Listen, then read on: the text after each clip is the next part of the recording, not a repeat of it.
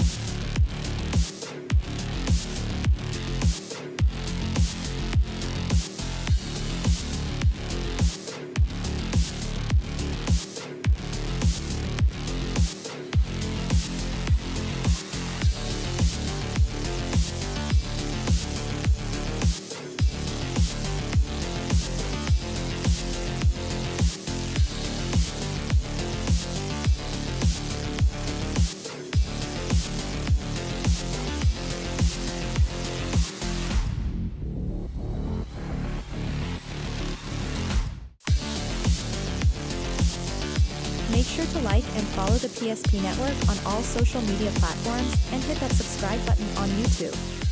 PSP Network. It's game day.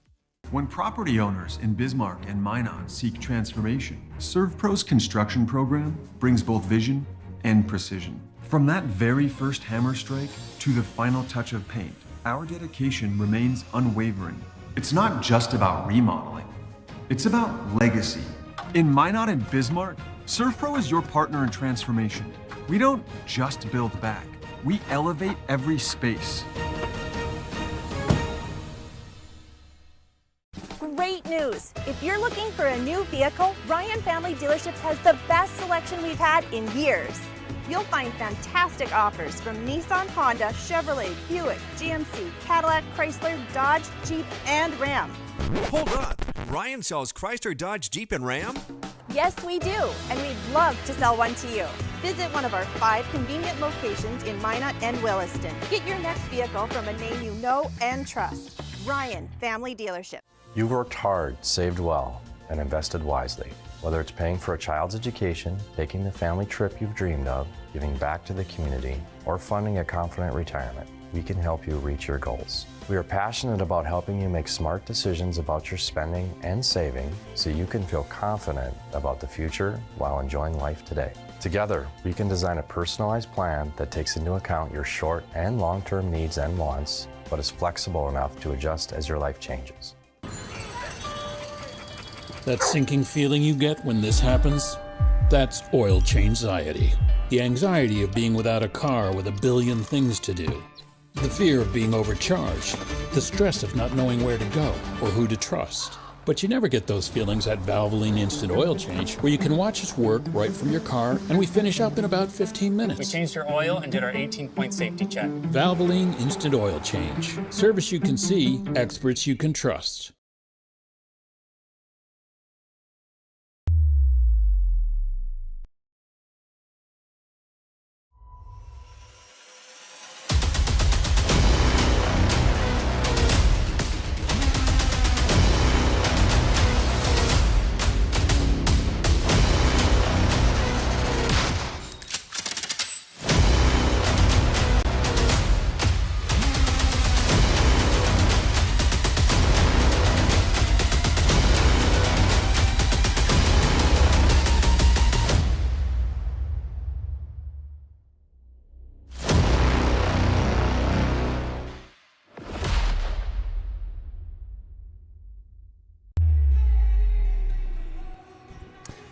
Welcome to the Dome here at the campus of Minot State University. We are ready with our Valvoline Instant Oil Change pregame show. Myself, Dallas Hansen, and BG. BG, we've seen a lot of great basketball over the last couple days here at the Dale Brown Classic, if you will. Last night, we ended our nightcap with a beauty of a ball game. Tell us a little bit about what we saw. Yeah, Colton Feller likes it when PSP comes to the Dome. He likes to play on the floor in the spotlight. A terrific game from him. I see up on the stat board they still have his numbers up on the south side of the Dome. 26 points. Really felt like it was a game that DOB needed to have yesterday against Thompson. And they come up on the winning end in a close one, 51-49. We had a close one with them last year, a one-point game. So really great way to end our night after a full slate of games here. You've been listening to our Valvoline Instant Oil Change pregame show. Valvoline Oil, timely services that won't slow you down. No appointment needed. Stay in your car, drive through oil change. We know you're busy. When you visit our service center, we don't waste our time or yours. Our technicians can typically perform a full oil change service in about 15 minutes.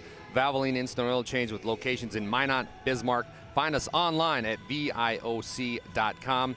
BG, there was a team that we watched yesterday that really impressed me. I want to get your thoughts, but that was the Indians from Four Winds.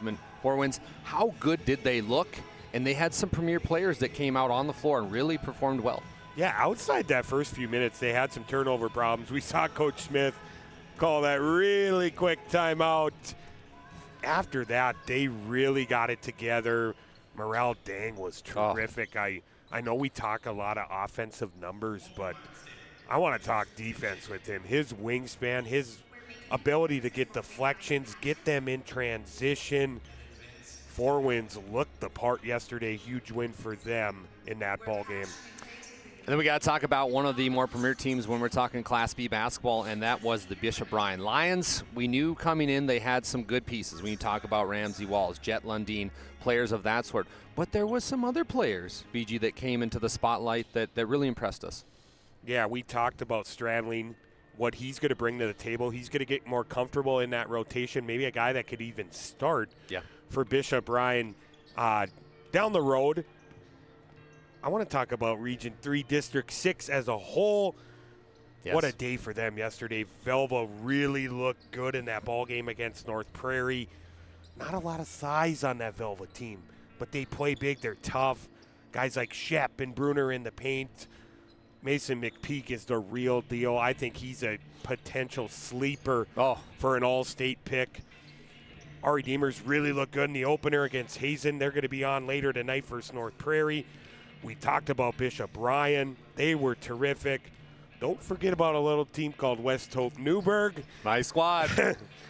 Bailey. And you talk about Walker Broughton, what they're bringing to the table. They look terrific.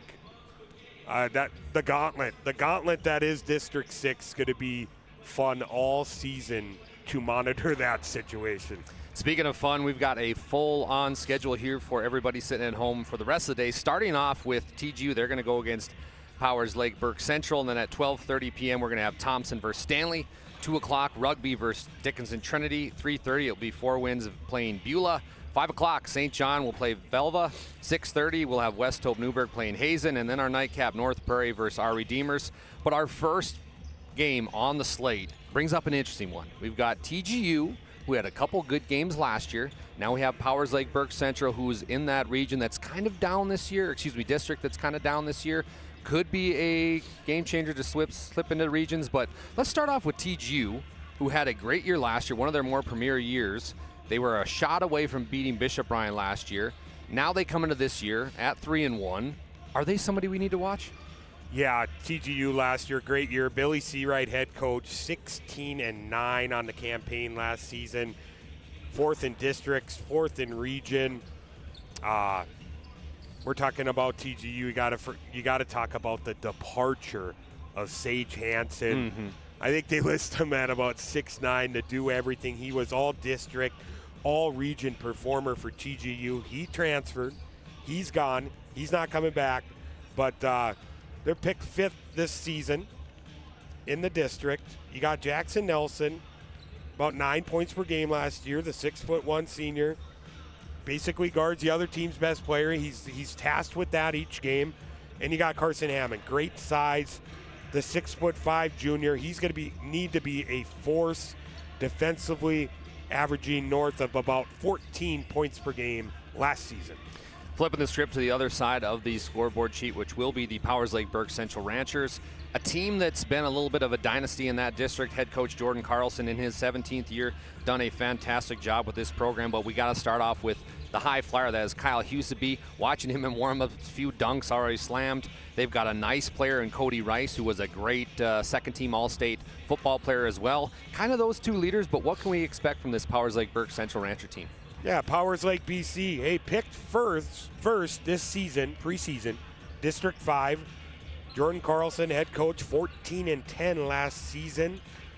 Nice group returning. You got Rice, you got Huseby coming. Huseby scores at every single level. Yep. Inside, out, gets to the free throw line. North of 19 points per game last season. They're going to need some major contributions from some other people. We're targeting Cody Rice, a 6-foot senior. Look to get him going offensively as well against TGU today. You've been listening to our Valvoline Instant Oil Change pregame show, and BG, you're also going to be heading down to what I feel to watch one of the greatest high school basketball players in the women's division that we're ever going to see in the state of North Dakota, Lily Bell. So PSP will have the Minot game. Thoughts on that game? You and Nick Holberg on the call. You missed your guy, Nick Holberg. Yes, it'll be your first game you get to call basketball-wise with him. Your thoughts on Minot High women this year? Yeah, he called me today. We're excited to go to the Magic City campus gymnasium. I know our producer Owen gets sick of me saying this, but I really hope the band is there. Yes. When the band is there, it is a different element. An electric atmosphere. I love it when the band's there. It's not band season probably yet, but it will be soon. I'm super excited. Lily Bell, we talked about Fricky's injury. It's such a blow to Minot High, but a lot of girls. What do you want to do next? Standings or what? What's that? Break. Okay. A lot of girls looking to elevate their game. Yeah. I'm going to target like Kinley Bard. She's going to need to help pick up some of that slack. And Ariana Root, girl who can handle the ball really well. Doesn't play a ton of minutes, but she's going to have to heighten her game as well. Well, yesterday as well, we had the Mandan Holiday Tournament. We got to deal with a close game. They had an overtime game between Glenall and Hebron and the Jays from Ray. Ray Jays came up short in overtime, lost by 3. So don't forget about that tournament also on the PSP Network. But we're going to take a quick break here on our Valvoline Instant Oil Change pregame show. We'll be back with more thoughts as we close in on tip-off. Jersey Mike slices your sub right in front of you, see? The slicer, the meat and cheese, it has a rhythm. This is the rhythm of the slice. The slice. Oh yeah. The rhythm of the slice. This is the rhythm of the slice. The slice. Oh yeah. Order for Danny? Sliced right in front of you. It's a Jersey Mike's thing. A sub above.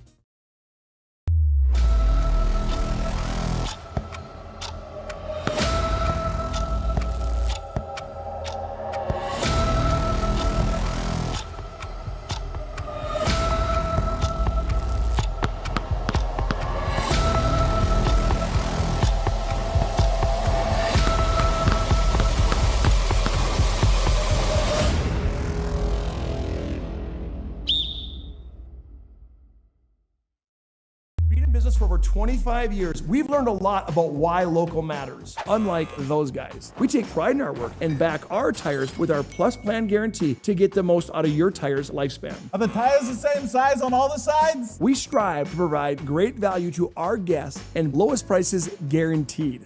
That's not good. Stop at a trusted tire and auto and get a set of tires from people you know and trust, and will even match those guys.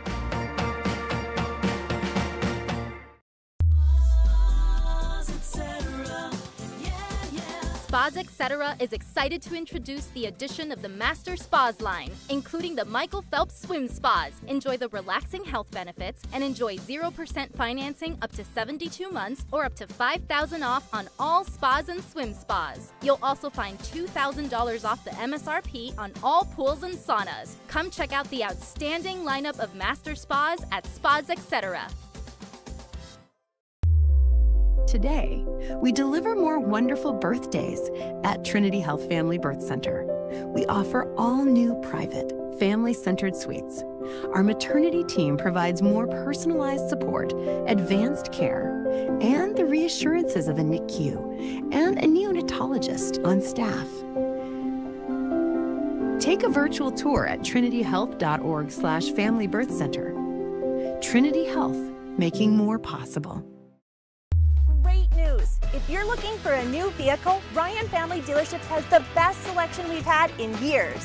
You'll find fantastic offers from Nissan, Honda, Chevrolet, Buick, GMC, Cadillac, Chrysler, Dodge, Jeep, and Ram. Hold up. Ryan sells Chrysler, Dodge, Jeep, and Ram? Yes, we do, and we'd love to sell one to you.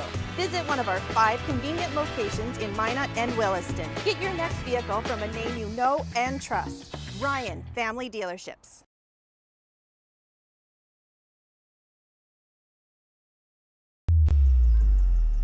Welcome back to the Dome here at Minot State University. Dallas Hansen, Bryce Gutnick joining you at the Dale Brown Classic.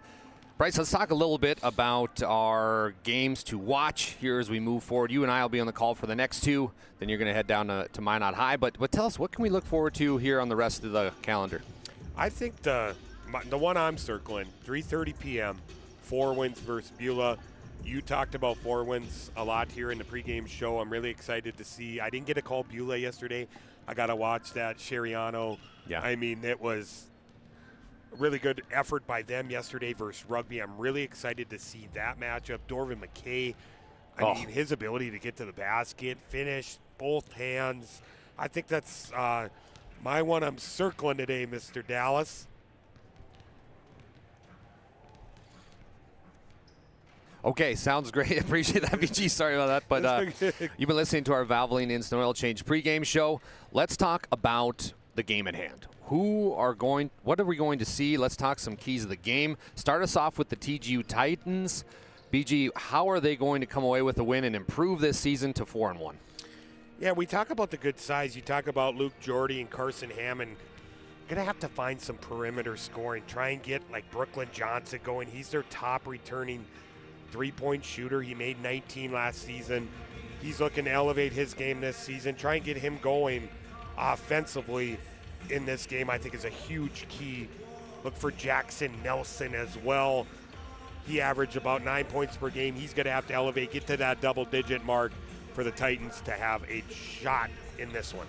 Keys to the game now for the Ranchers to beat the Titans. And if you're Jordan Carlson, what's something you're looking to do as a coaching cue? Just kind of forget about yesterday. You know, you played a really good basketball team yesterday. West Hope Newburgh really blitzed you out of the gate. You know, just trying to rebound today as best you can. I look for Cody Rice.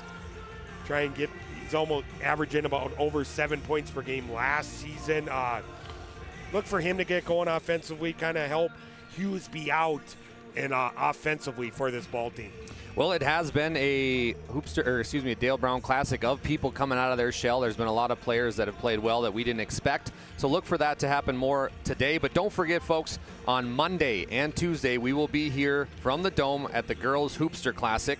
It will be a few of us, same staff here, coming to you live from the PSP Network. So don't forget, Monday at 11 a.m. it'll be the Girls Hoopster Classic here at the Dome. So looking forward to a lot of those good girls teams. Have you watched much girls this year, and what can you tell us about that?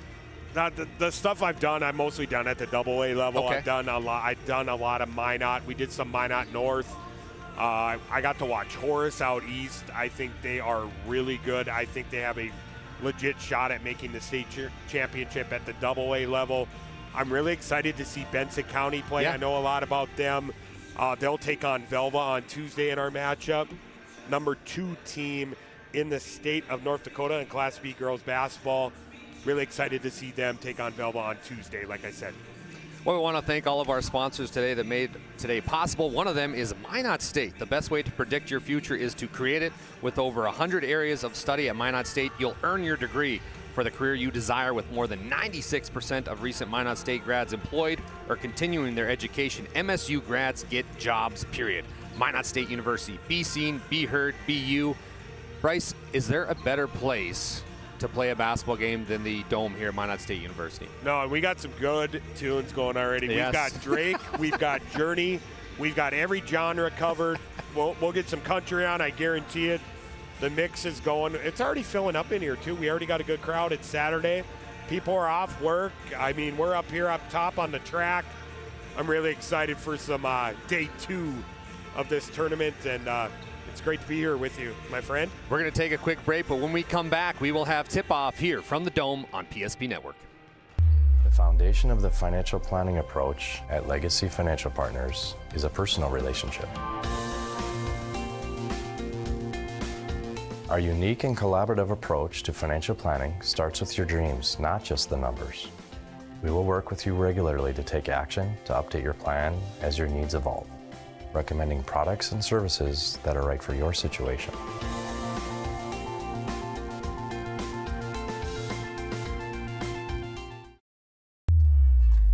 For decades, Nodak Insurance Company has been serving our state's residents in good times and challenging times. We come together for the greater good, from simple acts of kindness to company-wide efforts that make a difference in our community. It's who we are, rooted in North Dakota and ready to serve when it matters most. Nodak Insurance Company, agents with answers. Darren Johnson, Cody Olson, and Scott Wilkins, your agents with answers in Mandan.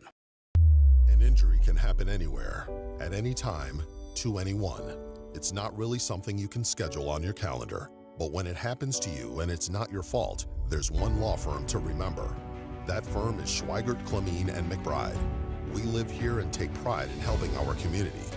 We know this area inside and out. We put in the work and fight for what's right so justice can prevail for you. That is what we're all about. We're on your side. We're Schweigert, Clemene, and McBride.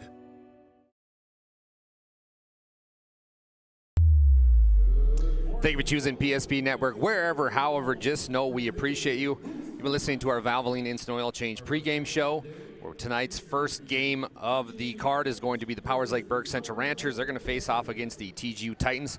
Right now, we are going to pay tribute to the greatest country in the world, that is the United States of America, as the Star Spangled Banner is about to play at the Dome.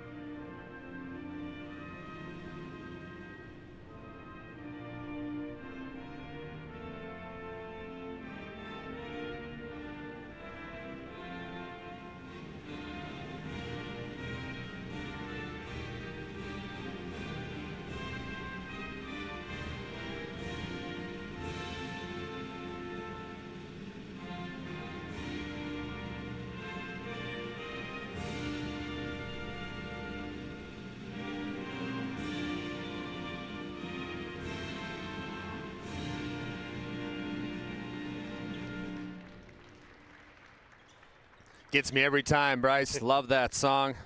We are moments away from tip-off, just about to announce our starting lineups. Dallas Hansen, Bryce Gudnick joining you live from the Dome here. Last thoughts before tip-off. I really like Titans are bringing the uni game today. Yes. That black on black is looking sharp. I think we're in for a good one. I don't know what we're going to have score-wise. I think it's going to be a kind of that grind-out style of game, kind of maybe the first to 50 kind of wins in this one. Really excited to see Hughesby play. I haven't got to see him play this season. He's a guy I circled Yeah, really good region matchup here today at the Dome. Well, we've seen some high flyers. We got to see a few dunks yesterday, but the Thompson Tommy's dunk of the century that didn't land. I mean, my goodness, this has been dunk central so far, and Hughesby might give us one today. I was going to save that for the next game to talk about, but I knew you might bring that up. I don't know if I've ever seen the rim shake like that in a high school game. Boy, he was ready to bring down the roof of this place. The Towner Groundville Upton Titans, head coach by Billy Sarite, is going to be a little bit like this for starting lineups. Number 14, 5'11" guard senior Cooper Ship. They're going to go with number 21, Brooklyn Johnson, as Bryce did mention, a 5'9" senior. Very nice shooter, top returning three-point shooter on the team. Number 22, Carson Hammond. He's a 6'5" forward. Next up is Jackson Nelson. He's a 6'1" forward. He's a senior. He wears number 30 and number 42 to round out the starting lineup for the Titans. That is Luke Jordy, a 6'3" senior, and he did miss most of last season with an injury. So Luke looking to make a comeback, if you will. Looking back at the Powers Lake Burke Central Ranchers, head coach Jordan Carlson coming into his 17th season. They're going to go like this. Number 4, Cody Rice, a 6-foot guard, a senior. 8 points per game, 6 rebounds per game, a big part of that nucleus when you look at the Ranchers. Then the high flyer, Kyle Hughesby, 19 points per game, 5 rebounds per game.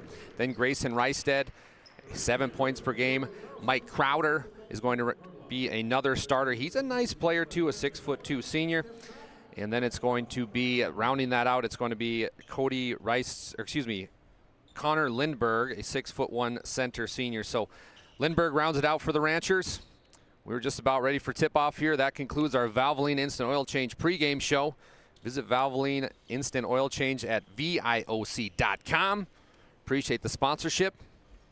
And here we go. The refs are ready, we're ready, and we are off. Dale Brown is underway here. Ranchers get the tip. Rice quickly, down low. Nice pass to Crowder. He goes up, no good. Rebound is Rice. It's no good, but my goodness, what an aggressive rebound there by Rice. High activity level already. I talked about him in the pregame show. Just unable to capitalize on the offensive rebound was Cody Rice. Here's Rice again with the steal, heading the other way. Got a wide open layup and connects. Aggression is the name. He plays football very aggressive. A nice running back for the Outlaws in their co-op there, but right off the tip, Cody Rice putting his stamp on this ballgame. Yeah, really nice start to this game. We talked about it's kind of tricky. You play these early games sometimes. You kind of wonder about the level of what you're going to get out of your team and such. Maybe come out a little flat, but Cody Rice is anything but to start this one. Turnover again, so back-to-back turnovers for the Titans here to kick off this ball game. Rice with his second steal of the ball game already. Rice drives, puts up another layup, no good. Fights for his own board. It's going to be wrestle around, but it's Grayson Rysted down low on the baseline. Nice pass down low, beautiful to Lindberg. He'll get the foul, but a nice passing by the Ranchers. Yeah, and who kept that second chance opportunity alive? Cody Rice. Great find by Rysted there. Grayson Rysted. Lindberg just not able to finish, but he's going to get a couple from the Serve Pro free throw line. Foul will go against Luke Jordy, his first personal, first team foul. Connor Lindberg, nice player here, a good addition to this Rancher team. Second one from the stripe is up and good to make our BNC National Bank scoreboard 3-0 Ranchers. Titans now looking for an answer, running that motion offense. Try to get it down low, but another turnover, 3 straight turnovers for the Titans. Rice down low, good transition basketball. Oh my heavens, how did he miss that one? Gosh, number of turnovers early in this game for TGU. Got to clean it up on the offensive end. Powers Lake really looking to push the tempo. Rice just couldn't get it to fall. It hung on did around the world on the rim there for Cody Rice, just couldn't fall. Still looking for their first bucket. We're going to have a foul. Foul will go against number 21. That'll be Connor Lindberg. Titans will get the basketball under their own hoop. Taking it out of bounds will be Cooper Ship. Ship now gets it inbounds. Jackson Nelson. Nelson in the corner. Thinks about driving baseline. Kicks it back out to Ship. Titans still looking for their first points this ball game. Not the hot start they were looking for. Nice little possession there, but a good hit from Carson Ham, who is their leader with 14 points a game. Carson Ham in there really helping out Jordy, saying, hey, I'm cutting to the basket, feed me there. Really good patience by the Titans there. Used to be down low to Crowder, over to Rice. Rice, ooh, almost lost it there, but another first turnover for the Ranchers. Titans showing a little life defensively. Down low, goes back up. Nice play there by Hammond, and he scores his 4th point already in this young basketball game. And by the way, the big guy can run the floor there, getting out on the outlet, finishing at the rim. 4 quick ones for Carson Hammond for the Titans. He used to be thought about putting up the tray. He instead turns it over, so back-to-back turnovers for the Ranchers. Quickly the other way, it's going to be the Titans up and good. Nice basket there by Jackson Nelson, and Jordan Nelson wants time for our first time out of the game presented by First International Bank and Trust. We'll take time as well. We'll be back right after this.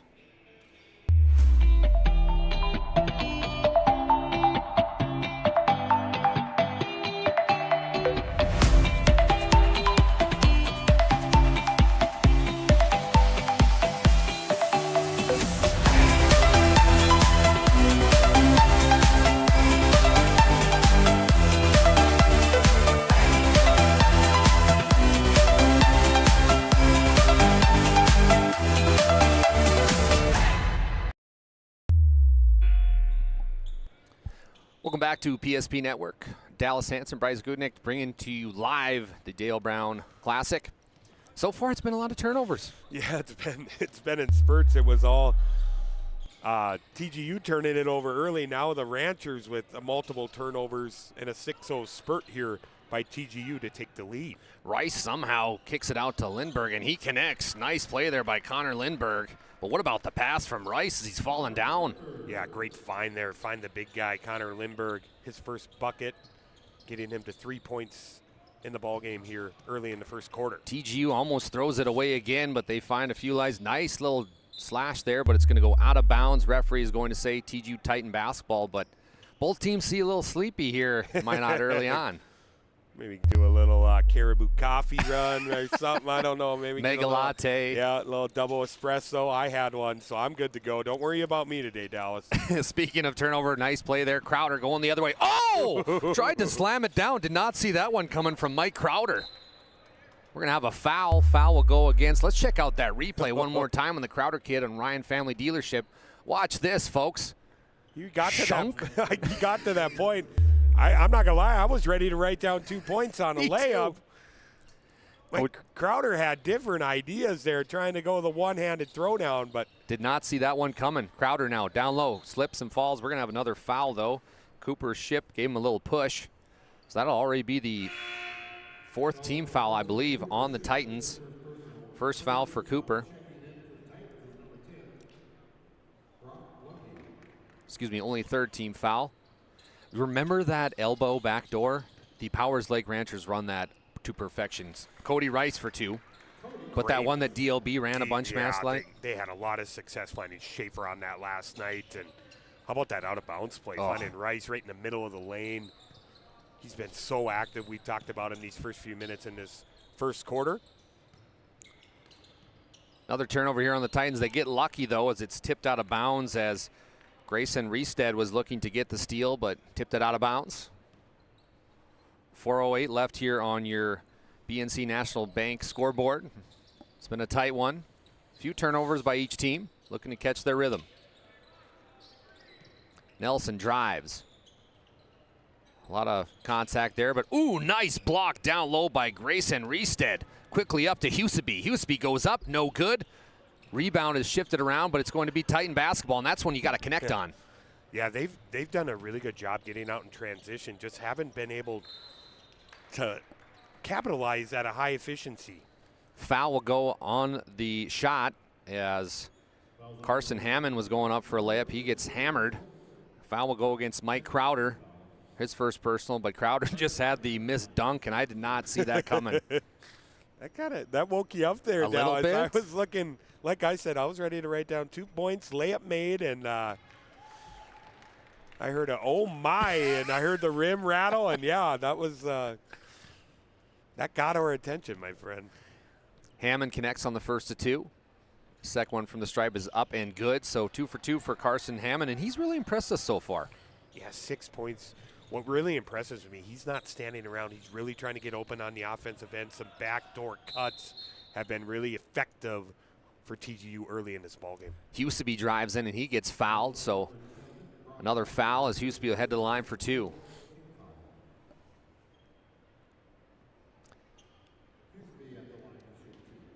Got a pair of substitutions coming in here for the Ranchers.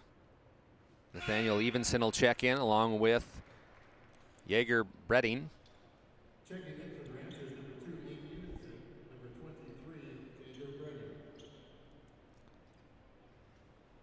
Foul win against the Titans. That was Brock Lundy, his first personal. So 4 team fouls already for the Titans. Houston connects on the free throw to make it 9-8. Ranchers with a 1-point lead. 3:35 left here in the first quarter. See if that maybe gets Hughesby going. It's kind of cliche to say, Dallas, but anytime you get to the free throw line, tends to get scores going, get something easy. 1,000%. And Housby's been one of the more premier players in that district. Very interesting to see him play. He was part of that young team that made the state run for the Ranchers as a freshman. Now he's finding his way into a leadership role. Nice defense here from the Ranchers, but it's tipped around. Somehow TGU comes back up with it. Jackson Nelson kicks out to Hammond. Hammond down low again, nice slash, and he goes up and good, and it's been the Carson Hammond show for the Titans. What a first quarter here by Hammond. I'm telling you, his movement without the basketball has been the most impressive thing to me here to start this game for TGU. He has 8 of the 10 for the Titans. Rice gets it down low to Evenson. Evenson, nice drop step, goes up, no good. Housby almost had the rebound, but the Titans get it.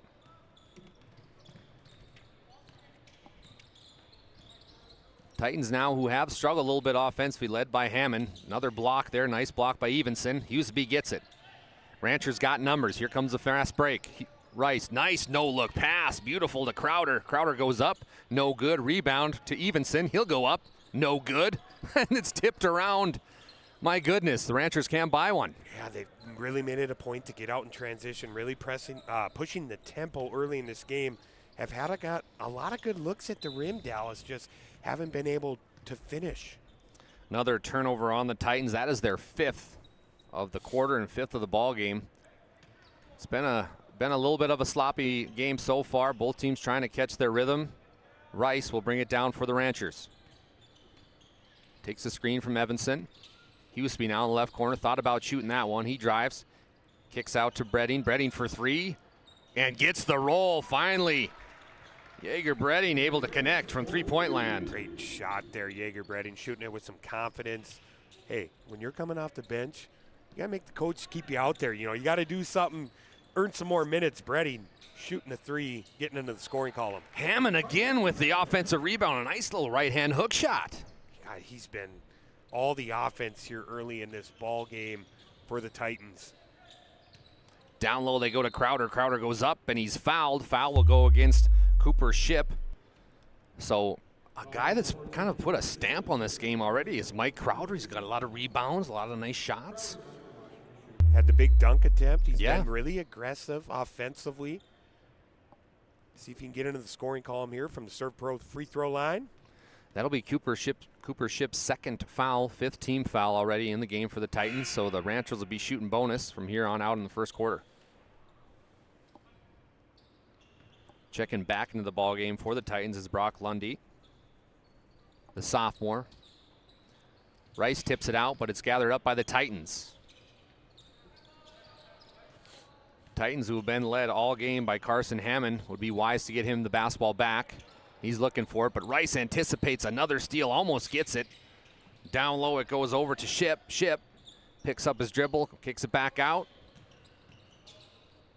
Nice behind the back there by the Titans, and oh my goodness, what a shot there by Brooklyn Johnson. Nice play. Yeah, nice little crossover, creating some separation. We talked about his ability to shoot the 3 ball. Great play there by Brooklyn Johnson. That's an early move of the game here. Yeah, get some separation. You know, he's not the biggest guy, just a 5'9" guard. Take a look at that last one on our Ryan Family Dealership replay.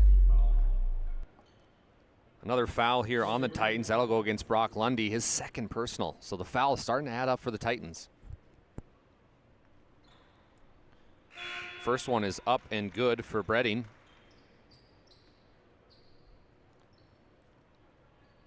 Checking in for the Ranchers, number 14, Grayson Reestead, number 15, Ben Strykel. Second one up and off the back iron and bounces around and gets the drop again. So kind of a back and forth so far. TGU able to get the 1-point lead back. Ooh, nice play there. Another turnover heading the other way. Rice able to almost get it. We're going to have a scrum on the floor, and it's tipped around.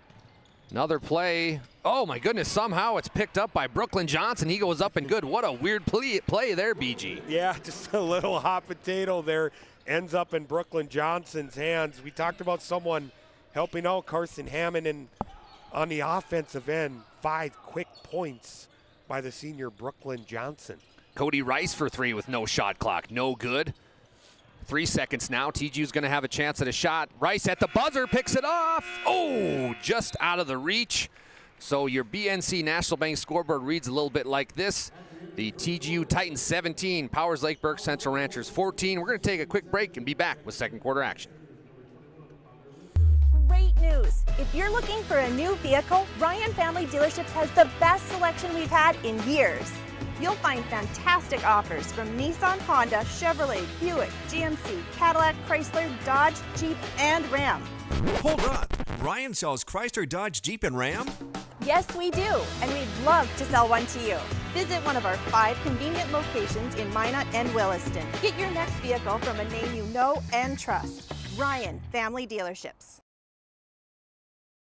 Whether you're looking for a full-service financial plan or planning for farm or business succession, Planning Team Financial Advisors is here to help you work toward achieving your financial goals. With locations in Bismarck, Garrison, and Center, our full-service team of professionals are dedicated to helping you work towards achieving your financial goals. Visit us online, planningteam.com. Securities offered through LPL Financial, member of FINRA Civic. Investment advisory services offered through New Edge Advisors, LLC, a registered investment advisor. New Edge Advisors, LLC, and Planning Team Financial Advisors are separate entities from LPL Financial.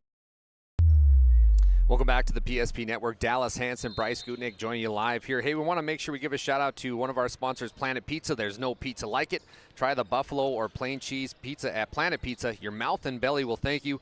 Call now, 701-852-1700. Planet Pizza, serving the Magic City for over 25 years. BG, you mentioned it at the top, 1st to 50 might win this game, but a lot of offense so far in the early matchup. Yeah, there was. Key stat to me in this first quarter, Powers Lake went to the free throw line 8 times. Got to clean that up if you're TGU. Kind of guard without fouling. Got into the bonus there in that first quarter were the Ranchers. Hammond puts an ill-advised shot up. It'll be rebounded by the Ranchers. Both teams playing man-to-man defense. Rice bullies his way in. No good. Rebound goes to the Titans. The aggression by Cody Rice has not been let up at all. Looks like a man possessed out there. Jackson Nelson on the left wing gets it to Hammond. Hammond, who's played very well for the Titans thus far. Trying to get it down low to Hammond. They will, but here's the double from the Ranchers. Good kick out, though. Nice play to Zimmerman. He puts up a shot. No good, but that was good offense. Yeah, that was a great find. I thought for a second that Carson Hammond did not see him cutting to the basket there, but he did, just not able to finish. Were the Titans there. Powers Lake, another turnover. That's their 4th of the ball game. Coach Carlson's not going to like that. Some he'll bring up at halftime. Nice shot put up here by the Titans, and that was Jackson Nelson, the 9 points per game average. Nice little hook shot there. Second bucket for Jackson Nelson, up to 4 points in the ball game. Lindbergh with a little hook shot of his own, no good. Gets his own board, though. Actually, it's going to fly around over to Streifel. Down low, gets it to Bredding. Bredding puts up a shot. Streifel gets it back again.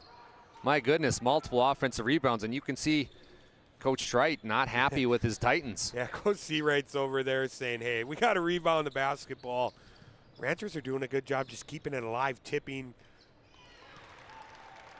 Nice play there from the Ranchers, or excuse me, from the Titans. Able to answer back, and all of a sudden it's a 7-point game. Ranchers finding themselves down early on the BNC National Bank scoreboard. Quick couple buckets here to start the second quarter by Jackson Nelson. Gotta love that if you're Coach Seawright. And now a turnover right back to TGU. 5 turnovers already on the ball game for the Ranchers, who pride themselves on taking care of the basketball. Not doing that this morning at the Dome. Yeah, you could see that every time it's a defensive rebound, they're looking to get out in transition, try and get some easy buckets going. Bring it down is Brooklyn Johnson. He had a really nice three-pointer earlier. He does lead the team in three-point shooting. The old behind-the-back three-point shot, looking for more of that from the Titans. Down low, they get it to Jackson Nelson, puts up a shot, and one basketball. Jackson Nelson able to connect. The main feature in the first quarter was Carson Hammond. Now Jackson Nelson saying, don't forget about me. You see that slight head fake, that slight hesitation. Finish through the contact and one opportunity. All TGU here so far in these first few minutes of the second quarter. Jackson, the senior, goes to the line and does complete the old-fashioned three-point play. We're going to have a First International Bank and Trust timeout. We'll take time as well. We'll be back for more action. Meet Gary. Gary is an ordinary guy, but right now Gary has car trouble. Gary doesn't know about magic towing. Don't be like Gary. Remember the name and the number. It's Magic Towing. We are here to help 24/7. Magic Towing in Western North Dakota. Don't be like Gary. Remember the name and the number. It's Magic Towing. How would you like to turn this into this? With Shaw's Crossroads Fuel to Food Reward Program, you can. Here's how it works. Pick up a fuel tracker card from any of our C-store cashiers. Every time you fill up with gasoline or diesel, use the fuel tracker card to record your gallons. Once you reach 1,000 gallons, you'll be eligible for a $10 gift card to Shaw's Crossroads Restaurant. Start earning your rewards today at Shaw's Crossroads. One of our sponsors today is Dakota Square Arco. Why have so many people made Dakota Square Arco their favorite convenience store? Well, let me tell you, quality fuel, convenience items, an awesome touchless car wash, and the best customer service. See for yourself at Dakota Square Arco, west of Dakota Square Mall at 1520 24th Avenue Southwest. Rice now, he's going to have it picked off. Another turnover on the Ranchers already. That's their sixth of the ball game, and TGU showing their defensive skill. Really good hands by Brooklyn Johnson there. Rice was able to get in the lane, but Brooklyn Johnson causing another turnover in this ball game. Little zone action here from the Ranchers. See a little 1-3-1. Nice shot put up, no good. Rebound there by Jackson Nelson, who's had a heck of a second quarter. We're going to have a jump ball. Possession arrow shows the Ranchers. The activity level continues here for Jackson Nelson. He's been terrific. He's been all the scoring here in the second quarter. 3-point game just after one. The lead has ballooned up to 10 here for TGU. Interesting to see Coach Carlson switch it up defensively. Yeah, he trying to, got to try a little bit of everything here. It just hasn't had an answer here in the second quarter. Houston finally gets one to connect, and the high flyer scores two. Couple free throws in that first quarter. That was the first made field goal of the game. Hughesby up to 4 points in the ball game. Ranchers trying to will this comeback as all of a sudden it's an 8-point game. Titans taking care of the basketball very well so far, and right on cue, the Tony Romo jinx lives on. Here goes Hughesby. Hughesby's going to have a chance. Dunk City, and I'm the mayor. Hughesby, the high flyer. My goodness, the one-handed throwdown with some authority. 6 points in the ball game for Hughesby. That one with an exclamation mark on it, my friend. All of a sudden, the Ranchers get the momentum they needed desperately after a defensive switch up by Coach Carlson, and wide open is going to be a Lindbergh. He misses the gimme, though, but there it is. Nice play by Grayson Reestead to follow up. Reestead, we talked about their ability. Keep the ball alive, get on the glass. Just haven't finished at a high rate around the rim. Reestead gets it going. He's in the scoring column for the Ranchers. 2-3 zone working well for this Rancher team. Hughesby quickly the other way. Gives it back over to Rice. Rice down low, puts up a runner. It's good, and one basketball. Cody Rice transition this. I got to say, that was a great timeout there by Carlson. The lead got up to 10. In a blink of an eye, it's already down to 2. Rice has a chance to make it a 1-point ball game. Finishing at the rim there, going through the contact. Rice has been super aggressive since the tip. Coach Seawright's got to be thinking, maybe I need a timeout of my own here. Yeah, game of runs here in the second quarter. Rice can't connect on the old school 3-point play. Titans will get the basketball. Your BNC National Bank scoreboard right now. Powers Lakeburg Central 22, TGU Titans 24. As BG just alluded to, it was a very, very 10-point game. It kind of seemed like Powers Lake was almost out of it, but they've woken up. Hughesby now on the left side. Whoa, interesting play there. What a great block, though, by Hammond. Nice pump fake there by Bredding. He'll put up a shot behind the backboard, but gets the foul. Foul will go against Ethan Zimmerman. It seems like a lot of these loose balls are really going the Ranchers' way in that one. That one ends up, Hughesby kind of got caught out of position there, wanted to shoot it. Hammond rejects it. He finds Bredding. We talked about the free throw attempts in the first quarter. 8. Now these two will get him in the double digits for the ball game. Jackson Bredding misses his first of a pair. Checking back into the ball game is going to be one of the players we talked about early on, and that was Luke Jordy. Jordy, who missed a lot of last season with an injury. It's good to see him back on the floor. Yeah, a lot of good size to Luke Jordy, the 6'3" senior. Good to have him healthy for the Titans. Bredding connects 1 of 2. Powers Lake's going to sub back in Mike Crowder. Crowder will come in for Jaeger Bredding.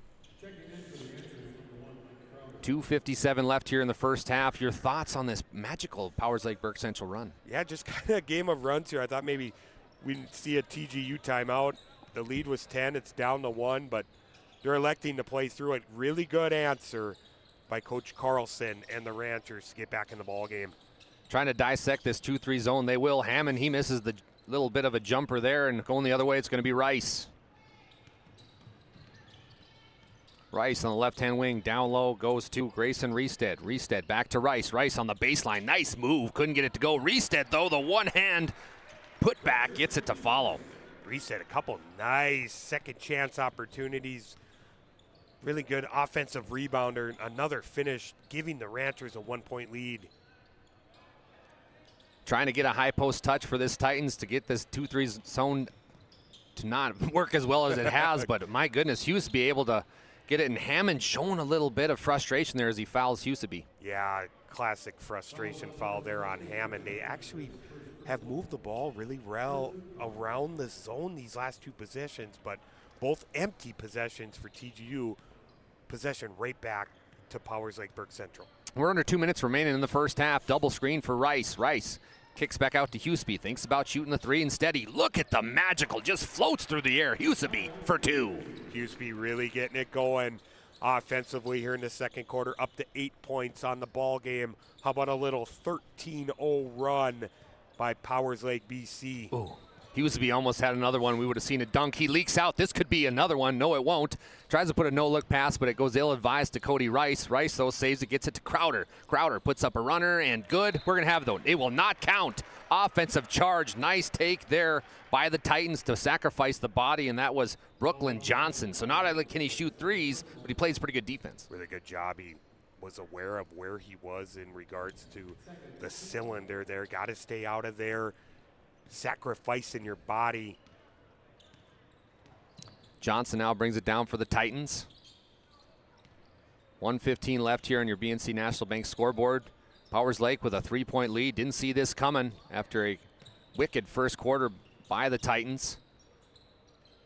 Looking a little confused here. 12 seconds left on the shot clock. 2-3 zone working to perfection as it's picked off again by Hughesby. Hughesby had Rice wide open, but it's going to be another turnover as the Ranchers. Nice defensive play there by Jordy. Yeah, Jordy he really prevented a fast break opportunity by Powers Lake. Good hands by Jordy. It kind of feels like, BG, in this 2-3 zone with Hughesby at one of the top positions with Rice, 2 of their more athletic kids are really having their heyday there at the top of that zone. Yeah, they're causing some havoc, getting some deflections, trying to get out in transition, get some easy buckets. It's really been effective these last few minutes here of the second quarter. Need a high post touch from TGU. They get a slashing, dashing Nelson. Nelson's going to go up, and no good. Foul will be on the floor. But Jackson Nelson finally kind of went through the middle of that zone to get a shot up. I thought they were moving the ball. Like I said, they were moving it around really well in the zone. Kind of got some nice looks there. Nelson drawing the foul on that one. Got to try anything you do, try and stop this run before the second half.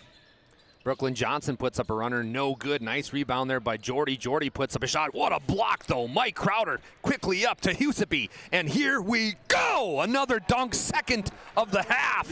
Hughesby flying and driving. Hughesby show here in the second quarter. 2 big throwdowns. The lead's up to 5. He's up in the double digits with 10. TGU trying to get an answer the other way. Hughesby Throws it away, but Rice picks it up. What a great play by Hoopster. Rice now, oh, he forgot about the clock, and it'll be no good. So your BNC National Bank scoreboard looks like this. The Powers Lake Burke Central Ranchers 29, TGU Titans 24. Let's take a look at this dunk one more time. Slam-a-jam-a time for Hoopster. He's played very well. We'll be back with our halftime show and some thoughts from Bryce Gutnick. This presentation on the PSP Network is proudly brought to you by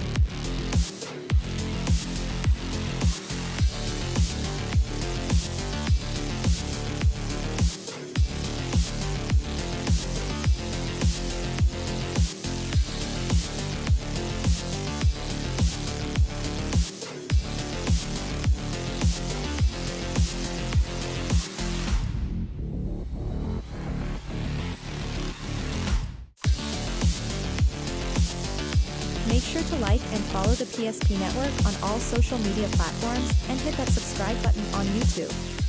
PSP Network. It's game day. The foundation of the financial planning approach at Legacy Financial Partners is a personal relationship. Our unique and collaborative approach to financial planning starts with your dreams, not just the numbers. We will work with you regularly to take action to update your plan as your needs evolve, recommending products and services that are right for your situation.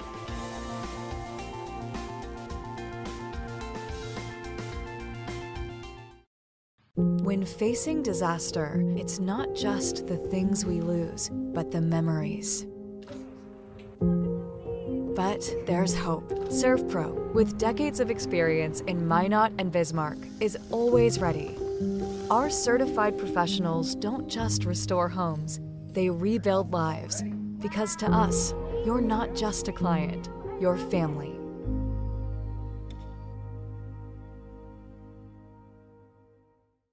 Shields Visa is more than just a card. It's the freedom to go. It's a gateway to explore and do more of what you love. Imagine where the Shields Visa can take you. So join us in discovering endless possibilities. Shields Visa. Together, we've got this. Meet Gary. Gary is an ordinary guy, but right now Gary has car trouble. Gary doesn't know about magic towing. Don't be like Gary. Remember the name and the number. It's Magic Towing. We are here to help 24/7. Magic Towing in Western North Dakota. Don't be like Gary. Remember the name and the number. It's Magic Towing. Welcome back to PSCP Network. Wherever you're joining us, however, just know we appreciate you. Dallas Hansen courtside here with Bryce Gutnick. Bryce, what a run we saw by the Ranchers there to end it. Yeah, it was early. Yeah. We were talking Jackson Nelson. He was the only TGU player to score in the second quarter.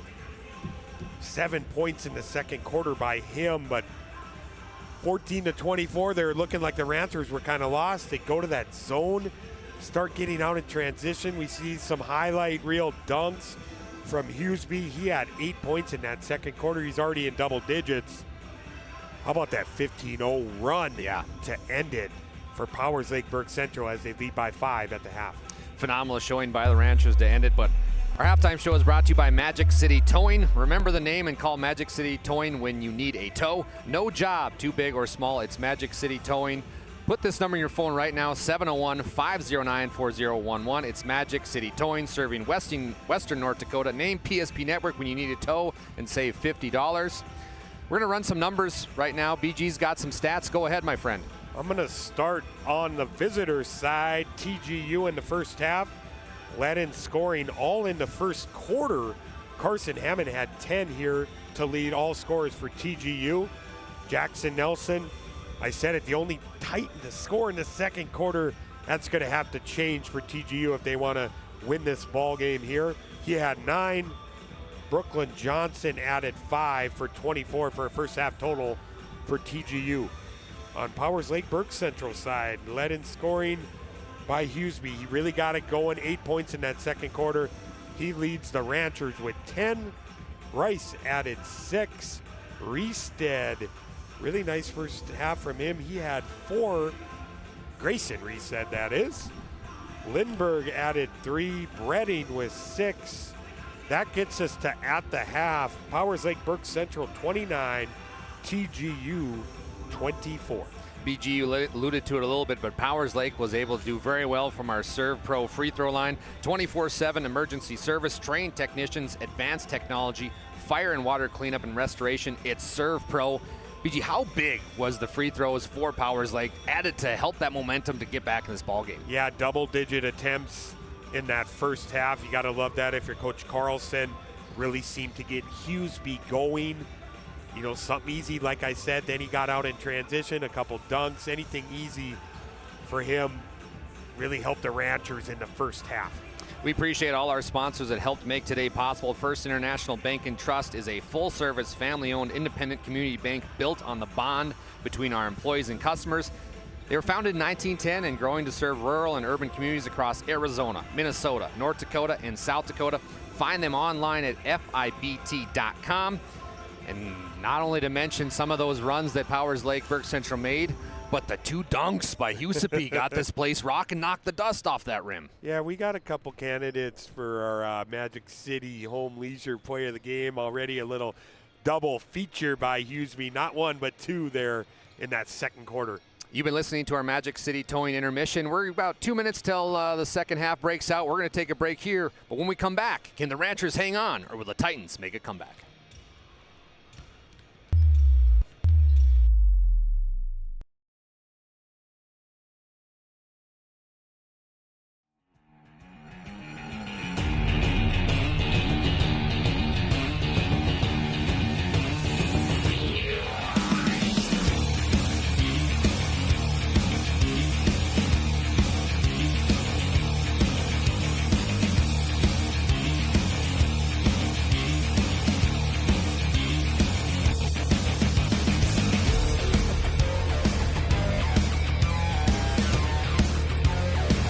Make sure to like and follow the PSP Network on all social media platforms and hit that subscribe button on YouTube.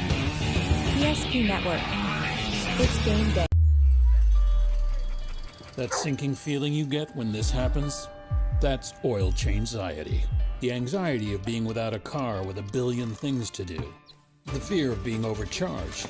The stress of not knowing where to go or who to trust. But you never get those feelings at Valvoline Instant Oil Change, where you can watch us work right from your car, and we finish up in about 15 minutes. We changed your oil and did our 18-point safety check. Valvoline Instant Oil Change. Service you can see, experts you can trust. Shields Visa is more than just a card. It's the freedom to go. It's a gateway to explore and do more of what you love. Imagine where the Shields Visa can take you. So join us in discovering endless possibilities. Shields Visa. Together, we've got this.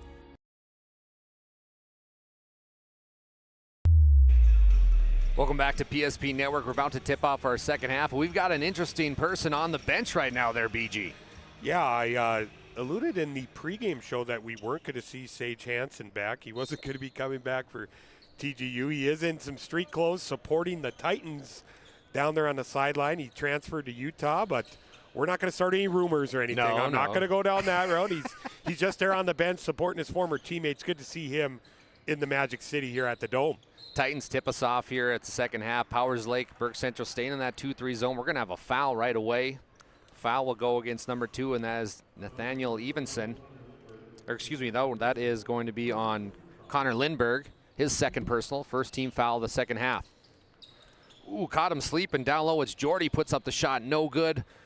Hughesby says, give me that, and Hughesby quickly the other way. No look pass to Rice. Rice in the alley-oop, up and good. Beautiful basketball from the Ranchers. It's great recognition by Cody Rice, realizing where he was. Took a little extra second while he was in the air there. Get that up off the glass. Get the scoring going in the second half for the Ranchers. On the baseline, nice pump fake there by Ship. Ship going to be picked off by Rice. Heading the other way, back-to-back turnovers here to kick off our second half. Rice with a little drop step, very awkward, but offensive rebound will go to Reestead. Reestead almost loses it, kicks it back out to Rice. Hughesby says, I'll take an NBA range 3. Almost connects, but that was very deep there, BG. Yeah, we talked about his ability to get in the lane, get to the free throw line there. This time he elects for a long one there from the Beaver logo. Wow, nice play there by Jackson Nelson, who gets the friendly roll, and that ball went around the world on the rim. That is 9 straight points in this ball game scored on the TGU side by Jackson Nelson. He's been terrific offensively for them today. Hughesby drives, kicks out to Rice. Right, he's going to put up, no, a nice little no-look pass to Hughesby. Hughesby throws it off of Hammond. But that was a good-looking play, just the pass was a little bit off. Really good awareness by Hughesby there to save it, throw it off the defender, keep possession for the Ranchers. Ranchers take it out in front of their bench. Try to get it down low. They will to Crowder. Crowder, nice move on the left-hand side. Almost gets it to fall, but a good little possession there right off. Gets it down the low block. Yeah, it's kind of the undersized matchup there. Ship down low trying to guard Crowder. Good try by the Ranchers to take advantage of that. Hammond no good. Rice now quickly the other way. 3-on-2 for the Ranchers. Rice puts up an ill-advised shot, gets his own rebound, but it's quickly stolen away, and Jackson Nelson putting a stamp on this second half. And Cody Rice probably say, hey, I was trying to throw it off the glass to me, maybe throw it down or something, but. Good steal here by the Ranchers. Rice, Hughesby heading the other way. Hughesby up to Rice, another alley-oop. Second alley-oop of the half. I always say one thing, Dallas, in transition, give it up early. You know why? You're probably going to get it back. That's what Rice did. Give it to Hughesby early there. Hughesby gives it right back. Rice and Hughesby extending that 2-3 zone to half court. The two athletic kids for the Ranchers really playing well defensively. Some fans starting to murmur here as it's going to be number 30. Jackson Nelson puts up the shot. No good, so rough possessions to start off our second half for the Titans. Yeah, that zone is really causing some chaos there that the Ranchers have switched to. Get that athletic 2 guys up there at the top of the zone, like you said. Rice and Hughesby. Been a lot of empty possessions for TGU. Reestead put up the shot, no good, but down low it's going to be Hammond puts up another shot. He's been a big plug for him, and he can't connect, but he's going to head to the free throw line after being fouled by a Rancher. No, I think they actually got him for a push there. So it's going to be the second on Carson Hammond. Possession right back to Powers Lake, BC. So something to watch is Hammond. If he picks up a third here, he might have to take some time on the bench. Yeah, they've done a really good job containing him since that first quarter. He was already in the double digits, had 10 big points in the first quarter for TGU. TGU Titans sticking to that man-to-man defense. Hughesby, he's going to put up a 3. Here it is. Off the front iron, no good. Nice rebound by Crowder. A lot of contact down there. Picked up by the Ranchers. Nice heads-up play there by Lindberg to throw it off of a Titan. I'm not sure about the offensive rebounding statistics today for Powers Lake Burke Central, but they've been terrific on the glass. Sometimes just tipping it, keeping it alive to a teammate, creating a lot of second chance opportunities. Crowder gets an alley-oop, and they're going to call this one on the ground. Good heads-up call there by the official. As Crowder was pushed as he tried to gather himself. Rancher basketball under their own hoop. What do the Ranchers have up their sleeve for not a bounds play? They get it down low to Bredding. Bredding back out to Crowder. Crowder back to Bredding. Beautiful play that they do between those two. Nice connection. I like that. Crowder could have easily maybe forced up that jump shot. He likes to get in the lane, finds his teammate Bredding for an easy one. The BNC National Bank scoreboard. Powers Lake up by 9 now, so the tale of two halves. Up strong and getting a foul. It's going to be Jackson Nelson, so Nelson will go to the line for 2. I had mentioned it. Nelson has scored the last 9 points in this game. Gonna need some help here in this second half. Trailing by 9.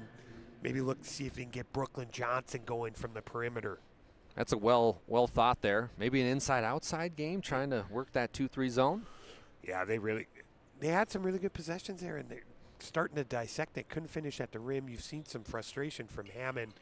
He's going to have to try and get going down low as well. Hammond connects on that Serve Pro free throw line. Serve Pro, a 24/7 emergency service. Trained technicians, advanced technology, fire and water, cleanup, and restoration. It's Serve Pro. TGU trying to get to that free throw line. Nice play there. Couldn't connect. Mike Crowder, that was kind of a gimme. We talked about that matchup. They really like Crowder down there on the low block versus Ship. Just couldn't capitalize again. Hughesby almost gets the interception. Titans throwing it around here, playing keep away out of this 2-3 zone. Nice play down low. Ooh, and a hard foul there by Grayson Reestead. It's Jackson Nelson will head back to the Serve Pro free throw line. Nice pass there, finding Nelson. He gives the hesitation. Good clean foul there. Reestead saying, hey, nothing easy. Go earn him from the free throw line. One of our sponsors that made today possible, Northern Plains Heating and Air. Northern Plains Heating and Air has over 25 years of experience as your heating and air experts. As the factory authorized dealer for Aerosol, there's no choice to seal your heating and air game other than Northern Plains Heating and Air. Find them online, northern-plains.com. 3:38 left here in the third quarter. Titans kind of starting to edge into that lead a little bit here. I did say first to 50. I'm sticking to it, Dallas, in this ballgame. We're about on track. Hughesby connects again. Nice jumper from Hughesby. Not only can he dunk, he can shoot too. First bucket of the second half for Hughesby. He's up to 12 in the ballgame. Tipped around a little bit. Jackson Nelson, he's going to be... Oh, might have got away with travel there, but a beautiful block by Nathaniel Evenson. And here goes Hughesby. Slamma-jamma time. Another one, his third of the game. We're getting spoiled today, my friend. We were spoiled last night, and Hughesby's been putting on a show today in transition. The athletic ability, the hops, 14 big points. The lead's up to 11 for the Ranchers. Down low, beautiful basketball by Jackson Nelson, who's been slashing through the defense. He scores 2. 13 straight now in the scoring column for TGU by Jackson Nelson. He's been all the offense since the first quarter for TGU. The senior trying to will his team back. Three-point shot is up and good. Great shot there by Reestead. Like that, Reestead. No hesitation. Grayson Reestead in the corner, knocked down 3. Still in that 2-3 zone. They've switched up players up top, throwing a lot of their athletic kids up top for the Ranchers in that zone. Right now it's looking a lot like Powers Lake finding their rhythm in this basketball game. Almost gets picked away.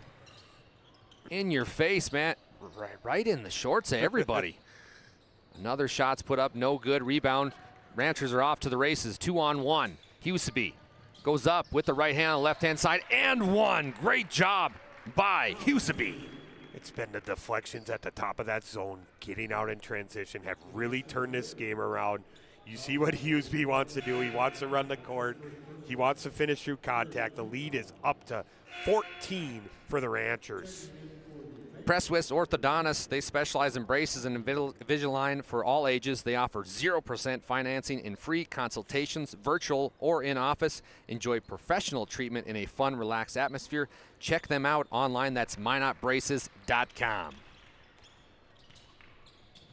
Hughesby's very much changed this ballgame for the Ranchers. Rancher fans have to be happy with his performance today at the Dome.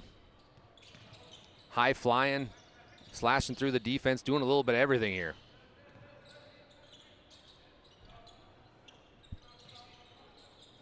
Titans throwing the basketball around, trying to find a wide open lane. It's been the hot player for him. That is Jackson Nelson. 3 is put up. It's off the mark, though. Titans save it somehow, but my goodness, there's a kid, Jaeger Bredding, who's played very well, and we're going to have a out of bounds. A lot of contact down there. Kind of a hook and throw there almost. I'm not sure what was going on there, but they are going to get Bredding for the foul there, an offensive foul as he gained possession. It's going to go right back to TGU. Jackson Bredding, a 6'1" junior, playing very well. Checking into the ballgame is going to be Cody Rice. We talked about him a little bit in our Valvoline pregame show, how well he has played, almost averaging a double-double. Yeah, he's been kind of the catalyst. He really got things going early for Powers Lake, bringing the intensity on both ends. Rice playing the top of that zone with Bredding. There he is again, right on cue. Look at Rice go after this basketball. Shots could be put up by Jackson Nelson and connects. The heat check continues for Jackson Nelson. Jackson Nelson continuing here in the third quarter. He is up to 18 points in the ball game for TGU. BNC National Bank scoreboard reads Powers Lake Burke Central 45, TGU Titans 33, 12-point game. Look at the nice play here from Bredding. Goes up, no good, but what a nice play towards the hoop. We're going to have a foul. Actually, a jump ball. Possession arrow shows Powers Lake Burke Central. Yeah, really nice move there by Jaeger Bredding. Just couldn't finish at the rim. I mean, if you're Coach Seawright, maybe at this quarter break, you're going to have to look around and say, hey, Jackson Nelson has scored 16 straight for TGU. We got to find the guy some help here. Huseby for 3 and connects. Didn't even hit the rim. Nice shot by Huseby. Huseby showing off the range. We've seen the dunks. We've seen him in transition. We've seen the on the block this time from long range. Brooklyn Johnson going to try to get it going as well. As BG, a guy we haven't heard from much is Carson Hammond. Had a great start. They've done such a good job defensively, really slowing him down since that first quarter, like I said. Powers Lake gets a little ahead of themselves, throws the basketball away, and that will be a turnover on the Ranchers. 1.8 seconds left in the third quarter. Titans get it inbounds to Brooklyn. He'll put up a shot. No good. So your BNC National Bank scoreboard. The Powers Lake Burke Central Ranchers 48. The TGU Titans 33. We'll be back with fourth quarter action here on PSP Network. Why do I bank at First Western? Easy. They take care of their customers. That's right, Carson. You may be number 11 on the field, but at First Western, you and our customers are never just a number. First Western provides the best in customer service. When our customers call with a question, we answer their call personally. Now that's pro-level service. Thanks, Carson. Professional, friendly, full-service banking is what you can count on at First Western. First Western. You can bank on us. We often think of frontiers as pages in a history book, a time gone by. But even in this modern world, there are new frontiers to conquer. Whether you're tending the land to grow a better tomorrow or growing a business for new opportunities, the work you do powers the world. Exploring the frontier means stepping forward, shaping the future for yourself and for those around you. First International Bank and Trust, helping you live first, one step at a time. Dallas Hansen and Bryce Gutnick calling the game live here from the Dome at Minot State University. Want to thank a sponsor of ours, that's Berthold Farmers Elevator LLC and Birdsall Grain and Seed LLC, a farmer seed company. Appreciate all the sponsors today. Been a fun day so far, BG. Kicking it off here. This one was close. Maybe TGU's got a little run in them. Yeah, I know I sound like a broken record now. Somebody's got to help out Jackson Nelson here in the scoring column. He's been all the offense since the first quarter for TGU. Maybe we'll see a Hammond get a reignited here, but it's a tip. Another turnover by the Titans. They get it back, though, quickly. Nice play down low by Cooper Ship. Ship now looking for somebody. Gets it back. Oh, nobody. Throws it to no man land. That's going to be a turnover on the Titans. Yeah, really good hands by Ship there. Just kind of got him sped up a little bit there. Say, hey, maybe just hold on to that ball for a second. Let's set it up. Try and dissect this zone that's been so effective for Powers Lake, BC. Speaking of effective, They get it into somebody who's done very well for him. Hughesby. Hughesby on the low block. Goes up, no good. Ooh, might have got away with an over the back there. Crowder getting a little aggressive. Titans down low. Get it over to Hammond. Hammond, who's been quiet in the second half, puts up the shot and good and right on cue. Carson Hammond. Some much needed offense there, adding to his total. He's got 12 points in the ball game. See if it ignites TGU with a little run in this ball game. Crowder on the baseline, dribbles it off of his foot. That'll be a turnover on the Ranchers. So Titans getting a chance here to cut it perhaps to 10. Yeah, nice defensive possession before this last one. Now you create a turnover, try and chip into that lead. Take it take it in spurts. Let's win these first couple minutes, then win the next. Try and chip into this 13-point lead. Ranchers still in that 2-3 zone. Hughesby and Rice on top. Jackson puts up the shot. Wow, nice play there. Jackson Nelson having the game of his life. Really looked like he was kind of caught no man's land there. Decided to put it up off the glass, and it goes in. 20 points on the afternoon for Jackson Nelson. Cody Rice puts up a shot. We're going to have a technical foul. Technical foul will be called on the Ranchers. It's going to be Cody Rice who picks up a technical. Not sure what was said. Thought there was a lot of contact there, but the official hands out a technical to Rice. I always say one thing in these situations. He said the right thing to get the technical foul there. So a little frustration there from Cody Rice, but they will send Jackson Nelson to the free throw line. He hits his first one from the Serve Pro free throw line. Cody Rice now will take a seat on the bench. Carlson sitting out Rice, which could be a big part of this game. Rice has played very well defensively. Checking in for him is going to be Grayson Reestead. I like that substitution. Me too. Say, hey, let's cool off a little. Yep. We're still up in this ball game. I know there's some frustration boiling over on that drive. You thought you were fouled, but let's regroup. That technical foul counts it to a 9-point game. So Jackson Nelson able to connect on both Serve Pro free throw line attempts. Back to man-on-man defense for the Ranchers. Throwing a little bit of everything here at this Titan basketball team. Nelson, who's had the hot hand this half, on the elbow. Thinks about putting it up. He'll hand it off. Nice play here by Hughesby. Hughesby is going to have a steal. He goes up. Look at the athletic move. He's going to be fouled, but my goodness, BG. Hughesby showing off everything today. Yeah, his ability, just reading that pass, jumping it, getting out in transition. I know I've said that a lot, but I actually thought Carson Hammond got in a pretty good position there trying to get back to prevent the layup, but they did get him for a body foul on that one. BNC National Bank with locations throughout North Dakota, Minnesota, and Arizona. BNC National Bank provides you with banking and wealth management services for your business and family. Visit BNC Bank online today at bnc.bank. Hughesby makes it a 10-point score again and make that 11. So Hughesby doing a little bit of everything today, BG. Yeah, up to 22 in the ballgame. We've seen the whole arsenal from Kyle Hughesby. Here he gets the interception again, heading the other way, 2-on-1. Gives it back over to Crowder. Crowder goes up and good. My goodness, Hughesby just changing this ball game totally. Yeah, it looked like TGU had a little life there. That 15-point lead got to 9 really quick. Now right back up to 13 for Powers Lake BC. Putting on the full court press. Ooh, Jackson Nelson almost lost it there. Good hands, though, to reclaim it. Haven't heard much from Brooklyn Johnson here, the sharpshooter from three-point line. Nelson puts up the shot, finally misses. Crowder heading the other way quickly, 2-on-2. Crowder down low, tries to get it back, but it's almost picked off. Evenson goes up, and Evenson will be fouled. So Nathaniel Evenson playing a nice little trailer spot there, calling for the ball at the free throw line. Yeah, we've seen what Powers Lake BC does really well. They like to push a tempo there. Evenson kind of right place, right time, found himself with the basketball. Tried to get it up to try and get a couple free throw attempts, but it's going to be out of bounds, Powers Lake. We're going to have a First International Bank and Trust timeout, 30-second timeout for the Ranchers. We'll be back with more action.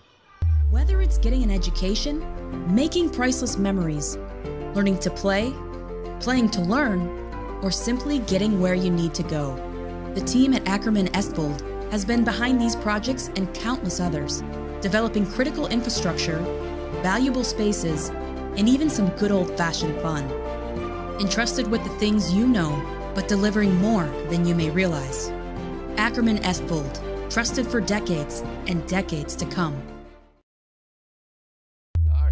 Hoopster trained to understand the nuances of cutting men's hair. Less pomp, more adore, huh, Brittany? Square face, wavy hair. Mid-fade with a textured top. Finish it off with a hard part and taper that neckline, coach. Cowlick, what's the move? It's not just all about hard work here. Hit all. 7. Pressure. Point. Yeah. It takes expertise to be a sport clip stylist. Here? That's the spot. Right there, huh? Sport Clips, the pros in men's hair. Want to give a quick shout out to our camera girl Jenny for making today possible, as well as our producer Owen Patterson. Owen Patterson, one of the better minds when it comes to basketball broadcasting here, a youngster, Minot State University, making his mark here on the broadcasting area. Yeah, Owen P does so much for PSP. It's sometimes I look at him, I don't know how he's doing everything he's doing. Really thankful for him. He'll be on the mic later today with you, my friend. Looking forward to it. Crowder puts up a shot, no good. BNC National Bank scoreboard. Powers Lake putting it to him right now. Titans looking for an answer. They going down low to the hot hand. That's Jackson Nelson. He'll go up, gets the foul against Hughesby, but Nelson Hughesby, what a matchup we've got. I like that patience. It easily get pretty rattled there with that double team kind of blitzing you there on the block. Nelson takes his time, gets it up on the rim, gets the foul on Hughesby. Couple free throws. Nelson can't connect on his first one from the Serve Pro free throw line.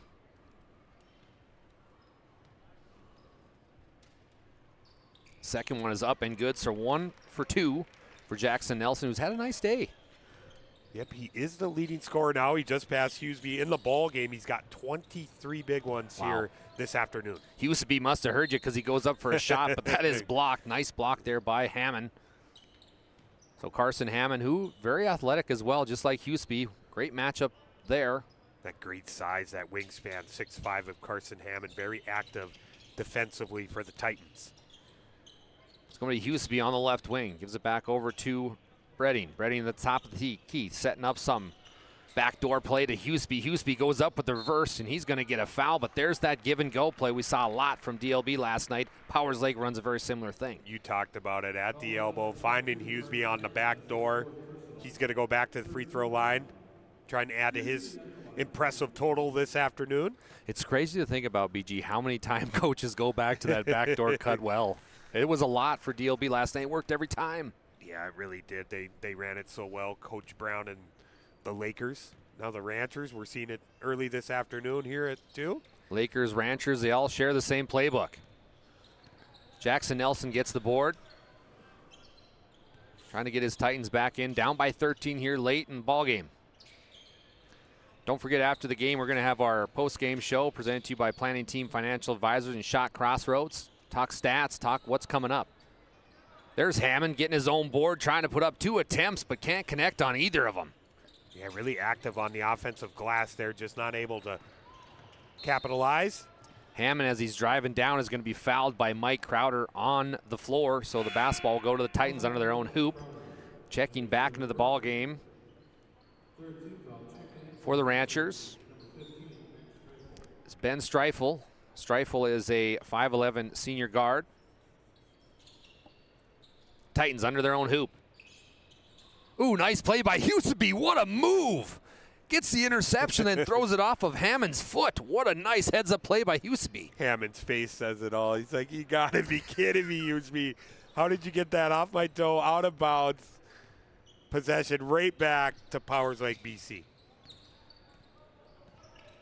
Hughesby takes the screen, kicks it back out to Streifel. Streifel, Ranchers moving the basketball very well against his defense. Hughesby, he's going to have a shot at open 3. It's up. Off the front iron, no good. Rebound goes down to Jordy.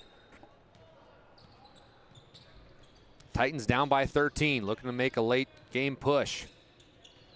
Coach Seawright barking out instructions for his Titans. Down low to Ship. Ship, nowhere to go. Back to Nelson. Nelson, top of the key, dribbles around, picked off by Hughesby. Could we see number 4? The high flyer! Hughesby's blocked! The legs must be a little drained. Hughesby ran out of juice. His anticipation is such, I mean, he plays the game such at a high level there, trying to give us the 4th dunk of the ball game there. Looks like Rice is going to sub in for him with the lead at 13. Maybe give Hughesby a little break. Hughesby a little upset at himself. He'll take a seat on the bench. Cody Rice checks back in after receiving a technical foul. Ooh, Rice just came up a little limpy there. Nelson now drives. Nice pass down low. Beautiful basketball there down to Cooper Ship. What a pass by Nelson. Really good find by Nelson. Could have easily just kind of forced one up there. Seen Ship cut into the basket.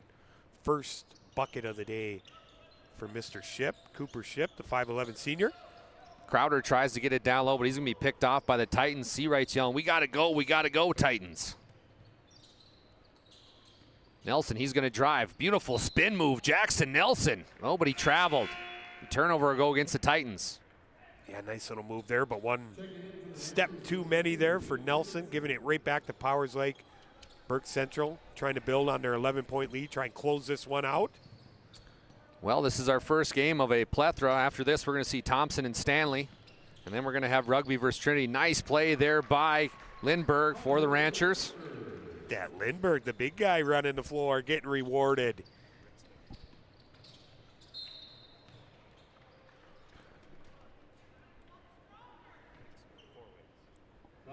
Four Winds also is going to be there. We talked a little bit. They're going to play Beulah. Head coach down there right now for Four Winds. Very legendary coach. Having some popcorn, taking in some basketball action. I might take off, Dallas. Leave you. I might go sit by Coach Smith down there, have a little pea-corn, talk a little b-ball, maybe a Diet Dew. I thought you were a Diet Coke guy. I thought we were DC boys. Well, either way, I mean, I'll take whatever. So as long as I can talk some hoops with Mr. Smith down there, I'd be happy. Legendary coach, multiple state championships for Four Winds. Rice now, one-handed, takes it on his own, no good. BNC National Bank scoreboard, 2:12 left. Powers Lake up by 11. Trying to seal this one up. No good there. We're going to have a foul, off-ball foul. Powers Lake will get it, though. Carson Hammond picks up the foul. Did you see what happened there, BG? I'm not really sure. I was trying to see who exactly came up with the rebound, but it is going to be the 5th foul on Carson Hammond. He has fouled out of the ball game. Nice little game by him here today, though. 14 points, really contributed nice offensively for TGU. Well, after this, BG is going to have our Sports Clips player of the game and also our Magic City Home Leisure move of the game. So stick around for that. It's always fun to hear what you got to say about the game. Titans now down by 11, 140 and counting. Ooh, nice move down low by Nelson. And look at the double team from the Ranchers. We're going to have a jump ball. Possession arrow shows the Ranchers. Yeah, that trap, we've seen it a number of times from the Ranchers down there on the block. Kind of ever since that first quarter, the defensive adjustments from Coach Carlson have been terrific. As they lead by 11 here with about 90 seconds remaining. Well, I'm excited for our next one. We're going to see the Thompson Tommies. We talk about high flyers. One of the more athletic teams that's played here in the Dale Brown. Nice play, though, by the Ranchers, and the basket will count. Jaeger Bredding having himself a ball game. Bredding with that bucket in the double figures there. Nice little cut to the basket, finishing in some contact. Really nice day from Jaeger Bredding. Bredding will head to the Serve Pro free throw line to complete the old school three-point play.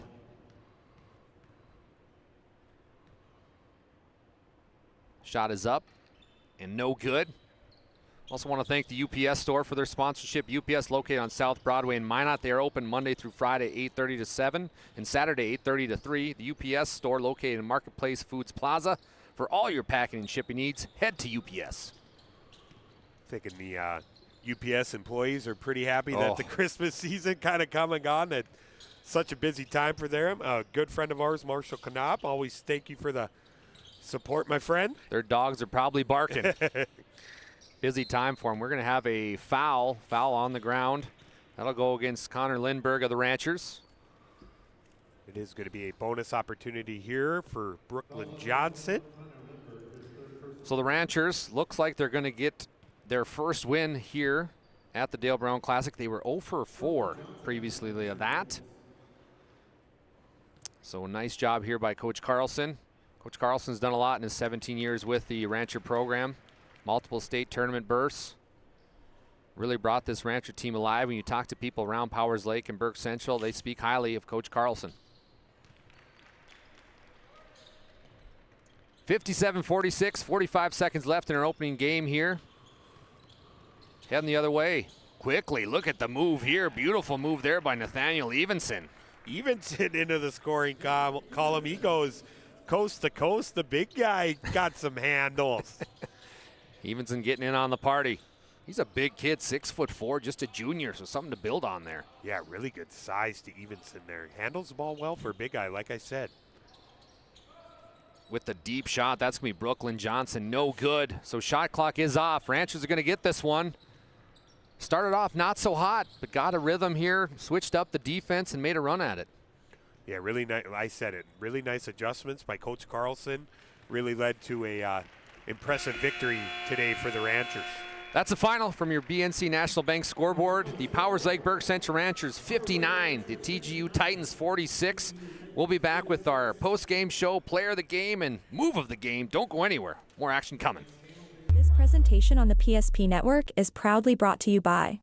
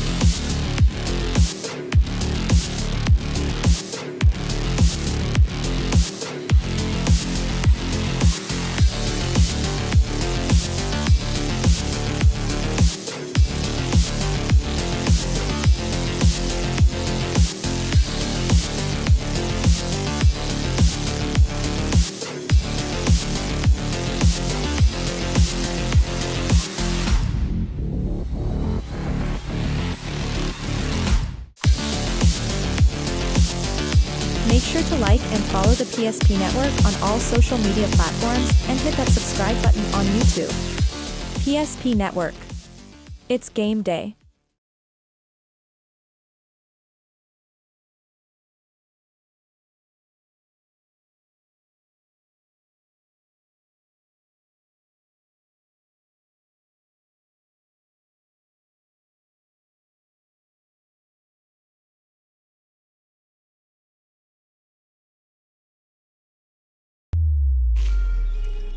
Welcome back to the Hoopster Classic.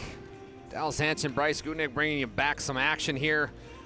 We've got a few things we want to talk about before we get to our post-game show. It's brought to you by Planning Team Financial Advisors and Shots Crossroads. Whether you're looking for a full-service financial plan or planning for farm or business success, Planning Team Financial Advisors is here to help you work toward achieving your financial goals. Visit us online at planningteam.com. Planning Team Financial Advisors helping clients work toward financial freedom. And who cannot forget Shots Crossroads, the great and powerful Shots Crossroads, your post-game headquarters. Order online at shotscrossroads.com. Shots Crossroads, get filled up on their delicious menu that includes the famous number 99. Order online at shotscrossroads.com. Team buses are always welcome. You've got some numbers for us, BG. Go ahead, my friend. I'm going to start on TGU's side, led in scoring by number 30, Jackson Nelson. Terrific afternoon by him. He did everything he could for the Titans. He had 23 in this one. Carson Hammond with 14. Ship with 2. Brooklyn Johnson with 7. On the Powers Lake side, they were led in scoring by Mr. Hughesby. Kyle Hughesby, 23 points in this one. Number 14, Grayson Riestead had 7. Bryce with 10. Crowder with 2. Lindbergh with 5. Bredding, really nice game off the bench for the Ranchers. He had double digits in 10. Evenson with 2. That got us to a victory by Powers Lake BC, 59 over TGU, who put up 46 in this one, Dallas. Appreciate those stats, BG. Right now we're going to move on to our Sports Clips player of the game. Sports Clips, they bring you the MVP of this matchup. They are the home of the MVP haircut experience. Nothing comes close to making you feel like an MVP, quite like the MVP experience at Sports Clips. Sports Clips will keep you looking your best. Check in online with a hairstylist today at sportsclips.com. All right, BG, let's hear it. Who is your Sports Clips MVP of the game? I think we got to go with Kyle Hughesby. We saw the whole arsenal of him. On top of that zone, he was creating havoc for the Ranchers, had a number of steals, getting them out in transition.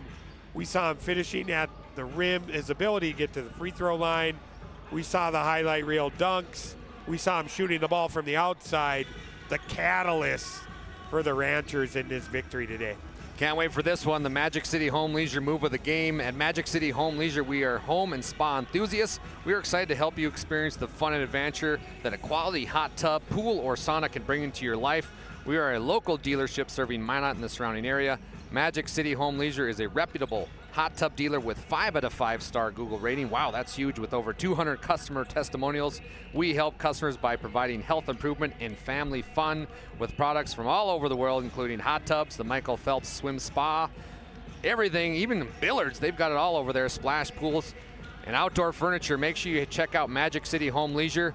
All right, BG, your move of the game. Well, if whatever dunk you want to pick, Kyle Hughesby had a number of them. The first one was maybe the most emphatic one he had thrown down, really shook the rim there. A little honorable mention. I don't know how much of a move it is, but how about the 19-0 run the Ranchers put up that really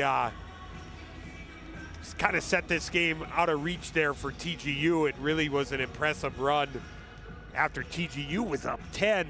Ranchers' ability to answer, but hey, take your pick. Any of the Hughesby dunks. I think the first one was the most emphatic. I'm going to go with that one. Well, we've got a couple more games coming at you live here. Our next one is going to be the Thompson Tommies facing off against the Stanley Blue Jays. Myself and Bryce Gunick will be on that call. Bryce, thank you for the great information on that last game. Looking forward to this next one. It's going to be a fun one. The Blue Jays are going to play the Tommies. We'll be back with more action here from the Hoopster Classic. This presentation on the PSP Network is proudly brought to you by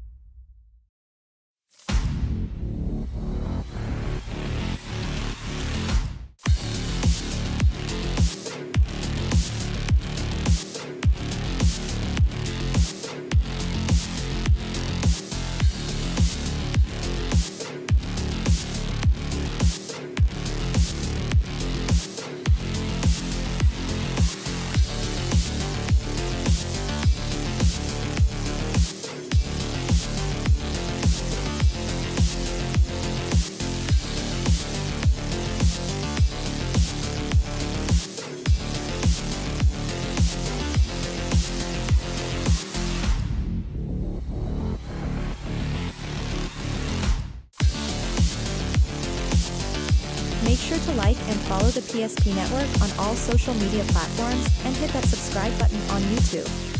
PSP Network. It's game day. We want it all. We want our dog to fetch it. Drop it. And drop it. Drop it. We want to fix it ourselves. And actually fix it. We want to order the market price lobster.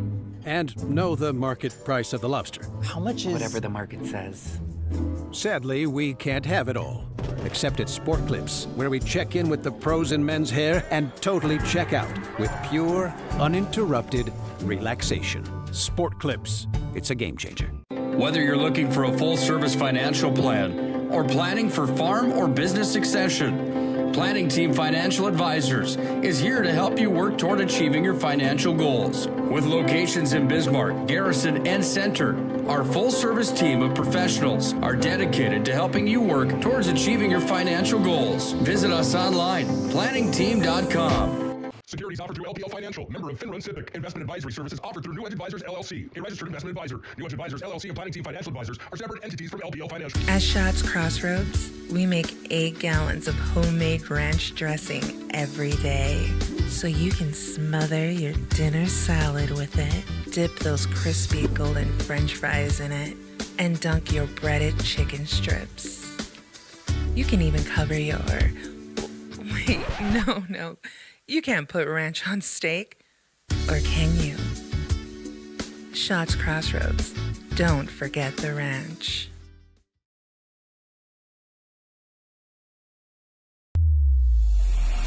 This presentation on the PSP Network is proudly brought to you by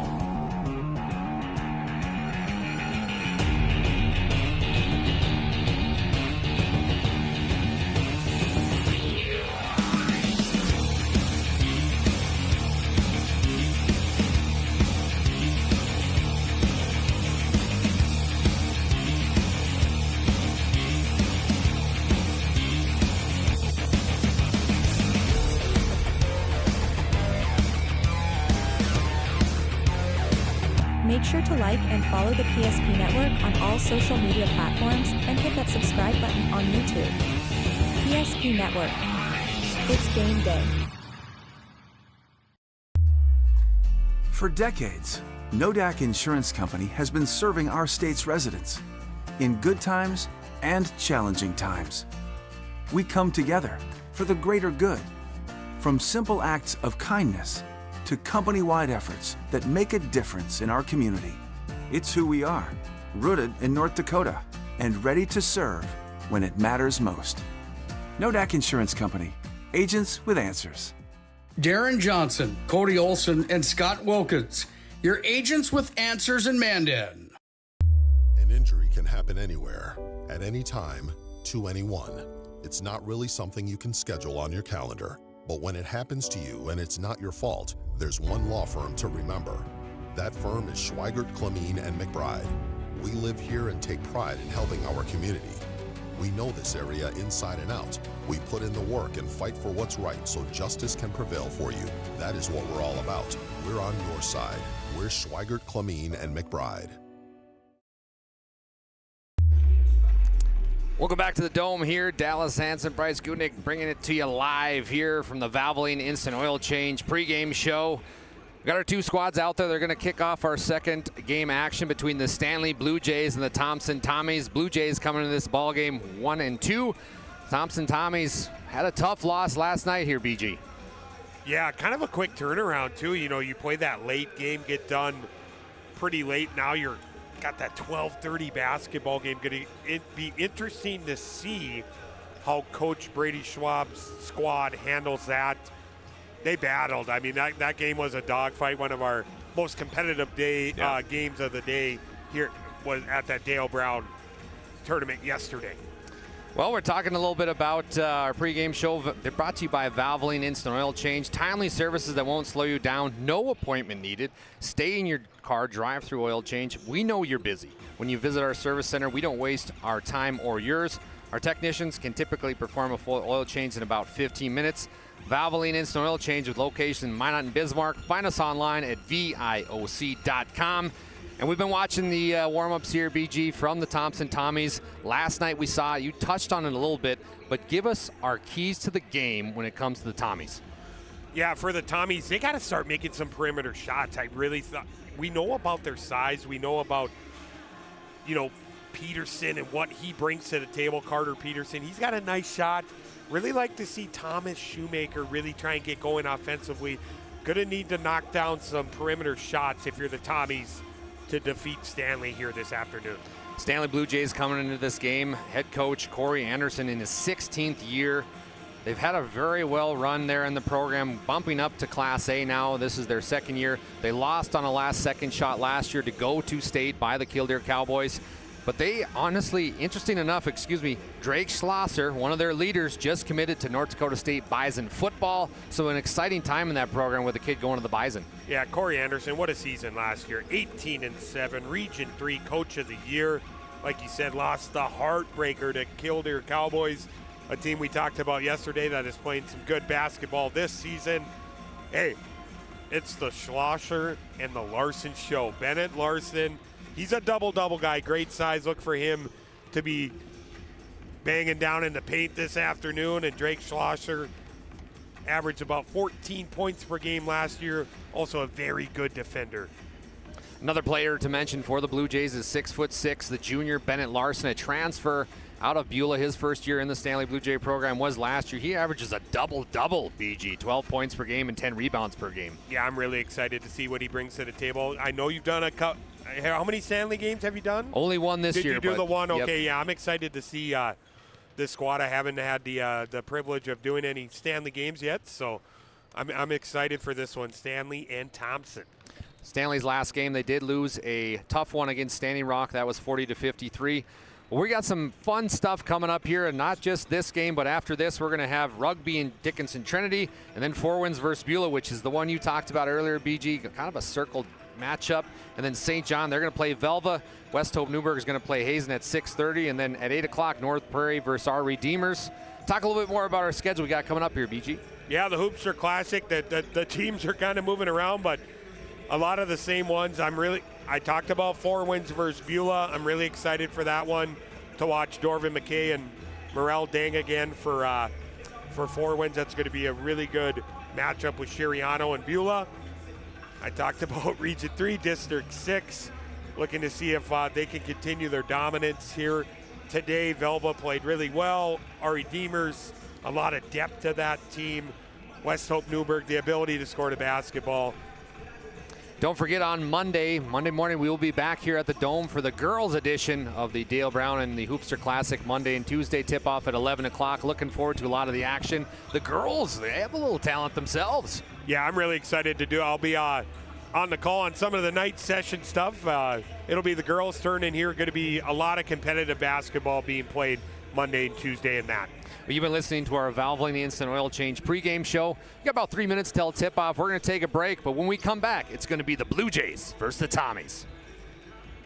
When property owners in Bismarck and Minot seek transformation, ServPro's construction program brings both vision and precision. From that very first hammer strike to the final touch of paint, our dedication remains unwavering. It's not just about remodeling. It's about legacy. In Minot and Bismarck, ServPro is your partner in transformation. We don't just build back, we elevate every space.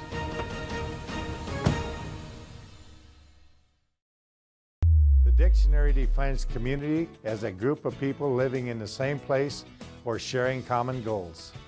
Community is the largest part of our name, and we make it the largest part of our business.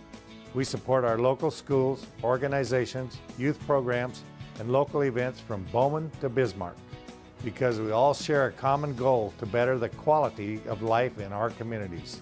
Come bank with us at Dakota Community Bank and Trust, your real community bank.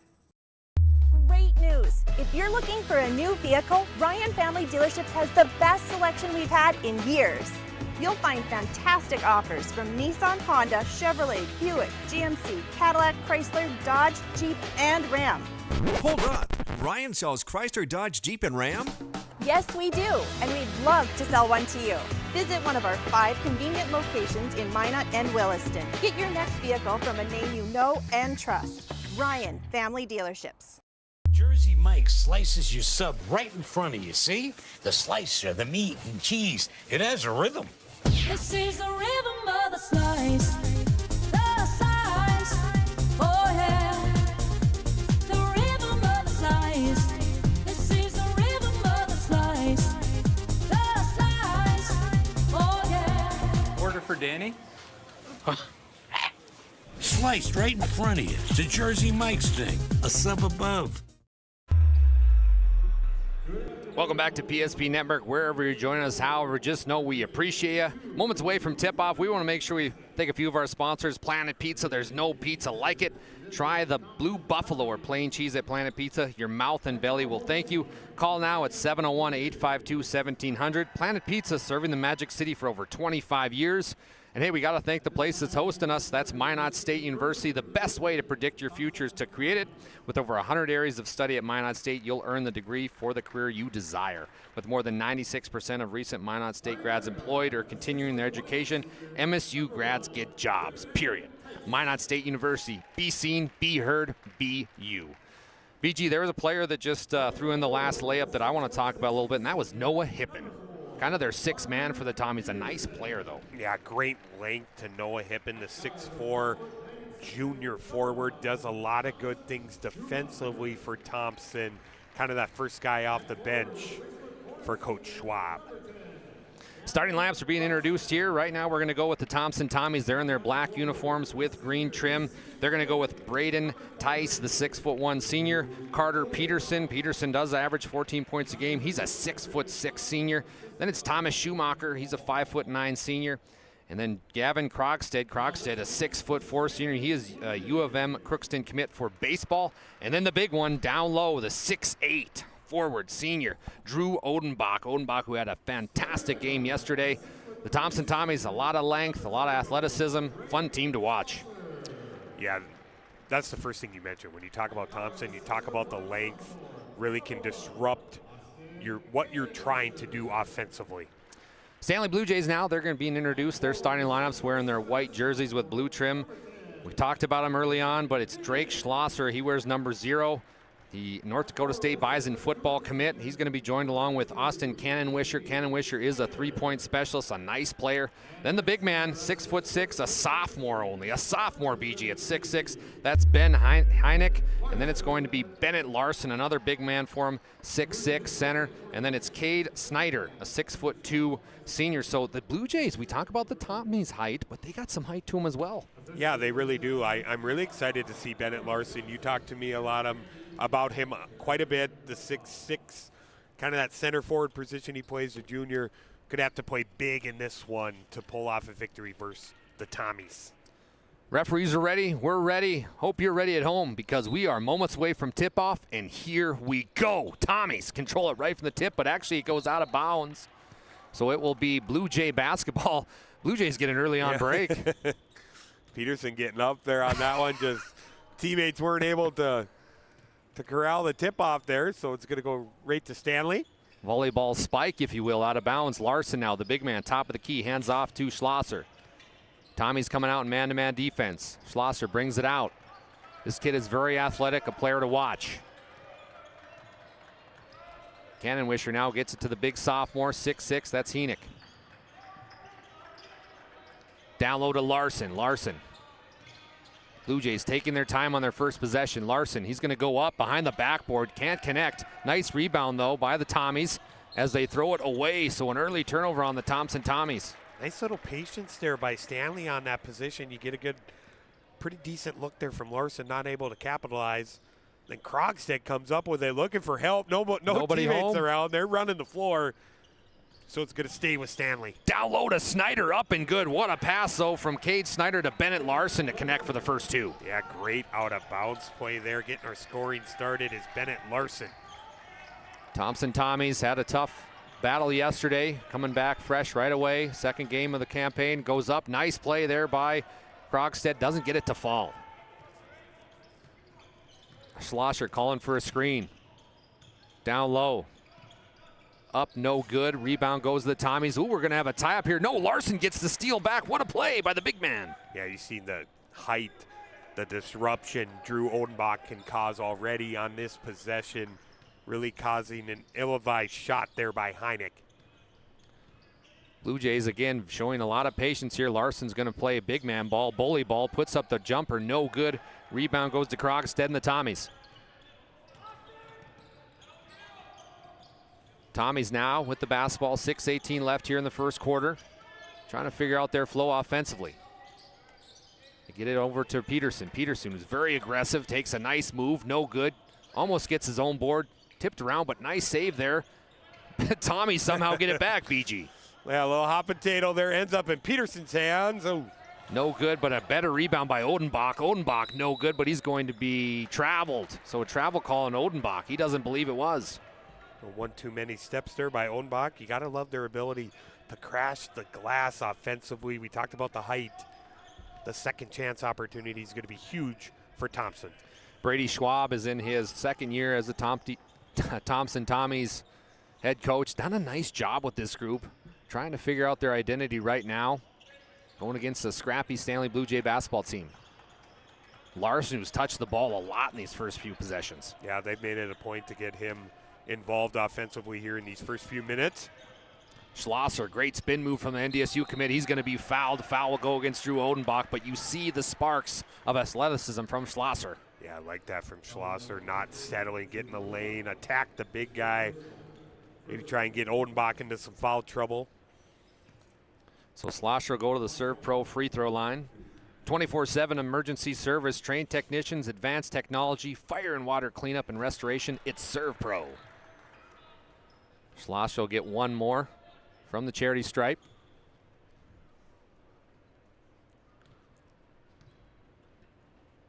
Schlosser does average 14 points per game. Cannot connect on both of them. Gets his own board, though. Nice play there from Schlosser. Throws it back out to the big man Larson. A big target. Trying to get it down to Larson. They will. Larson calling for the basketball. A lot of contact there. No call. Heading the other way quickly. Odenbach, he can't control it. Had some of that MSU popcorn. Kicks it back up top. Tommy's looking a little discombobulated offensively.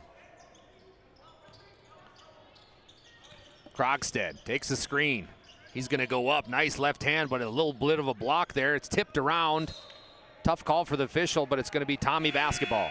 Nice little patience there by Gavin Krogstad, just not able to finish. Not much going offensively, flow-wise for the Tommies in these first few minutes. Here comes our guy, BG. Noah Hippen checking into the ballgame. 6'4", very athletic kid. Nice player for the Tommies. He'll take it out of bounds. They try to get it into Oster, but it's tipped out of bounds by Schlosser. Oster came off the bench last night, really provided a good spark for the Tommies. Wondering if Coach Schwab is looking for that same energy here in these first few minutes of the first quarter, down 3. Schumacher thought about shooting the 3. Instead, he'll shoot a free throw line extended shot. No good. What a rebound, though, by Odenbach. He goes up. No good. The battle of the bigs continued down there. Whoa, my goodness. Bennett Larson about had him in a chokehold.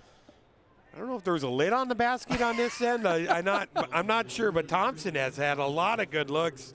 You see the activity, what Odenbach's known for, getting on the offensive glass. Good activity here on this possession for Thompson. Back to Schumacher. He gives it back to Oster, but Oster was on the line, and that's happened a few times, BG. Players get lost. Yeah, that line really kind of throws everyone off. Throws me off from up here. I've talked to you about it. So right now, Stanley on your BNC National Bank scoreboard up 3-0. Tommies have struggled, as you mentioned. They've had good shot attempts. It just hasn't went in. Yeah, a lot of second chance opportunities. Odenbach's had a number of them. Krogstad getting to the basket. Cade Snyder now, a nice player. Coach Anderson talks a lot about how he can be that role player for him, the Dennis Rodman type-esque. Get you 10 rebounds, won't score a lot, but a very nice player, can be that glue player that everybody needs. Javon Johnson, nice pass. Oh, my heavens, how about the block by Drew Odenbach? Odenbach closing out there. We talk about the length, and rightfully so. He's going to head to the bench here for a quick blow. Taking a look at our Ryan Family Dealership instant replay. What a block. Not up in here. Schlosser puts up the jumper. No good. Rebound goes to Krogstad. Tommy still haven't scored in this contest, and we're 4 minutes in. Hippen back over to Krogstad. Thought about shooting the tray. He'll pat to Oster. Oster says, I'll shoot that thing off the back iron. Really missed that one. No good. Rebound again by Peterson. Fresh shot clock for the Tommies. Peterson puts up the shot, no good, and their struggles continue. Yeah, you like that little separation created by Peterson, but still, if you're Stanley, you'll probably live with that little fadeaway J by Peterson. If he makes that, it's kind of a matter of tip your hat to him and play on. Schlosser now brings it to the sixth or seventh man, if you will, Javon Johnson. Played very well for the Blue Jays. Schlosser now for three. No good. He usually doesn't miss those open ones. Offense kind of hard to come by here. We talked about Thompson playing that late game. You wonder, it's maybe a little bit of a factor, comeback play early afternoon. Oster is able to connect. Gavin Oster, the 6'1" junior who played well last night, gets the first bucket for the Tommies. Great job by Oster, the 6'1" guard, getting in the lane, finishing, seeing if that can get Thompson going offensively in this ballgame. Tipped out of bounds by the Tommies, so Blue Jays will retain the possession. Checking in for the Jays is going to be Austin Cannonwisher. Braden Tice also checking back in for Thompson. If this was a baseball game, it would be a good one. Fortunately, we're playing basketball with 2:40 left. It's 3-2. Johnson trying to figure out what to do and how to do it. Top of the key. Gets it back to Schlosser on the right wing. Schlosser down low to Heineck. He goes up. The big man, the sophomore, can't connect. Seen the defense around the rim really good from Thompson, kind of eliminating offensive rebounds. It's been kind of one and done for Stanley in this first quarter. Hippen tries to get it down low to Odenbach, but Odenbach comes up with a nice hustle there by Odenbach. Hippen, ooh, right idea, just a little bit too hard of a pass there. Yeah, maybe like to see Hippen maybe slow down a little bit. I think he didn't really realize how open he was in the lane there. Maybe get that up on the rim. BG, if you're Coach Schwab and you're coaching the Tommies, what are you saying to him at quarter break? Throw the basketball around, let's get a few reversals. What are you saying? Yeah, the name I'm going to throw out is Schumacher. See if get the ball in his hands, maybe get him creating a little bit. They've been really sped up at times. Kind of, hey, slow down. They get the turnover. Krogstad the other way, cannot connect, so multiple missed layups for the Tommies. The Blue Jays quickly the other way. Cannonwisher down low to Heineck. Heineck goes up. Hippen with almost a block. And it will be Tommy basketball, but how about the hustle from Noah Hippen? Yeah, really good hustle. Get back defensively there. Still just 3-2. I talked about first to 50 in our first game. I might say first to 40 here in this one, Dallas. Points have been hard to come by in this one early in our second contest here at the Hoopster Classic. Our producer Owen says first to 20. Game of 21 out here. Oster now, he's been a bright spotlight. He goes up, no good. Nice follow though, but Odenbach can't get it to fall. Multiple opportunities like that. He's had multiple offensive rebounds, a lot of second chance opportunities, but. Ooh, the handles from Schlosser. He's going to head to the line, serve pro free throw line, but a nice play here as we take a look on our Ryan Family Dealership. Look at it, he's got Hippen on skates. What an exciting time for this young man. Committing to NDSU. Just awesome. When you see stuff like that happen, seeing a kid achieve his dream, getting to play basketball around the holidays, probably not much better. Who's going to win, North Dakota State or Montana State? Touchdown, Tommy. Oh, you put me on the spot. They're flying right now at Montana State. I'm going to take the Bison. All right. But I am guilty. I did pick South Dakota State in the last game, so I'm not going to try and shy away. I did pick the Jackrabbits, but I am going to go with the Bison in this one. Hey, if you're watching on YouTube, make sure you subscribe to PSP Network and also give a share and a like. Share with friends or family that might like some good basketball here from the Hoopster Classic. We appreciate it. Shot goes up by Tice, no good. What a rebound, though, by Peterson. He goes up and good. Aggressive by Peterson. Great job by Peterson.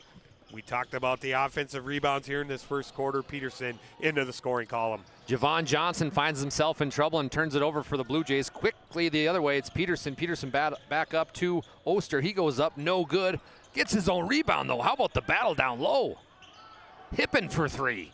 He can't hit. Oster again. The little man gets it to go. I talked about him providing a spark for this team. Gavin Oster's the one in the lane doing the offensive rebounding. He's got 4 of the 6 for Thompson. Schlosser takes an ill-advised three, a deep pass. Look at the speed from Peterson. He cannot quite get it, but we're going to have a foul with 6 seconds left. Foul will go against Javon Johnson. Yeah, I think it might be in the act of shooting too, so it should be a couple free throw attempts here for Peterson. Good hustle there by Johnson, though, getting back defensively. In a game like this, you don't want to give up any easy ones there. I don't mind that foul. Carter Peterson will go to the Serve Pro free throw line. His first one is up and no good. Hey, we want to talk a little bit about Northern Plains Heating and Air. Northern Plains Heating and Air has over 25 years of experience as your heating and air experts. They are a factory authorized dealer for many folks. There's no choice but to seal your heating and air game other than Northern Plains Heating and Air. Find them online at northern-plains.com. Appreciate all the sponsors that helped make today possible. It's been a fun one here. Right now, Thompson's with the three-point lead. Nice steal by Hippen, up and good. And how big of a play was that, BG? Great patience by Hippen, the fly-by defender. It tips out of bounds. Got 0.3 left. They got some good height. Maybe get something, throw something up at the rim. Maybe a quick tip in. I'm not sure. Coach Anderson not happy with his Blue Jays right now. Back-to-back turnovers. We're gonna have a timeout on the floor. We're gonna take it. We're gonna keep it here right now. A First International Bank and Trust timeout. First International Bank and Trust is a full-service, family-owned, independent community bank built on the bond between our employees and customers. Founded in 1910 and growing to serve rural and urban communities across Arizona, Minnesota, North Dakota, and South Dakota. Find them online at FIBT.com. BG, what just happened in those last 2 possessions for the Blue Jays? Well, it's been the bench play for Thompson here. The energy's been from Oster and from Hippen there. He comes up with that loose ball, gets it up on the glass, causes a turnover. You see him let out a little emotion, say, hey, let's go. Let's make a little run in this one. Offense been hard to come by.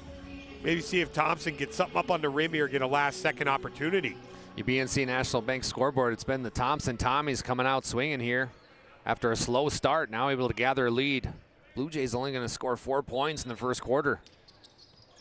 Tommies get into Hippen. Hippens gets it up. It's good if it goes. No good, though. So your score right now after 1. Thompson Tommies 9, Blue Jays 4. We'll be back with more from the Hoopster Classic.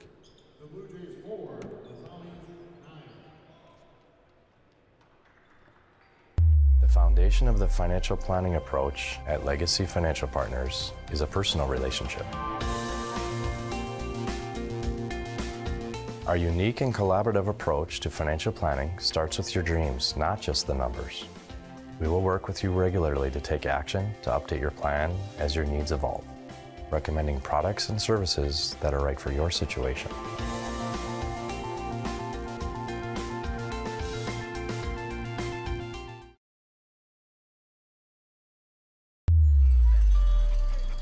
That sinking feeling you get when this happens?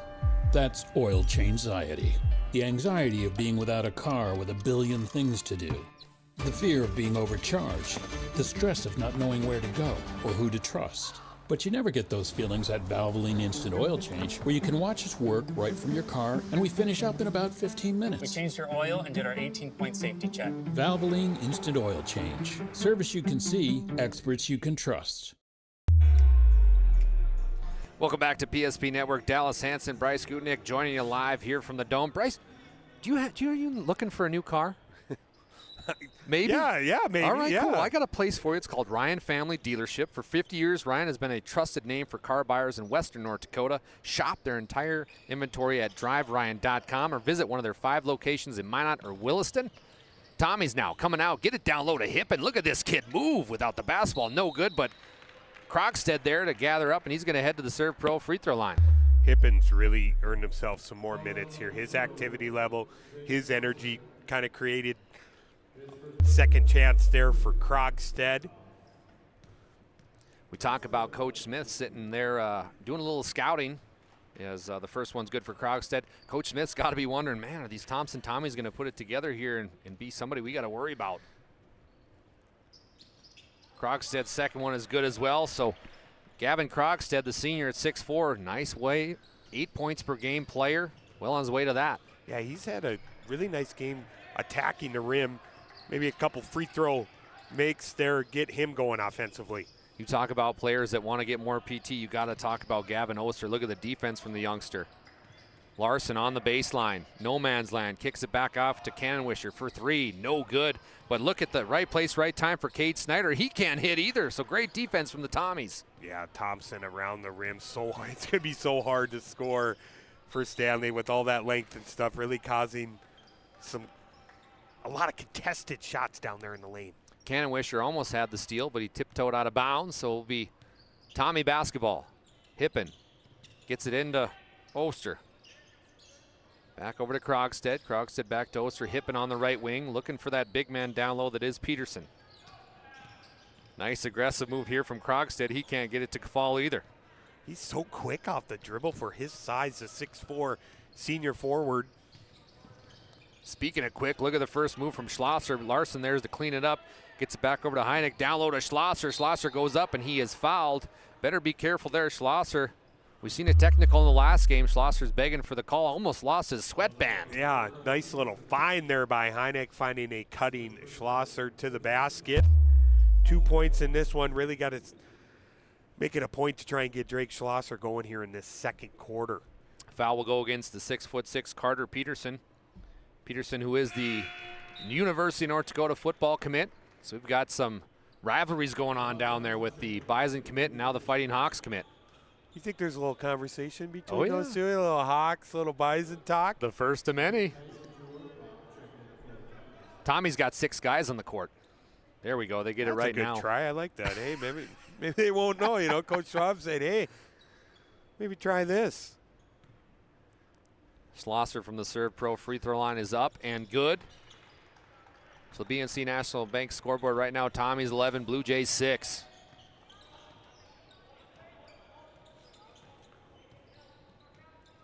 Tommy's looking to run their offense, gets a high screen here. Schumacher dancing around, he's gonna be picked off though. Nice play there by Heineck. Really good anticipation there. Heineck and Larson really read that, causing a turnover. Schlosser, Javon Johnson for a three out of the corner and connects. Javon Johnson, nice big play for the Blue Jays. Much needed offense for Stanley. Before that, had only one made field goal so far in the ball game. All of a sudden, it's a 2-point game. They get it down low to Odenbach. Odenbach back to Hippen.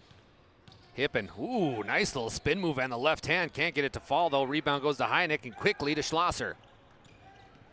Schlosser, they're really attacking this kid. Very physical play here. Schlosser's going to have a chance at the three. Pump fakes, drives baseline, kicks it back out to nobody. Turnover on the Blue Jays. Yeah, I like that. The penetration there, Schlosser. Maybe, hey, lay it up on the glass. If it doesn't fall, maybe a second chance opportunity for a guy like Larson there at his size, but turnover gives it right back to Thompson. Look at the knowledge from BG. I love it. You're spot on. The quickness really stands out to me about Drake Schlosser, his ability to dribble, drive. Nice shot here from Odenbach and connects. The big man, he can shoot from outside too. Says, hey, I can step out here. Little elbow, top of the key J from Odenbach. Javon Johnson now kicks back out to Cannonwisher. He'll shoot that. Cannonwisher can't can it. It's going to be Tommy's heading the other way. They got a man up top, and that's going to be Schumacher. Schumacher with the right-hand layup up and good in transition basketball. Maybe that's how they can score, BG. Eyes up. Peterson finding Schumacher in transition. I like this Schumacher kid. I'd like to see him get involved offensively for the Tommies. Schlosser goes up. Very aggressive play. He'll go to the Serve Pro free throw line for 2. Take a look at this one from a Ryan Family Dealership replay. Nice shot there from Drew Odenbach. Yeah, he's really struggled offensively in this game around the rim. He says, hey, I'm going to step it out, show a little range off. Schlosser's first one is up and good. 10-15 now. Blue Jays trying to fight back into this game. A little bit of a rough start for them in the first quarter. Have made a valiant effort, though, here in the second. Second one is up for Schlosser. No good. Rebound goes to who other than Drew Odenbach. He's so big down there. His wingspan, he's going to – I'm not sure what his rebound total is, but I like his odds of getting to double digits today, Dallas. Me too. Me too.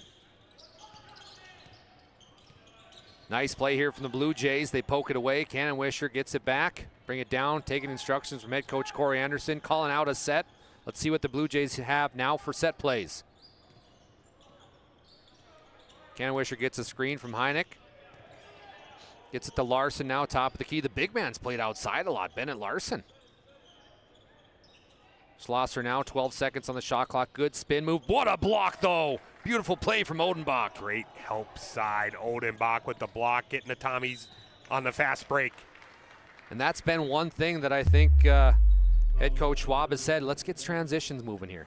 Yeah, we talked about the offensive woes of that first quarter. Hey, let's press it. Try and get some easy buckets. If not, you get to the serve pro free throw line. First one is up and no good for Carter Peterson. Carter Peterson, who's had a great start to this season. 13 points per game, 6 rebounds per game. And listen to this stat, 22 blocks. And that was before last night's contest. My goodness, what a defensive presence Peterson is.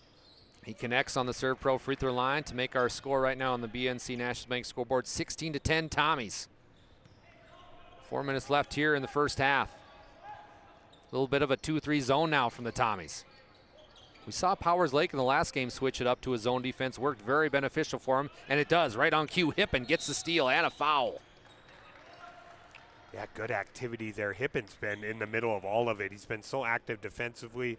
You saw him let out the emotion, saying, hey, it's go time here. We got to pick it up. Tommy's team has answered nicely to that. But you love to see that from a kid. Yes, you know, he's absolutely. First or second off the bench, he's like, let's go, guys, let's go. And he's been out here ever since. He's really earned some more minutes. Him and Oster have done a really good job today for the Tommies. Noah Hippen quickly becoming a fan favorite here at the Dome. Down low they go, the big man. Peterson up and good, and what a finish, BG. Great patience by Peterson there. Love the matchup there on the block. Extending the lead to 8 for Thompson. This 2-3 zone that the Tommies are playing with those arms and that wingspan down low, it's very tough to dissect. Look at the wingspan down low by Odenbach just in the middle, standing like Dikembe Mutombo. Wonder if he does the finger wave, maybe the Mount Mutombo style. Schlosser goes against Odenbach, and he's going to create a foul. Good sportsmanship here. Odenbach helping up Schlosser. And Schlosser is a guy, he doesn't like to settle out there for those perimeter shots. He really likes to attack the rim. Already a number of free throw attempts in this game. Something to watch right now. Drew Odenbach's got 2 fouls. He picks up another one. That's trouble for the Tommies. Odenbach talking with Jeremy Melhoff, one of our officials here tonight, saying, what do you want me to do differently? He was standing a little bit. Schlosser created a lot of the contact. Checking back into the ballgame now is going to be Thomas Schumacher and Braden Tice. And they are going to sit Odenbach, trying not to get that 3rd foul. And Peterson, they're going to maybe a little smaller look here with Schumacher, Tice, and Oster out there. So Schlosser's second one from the serve pro free throw line. It's good. So Schlosser able to connect. Tommies have shown a lot of offensive prowess, but today it's been a little tough sledding, trying to get it going here. Going to be tipped around. Nice play there by Devon Johnson, heading quickly the other way. 3-on-3 basketball down to Cannon Wisher. Cannon Wisher, nice pass to Snyder, and a foul, but my goodness, what a pass from Cannon Wisher. Great find from Cannon Wisher. I know Snyder didn't finish that, but what a pass. Back to the free throw line. Already 8 attempts in this ball game for Stanley from the free throw line. Hey, if you're in Minot right now, a good place to go and visit is Shields. Shields of Minot and Bismarck. They have every sporting good possible along with footwear and fashion. It's shields.com. Shields is a proud supporter of PSP Network. I love a good trip to Shields. It's hard on the budget, but it's good for the soul. Yeah, I know. You got to go into sometimes I try and go with a mindset that I'm only going to spend so much money, and then it ends up being double, triple, easily. It's the best place in the world, I'd say. The one in Minneapolis is fantastic. You just love it. Hippen now. Guarded heavily. The Blue Jays back-to-back turnovers. Nice play here. Javon Johnson, a bench player, showing a lot of good roles defensively. Johnson now to Cannon Wisher, who is that three-point specialist for the Blue Jays. Dancing around with the basketball. He's got Henick wide open in the post. Didn't give it to him, though. We're going to have a First International Bank and Trust timeout. We'll take time as well. Right now, it's Tommy's up, 18-13 on the Blue Jays. We'll be back with 2:18 left in the first half. Shields Visa is more than just a card. It's the freedom to go. It's a gateway to explore and do more of what you love. Imagine where the Shields Visa can take you.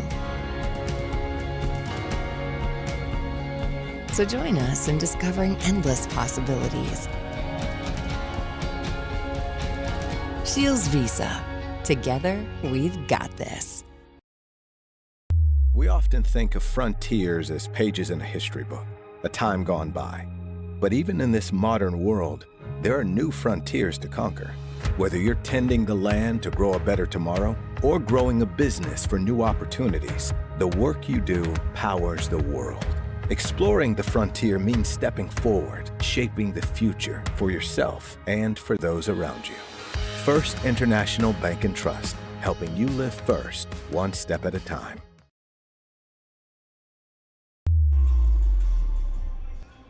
We'd like to thank a few of our sponsors, starting off with Envision Cooperative, owner focused. Make sure you check out Envision Cooperative, big part of today's sponsorship.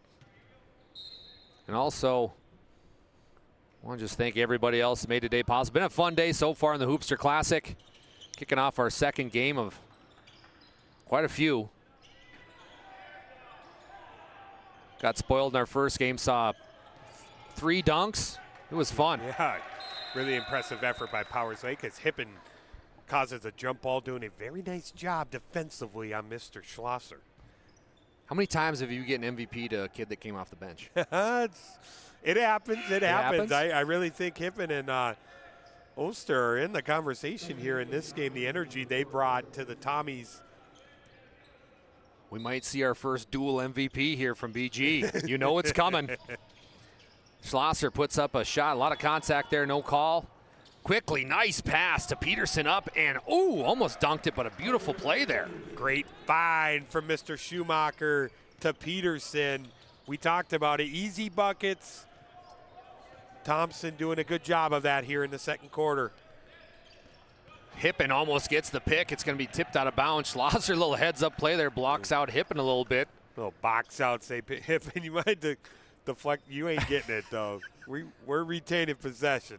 For folks sitting at home, they might not see, but the energy that Hippen has brought to this Tommy's team has been unfathomed. Cannon Wisher trying to control it. Gets a double back to Schlosser. Schlosser pointing out, wants a screen, and he'll get one. Nice spin move, but we're going to have an illegal screen. That's been the talk of this back-to-back tournament. We've seen a number of them there. I think it's a good call here on Schneider there for a moving screen. Wasn't set. Don't go anywhere at halftime. We're going to have our Magic City Towing halftime report. BG's going to talk some stats, coaching comments. From BG, we're going to put the coaching hat on, the infamous guy that we love. Your hands have got to hurt. You're doing a lot of stats today, buddy. Been a big help. I'm trying to stay on top of it. You know, I do my best. So, well, after this, you're going to pack up your bags and head down to the Magic City campus. Get to cover the girls' game, which will be on PSP as well. Don't forget about the Mandan Holiday Classic Tournament, which is happening on PSP. PSP's everywhere today. Yeah, loaded week for us. I'm not sure on the total number of games we've got, but it's a loaded schedule. We're doing our best to provide some coverage over the holidays. 27 games, Owen's saying, so 27 total games as Schlosser is able, or excuse me, that's Javon Johnson, connects from the Serve Pro free throw line.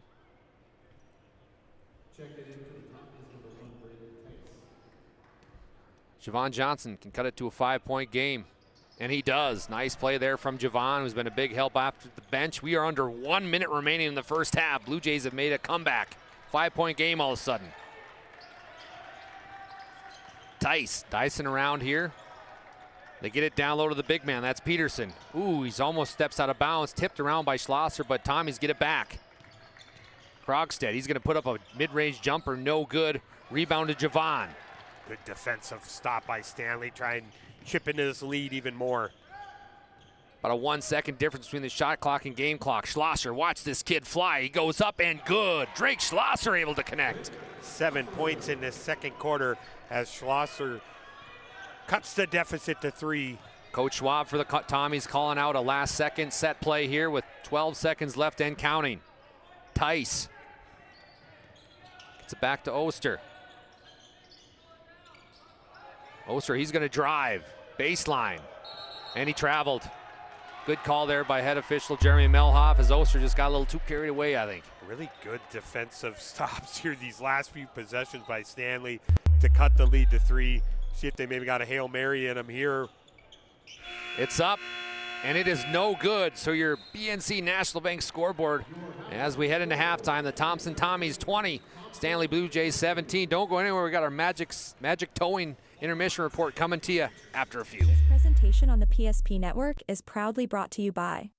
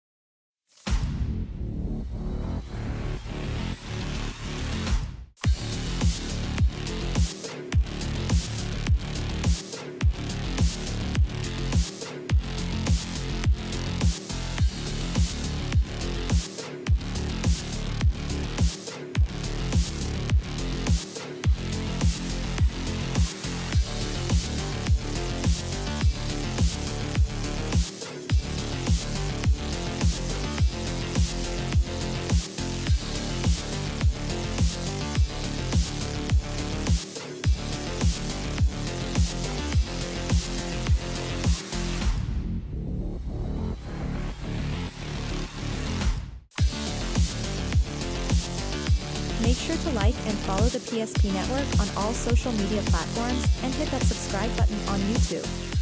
PSP Network. It's game day. The foundation of the financial planning approach at Legacy Financial Partners is a personal relationship. Our unique and collaborative approach to financial planning starts with your dreams, not just the numbers. We will work with you regularly to take action to update your plan as your needs evolve, recommending products and services that are right for your situation.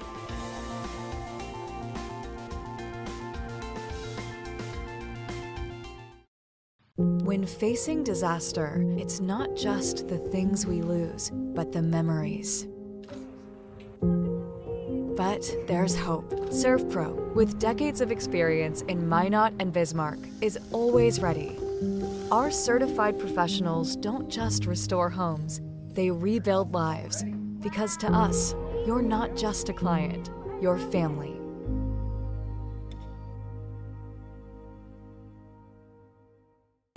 Shields Visa is more than just a card. It's the freedom to go.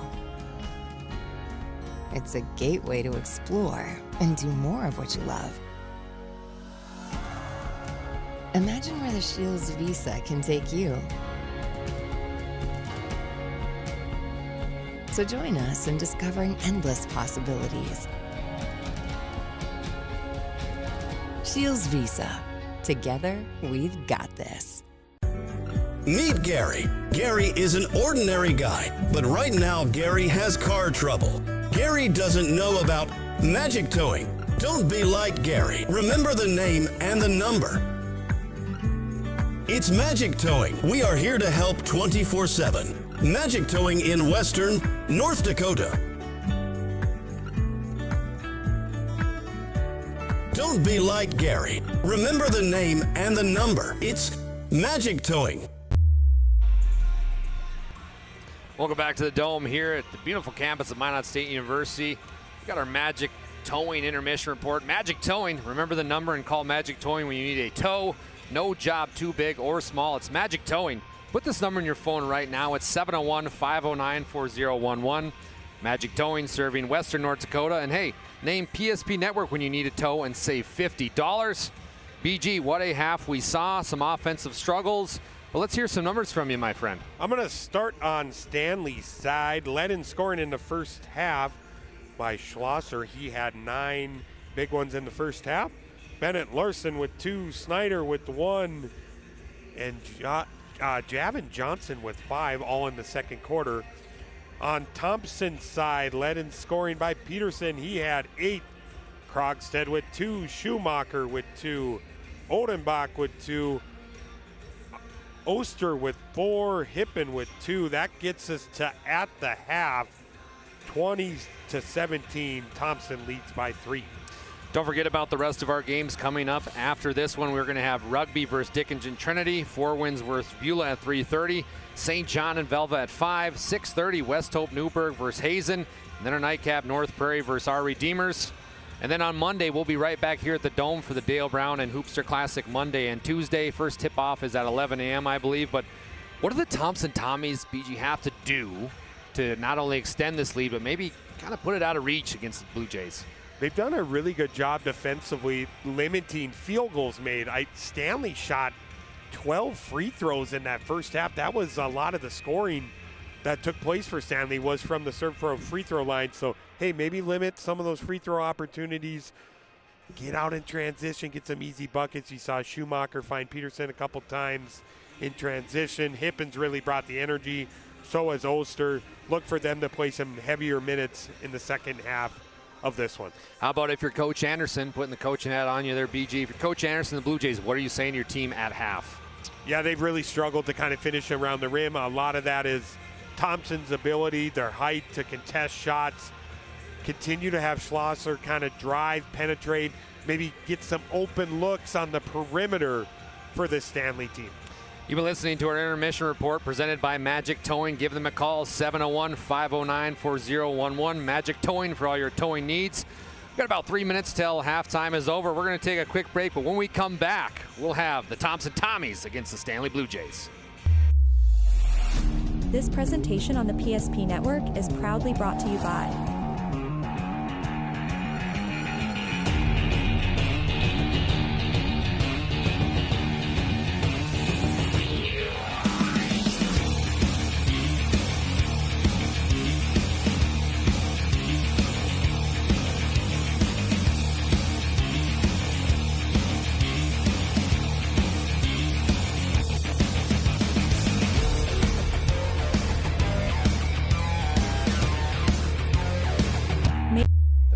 Of the financial planning approach at Legacy Financial Partners is a personal relationship.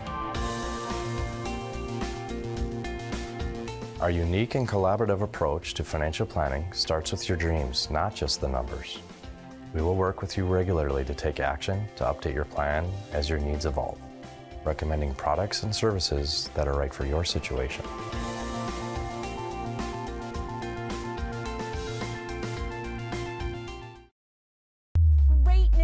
If you're looking for a new vehicle, Ryan Family Dealerships has the best selection we've had in years. You'll find fantastic offers from Nissan, Honda, Chevrolet, Buick, GMC, Cadillac, Chrysler, Dodge, Jeep, and Ram. Hold on. Ryan sells Chrysler, Dodge, Jeep, and Ram? Yes, we do, and we'd love to sell one to you. Visit one of our 5 convenient locations in Minot and Williston. Get your next vehicle from a name you know and trust. Ryan Family Dealerships.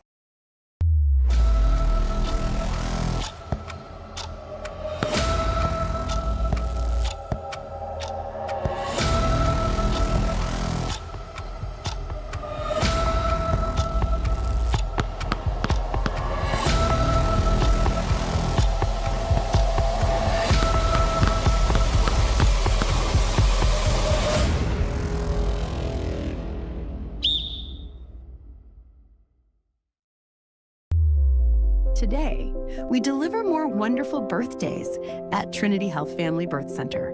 We offer all new private, family-centered suites.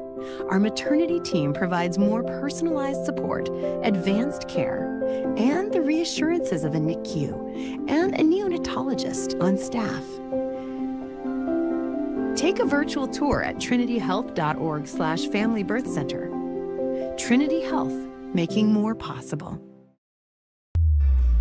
Welcome back to the Hoopster Classic on the Amazing and Wise PSP Network. Dallas Hansen joining here with Bryce Gutnick and BG.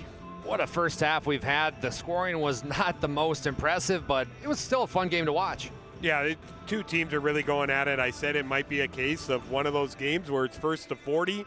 It's looking like we're kind of on that pace. Let's see if maybe take the lid off the basket a little here, see some more offense, but tremendous defensive effort by both teams in the first half. Also want to thank Press Swiss Orthodontics, specializing in braces and Invisalign for all ages. They offer 0% financing and free consultations, virtual or in office.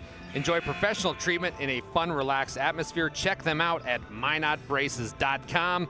Also want to mention Tyler Hagen Photography and Mason Kramer Photography. A big thank you to our official photographers, Tyler Hagen and Mason Kramer. Find them on all social media platforms. Thank you to all sponsors here today to make it possible on PSP Network, and away we go. Thompson Tommies will kick us off in the second half. Trying to pick up where they left off here, getting the big man involved, Odenbach. There he is right there, setting a screen, a player to watch. Look at the speed from Krogstad, though, no good, and rebound goes to Henick and Jays. We saw that a number of times in the first half. Krogstad's just inability to finish around the rim. He has that blow-by speed with his size, but just hasn't been able to finish at the rim in this one. Larson trying to get it to a slashing Schlosser. Schlosser now does get it. Kicks back out to Javon Johnson. The three is up. No good. And something to note, Coach Anderson going with Javon Johnson in the starting lineup here to kick off the second half. Yeah, he had a nice little spark there in the second quarter, provided 5 points for Stanley. Plays really well defensively for them as well. Ooh, the alley-oop is up and no good as Odenbach was a little off there. Krogstad probably saying, hey, I know I'm tall, but yeah, I ain't your size. If I'm 6'8", I'd probably pick that out of the air and throw it down. Larson with the mid-range game. The big man, he can shoot. Nice shot there by Bennett Larson. His second field goal of the game, up to 4 points, cutting the lead in this game to 1 for Thompson. Down low they go to Peterson. Peterson loses the handle, and Stanley's on a run. Here goes Cannonwisher on the right wing. He's going to put up the tray. It's up. No good. Battle for the rebound. Ooh, tipped out of bounds, but then a little soccer kick. Pele. Really good job by Tice, kind of undersized in that matchup against Henick.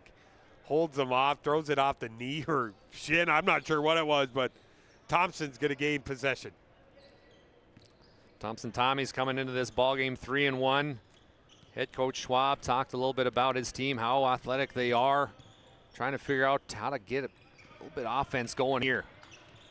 Schumacher, nice move by Schumacher, just can't get it to fall, and quickly they outlet it over to Schlosser. Schlosser, top of the key, picks up his dribble, gives it to Cannonwisher. Look at the speed from Cannonwisher. He goes up, no good. Rebound is Noah Hippen. And Coach Schwab wasted no time getting Hippen right into the game here. He didn't start the second half, but a couple minutes in, he's already off the bench in this one. Great point there by BG. Down low they go up, no good, but we're going to have a foul as Krogstad was hammered as he went up for 2. Krogstad will head to the Serve Pro free throw line. We talked about Stanley's ability to get to the free throw line in that first half, very effective. Thompson also went 6 times in the first half from the Serve Pro free throw line. Serve Pro at 24/7 emergency service, trained technicians, advanced technology, fire and water cleanup and restoration. It's Serve Pro. One more for Krogstad here from the free throw line. He'll go up. And he missed it. Back iron. Javon Johnson now picks it up for the Blue Jays. Coming into this game, struggling a little bit. Had a tough loss there against the Killdeer Cowboys, who are ranked number 3 in the state right now. Blue Jays trying to make a run of their own here in this season. Cannonwisher on the right wing. Gives it to Larson. Larson at the free throw line. He can shoot outside shots, but he does big man bully in the paint. And he'll be fouled. Foul will go against Odenbach. Odenbach picks up his 3rd. Yeah, big point in this game. 3rd foul on Drew Odenbach, the 6'8" forward. That's my bad, BG. It's actually on Noah Hippen. Oh, so that's I'm sorry. My fault. Okay. That's my fault. Third on Hippen now. Yeah. So big, also a big turn this game. Hippen's been terrific defensively. Larson hits his first Serve Pro free throw line shot. So Hippen, a kid that we've talked a lot about, who started the second half, but picks up an early foul, and that's a big one. Yep, to the bench he goes. Good sign for Stanley early in the second half, trying to get Bennett Larson going offensively. Has a bucket. Then he's aggressive in the lane, gets to the free throw line. Larson's second one is no good. 1 point game here. Stanley down 1. Tommy's playing that 4 out, 1 in. The big boys taking their turns on the low block, but Stanley really packing it in defensively. Peterson now puts up a J, no good. Rebound, look at Oster fly. Stepped out of bounds though. I like that Oster. He really competes on the glass. Lists him at 6'1", the guard. He kind of looks so tiny next to all these other Tommy players, but he really competes on the glass. Provided that spark, like I said, for Thompson today. Well, you took the words right out of my mouth there, BG. He's been such a spark plug for this 2 games here back-to-back. Done a great job bringing the energy. Schlosser, he's going to drive, going against the big man. Double coming from the Tommies. Kicks back out to Larson. Larson now on the left wing, back to Schlosser, down low. Schlosser tries to put up something, double pivot, puts it up. Ooh, almost gets the roll. Larson tips it out. Now Heineck gets it. What a pass! Beautiful. Schlosser, he's going to put up an NBA range 3. Bingo! What a possession by the Blue Jays. We might have a nominee for our Magic City home leisure move of the game. The behind the head goes Heineck. Ends up in Schlosser's hands for 3. Odenbach with a quick answer. The big man, 6'8", answers quickly for the Tommies, and it's a tie game on your BNC National Bank scoreboard. Great answer by Thompson. Feed the big guy, ties it right back up. We're going to have a First National Bank and Trust timeout with 4:12 left in the third quarter. BNC National Bank scoreboard. We're tied at 23. Tommies and Blue Jays. This is a good one. Don't go anywhere. Whether it's getting an education, making priceless memories, learning to play, playing to learn, or simply getting where you need to go, the team at Ackerman Estvold has been behind these projects and countless others, developing critical infrastructure, valuable spaces, and even some good old-fashioned fun. Entrusted with the things you know, but delivering more than you may realize. Ackerman Estvold, trusted for decades and decades to come.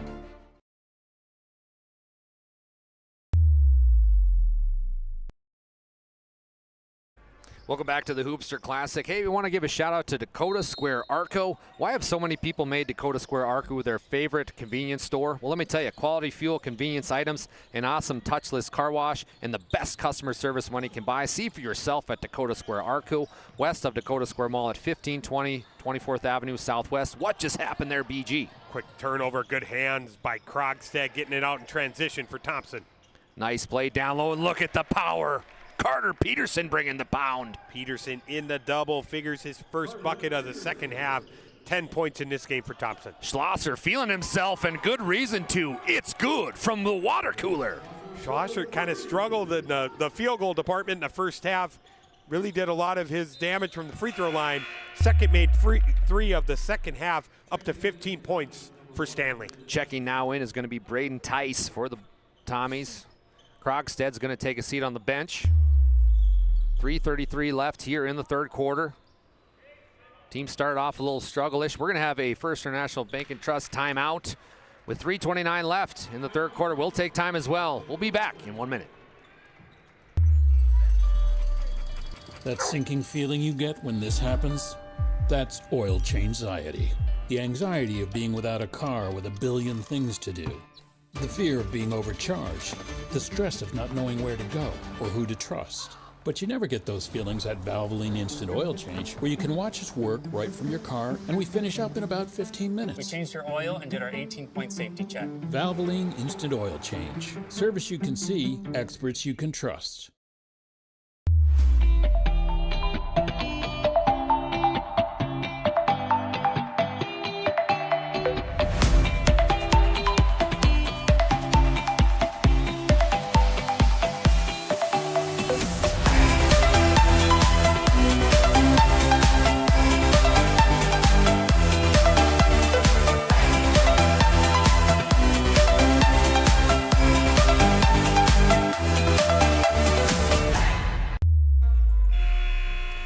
Welcome back to PSP Network. Dallas Hansen joining along with Bryce Gutnick. And Bryce, seen it change the tide a little bit here in this ball game. A little more offense. You see Drake Schlosser get going from downtown, a couple knockdown threes. See if maybe that opens things up a little bit more for Stanley offensively. Oh, what a nice play by Carter Peterson, the big man. Strong kid goes up, and he's going to have a chance for a three-point play from our Serve Pro free throw line.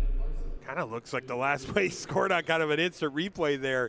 So hard to defend on the block, getting an N1 opportunity. That's going to be the third foul on Bennett Larson in this one as well.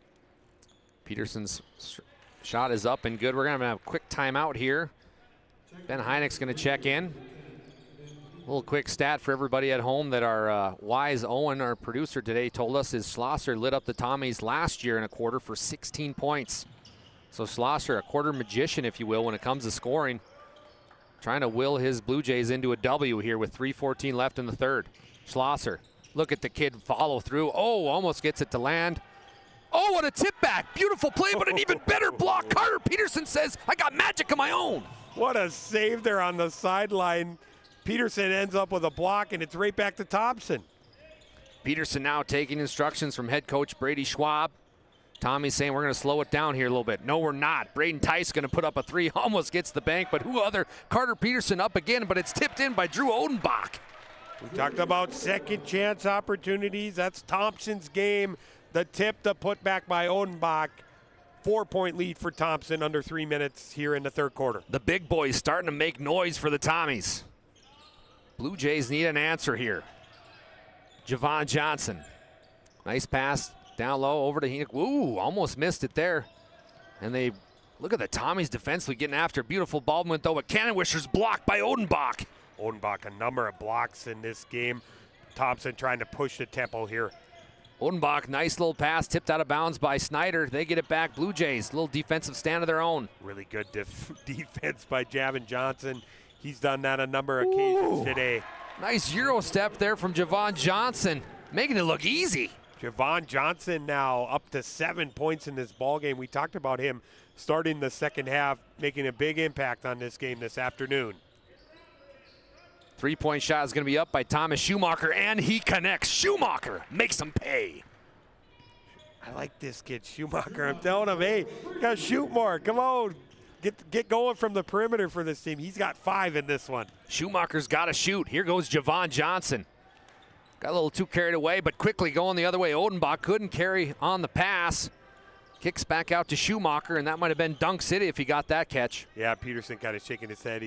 He saw Odenbach leak out there, just couldn't get a really accurate pass to him. Look at Schumacher drive the lane, and good. What a nice layup from Schumacher. I think Schumacher might have hurt us up here at Dallas Hansen. He's kind of starting to get going offensively for Thompson as the lead grows to 7. Couple substitutions coming in for both squads. Noah Hippen had to leave the game with 3 fouls, but he's set to check back in. Schlosser, top of the key. 16 seconds left on the shot clock. Blue Jays looking a little lost offensively right now. They get it to Johnson on the left wing. Takes a screen. Javon, he's going to drive. Nice pass down low to Snyder. Beautiful basketball from the Blue Jays. Really great. Javon Johnson's been terrific here in this third quarter. That time finding his teammate for an easy one. Javon, who's played quite a bit of JV here. Coach Anderson said he's growing within every day of practice. Nice player growing for the Blue Jays. Shot clock is off, so the Thompson Tommies will wait for the last shot. Thomas Shoemaker, 5 straight points, gets it tipped out of bounds by Schlosser and BG. What a nice move, though, by Schlosser to save that and tips it out of bounds. Yeah, he's so active on both ends. We talk about, it's been on full display here, inside, outside. He works so hard defensively, nothing easy when you've got Drake Schlosser on you. Joseph Taylor checking in for the Tommies. He'll get the ball right now. Get it back to Hippen on the baseline. Hippen, he's going to put up a tray. It's up. Oh, almost had it. But the quarter break is going to look a little bit like this on your BNC National Bank scoreboard. The Thompson Tommies 35, Stanley Blue Jays 30. We'll be back with fourth quarter action after a break. Why do I bank at First Western? Easy. They take care of their customers. That's right, Carson. You may be number 11 on the field, but at First Western, you and our customers are never just a number. First Western provides the best in customer service. When our customers call with a question, we answer their call personally. Now that's pro-level service. Thanks, Carson. Professional, friendly, full-service banking is what you can count on at First Western. First Western, you can bank on us. Meet Gary. Gary is an ordinary guy, but right now Gary has car trouble. Gary doesn't know about magic towing. Don't be like Gary. Remember the name and the number. It's Magic Towing. We are here to help 24/7. Magic Towing in Western, North Dakota. Don't be like Gary. Remember the name and the number. It's Magic Towing.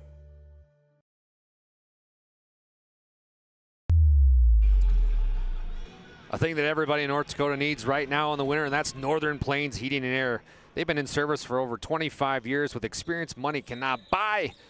The factory authorized dealer for many choices. There's no place to seal your heating and air game other than Northern Plains Heating and Air. Find them online at northern-plains.com. BG, we are into the fourth quarter. How can the Tommies seal this one up? Well, that's a good start, causing a turnover there on that pass from Schlosser to Heineck, gaining possession here. See if they can expand this 5-point lead.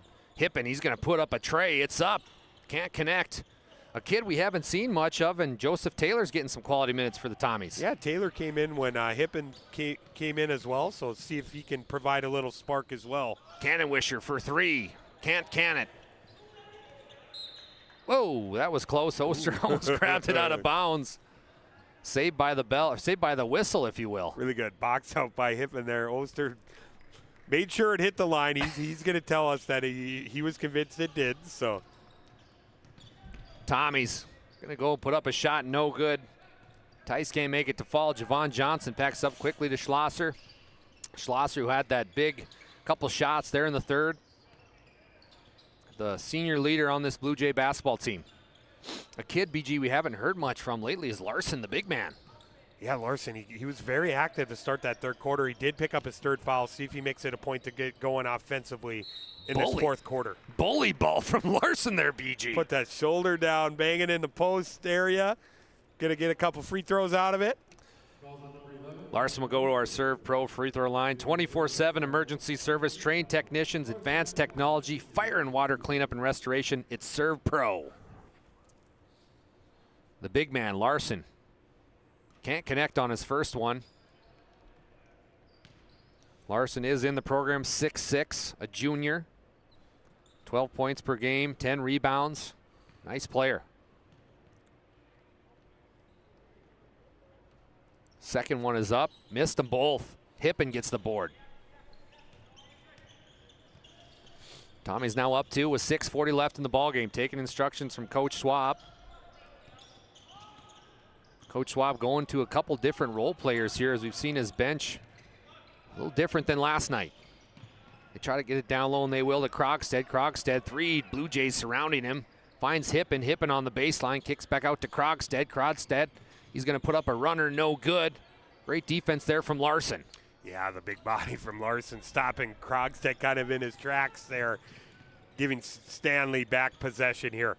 Javon Johnson, he's going to get a hand check call here from Joseph Taylor, who was all over him. Javon did a good job there to get around him. Javon's been really good in the second half. He's up to 7 points in this ball game. Played really well defensively. Playing some heavy minutes for Stanley in this one. Here come the Twin Towers for the Thompson Tommies. Checking back in is Carter Peterson and Drew Odenbach. 6'8" and 6'6". I'm guessing they'll play the rest of this game. Got a good little rest there on the bench.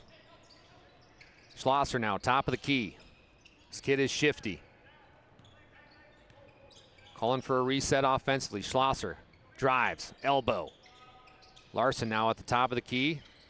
Hands back off to Schlosser.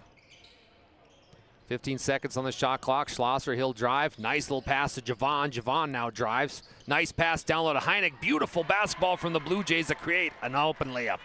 Great find from Javon Johnson. He could easily tried to force something up there in the lane, finds his teammate Heineck, his first points of the ball game in this one. Odenbach, multiple pivots, kicks out to Schumacher for 3. No good. Ooh, nice tip out there by Odenbach. Almost got it, but Schlosser comes up with it. Look at the defense from Schumacher. Snyder now comes up with it. Snyder better be careful. He might have it poked away. Really good defensive pressure by Schumacher, almost causing the turnover. Schlosser now kicks back out to Larson. Larson puts up a runner, no good. It's tipped out by the Blue Jays, so Tommies get it back. Really ramping up the defensive pressure is Thompson here. Really tough to get in the lane on this team. We're going to have a First International Bank and Trust timeout for the Blue Jays. We're going to take time as well. When we come back, we'll have the final 5 minutes of this one.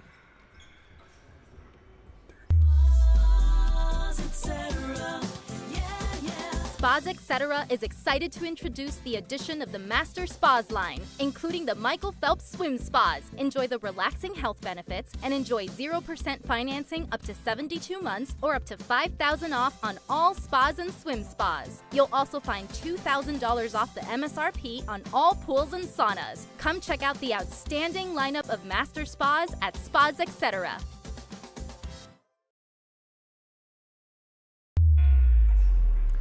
Welcome back to the Hoopster Classic here. We're going to talk about VEC Cooperative, a Touchstone Energy Cooperative. Appreciate them coming on board, as well as Birdsall Grain and Seed LLC, a farmer's seed company. Appreciate them coming on board. And BG, it's been a fun game so far, back and forth. Could have a tight one here down the way. Yeah, points kind of hard to come by here in the fourth quarter. It's kind of been the story of the game here. See if Thompson can get something on this set. Whoa, look at Schumacher. Might have got away with the travel there, but it's going to be 4-on-5. Schumacher very slow to get up. Talking to the official. Schlosser. He's going to drive against Hippen, hands off to Javon Johnson. Look at Hippen just trying to poke that basketball away. Blue Jays will reset offensively. 10 seconds on the shot clock. Larson catches it way back on the three-point line. I don't know if fakes me out. Now 5 seconds. Blue Jays got to go. Johnson gets it poked away. Heineck puts up a shot. Ooh, almost got it to fall, but no good. A possession where the Blue Jays a little shaky there. That half-court offense, Thompson has really done a good job in defending it. It's been points are so hard to come by. Schumacher, he's going to put up an NBA range 3, can't connect. Rebound will be bounced around, but look who gets it other than Gavin Krogstad. Really good job creating a second chance opportunity as Krogstad. Bully ball and gets it to fall.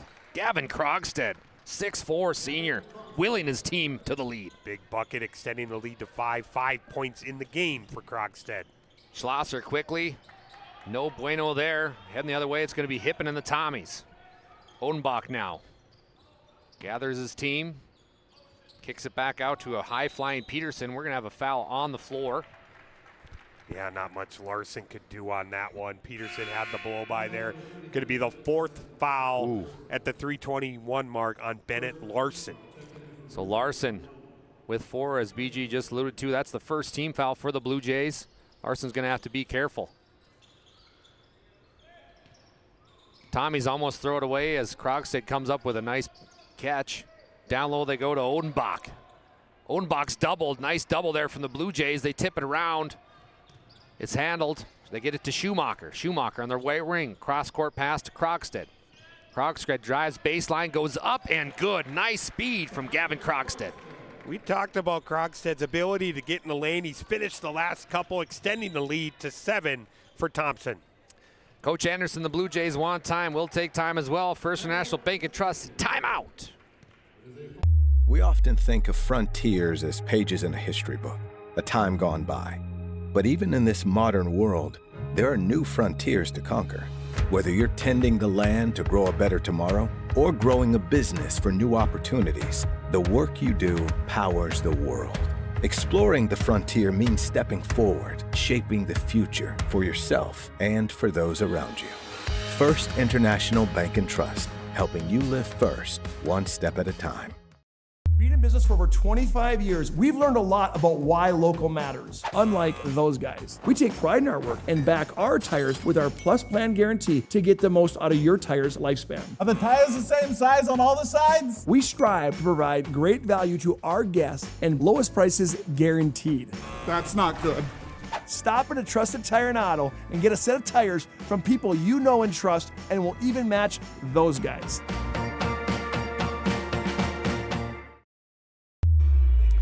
Dallas Hansen and Bryce Gutenek join you live here courtside at the Magic City campus that is Minot State University. It's been a fun game so far. Blue Jays trying to dig into this lead a little bit. Yeah, I'd like to maybe see some type of ball screen action. Try and get Schlosser another open look from downtown. He had a couple made threes there in the third quarter. Down 7 here. This could be a key possession for Stanley. Schlosser calling out Larson, saying we got to run the set that we talked about. It's a 3 for Kanenwischer. It's a deep one off the front iron of the rim. No good. Rebound goes to Odenbach, and he's been heavy on the boards today. Yeah, it's such a force on both ends, offensive glass and defensive glass is Odenbach. Noah Hippen takes the screen right at the free throw line, picks up his dribble, hands it off to Krogstad. Krogstad back to Schumacher on the left wing. Hippen now gets a chance to do it. He's going to drive, puts up the runner. Good. Noah Hippen. Have yourself a day, young man. Really good body control there, avoiding an offensive foul. Great take by Hippen. 4 points in the ballgame for him. Krogstad now picks up his dribble, gives it to Larson. Larson, who is playing with 4 fouls, something to watch. Schlosser back to Larson. Larson puts up the shot and go, and that's why he's got to stay in the ballgame for the Blue Jays. Great find from Schlosser to Larson. Lead back down to 7 for Thompson. We are under 2 minutes remaining here in what has been a close ballgame throughout. Schumacher, he's played well, had a great third quarter.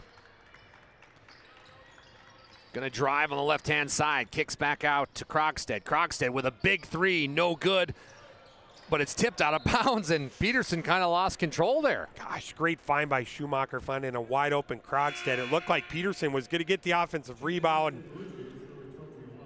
Possession right back to Stanley. Coach Anderson sending Javon Johnson back into the ballgame. One of his lead bench players, played a lot of time here, started the second half. Schlosser with a quick move, loses the handle though. Trying to kick back out, he'll find Larson. Larson puts up the tray, that is air ball. Somebody opened a window up here at the Dome. We're gonna have a foul, quick foul there by Kanenwischer.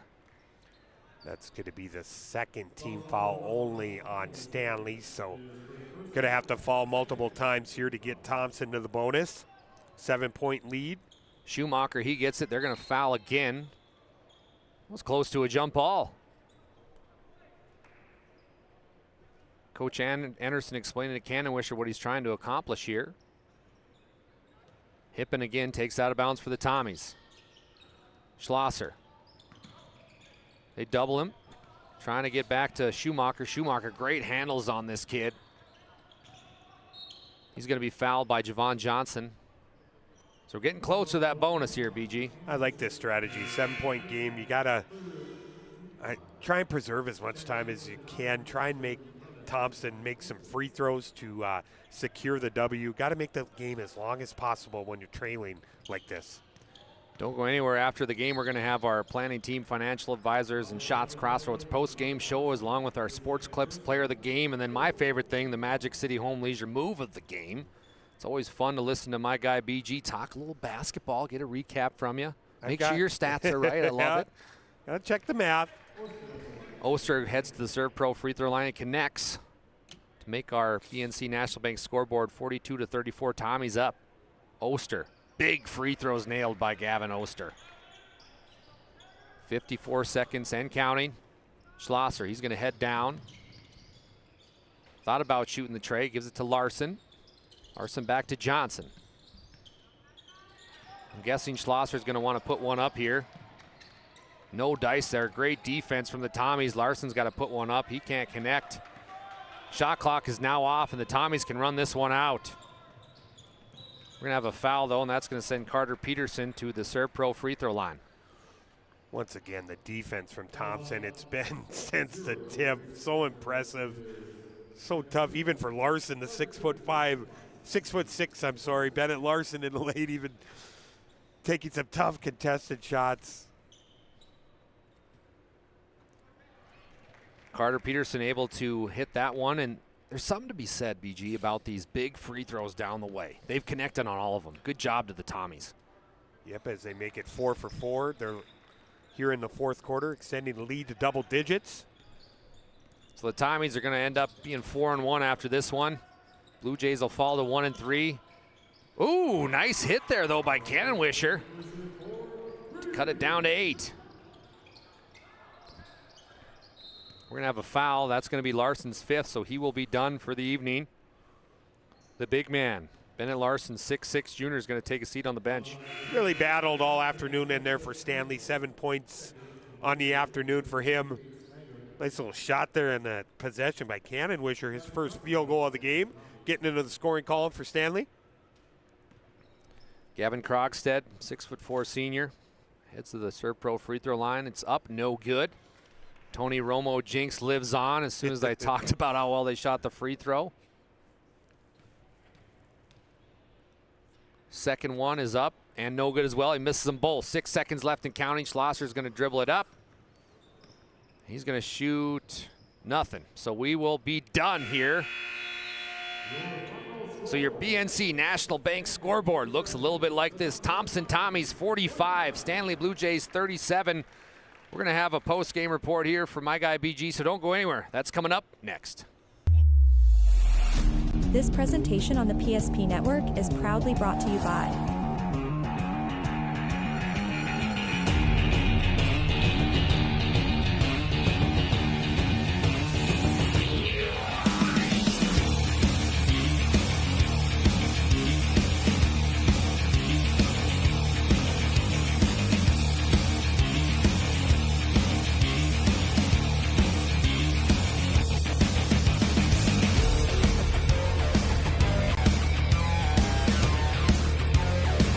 Make sure to like and follow the PSP Network on all social media platforms and hit that subscribe button on YouTube. PSP Network. It's game day.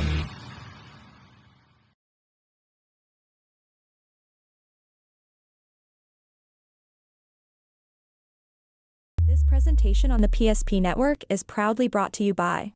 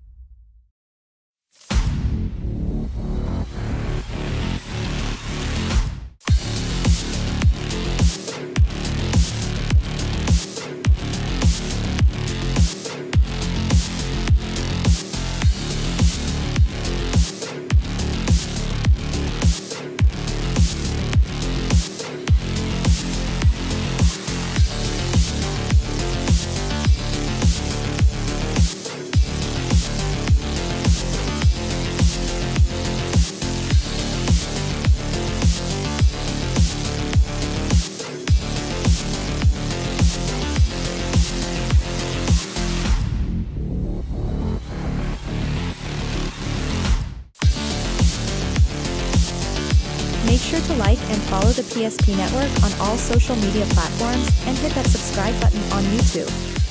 PSP Network. It's game day. Welcome to our post-game show presented to you by Planning Team Financial Advisors and Schatz Crossroads. Planning Team Financial Advisors, whether you're looking for a full-service financial plan or planning for farm or business success, Planning Team Financial Advisors is here to help you work toward achieving your goals. Visit us online at planningteam.com. And don't forget about Shots Crossroads, your post-game headquarters.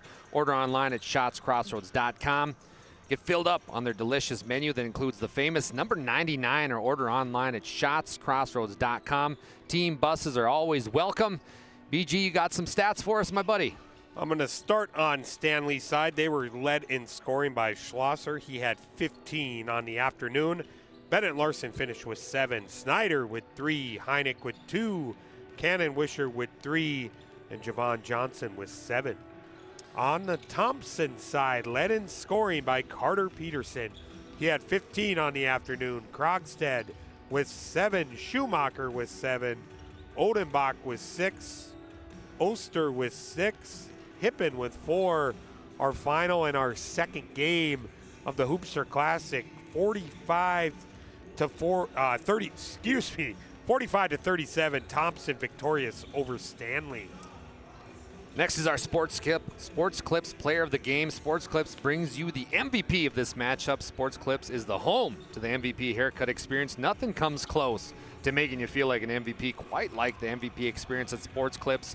Tonight's Sports Clips MVP Player of the Game is about to be brought to you by BG. Let's hear it, my friend. I'm going to go with Carter Peterson. He was really effective offensively in that second half. Really got it going on the block. I'm going to give consolation, lack of better word, shout out to Oster and Hippen. Really brought some great energy for Thompson. I talked about playing that night game, then coming back in the afternoon. There's certainly a lot of challenges to that. They handled it well after those first few minutes. A big win for Thompson. Big afternoon from Carter Peterson. 15 points. Our Sport Clips MVP. Sports Clips, they'll help you look your best. Check in online with a hairstylist today at sportsclips.com. Now moving on to Move of the Game, presented by Magic City Home Leisure. Magic City Home Leisure, we are home and spa enthusiasts, and we're excited to bring you experience that will bring you fun and adventure that a quality hot tub, pool, or sauna can bring into your life. We need one up here. Let's call a game from a hot tub. We are a local dealership serving Minot and the surrounding area. Magic City Home Leisure is a reputable hot tub dealer with 5 out of 5-star Google rating with over 200 customer testimonials. We help customers by providing health improvement and family fun. Everything from the Michael Phelps Swim Spa to saunas to Brunswick billiards, splash pools, outdoor furniture, whatever you need, check out Magic City Home Leisure. BG, Move of the Game is? The one that really stood out to me, I know it's in a losing effort, but remember when Snyder went flying over here, throws the ball behind his head, it ends up in Schlosser's hands. Seemed like maybe Stanley make a little bit of a run there. There was a knockdown 3, but a little bit of chaos. He kept the ball alive, ended up in Schlosser's hands for a big 3. Really got Stanley going at that point. But they do fall short to the Tommies, but a great play and a great effort on that one. Well, Bryce, you are the man. Appreciate you so much. It's been a lot of fun calling basketball games with you. Now you're going to head over to the Magic City campus at Minot High, get to call some girls basketball with Nick Holberg. That'll be on PSP as well. You get to watch Lily Bell. It's going to be fun. Do you have a final for us out of that one, or an early prediction? I'm not sure. I mean, I think there's going to be quite a few points scored in that one. I know Minot girls, their ability to score the basketball might be on full display. I haven't seen Davies play since last year. Really excited to see what they bring to the table. One of the favorites in the EDC is Fargo Davies. Well, while BG heads that way, it'll be me and Owen Patterson calling the next one. It's going to be the Rugby Panthers. They're going to play the Dickinson Trinity Titans. And then after that, we're going to have Four Winds versus Beulah, then St. John and Velva. 6:30, West Hope Newburgh. Glen will play the Sioux. They're going to play Hazen, and then North Prairie versus our Redeemers to close out the Hoopster Classic. A lot of more basketball to come. We've got about 12 minutes till our next tip-off. We're going to take a quick break, but just thank everybody for tuning in. We'll be back with more action here on PSP Network. This presentation on the PSP Network is proudly brought to you by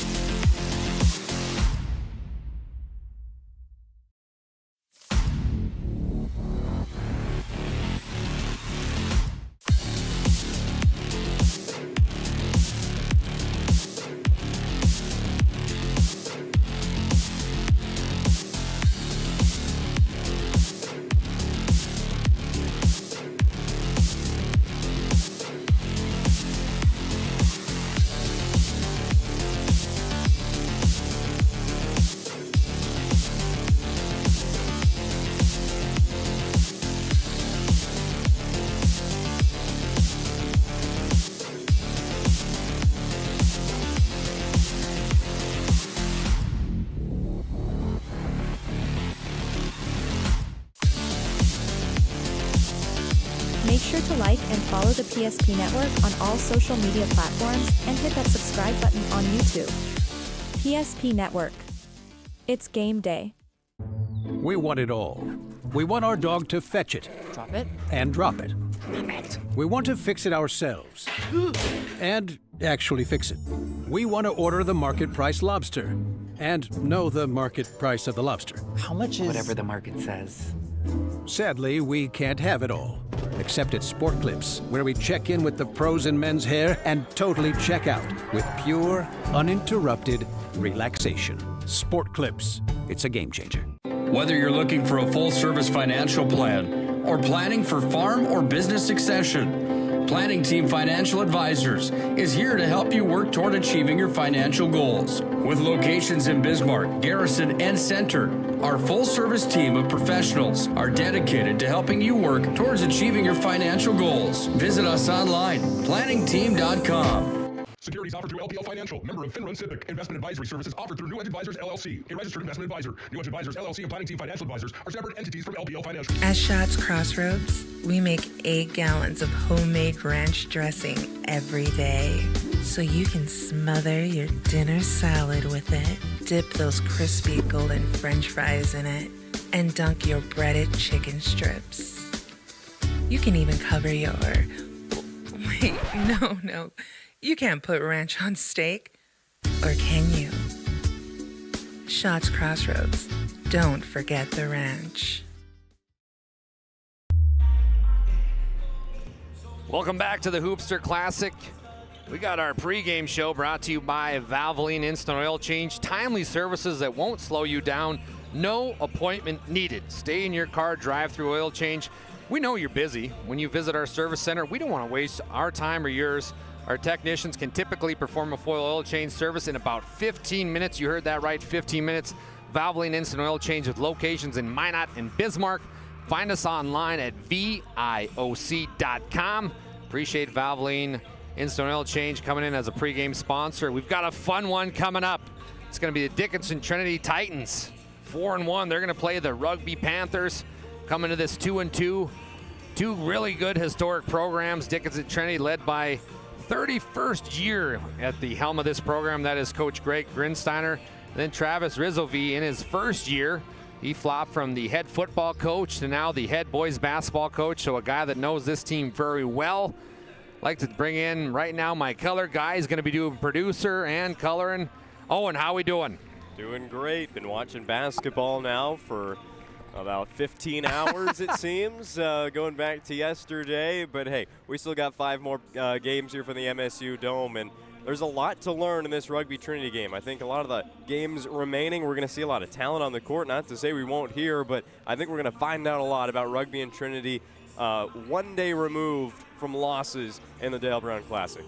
No, you are spot on. We got to watch both these guys and teams perform very well. And Dickinson Trinity struggled a little bit. Owen, you were producing during that game, but Dickinson Trinity offensively didn't look the best. Let's put it that way.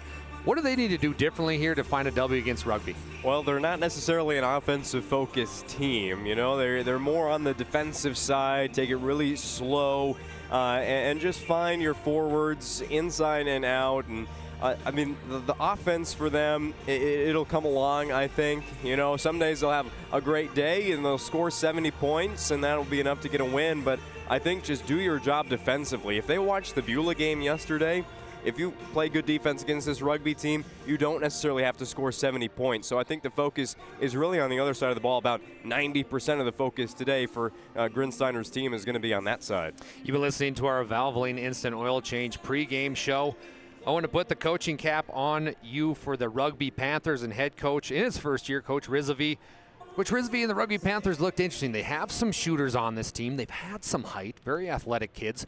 What do they have to do today to get a W?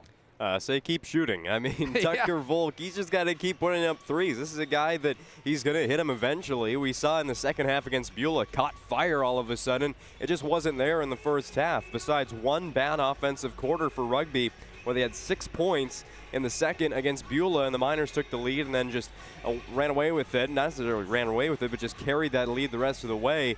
rugby, you just got to keep shooting. They're going to fall. You got to have the confidence in that. Obviously, you really like the bench player, Brody Burnt, off the bench, scores inside and out. But rugby, they just got to keep putting up shots. I mean, they're good looks. Eventually, they're going to go in, you have to believe. You've been listening to our Valvoline Instant Oil Change pregame show. We're going to talk a little bit about where we are sitting at right now, and that's Minot State. They're a sponsor for us. The best way to predict your future is to create it. With over 100 areas of study at Minot State, you'll earn the degree of your career with your desire. With more than 96% of recent Minot State grads employed or continuing their education, MSU grads get jobs, period.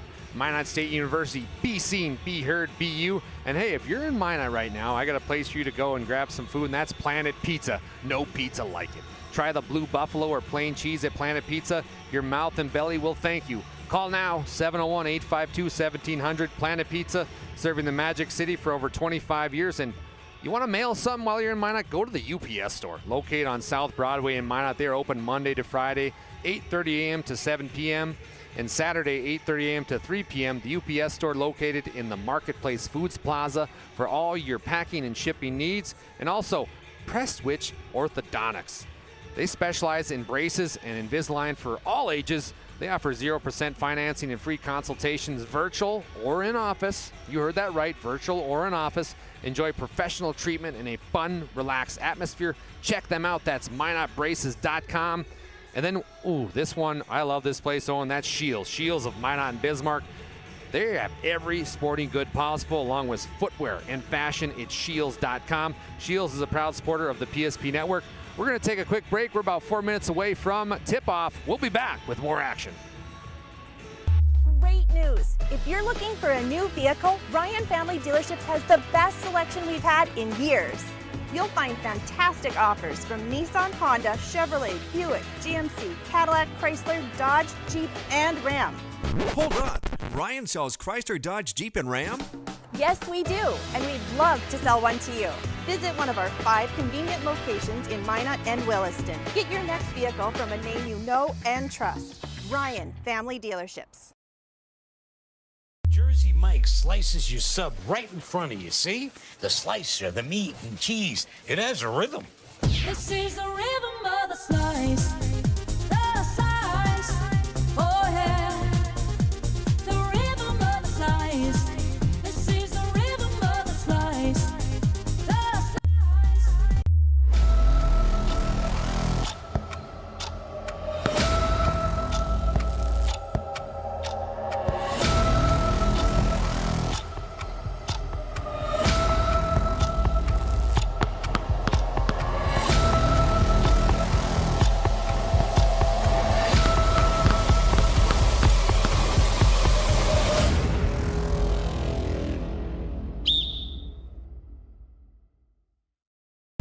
For over 25 years, we've learned a lot about why local matters. Unlike those guys, we take pride in our work and back our tires with our Plus Plan guarantee to get the most out of your tire's lifespan. Are the tires the same size on all the sides? We strive to provide great value to our guests and lowest prices guaranteed. That's not good. Stop at a trusted tire and auto and get a set of tires from people you know and trust, and will even match those guys.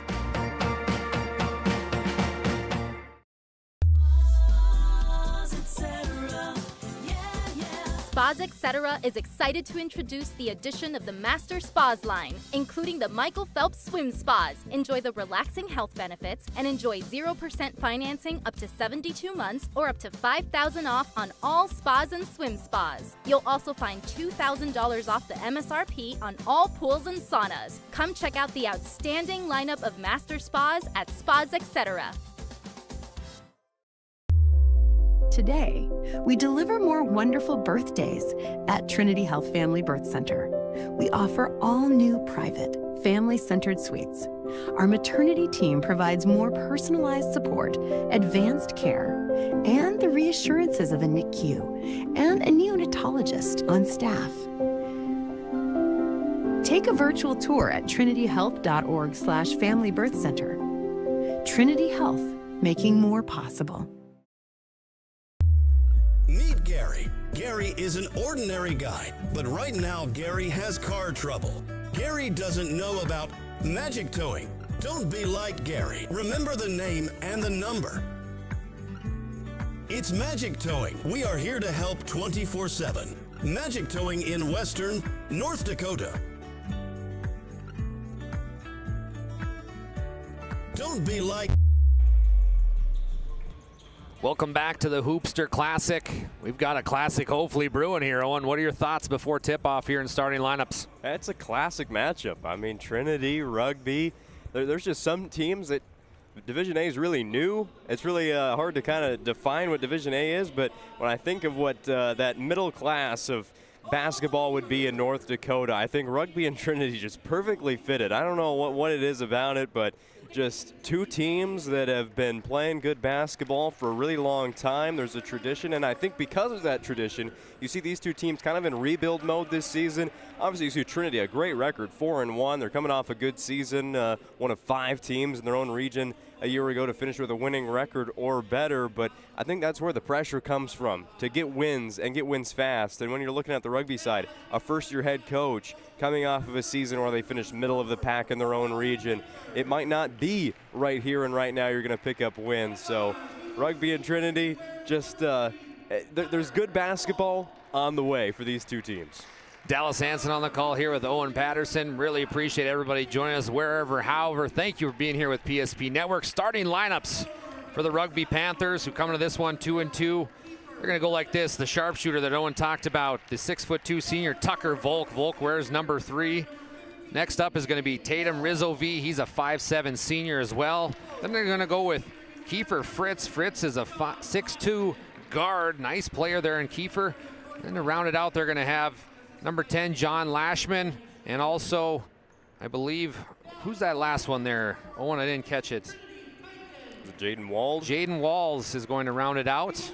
That completes the lineup for the Rugby Panthers, who have had, as Owen alluded to, very nice program. But now we're going to shift over to the Trinity Titans coming up from Dickinson. They're going to go like this. Camden Kubas, who is a very nice player, and then Emerson Simiao, a very nice player as well, a sophomore 6-footer. Simianu, excuse me. And then they're going to go with number 24. That is Blake Peters, a 6-foot senior. Blake, a nice player. Plays a little bit all over the court, not just down low, but does do some guard spots. And then Nick Sobolek is a 6'3" senior. He wears number 33, and rounding it out is going to be the big boy in the middle. That's Caden Ham, a 6'2" senior. Caden wears number 44. That completes the lineup. We're moments away from tip-off. Listen to our Valvoline Instant Oil Change pregame show. Thank you for joining us. Owen, this is going to be a fun one. Both teams looking to rebound, if you will, off of last night's losses. Yeah, and only a couple hours in between. So yeah. It's a loss that's still fresh in your memory, but trying to put that away and end your Hoopster tournament with a win. Away we go. Dickinson Trinity gets the ball. Rugby going to a zone right off the bat. Looks like a 1-3-1, and they get the turnover right off the bat. Heading the other way, it's going to be Rizvi. He can't hang on to it, so back-to-back turnovers, and here come the Titans. Sobolek goes up on a left-hander, can't complete the layup, Owen, and it was right there. It was, and it was caused by another Rugby turnover, which really gave them the most issues yesterday against Beulah. Another turnover as Rugby can't connect on the layup. Kubas hands it off to Simiano. Heading the other way is Rizvi. Rizvi on the left-hand side. He goes up, block. Nice block there by Ham. That was a good idea there by Rizvi, but didn't see Ham coming from the blind side. Sobolek brings it out for the Titans. Nice zone here from the Panthers, switching it up. We've seen a lot of 2-3 zones today so far. They go to a low block, trying to get a high post touch. Three-pointer is going to be up, no good for the Titans. Kubas, though, gets the offensive board for Dickinson Trinity. Yeah, it's time for these offenses to slow down a little bit. Let's get into the game a little bit. Let's make 5 passes before we shoot it. There we go. 5 passes, Rugby, and then we're going to shoot it. Tipped out of bounds by John Lashman and the Panthers. Trinity will retain the basketball under their own hoop. Kubas gets it inbounds to the Titans. Back to Kubas on the left wing. He's going to drive baseline. Down low to Ham. Ham puts up the runner, no good. Shooting struggles continue for the Titans. We're going to have a foul. And you don't need that, Owen. 85 feet away from the bucket. You really don't. Simianu there just was in a bad position to go for the steal anyway. Just stand your ground there, and if Rizovi's going to run you over like it seems like he's always going to do, bringing it up the court, take a charge even. Panthers get it in. Simianu, a nice player for Dickinson Trinity. Tough last name, but a nice player. Yeah, a lot of silent letters in that Simianu last name. Tucker Volk now gives it to Rizovi. Rizovi. Dickinson Trinity playing their usual man-to-man defense. Coach Grinsteiner loves it. Very talented coach, but it's going to be tipped out of bounds. Nice play there by the Titans. Yeah, Simianu there. You can see it on the Ryan Family Dealerships replay. Just got a hand up and even got to the basketball. Nothing else there. No swat or at anything. Just great positioning there by Emerson Simianu. Tucker Volk takes off, and Simianu again tips it away. Look at this kid go. Tenacious defense from number 22. He's everywhere, bothering the basketball right now. And he even jogged way out to get the official the basketball. 12 seconds on the shot clock. Rugby's against it right now. Ooh, dangerous pass, but they get into Rizovi. Back over to Volk. Volk is that sharpshooter that Owen talked about in our pregame show. It's tipped out of bounds. So now 5 seconds on the shot clock going. And it seems like Rugby hasn't even had the ball. Like, no. The ball's been out of bounds 3 times now for the Panthers, and one pass, you got to get it off here. They got to shoot it. It's going to be Fritz. Fritz puts up the shot, and that'll be a shot clock violation, and it did not touch the rim, so not a very good possession for the Panthers. Yeah, 35 seconds to work with there for Rugby, and they ended up really getting nothing at all. Never once did they look comfortable with the basketball in that possession. Coach Grinsteiner is going to bring in Landon Note. 6'1" guard. He is a senior. Supplied some second half points yesterday against Four Winds Milwaukee, and they're just going to have him running baseline here. Just get open and put it up. And he will right on Owen's cue, but it's no good from three-point land. Tipped around. Nice play there by Fritz. He gets it. Hands it back off to Rizovi. Rizovi trying to get it down low to the big man, but nice play, and Simianu's everywhere. The guy who's going to there, John Lashman, remember yesterday, he's listed as a center. He hit the first bucket of the game for Rugby. It was a three-pointer. Maybe he's the one to take the lid off the basket. Not so fast, my friend, as another turnover here, and the sloppy play continues. Our third game of today's broadcast. Ham gets it picked off by Volk. Volk heading the other way. Will he have our first basket? Hands it to Rizovi. Rizovi goes up, no good. Simianu gets the board, and the Titans now heading the other way. Quickly, it's Note. Note's going to have it almost picked off. We said in the pregame show, Dallas, the focus in this game will not be on offense for either team. So let's take a look at some positive notes. The defenses are pitching a shutout through almost 3 minutes. They're playing great, forcing turnovers, forcing bad shots, but eventually you will have to score to win this game. Kubas gets it inbounds. Over to Simianu. Simianu back to Kubas. Kubas is a nice player for the Titans. Senior leader trying to get his team on the scoreboard here. Simianu, he's going to drive down low. It's going to be tossed around, and another turnover as Rugby picks up the basketball. Look at this. He won't guess this on another turnover. Heading the other way. Dickinson Trinity. Kubas kicks it out. Simianu for three. Bingo, bango. Nice play there for our first points. And that's going to be a timeout now by First International Bank and Trust. Timeout by the Rugby Panthers. It's a 30. We'll be back in 30 seconds. The dictionary defines community as a group of people living in the same place or sharing common goals. Community is the largest part of our name, and we make it the largest part of our business. We support our local schools, organizations, youth programs, and local events from Bowman to Bismarck, because we all share a common goal to better the quality of life in our communities. Come bank with us at Dakota Community Bank and Trust, your real community bank. Welcome back to the Dome. Want to give a shout out to First International Bank and Trust. They are a full-service, family-owned, independent community bank built on the bond between our employees and customers. Founded in 1910 and growing to serve rural and urban communities across Arizona, Minnesota, North Dakota, and South Dakota. Find them online at FIBT.com. Whoa, a little push there for him, Shiver, but it's going to be out of bounds zone. We talked about it, but Simianu finally gets it going for the Titans. Yeah, somebody needed to hit a shot eventually, and now we just follow the leader if you're the Trinity Titans. All right, we made one. Let's make some more, but it starts with a stop here after the dead ball. Oh, and Simiano picks up a quick foul. And that's a problem because he's got 2 early ones here for Trinity, and it seems he might be the offensive option. We haven't seen Camden Kubas really do anything in that offensive set. He's really their stop-scoring option here. Speaking of him, there he goes right now. Camden, he's going to have a chance. Left-hand layup, gets fouled. Foul will go against Tatum Rizzo V. Take a look at our Ryan Family Dealership instant replay. Nice aggressive move here by Kubas. He'll go to the Serve Pro free throw line. Serve Pro is your 24/7 emergency service, trained technicians, advanced technology, fire and water cleanup and restoration. It's Serve Pro. Going right on your cue. Camden came alive. Yeah, he's just got to make his free throws here. Makes the second one, 1 of 2 for Camden.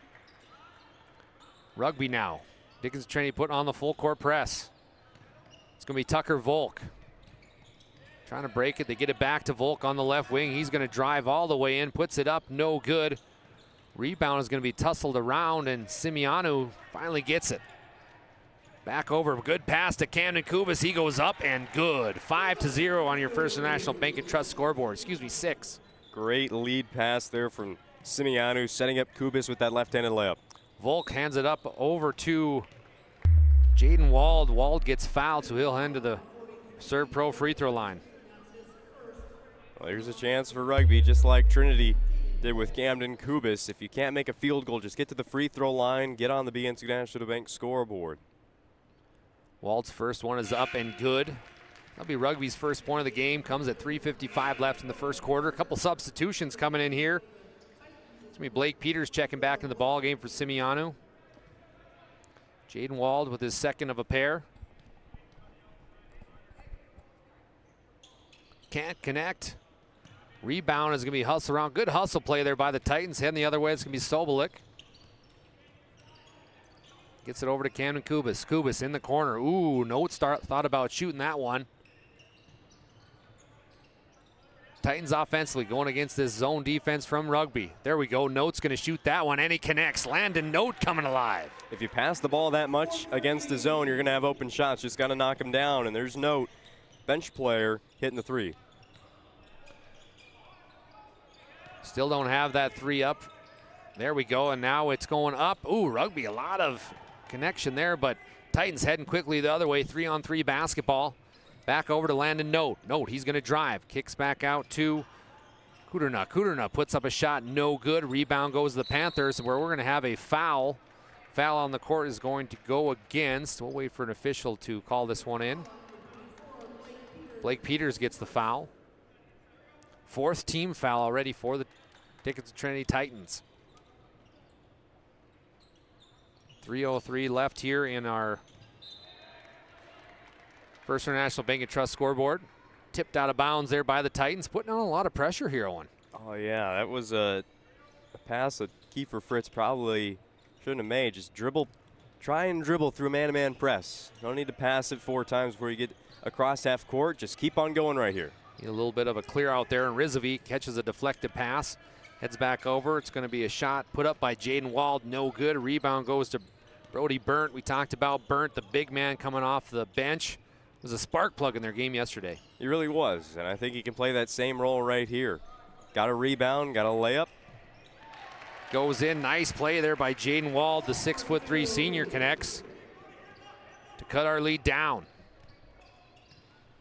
Titans got a pair of substitutions coming in here at the next dead ball. Offensively have coming alive this last few possessions. Seems like they settled in a little bit. They really have, and I think it's because they're finally starting to dissect this zone defense for Rugby. Good offensive board there by the Titans, not able to connect. That was Camden Kubas. It's going to be out of bounds, and it will be Dickinson Trinity ball. Checking back in the game is going to be Caden Ham. The really good thing for Rugby is the things that they can correct right now, it's really their responsibility. It's not that Trinity is just making every shot, something they can't control, but it's just passes going through your hands. Catch it next time. All right, get into the offense. Those are the things Rugby just needs to correct right now. Simiano now gives it back to Kubas. Trinity doing some nice ballman here lately against this zone. Simiano, no good. Rebound to Ham. He's a workhorse down there. Passing the basketball around lately. Tipped out of bounds finally, but I'm sure it was talked about last night about Coach Gridensteiner saying, guys, we got to move without the basketball. It could be man, could be zone. We got to move on offense. Yeah, in zone, it kind of looks like you can't get the ball into the lane, but if you get that ball to the free throw line and everybody in the zone kind of just swarms to it, everybody's going to be open again for baseline cuts. Tucker Volk might have got away with a travel there, but he gets it to Rizzo V. Rizzo V heading the other way. Gives it to Jaden Wald, puts up an NBA range three, no good. Caden Ham gets pushed in the back, and that was evident. Referee's on top of that one. 15 is going to be Jaden Wald. He picks up his first personal, second team foul.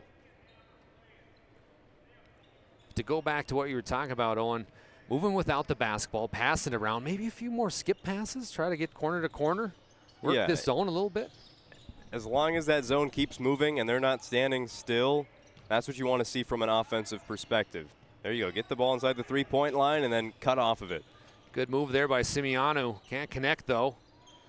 Sobolik gets the board, and it's thrown out of bounds by Rugby. right idea there by Lucas Wentz. Just didn't happen the way you want it to happen. Yeah, that's just an unfortunate one there for the Panthers.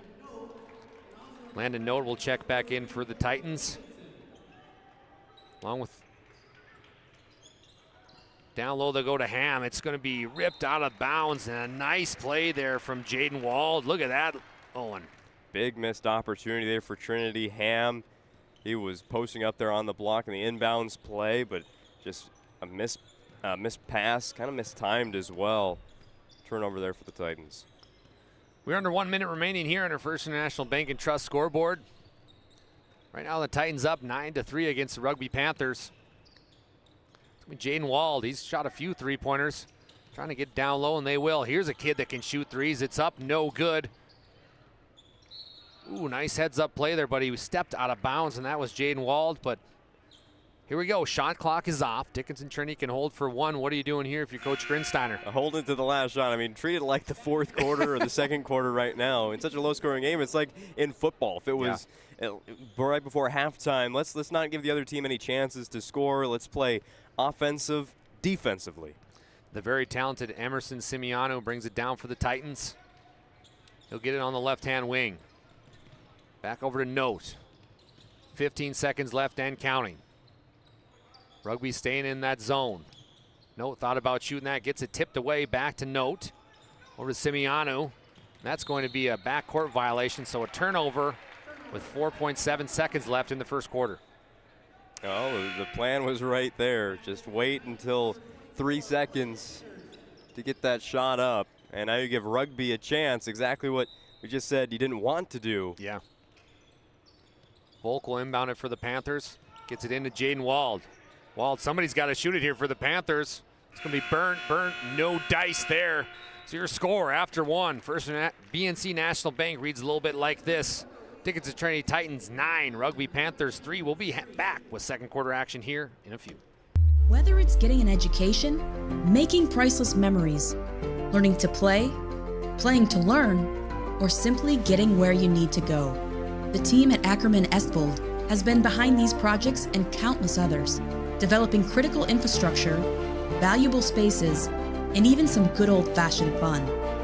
Entrusted with the things you know, but delivering more than you may realize. Ackerman Estvold, trusted for decades and decades to come. We often think of frontiers as pages in a history book, a time gone by. But even in this modern world, there are new frontiers to conquer. Whether you're tending the land to grow a better tomorrow or growing a business for new opportunities, the work you do powers the world. Exploring the frontier means stepping forward, shaping the future for yourself and for those around you. First International Bank and Trust, helping you live first, one step at a time. Dallas Hansen and Owen Patterson live courtside here. The beautiful campus of Minot State University at the Hoopster Classic. Owen, Interesting first quarter. Your thoughts on the leader right now, the Dickinson Trinity Titans? One of the advanced stats the basketball coaches love is points per possession, and one is like as good as it gets, 1 point per possession.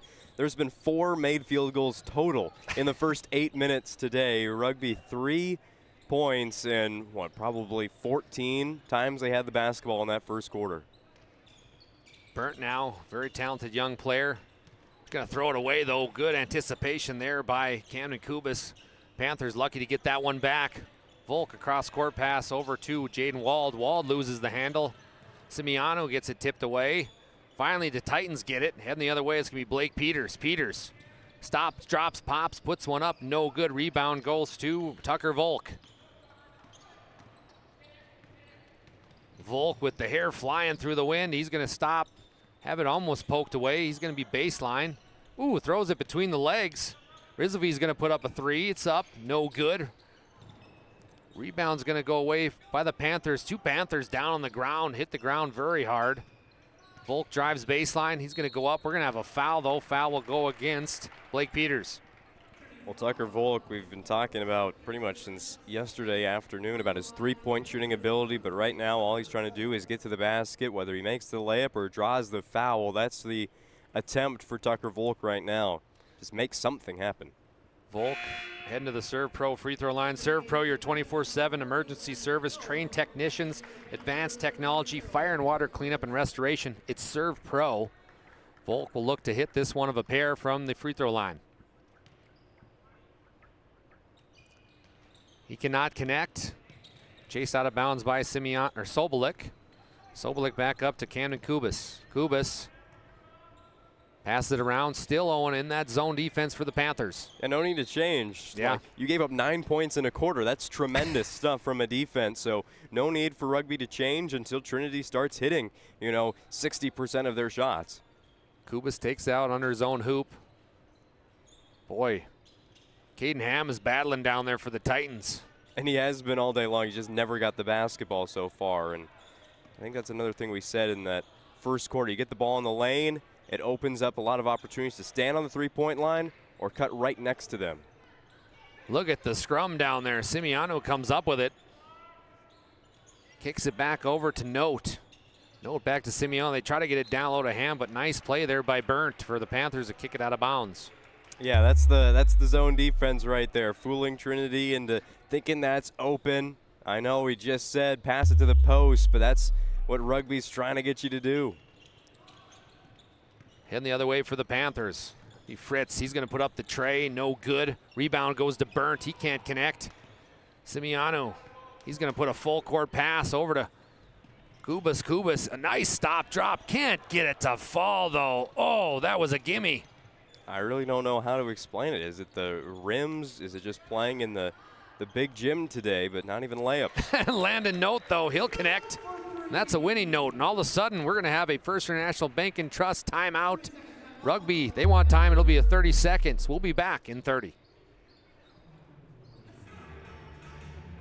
We often think of frontiers as pages in a history book, a time gone by. But even in this modern world, there are new frontiers to conquer. Whether you're tending the land to grow a better tomorrow or growing a business for new opportunities, the work you do powers the world. Exploring the frontier means stepping forward, shaping the future for yourself and for those around you. First International Bank and Trust, helping you live first, one step at a time. Dallas Hansen, Owen Patterson joining you here from the Dome. Minot State University here at the Hoopster Classic. Owen, finally Landon Note was able to connect there to get Trinity up by a couple more. Yeah, thank goodness Landon Note's on the court. 2 made threes in his first half. He has half of Trinity's points, 6 so far. Rugby trying to get an answer here. It's going to be Burnt on the right wing. Look at Simiano diving. Dives back. Burnt, though, handles it. Rizzo V. Back over to Fritz. Fritz, top of the key. The lefty thought about shooting that deep one. We're going to have a foul on the court. Jeremy Melhoff, one of our officials tonight. There's going to be a pretty easy decision if this game keeps going like this. for our Sport Clips MVP with a defensive theme. Emerson Simianu is everywhere on the floor for the Titans. Well said. Foul will go against Landon Note, his first personal. We're going to have an off-ball foul here. It's going to go against the Panthers. Illegal screen, looks like. Yeah, burnt right there. I know you and Bryce have seen plenty of moving screens here in the MSU Dome. It's something that's been mentioned. Yeah, just not setting the screen, not being set on offense. I know officials talked about this offseason to make sure to make that a call, but Ham, look at him go. Oh, he can't get it to fall. Gets his own rebound. Can't get that one to fall. Simianu finally gets it, and he gets up and good.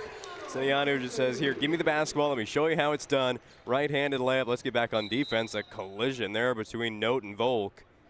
It's going to get called in the defense no matter whose fault it was. Second personal for Note. A couple substitutions coming here for Coach Grinsteiner.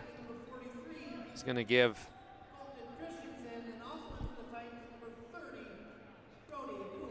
Brody Kuntz is going to check in the ballgame. Brody, a sophomore, 6'1". Coach Grinsteiner sending in some youth here. Rizovy for the Panthers. He's going to head up the left wing. Drives around. Rizovy puts up a runner. No good. Nice rebound there by the Panthers. No good again. We're going to have a Service Pro free throw line shot coming up for John Lashman. Rugby 1 for 4 at the Serve Pro free throw line so far. An area to improve right now for John Lashman. He can pick up the spirits of this rugby team by hitting 2 free throws. Lashman, the lefty's first one, is up and good to make our BNC National Bank scoreboard. Dickens and Trinity 14, Rugby Panthers 4. 4:39 left here in the first half. Lashman's second one is up and good. So Lashman, the lefty, able to connect on both. Little life here for the Panthers. Well done by John Lashman. He was, we said it earlier, the guy that scored early against Beulah, got the offense in motion. Does it again here. Simiano now in the corner. Dickens and Trinity passing. It's going to be tipped away by Rizovy. Rizovy heading the other way. Left-hand layup up, no good. But a quick attempt there up, no good as well by the Panthers. It hasn't been for lack of effort, just the scoring ability hasn't been there. Here comes Sobolik. Sobolik puts up the shot, no good. Rebound back to the Panthers. Oh, Rizovy's defense has been great. He's forces turnovers there. Just probably gets a speeding ticket every time he's on offense. And the other way, it's going to be Lashman on the baseline. Lefty puts up a shot, no good, but he's battling down there. Sobolik gets it back for the Titans.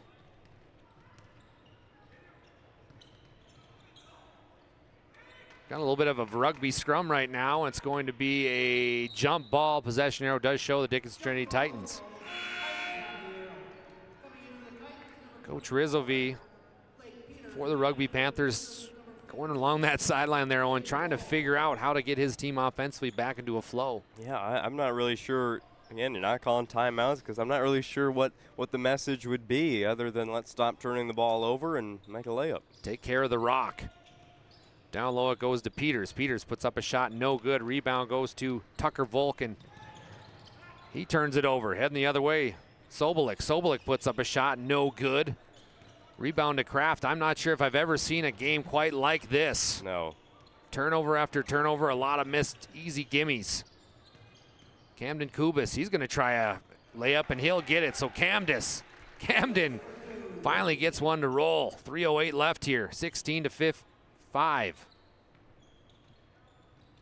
Panthers bring it down. They break the pass. Get it down to Lashman. Lashman on the baseline. There's a double. Nice steal there by the Titans. Blake Peters just got put in here. Peters on the left wing. Another turnover here. Rizovy picks it up. And there's another turnover. Over-under turnovers was 12.5, I believe. It's already way over that. No, Trinity has probably more takeaways than they have points, which is perfectly in line with their keys to the game. That's what they want to have. Simiano now in the corner. Get it down low to Christensen. Christensen back to Simiano. Puts it up. No good. Good looking shot there, though. He's not able to get it fall by Sobolik.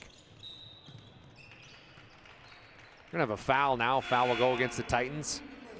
I think with Trinity knowing how how often they're able to turn or get the ball away from Rugby.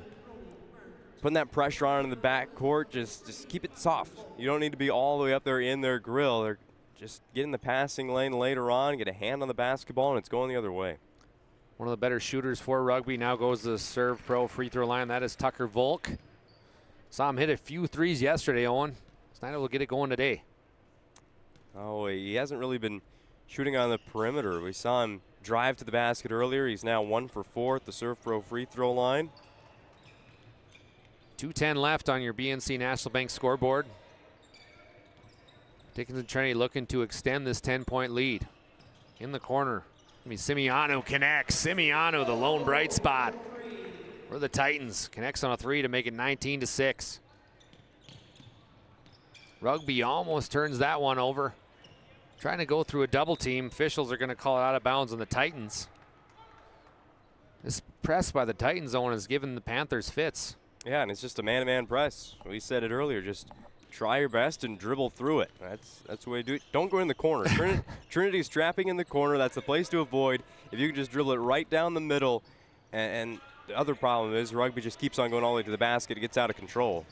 Burnt now, bodies flying everywhere. We're going to have a foul. Foul is going to go against the Titans. Yeah, Trinity's put Rugby in the bonus now for the rest of the first half. Panthers 50% at the line. Wald gets a chance. He's the only Panther to make a field goal today. His first one is good from the serve pro free throw line. Couple substitutions now. Checking in the ball game is going to be Kiefer Fritz for the Panthers. Wald's second one is up. Hits the front of the rim, no good. Rebound to the workhorse, Caden Ham. Camden Kubas now trying to direct this team against the 1-3-1 zone that Rugby has put on them all day. Kuntz now back over to Kubas. Down low they go to Ham. Ham puts up a shot. Nice shot there by Caden Ham. Gets 1 to 5. Well done there from the short corner. Caden Ham, he's been asking for the ball all afternoon. Caden, who's worked his butt off here for Coach Grinsteiner. 109 left here in the first half. Rizovy gets it in to Fritz. 21-7. Rugby trying to get into double digits here as we end the first half. Burnt going to throw it out of bounds. Melhoff will say it stays with the Panthers. They'll have it on the sideline. Don't forget, at halftime, we're going to have some stats from Magic Towing. Owen's going to talk a little bit about what both teams could do different, what they've done good, and some numbers. Jaden Wald now on the right wing. Gets it over to Fritz. Fritz back to Rizovy. Rizovy, step back J is up and good. Rizovy hits a 3, and that's well welcomed by the Panther fans. Tatum Rizovy, the back pedal there. We saw a move like that against Beulah. He is always flying at 100 miles an hour. They skipped it to Ham. Ham had a nice right-hand layup, wasn't able to connect, out of bounds. Rugby Panthers get the basketball back. Shot clock is off. Oh, and here's a question for you. Are you going to look to get the last shot, or if there's a good shot there, you taking it? Good shot, take it if you're Rugby, down 10-21 in the second quarter. Got to get the ball in, though. Get the ball in. Rizovy, ooh, that was dangerous. He'll bring it past that big Minot State Beaver logo that is here at the Dome. 22 seconds left in counting, no shot clock. Jaden Wall, top of the key, he's gonna drive, puts up a runner, ooh, in and out. Rebound goes, ooh, Jaden better be careful, almost fouled there. Sobolik now bringing it up for the Titans. Sobolik off to the races, kicks it back out to Kuntz. Kuntz, no good. We're gonna have a foul. Foul will go against the Panthers.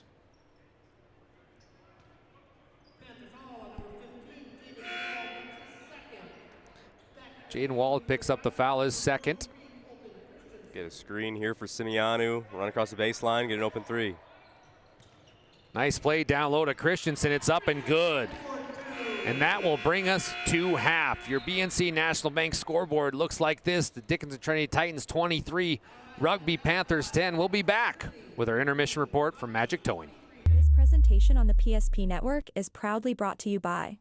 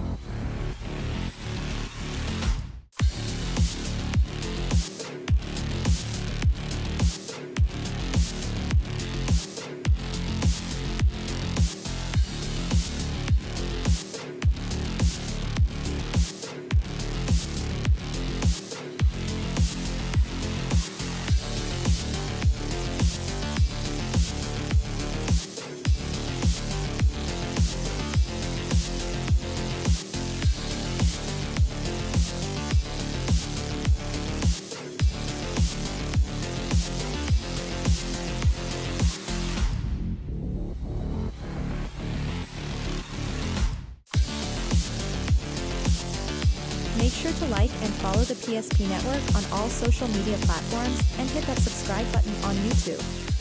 PSP Network. It's game day. The foundation of the financial planning approach at Legacy Financial Partners is a personal relationship. Our unique and collaborative approach to financial planning starts with your dreams, not just the numbers. We will work with you regularly to take action to update your plan as your needs evolve, recommending products and services that are right for your situation.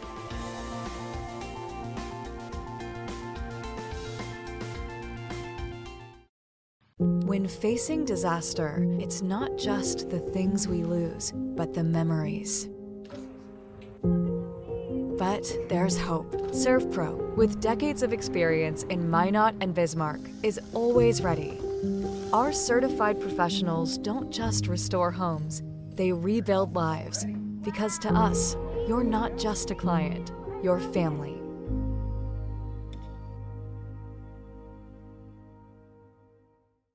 Shields Visa is more than just a card. It's the freedom to go. It's a gateway to explore and do more of what you love. Imagine where the Shields Visa can take you. So join us in discovering endless possibilities. Shields Visa. Together, we've got this. Meet Gary. Gary is an ordinary guy, but right now Gary has car trouble. Gary doesn't know about magic towing. Don't be like Gary. Remember the name and the number. It's Magic Towing. We are here to help 24/7. Magic Towing in Western North Dakota. Don't be like Gary. Remember the name and the number. It's Magic Towing. Welcome back to PSP Network. Dallas Hansen, Owen Patterson on the call here.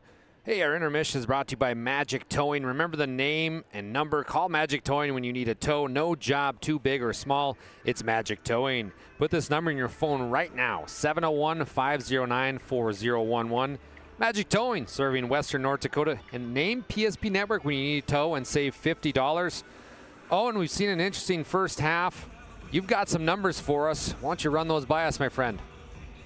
We will start with the Trinity Titans. They were led on offense by Emerson Simeonu, 8 points, but even though he led the team in scoring, really just led the team with his defense. He probably had 8 steals along with those 8 points in the first half. Landon Note came off the bench, knocked down a 3 in the first and second quarters to finish with 6 points. At the break, Camden Kubis with 5 and 2 points at the end of the half by Caden Ham. And right before the buzzer, Colton Christensen added a field goal. First half total for the Titans of 23 points, 9 in the first quarter, 14 in the second. For the Rugby Panthers, Jaden Wald, 4 points. Tatum Rizvi hit a 3. John Lashman made 2 free throws. Tucker Volk made 1 for a team total of 10 points in the first 16 minutes of this one. They had 3 at the end of one quarter, 7 more in the last 8 minutes. From the free throw line, Trinity 1 for 2, but they made 3 threes. Rugby 5 of 9 from the Surf Pro free throw line. 1 made 3 for the Panthers in that first half. Halftime score, Trinity 23, Rugby 10. And Owen, don't forget, Monday we're going to be right back here for some girls action from the Dale Brown and Hoopster Classic. We're kicking it off at 1 o'clock. Benson County is going to play our Redeemers. Got a lot of games going all throughout the day, and then even Tuesday we'll be right back here with tip-off happening at 1 o'clock. You and I will be on a couple calls there. Should be a fun one. And after this, we've got what could be a great basketball game. That's going to be 4 wins. They're going to play Beulah. 5 o'clock, St. John versus Velva. West Hope Newburgh, they're going to play Hayes, and then North Prairie is going to play our Redeemers. So a lot of good basketball coming up here on PSP. Yeah, Velva St. John, that's going to be one that I'm interested in. Last year they played a really close game, but Velva, they have taken maybe 6 steps up from a year ago, at least how they started last season. They looked really solid against North Prairie yesterday. That defense looks good for the Aggies. And then the nightcap, our Redeemers at North Prairie want another game with good defense. There you go. Stick around, 8 p.m. Owen, we're looking forward to it. You've been listening to our Magic Towing intermission report. We're going to take a little break here. Second half action coming at you live from the Titans and the Panthers. Why do I bank at First Western? Easy. They take care of their customers. That's right, Carson. You may be number 11 on the field, but at First Western, you and our customers are never just a number. First Western provides the best in customer service. When our customers call with a question, we answer their call personally. Now that's pro-level service. Thanks, Carson. Professional, friendly, full-service banking is what you can count on at First Western. First Western, you can bank on us.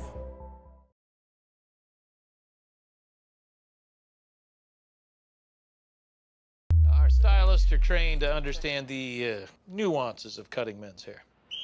Less pomp, more adore, huh, Brittany? Square face, wavy hair. Mid-fade with a textured top. Finish it off with a hard part and taper that neckline, coach. Cowlick, what's the move? It's not just all about hard work here. Hit all. 7. Pressure. Points. Yeah. It takes expertise to be a sport clip stylist. Here. That's the spot. Right there, huh? Sport Clips, the pros in men's hair. Whether you're looking for a full-service financial plan or planning for farm or business succession, Planning Team Financial Advisors is here to help you work toward achieving your financial goals. With locations in Bismarck, Garrison, and Center, our full-service team of professionals are dedicated to helping you work towards achieving your financial goals. Visit us online, planningteam.com. Securities offered through LPL Financial, member of Finland Civic. Investment advisory services offered through New Edge Advisors, LLC, a registered investment advisor. New Edge Advisors, LLC, and Planning Team Financial Advisors are separate entities from LPL Financial. The foundation of the financial planning approach at Legacy Financial Partners is a personal relationship. Our unique and collaborative approach to financial planning starts with your dreams, not just the numbers. We will work with you regularly to take action to update your plan as your needs evolve, recommending products and services that are right for your situation.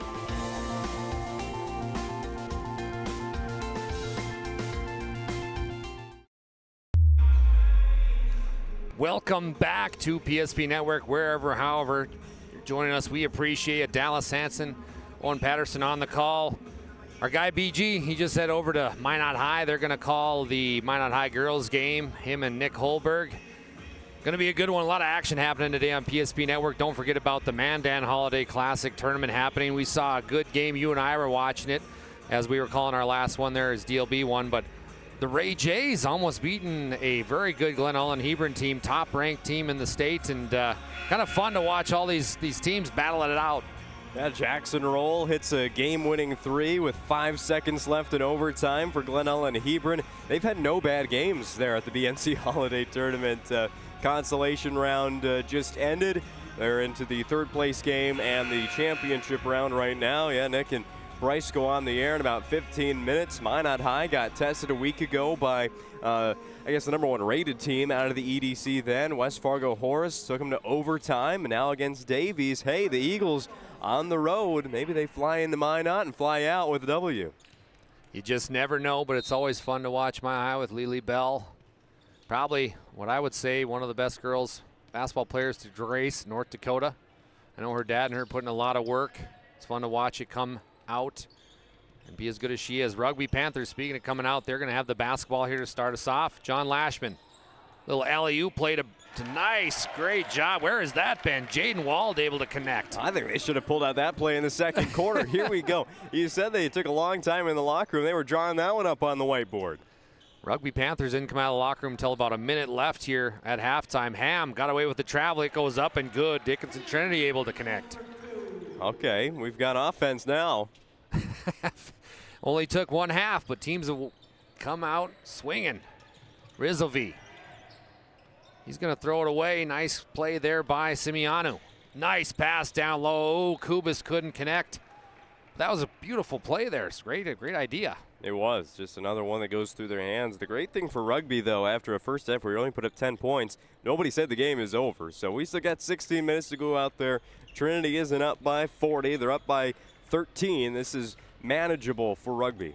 Kiefer Fripps brings it up for the Panthers. Panthers who have struggled a little bit offensively going against that tough, pesky man-to-man defense that Coach Grinsteiner, I know, day one when he's installing a program, preaches. Great man-to-man defense will win you a championship. And Owen, you know basketball very well. Coach Grinsteiner, obviously a first ballot Hall of Famer when he decides to be done, but what a career he's had. Yeah, I mean, when you can stay in one program for 3 decades, you must be doing something right. 6:35 left here in this one. He's also the athletic director, so it's ultimately his decision. And the Panthers get caught sleeping. Great point there, Owen. But the Panthers get caught sleeping, and that will be a shot clock violation. So another turnover on rugby. Even caught us sleeping a little bit here. It's time to wake up in the dome. It's 3 p.m. Let's go. I know. It's time. A lot of action going on here. First 2 games were pretty good. This one shaping up to be close. Simiano puts up a shot. No good. Rebound goes to the Panthers. One guy we're kind of waiting to see to get going is Tucker Volkowen. Yeah, mentioned him in the pregame show. Player to watch for rugby. He just needs to hit a shot somewhere, sometime. He has 1 point, 1 made free throw for Volk. He's done a lot with the basketball in his hand, just not score. Simiano now gathers himself, kicks it to the corner to Landon Note. Back to Simiano. Quickly over to Kubas. Kubas. Titans showing a little patience here on this threat. They've got a slip, and we're going to get a trip foul. So Trinity will have it under their own hoop.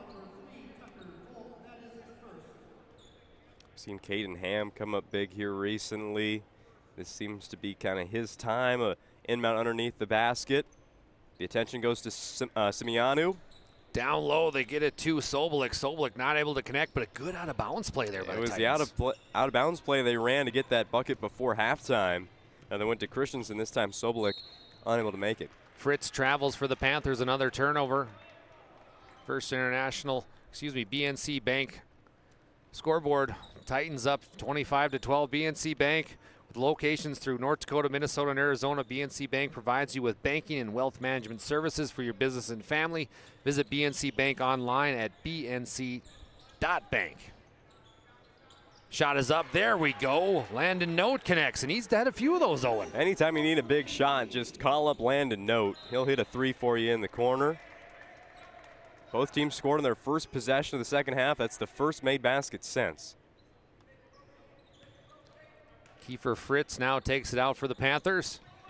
He'll get it into Rizzovi. Back to the sharpshooter Volk that we talked about. Volk back to Rizzovi. Rizzovi with a deep 3 off the back iron. No good. Rebound is going to be tussled around, but is picked up there by Simiano. One of the lone bright spots, Owen, has been Simiano trying to get it going, but here goes Landon Note for three. No good. Falls back into Sobolik's hand. He can't hit it. Now the Panthers, they got numbers, and they're off to the races. 3-on-3 basketball. Puts up an ill-advised shot, and how did that go in? Tucker Volk. Just keep shooting. Eventually they're going to fall. If you're wide open or a not great looking shot from this vantage point, hey, it's 2 points for Rugby. The workhorse, Caden Ham, able to get one to fall. 4:10 left in this third quarter. We're going to have an offensive, or do they call it out of bounds? Yeah, well, Rugby went to the corner, and the man-to-man press, Trinity traps in every corner of the basketball court, and even if it's on a pass right there, it just put Rizvi in a bad position. Could have been a charge there as well, I think, if Rizvi just had possession of the basketball, maybe, but out of bounds anyway. Here we go. They find Caden Ham. Ham throws it to nobody, but Owen, you sounded like Phil Jackson over there with the coaching points. I like it. Yeah, I am sure not a great basketball player, and I wouldn't even call myself a great basketball mind. Oh, I don't know about that. I told you guys earlier I practiced my basketball commentary while on the varsity bench. That's all right, buddy. You do a great job. Honestly, very good. One of the more up-and-coming voices. Look at the deep tray right on cue. Tucker Volk, number 3, scores 3. Here we go. 5 second-half points for Tucker Volk. We've been waiting. We sure have. Kubas now brings it down, hands it over to Simiano. Back over to Kubas on the left wing. They find Ham wide open down low. Oh, nice block there. Beautiful block by Jaden Wald. And threw the that ball was away. Burnt. Excuse me, Burnt gets the block. Yeah, but then he threw the ball away. Note for the right side. Couldn't get the layup to fall. It's mass chaos down there. We're going to have another interception there by Simiano. He goes up and good. Nice play there. We got to see a replay. Yeah. He just missed the 360. Simiano. Ryan Family Dealership replay. Watch this one. Whoop. Goes up and around. You called that one, Owen. Good job. Double figures now for Emerson Simiano. Something to build off of, too, if you're a Titan fan. The sophomore had a good showing here today and yesterday. Yeah, if you just play basketball with a lot of effort, good things are going to happen. Going to get steals. You're going to get layups. Double dribble goes against the Panthers, but I think deep down, Owen, Coach Grinsteiner knows there's a young nucleus here that can make a run at perhaps a state tournament, a state title run. You're just going to have some growing pains like today. Yeah, this team is winning games. Not every rebuild means you lose them all. Right. They're still winning games. They played a bunch of Division B teams in that Rough Rider tournament to start the season in Bowman. Won the whole thing. They played a talented Lemon, South Dakota team in the border battle. They've got a tough game against Rapid City Christian coming up. So they have really good tests that aren't, Devil's Lake and Kindred right now. They're good games for them to play, and they're winning. Spot on, spot on. It's going to be Wald now. Nice jump stop. Look at this. Gets it to go. No, we're going to have a block. Block will go, and Wald is slow to get up, holding his left knee. Hopefully he's okay.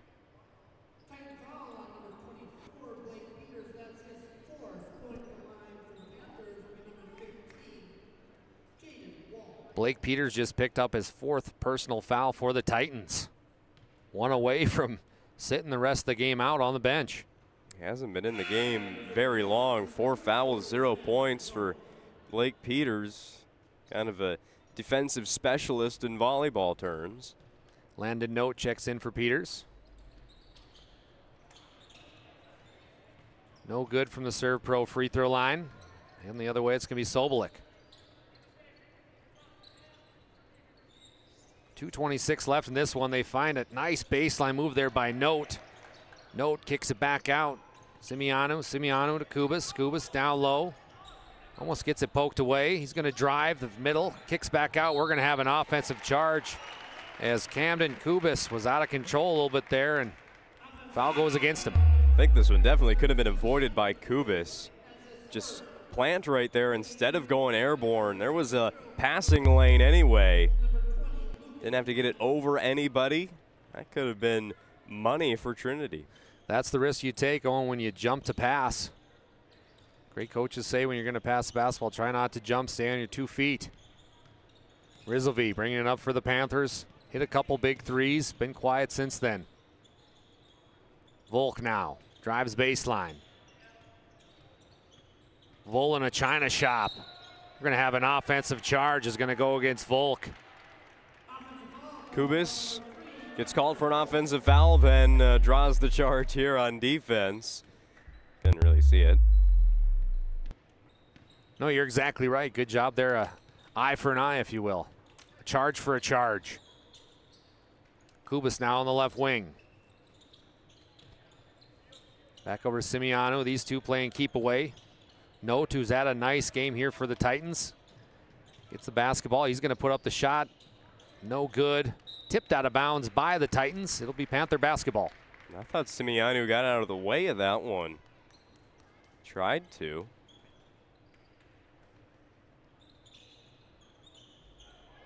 PNC National Bank scoreboard right now. Trinity up 32-17 against the Rugby Panthers. They throw it to a driving Wentz. Wentz goes up and good. Nice play there by Lucas Wentz, the senior. That was Burnt there with the offensive rebound and the putback. His first points today. Simiano now on the left wing. There's something to say the Titans have done a better job taking care of the basketball in this half-court set. As soon as I say that, I jinx them, they throw it away. Well, it's been happening all game long for these two teams, turning over the basketball, but oh, man. Coach Grinsteiner, I got to giggle. He's got his arms up. He's frustrated, too. Hasn't been the prettiest of basketball here so far in this one. Going to have a foul. Foul will go against the Titans. They're holding a Division A team. Yeah. To under 20 points now through 3 quarters.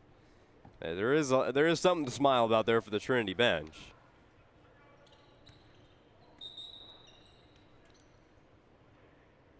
We're going to have some sweat on the floor, I believe. A little towel action here to clean it off.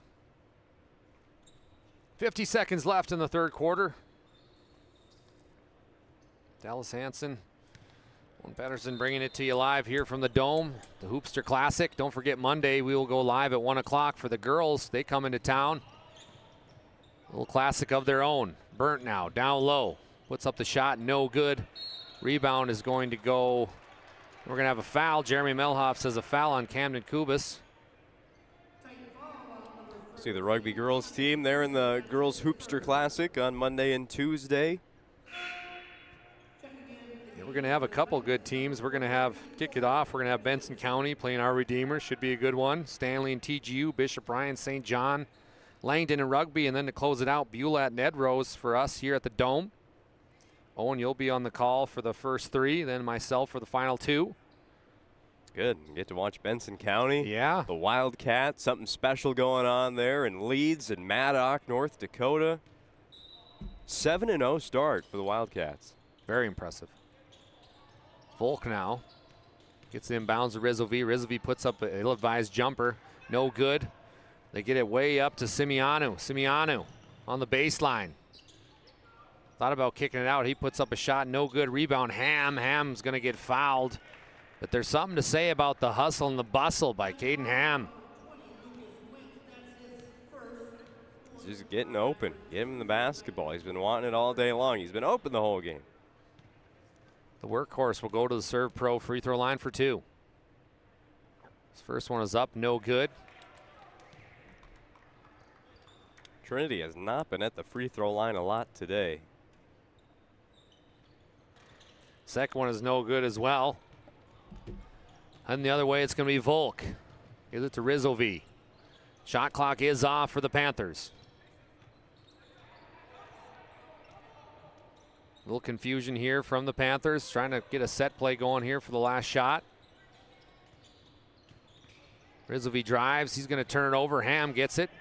Simiano now, 6 seconds left and counting. Caden Ham gives it back to Simiano. Simiano's got a chance at the buzzer, hands it off, and good. What a nice play there by Colton Christensen. Let's have another look.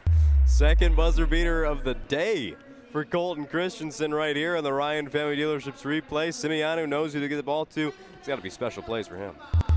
Your BNC National Bank scoreboard right now. The Dickinson Trinity Titans 34, Rugby Panthers 19. We'll be back with fourth quarter action here on PSP Network. Whether you're looking for a full-service financial plan or planning for farm or business succession, Planning Team Financial Advisors is here to help you work toward achieving your financial goals. With locations in Bismarck, Garrison, and Center, our full-service team of professionals are dedicated to helping you work towards achieving your financial goals. Visit us online, planningteam.com. Securities offered through LPL Financial, member of FINRA Civic. Investment advisory services offered through New Edge Advisors LLC, a registered investment advisor. New Edge Advisors LLC and Planning Team Financial Advisors are separate entities from LPL Financial. The foundation of the financial planning approach at Legacy Financial Partners is a personal relationship. Our unique and collaborative approach to financial planning starts with your dreams, not just the numbers. We will work with you regularly to take action to update your plan as your needs evolve, recommending products and services that are right for your situation.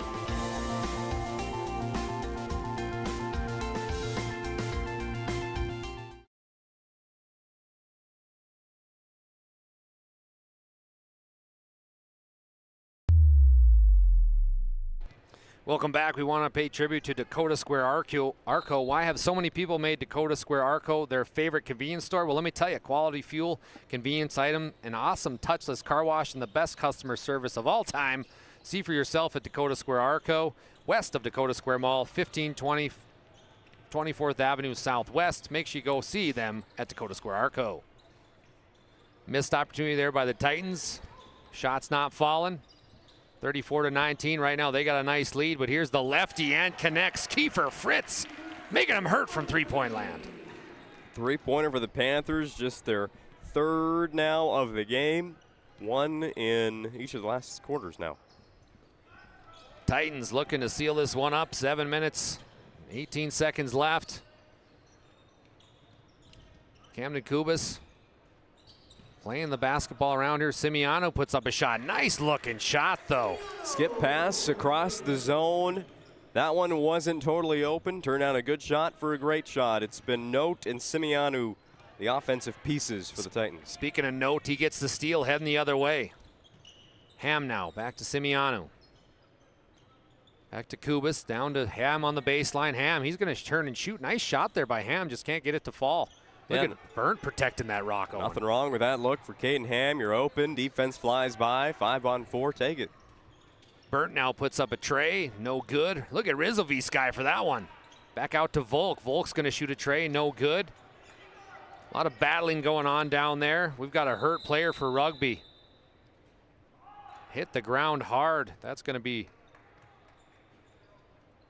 not good news, as Kiefer Fritz, who hit a shot, hit the ground hard, hit his head. He's going to have to come out of the ball game. Checking in for the Panthers is going to be the freshman, Eli McNeff. Saw him late in the Beulah game with rugby getting into some foul trouble here. This time Fritz still on his head right there. He got hit by an arm, I believe it was, on that rebound attempt. Don't go anywhere after the game. We're going to have our Magic Towing post-game report. Nice play there by Brody Burnt. Just when they need him, Brody Burnt able to come alive. Cleaning up the offensive rebounds, getting a couple layups. Ooh. Miscommunication there, but it's tipped out of bounds by the Rugby Panthers. They should have just let that one go there, Owen. Yeah, I didn't even notice that. Yeah, Rugby went after that ball, and it's going to be Trinity again.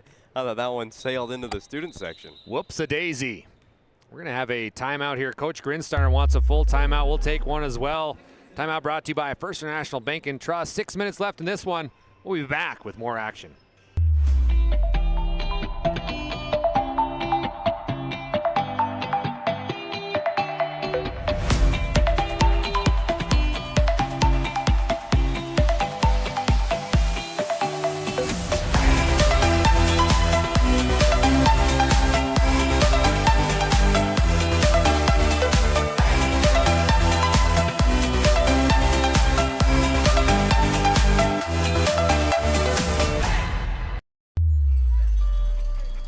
That sinking feeling you get when this happens, that's oil change-anxiety. The anxiety of being without a car with a billion things to do. The fear of being overcharged. The stress of not knowing where to go or who to trust. But you never get those feelings at Valvoline Instant Oil Change, where you can watch us work right from your car, and we finish up in about 15 minutes. We changed your oil and did our 18-point safety check. Valvoline Instant Oil Change. Service you can see, experts you can trust.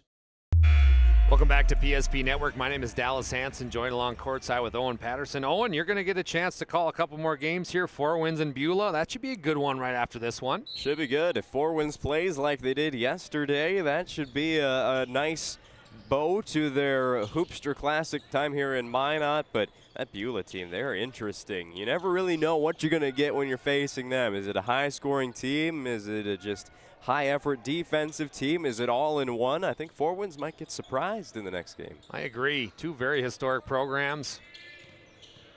2 seconds on the shot clock. No, did he get it off in time? No, he did not. So a shot clock violation goes against the Titans, and a little bit of hope here for the Panthers. There it is. You're down 13 points, as it really has been ever since that second quarter. With 5:30 to go. There was a stretch there in the third quarter where Tucker Volk scored 5 quick points in a matter of a minute. He really hasn't had the ball since. Wald now drives baseline for the Panthers. He'll put up a shot. No good. We're going to have a foul there, and that will send Jaden Wald to the Serve Pro free throw line. This is a good place to be for rugby right now, the free throw line. You got to get there. They're shooting above 50% here in the game. Just try and get some easy points. Jaden Wald, the 6'3" senior. His first one is no good. Serve Pro, 24/7 emergency service, trained technicians, advanced technology, fire and water cleanup and restoration. It's Serve Pro. Appreciate them sponsoring the free throw line as Wald connects 1 of 2. 5:20 in counting left in this one. Left-hand wing, it's going to be the Titans trying to figure this out. They get it to Note in the corner. Coach Grinsteiner standing up now, walking along that sideline, yelling on what he wants his team to do. Pass, pass, cut, sounds like. Down low, they turn it over, though.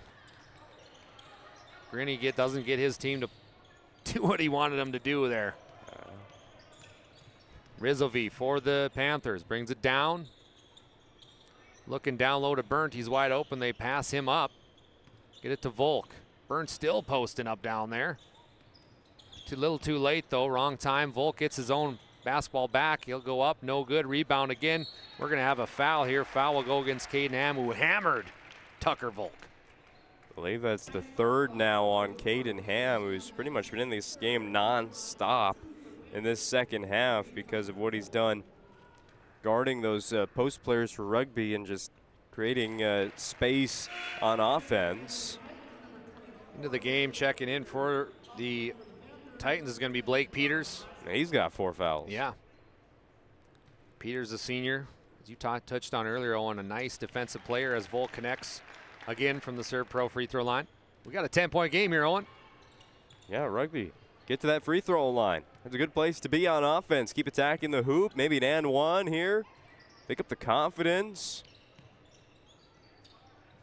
This 1-3-1 zone has given Trinity a few fits here. Volk going after the interception, can't get it, turning to shoot as Sobolik. He can't connect. Jaden Wald connects it, and he's heading the other way quickly. Lashman in the corner, he traveled. He wanted to get that pass to Brody Burnt, and he had him, just didn't make up his mind quick enough before planting that foot. Again, turnover on the Panthers.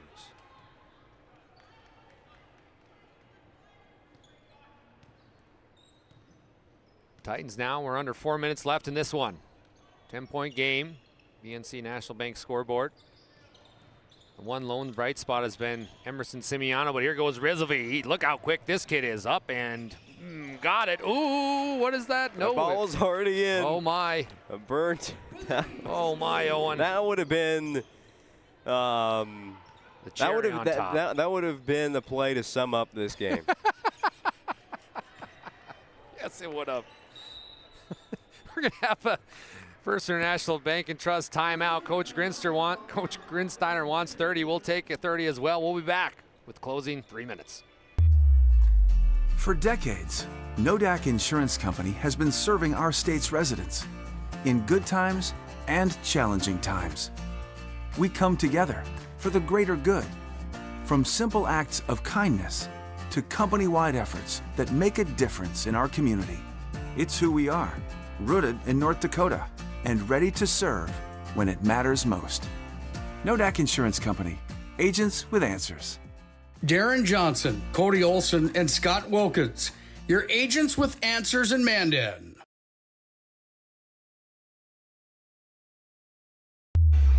If you're in Minot right now for the Hoopster Classic, make sure you check out Planet Pizza. There's no pizza like it. Try the Blue Buffalo or plain cheese at Planet Pizza. Your mouth and belly will thank you. Call now 701-852-1700. That's Planet Pizza. They've been serving the Magic City for over 25 years. I know Tony Mueller for Planet Pizza calls a few games there with Nick Holberg. Good to have Brian guy. Yeah, good to have Planet Pizza on board here. Look at the ball movement here from the Titans. Nice move there by Blake Peters coming out of the Coach Grinsteiner timeout. They get it rolling. Got a little offense, too, that Peters can do. Volk drives baseline. Gets it blocked by Ham. But going back to it, Owen, there's been a bright spot here if you are a Titan fan, and that's been Emerson Simeonu. Nice player.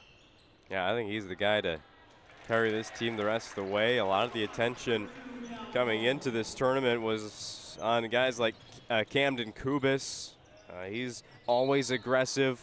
He'll start on the perimeter and dribble into the lane, put up a shot at any angle. But Simeonu, when you combine what he's been able to add in on offense and defense as well, he's just a sophomore. Yeah, I think Trinity, he's the centerpiece of this rebuild. Simeonu will now take a quick break. Checking in for him is going to be Landon Note. 2:32 left in this one. It's going to be the lefty putting up a tray. No good. That was Kiefer Fritz. Whoa, we've got a lot of action here, and big time shot there. Luckily, he's okay. That's Jaden Wald. Wald's been getting injured a few times here. Yeah, Wald and Fritz, both of them. Good to see Fritz back in the game. I thought he had kind of concussion-like stuff that was getting checked on earlier in this quarter. Colton Christensen's going to come in for Ham now. Christensen is a junior, 6'4", so a little size for Coach Grinsteiner. Rizovy now, top of the key. Gets it to Volk at the elbow. Volk, turnaround Jay, no good. Rebound goes to Lashman, no good. Titans heading the other way. Playing with 4 fouls is Blake Peters, number 24 for the Titans. Got to be careful.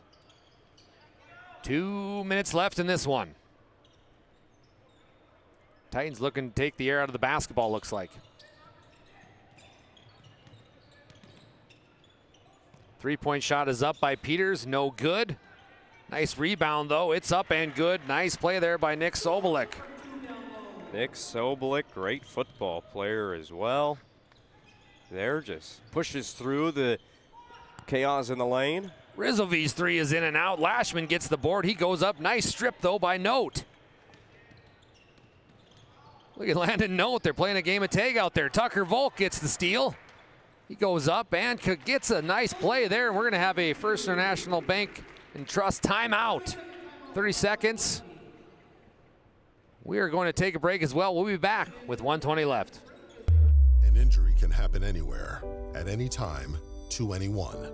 It's not really something you can schedule on your calendar. But when it happens to you and it's not your fault, there's one law firm to remember. That firm is Schweigert, Clemene, and McBride. We live here and take pride in helping our community. We know this area inside and out.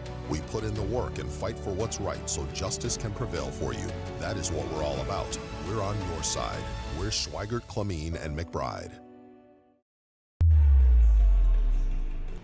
Welcome back. It's been an interesting game thus far. 1:20 left. Owen, how do you sum up a game like this? I'm surprised that we've had 74 total points in this one. I mean, it's because rugby has been on the comeback trail here in the fourth quarter. 19 points total coming into this period. 12 points already in the fourth quarter. It starts with good defense, and shots are eventually starting to fall for the Panthers. Dallas Hansen, Owen Patterson here on the call. Owen's going to have the next few calls here as we wrap up the Hoopster Classic. Good one coming up for Wins and Beulah. Here goes, nice play there by Emerson Simiano, the sophomore, who's had a coming out party here. Very nice player. 15 today for Simiano. Volk puts up a shot, tries to get his own board. It's going to be Rizzovi. He puts up a runner, no good. Rebound will be brought out by Camden Kubas. He's going to jump ball. Possession arrow shows rugby. I was going to say, rugby right now, I'm not sure if you can even play the foul game. 0 team fouls in this quarter with 38 seconds left, but you get a jump ball there. Perfect. Trying to cut into this lead. Jaden Wald back to Rizzovi on the right wing. Back over to Kraft. Good little screen there. Kraft, no good. Rebound goes to Ham. And that might be all she wrote. Simiano gets it to the senior leader. That is Camden Kubas. Back over to Simiano. Rugby not letting up. Back over to Emerson. 6 seconds left in counting. Kraft still trying to get the ball back.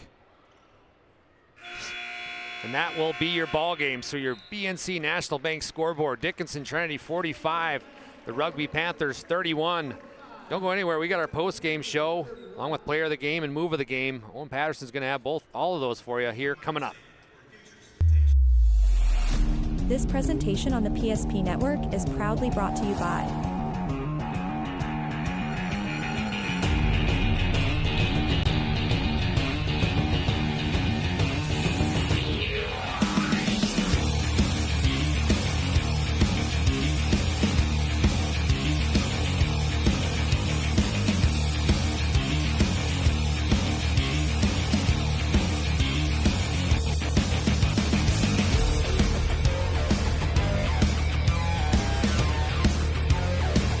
Make sure to like and follow the PSP Network on all social media platforms and hit that subscribe button on YouTube. PSP Network. It's game day. This presentation on the PSP Network is proudly brought to you by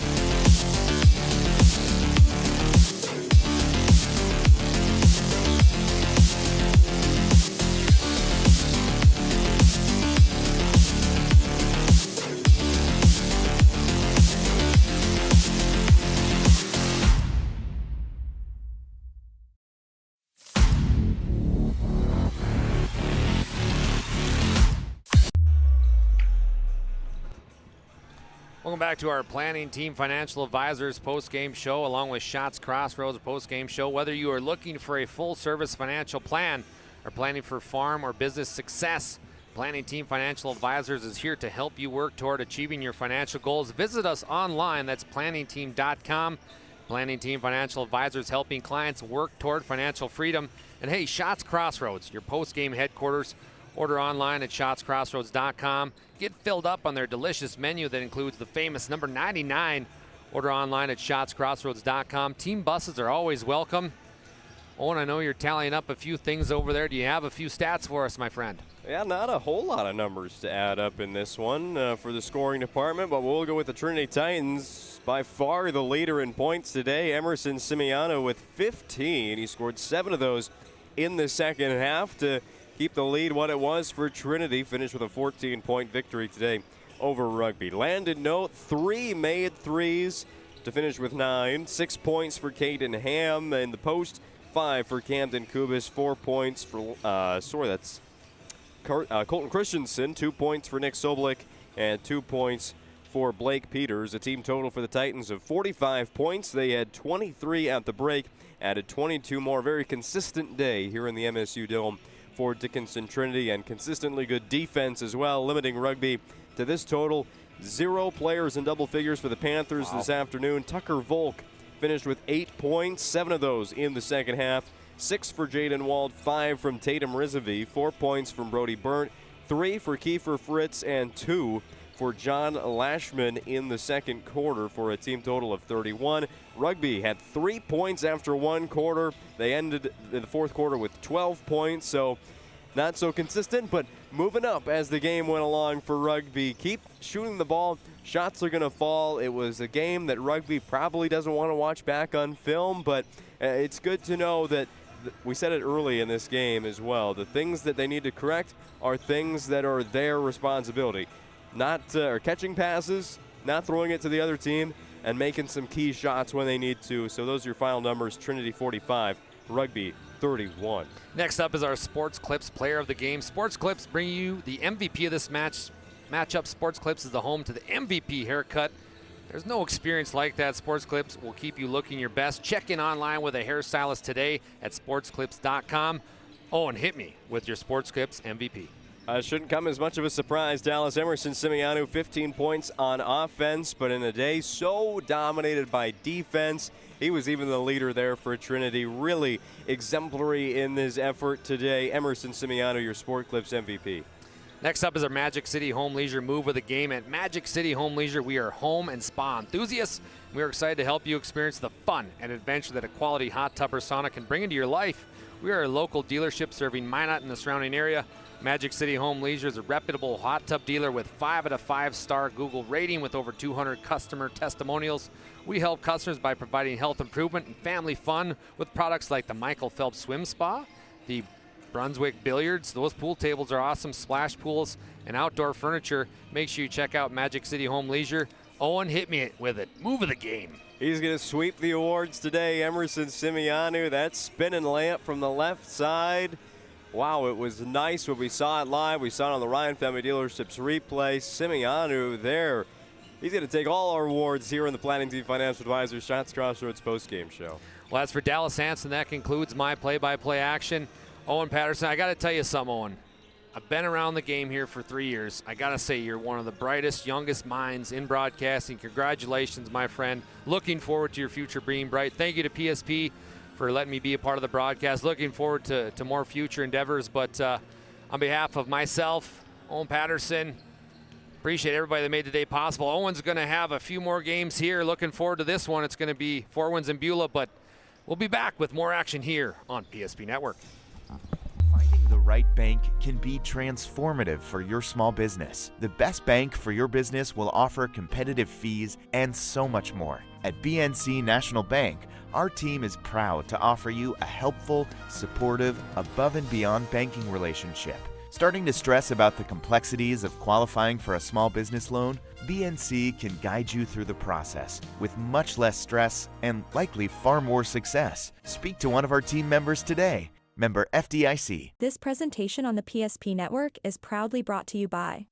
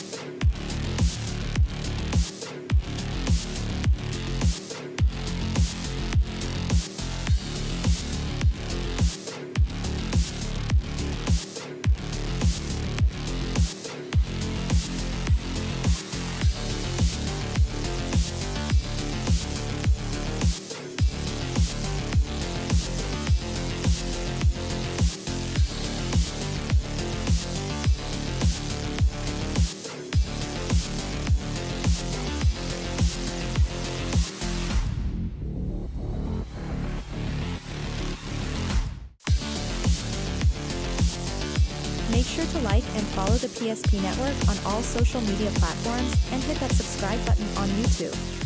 PSP Network. It's game day. When property owners in Bismarck and Minot seek transformation, ServPro's construction program brings both vision and precision. From that very first hammer strike to the final touch of paint, our dedication remains unwavering. It's not just about remodeling, it's about legacy. In Minot and Bismarck, ServPro is your partner in transformation. We don't just build back, we elevate every space. Great news! If you're looking for a new vehicle, Ryan Family Dealerships has the best selection we've had in years. You'll find fantastic offers from Nissan, Honda, Chevrolet, Buick, GMC, Cadillac, Chrysler, Dodge, Jeep, and Ram. Hold up! Ryan sells Chrysler, Dodge, Jeep, and Ram? Yes, we do, and we'd love to sell one to you. Visit one of our 5 convenient locations in Minot and Williston. Get your next vehicle from a name you know and trust. Ryan Family Dealership. You've worked hard, saved well, and invested wisely. Whether it's paying for a child's education, taking the family trip you've dreamed of, giving back to the community, or funding a confident retirement, we can help you reach your goals. We are passionate about helping you make smart decisions about your spending and saving so you can feel confident about the future while enjoying life today. Together, we can design a personalized plan that takes into account your short and long-term needs and wants, but is flexible enough to adjust as your life changes. That sinking feeling you get when this happens? That's oil change-anxiety. The anxiety of being without a car with a billion things to do. The fear of being overcharged. The stress of not knowing where to go or who to trust. But you never get those feelings at Valvoline Instant Oil Change, where you can watch us work right from your car, and we finish up in about 15 minutes. We changed your oil and did our 18-point safety check. Valvoline Instant Oil Change. Service you can see, experts you can trust.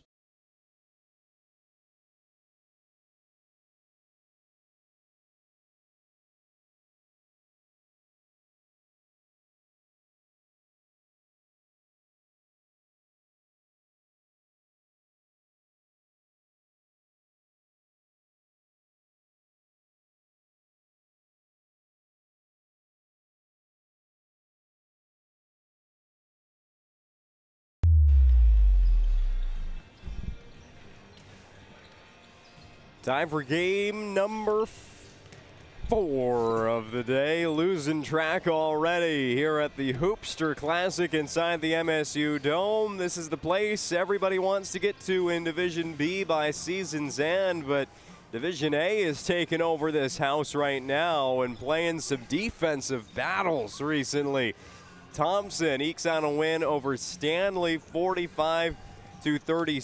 Trinity over Rugby, 45-31. I think it's time to bring on the offense here in our second session of games. Welcome into the Valvoline Instant Oil Change pregame show with timely services that won't slow you down and no appointment needed to stay in your car. Drive through oil change service. It'll take about 15 minutes at any of the Valvoline Instant Oil Change locations in Minot or Bismarck. Also find out more of what they do online at VIOC.com. Alongside Corey McIver, I'm Owen Patterson on the call for the last 3 games of this Hoopster Classic from Minot. It starts with Beulah and 4 wins Minnewacan, 2 teams that took home wins yesterday. Both teams 500 or better. And Corey, I think expectations for how this season will go for both the Miners and the Indians skyrocketed after just 1 game yesterday. Absolutely. You look at the success that both teams had yesterday. Leading into today, we should be in store for a pretty good matchup. Both squads, both schools, both teams have been perennial favorites in their respective regions in the past as far as making the state tournament. Switching up to from Class B to Division A, the mentality has been the same. The divisions may have changed, but the mentality is, hey, we want to make it to the state tournament here in March, and that's a goal for both teams. And I think we're going to see a rather fast-paced, up and down tempo game. 4 Winds likes to throw a lot of guys at you, and they like to pressure the ball. Just watching the game yesterday, you saw that in the half-court set. They like to pressure the ball. They like to go after and get steals and easy buckets there. And Beulah likes to kind of do the same thing. And so you're going to have similar styles. It's just going to be a matter of which team can withstand the defensive pressure from the other squad and be able to calm themselves down on the offensive end to be successful on that end.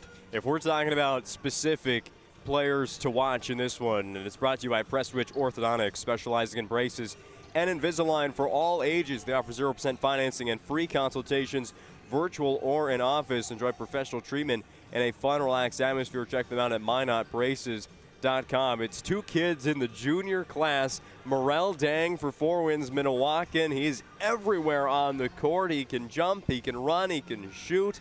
And for the Beulah Miners, it's Braylon Sherrado. Kind of the same story. Any shot's a good shot in his book. Yeah, you're going to have two guys, very similar style of play. With the Dang kid from Four Winds, obviously his brother was a perennial favorite, Mr. Basketball Canada, now playing football at UND. Talking with their assistant coach earlier, those two little contrasting styles. Miro's more of a finesse, more smoother player, but still explosive around the basket and can leap out of the gym, much like his brother could. And Toronto the same way. You're gonna see those guys are gonna be kind of the ones that might try to take control of the game when their team has the ball, and the offense is going to run through them as much as possible. So you're going to expect the other team to kind of focus their attention on that, so that it becomes a situation of the role players are going to have to step up, and which squad's role players are going to be able to kind of contribute to the star players' ability to get the job done. Yeah, those role players sure stepped up big yesterday for both Beulah and Four Winds. We'll see if it's the same today. It's tip-off next on the PSP Network. That sinking feeling you get when this happens? That's oil change-anxiety. The anxiety of being without a car with a billion things to do. The fear of being overcharged. The stress of not knowing where to go or who to trust. But you never get those feelings at Valvoline Instant Oil Change, where you can watch us work right from your car, and we finish up in about 15 minutes. We changed your oil and did our 18-point safety check. Valvoline Instant Oil Change. Service you can see, experts you can trust.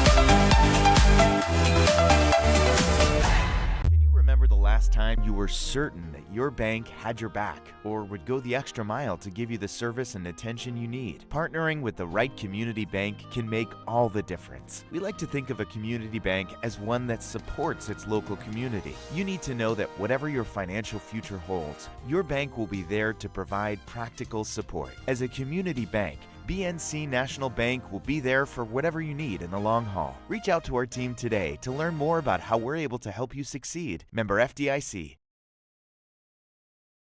Property owners in Bismarck and Minot seek transformation. ServPro's construction program brings both vision and precision. From that very first hammer strike to the final touch of paint, our dedication remains unwavering. It's not just about remodeling, it's about legacy. In Minot and Bismarck, ServPro is your partner in transformation. We don't just build back, we elevate every space.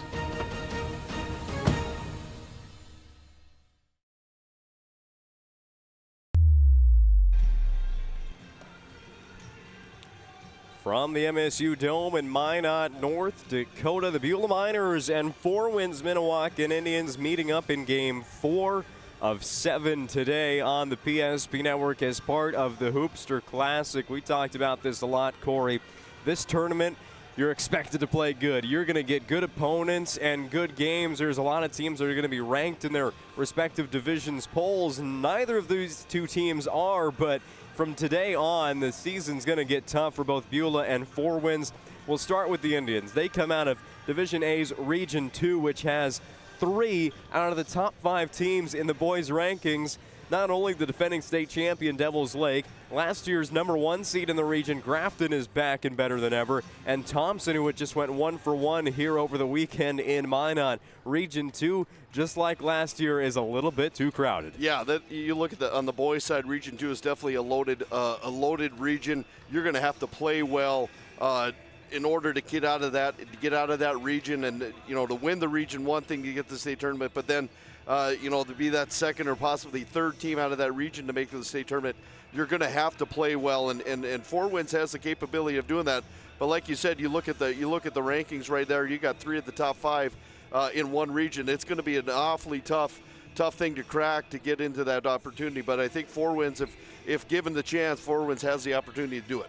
Yeah, last year it was the same story, and it ended up being Four Winds Minnewacan. They got the short end of the stick. They were the one team out. They lost the third-place game in that region, didn't get a chance at the state qualifier. 3 teams from that region made state a year ago. It was the first time that Four Winds missed the state tournament in back-to-back years since 2019. That's pretty remarkable. Yeah, they've had a pretty good run, and they were they were perennial appearances at the state tournament at the Class B level, and so making that change to the A division, you're when you're in a loaded region like that, you've got to play well, and that's the unfortunate thing. There's always that 1 or 2 teams that are in a powerhouse region that miss the opportunity of making the state tournament. Very quickly, before we get introduced to our starters, here is the upcoming schedule tonight on the PSP Network as we wrap up the Hoopster Classic from the MSU Dome. St. John takes on Velva, a rematch of last year. West Hope Newburgh squares off with Hazen, another rematch game from a year ago. And North Prairie against Redeemer's Christian School. It's time to get the B teams back in here later on. But first, a Division A matchup between Beulah and Four Winds. Let's take a look at who's going to be on the court first for these two teams, with our starting lineups being introduced to the crowd right now. And we know a couple of the other members for these two teams. For Beulah, it's another guy whose last name is Sherrado, Benny. I mean, he put on a show yesterday, mainly with the defensive side in the first half against Rugby. I mean, on the court, even standing on his 2 feet, rarely, but Benny Sherrado, he's just everywhere, and then knocked down a couple contested threes late. He's kind of a ball of energy for Beulah. Yeah, and those are the kind of guys that you look at as far as the coaching staff goes. You know who your main players, your all-stars are going to be. It's those guys that are going to be able to either come off the bench or part of your starting 5 that are going to be kind of like that spark plug that you look for to kind of give your team the energy that you need, either coming off the bench or that 4th or 5th starter that you have that, may not do a lot of things offensively, but is a shutdown player on defense. You can put them out on their better players on that you're playing against, and they can have some success there and maybe sprinkle in some points here and there.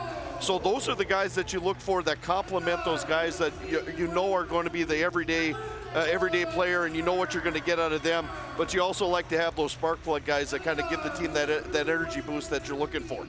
18 points led the way yesterday for Four Winds Minnewacan in scoring, but it wasn't just one guy that scored 18 points. Morel Dang did score 18, but Dorvin McKay matched that total.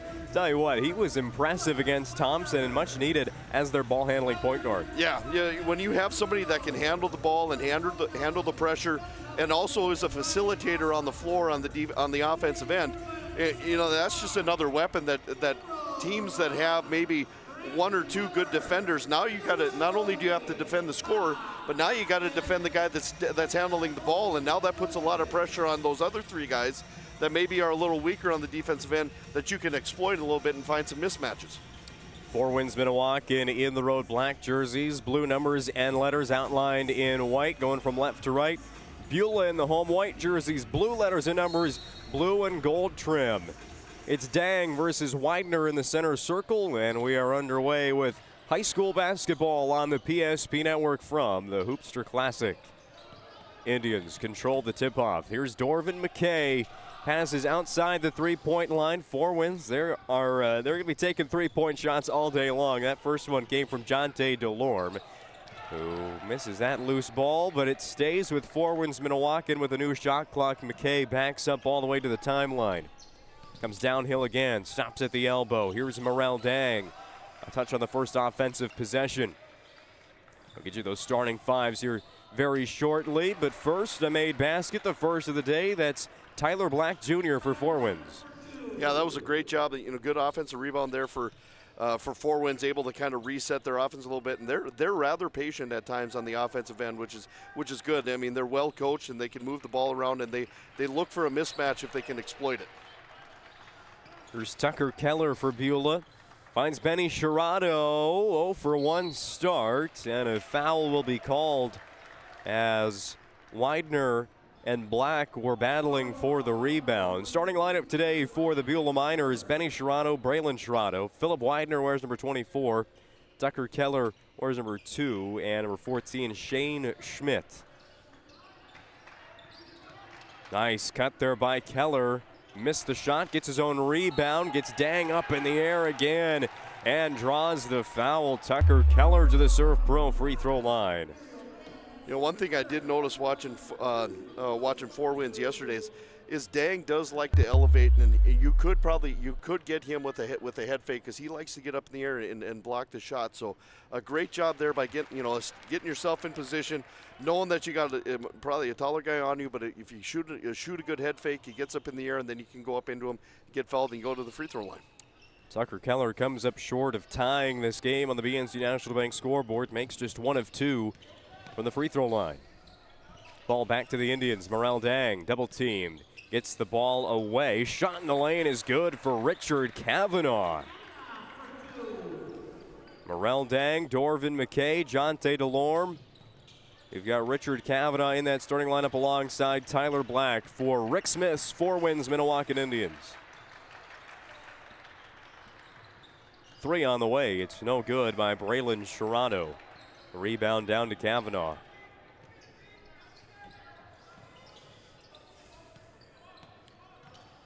Okay, top of the key. Sherrato switches with Tucker Keller with defensive responsibilities against the very quick point guard. DeLorme with the left hand. Had a wide open lane, but that door was slammed closed by Philip Widener. Beulah looking for their first field goal of this first quarter. Instead, it's going to be a turnover as Keller threw it blindly across half court. We've got a Ryan Family Dealerships replay. Yeah, great job. Four Winds there. They do a great job defensively, and at times they don't have to, have multiple guys pressure the ball, but they're long and lanky enough where they can really get their arms into passing lanes and really force you to make an extra long pass when you're not really comfortable in doing it, and that's exactly what happened there on that last possession for an over and back. Morel Dang goes to work, and it ends up with 2 points.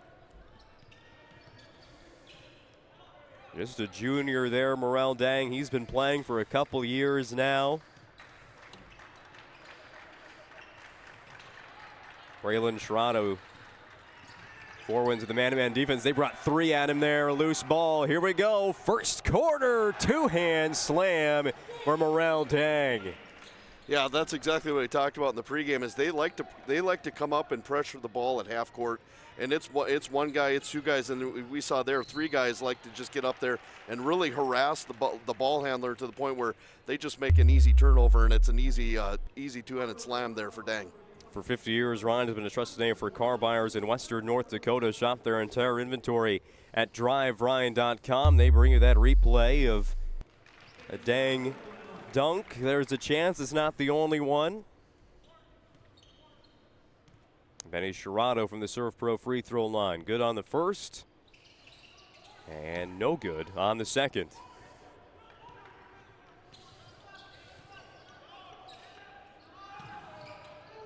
DeLorme, smooth shot right there. 11-2 lead for Four Winds Minnewacan, not even halfway through this first quarter. Braylon Sherrato, nice moves around the defense. Draws some contact there as he steps into the lane. Quickly go back to Jonte DeLorme's made 3 here recently. Yeah, that's just a nice little compliment. Four Winds, they've got guys that are capable of posting up, and and getting their back to the basket and scoring that way. But then when you can sprinkle in the three-point shot like they can, and if you're hitting on both cylinders there, you're a scary ball club, because you now have the defenses now trying to figure out what they really need to focus on. Well, Beulah has been to the Surf Pro free throw line 3 times. They're 3 for 6. They trail by 8 at the moment to Region 2's Four Winds Minnewacan. Morel Dang up over everybody else there for 2 points. Some full court pressure from the Indians trying to force a turnover. Beulah hasn't really had a problem with that. And now on the ground, a travel called against Keller. Four Winds Minnewacan has gotten into the heads already of these Beulah Miners. Yeah, that's the one thing. You don't necessarily have to have a whole lot of steals with your full court press there, or even the half court press. But you just get in the mindset of the team you're doing it to. Then they think they got to hurry up a little bit more, and then they're forcing their own turnovers. Brandon Tirado wants to calm down the team with a First International Bank and Trust timeout. How would you like to turn this into this? With Shots Crossroads Fuel to Food reward program, you can. Here's how it works. Pick up a fuel tracker card from any of our C-store cashiers. Every time you fill up with gasoline or diesel, use the fuel tracker card to record your gallons. Once you reach 1,000 gallons, you'll be eligible for a $10 gift card to Shots Crossroads Restaurant. Start earning your rewards today at Shots Crossroads.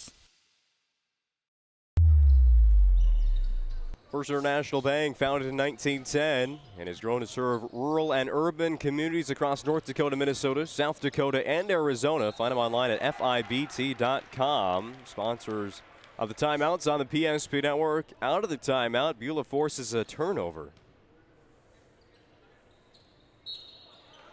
And a foul called on Dorvin McKay before Beulah gets the ball in bounds. And Corey, we've played 4.5 minutes of basketball, not even, and Beulah's in the bonus. Yeah, that's a testament. The Four Winds likes to play that up tempo, aggressive defense, and at times you can be a little handsy on that, and the refs are doing a great job of calling that hand check and making sure they keep their hands off. But yeah, you end up putting Beulah to the free throw line the last 3.5 minutes here. They're going to be able to make a little comeback and chip away at that lead. All 5 points for Beulah in this first quarter have come from the free throw line. 24/7 emergency service and trained technicians using advanced technology and specializing in fire and water cleanup and restoration. It's Serve Pro. There's a foul, and it's against Four Winds. Tyler Black. I think he was just had locked arms there with one of Beulah's players. That's a second foul of the quarter against Tyler Black Jr. Yeah, we're going to have to be a little careful there. Tyler's going to have to there. They like to get, be aggressive there, and sometimes you get tied up, and sometimes you just get out of position there a little bit, and that's what they call the foul on. Another foul against Four Winds Minnewacan. This time it's on Cashton Kasia off of the bench. He was falling behind there in that foot race with Braylon Tirado and just tried to hang on to the jersey. Tirado misses the first of 2 free throws.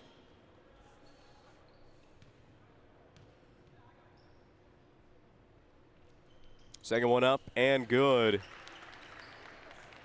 Tirado last year, 60 made threes on the season. He scored 15 points per game and wrote to an all-region selection, and he's got 4 early here against Four Winds. 3 is good. First shot for Jarn Lonis is good.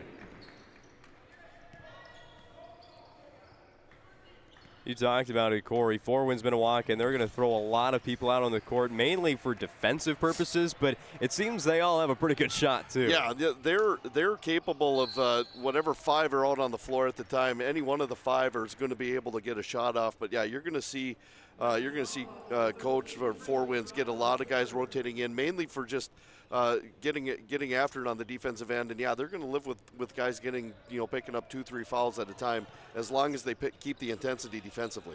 At the first foul of the quarter there against Beulah, and Morel Dang with that missed fadeaway jumper, he gives the ball back to the Miners. who are still yet to make a shot from the field. Double-digit lead for Four Winds Minnewacan. Dang asks for a screen. Gets it from Kavanaugh. Pass near side to Lonis. They find Dang again. Baseline working against Shane Schmidt. Shot is short. Schmidt with a board.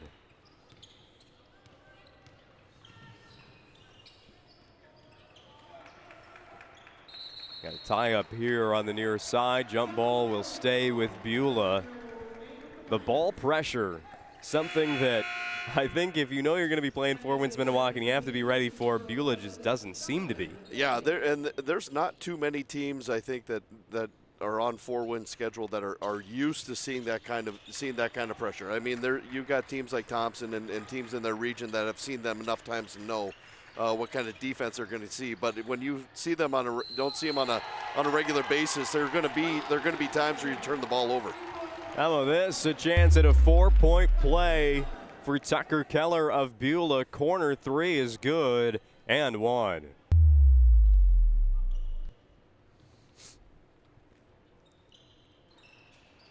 But he misses from the Surf Pro free throw line. Offensive rebound. Benny Sherrano got some room. NBA range. Rolls in. Timeout, Four Winds Minnewacan. Watch this one again. Benny Sherrano from almost back in Beulah. Yeah, they love that college three-point line. Whether it's getting an education, making priceless memories, learning to play, playing to learn, or simply getting where you need to go, the team at Ackerman Estvold has been behind these projects and countless others, developing critical infrastructure, valuable spaces, and even some good old-fashioned fun. Entrusted with the things you know, but delivering more than you may realize. Ackerman Estvold, trusted for decades and decades to come. Today's game on the PSP Network brought to you in part by Planet Pizza. There's no pizza like it. Call now at 701-852-1700 to place an order. Serving Magic City for over 25 years, it's Planet Pizza. Beulah has shot 11 free throws. They've made 2 threes, and you'd expect, Corey, with that number in just the first quarter, that they'd probably be winning by a lot. They're down 4. Yeah, it's large in part for the 11 times the free throw line, but not too many makes as far as that's concerned. Richard Kavanaugh for 2. Four Winds has done enough on offense, especially early on, to build that lead. Beulah's just playing catch up since about 3 minutes into this basketball game.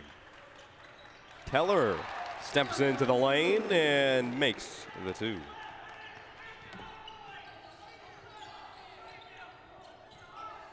Kasia with the basketball goes left on a screen there from Lonis. Spin move by McKay. Double teams there. One hand pass. It's deflected but does find Keelan Longi. Here he is again. Sets the screen. Flashes at the 3-point line, but it's no good. Back iron. Down to 40 seconds left in the first quarter. 18-14. Four Winds Minnewacan on the BNC National Bank scoreboard. Braylon Sherrano one-on-one with McKay. Gets some space. Shovel pass to Keller on the wing. Keller skips it to Benny Sherrano. Dangerous one there. Again, deflected passes.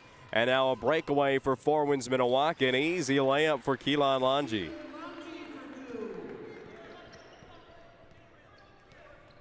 Six-point lead. Shot clock turned off. Sherrano gets a screen from Widener. With the left hand, Sherrano into the lane. Falling down, uses the square. Watch this one again on the Ryan Family Dealerships replay. Corey, we've got about as many points in this first quarter as the last 2 games did. Yeah, we know we talked about it was going to be an up-tempo style game, and defenses were going to have to settle down a little bit, but both offenses have really turned on the cylinders here the last remaining few halves. Visa is more than just a card. It's the freedom to go. It's a gateway to explore and do more of what you love. Imagine where the Shields Visa can take you. So join us in discovering endless possibilities. Shields Visa. Together, we've got this.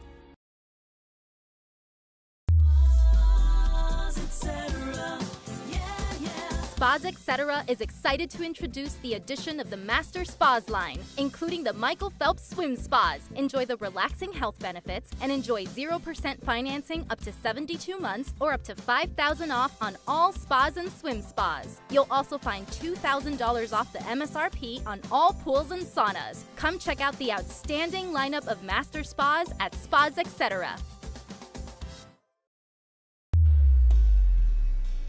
want to thank another few of our sponsors on the PSP Network. Minot State University, the best way to predict your future is to create it. With over 100 areas of study at Minot State, you'll earn the degree for the career you desire. Be seen, be heard, be you at MSU. That's Minot State University. After one quarter here of the Hoopster Classic, it's Forwins Minnewacan 20, Beulah 16. Indians with the basketball. Corner three from Longi, too strong. Dang offensive rebound. Second chance. That's no good as well. Beulah running the other way. Keller lets the rest of his team catch up. Collects a pass from Braylon Sherrado. Had Avery Cole go to the scores table during the break. He's checked in. That pass intended for him goes out of bounds. No touch by Forwins.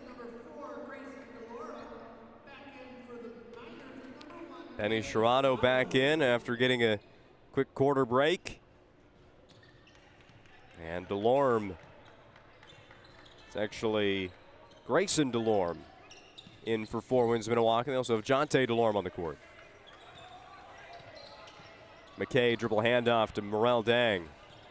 He's going to keep going all the way to the corner. Pull up for three. Up and no good. Grayson DeLorme going after the rebound. Thrown back in by Sherrado. Still in play. It's McKay. Jonte DeLorme with it. Wanted to do something with the basketball. Instead just pulls it back out. Set up a new play.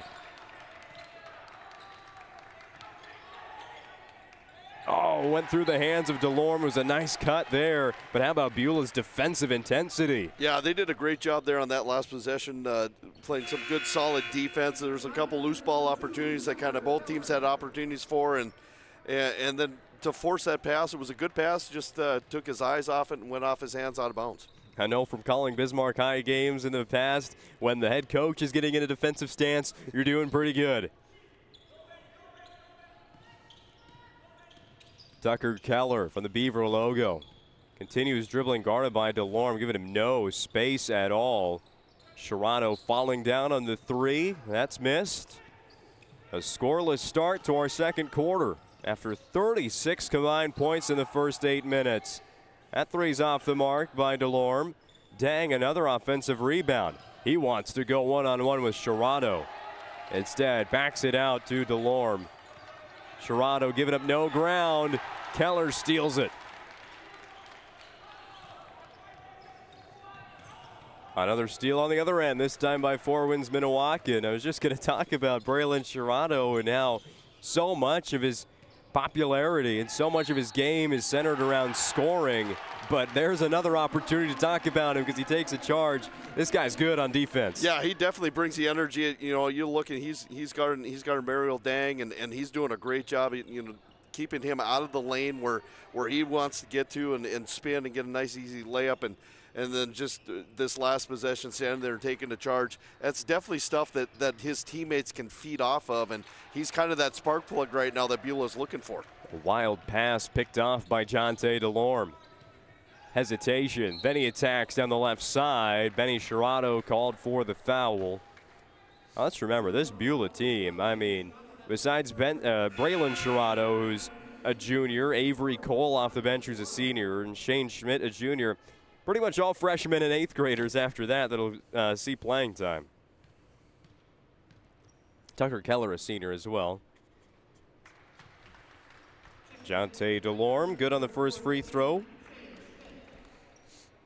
2 minutes and 33 seconds go by, and there's our first points of quarter number 2.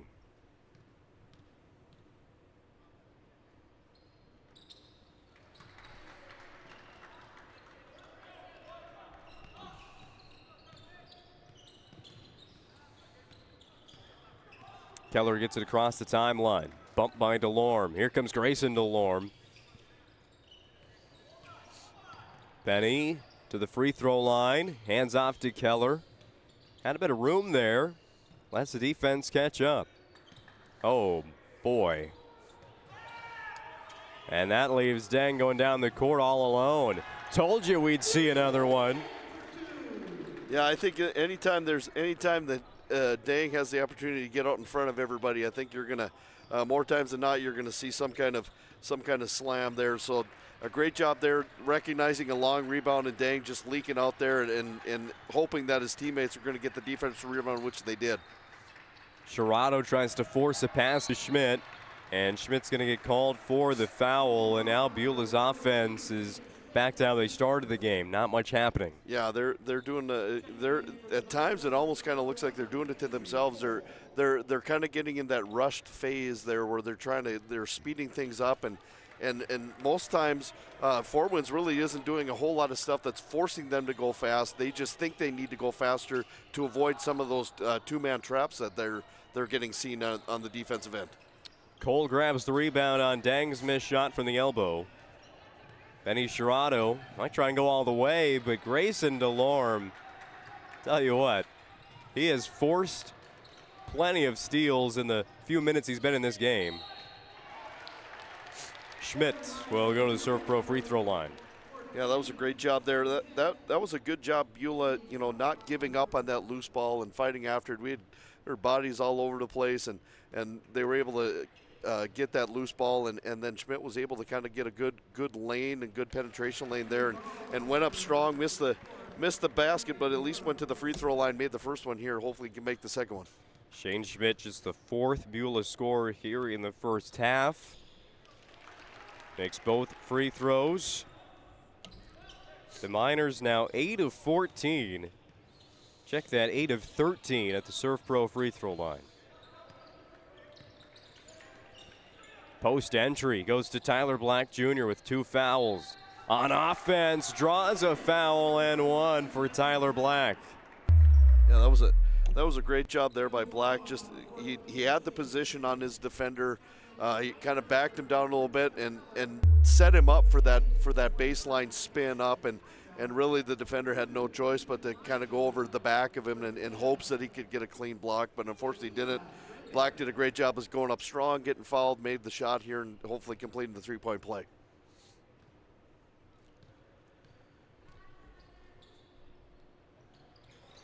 Tried to bank that free throw. It's no good. 26-18 the lead for 4 wins on the BNC National Bank scoreboard. Your life is busy. That's why they'll make managing your money easy. With locations in North Dakota, Minnesota, and Arizona. Find them online at bnc.bank. Beulah thought that one was a foul. No, it's a jump ball. It'll stay with the Miners.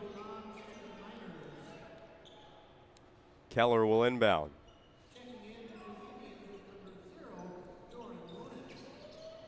Oh, Cole, yeah, tried to tightrope the half-court line there. Would have just been better off catching that on the other side of half-court.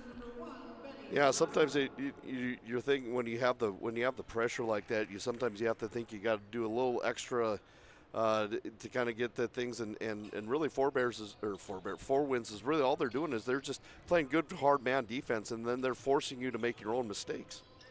Kasia hands off to Wakia Graybear, and there's going to be an offensive foul call. I believe that is against Graybear. Yeah, they do a lot of the dribble handoff stuff, and then they try to set a screen while they do it. Well, sometimes when you get going too fast and you have the dribble and the handoff, and then you try to set the screen when you're not really set, and then you can, more times than not, you end up getting called for that offensive foul. I've been told over the course of this season, as we've got Kasia on the fast break, blocked by Keller, a foul. Oh, was it after that shot? It looked to be a clean block, but then I guess the landing was room for a foul here, and Kasia will go to the Surf Pro free throw line.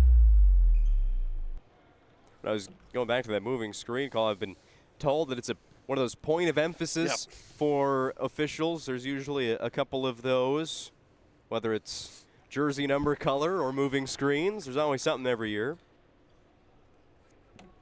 Yeah, I know that's one thing that we've kind of during practice, we coaches have kind of stressed to the players, like when you set the screens, make sure you're set. Give yourself a good base, and make sure you're not moving. Don't be leaning. Don't be. You don't want to be sticking that leg out or that hip out to cause the screen, because that is one thing that the referees are looking for this year, and actually are doing a very good job of calling it. Cashton Casia did make both of those free throws. The second one didn't count for a lane violation against Four Winds Minnewacan, so the lead stays at 9. 2:45 left in the half, and a blocking foul is called against Wakia Graybear. It looked like he was standing his ground here. We'll check it out on the Ryan family. Well, couldn't really see it.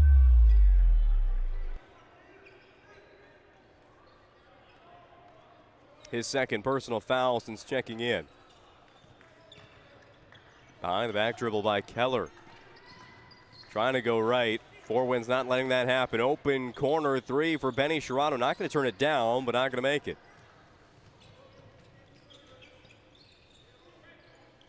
Casia. No. Foul called against Beulah in the rebounding effort. Yeah, you see that quite a bit sometimes when the shot goes up. Sometimes those, as a defender, you sometimes get got watching the basketball and you're not looking to see where that person may be coming from for the offensive rebound. The thing that I like to stress on the girls is when the shot goes up, the first thing you need to do is look and see if that person's coming for a rebound. If not, then you can turn your attention back to the ball. But if they are coming, you got to make sure you get a body on the person first and then go get the ball after that. 0 for 2 at the free throw line there was Keelan Longy. Tell you what, this Four Winds Minnewacan offense with Dorvin McKay on the bench here in the second half, it's really been missing something. Yeah, they try to get, they're trying to get a steal here, which almost did there, knocked it out of bounds. They try to get something going, to get them back into rhythm on the offensive end, and it looks like we got McKay's coming back in here, but they were lacking something, and now this is maybe hopefully is the spark that Four Winds needs to kind of get going again offensively. Sherrano stops on a dime at the free throw line and will get called for the foul. That is, Four Winds Minnewacan was already in the bonus, and that will again put them at the free throw line. Corey, that's 3 on Braylon Sherrano in the first half. Yeah, no, unfortunately, he's got to go sit. He's got to go sit down at the bench probably for the remainder of the half, and then who knows how much coming out of halftime. And that's really something that's going to hurt Beulah here. Now you're asking somebody else to kind of step up and do what he's been doing here in this first half, and look for Four Winds to kind of maybe be a little bit more aggressive on the defensive end, knowing that one of the better ball handlers for Beulah is going to be on the bench here for the last 2 minutes. Braylon Sherrano in the first half, 6 points, nothing in the second, and 3 fouls. However, Four Winds Minnewacan hasn't been shooting at a high percentage at the Serve Pro free throw line recently, and it continues as Dorvin McKay misses both. There's going to be another foul. They have not let much fly today. No, I think the referees have been doing a great job of one, just kind of making sure things don't get, things aren't getting too out of control. But as far as consistency, I feel they've been fairly consistent in this first half, calling it on both ends. They're letting the guys play and establish, but if they're gaining an advantage, they're quick on the whistle to make sure that they clean it up. Shane Schmidt with the first free throw, makes it. 24/7 emergency service and trained technicians using advanced technology and specializing in fire and water cleanup and restoration. It's Serve Pro. What was the call here on a missed free throw? There was a foul against Beulah. So from one free throw line to the other, Serve Pro, we thank you for your sponsorship, 24/7 emergency service. There's a made one for Four Winds, Joran Lonis.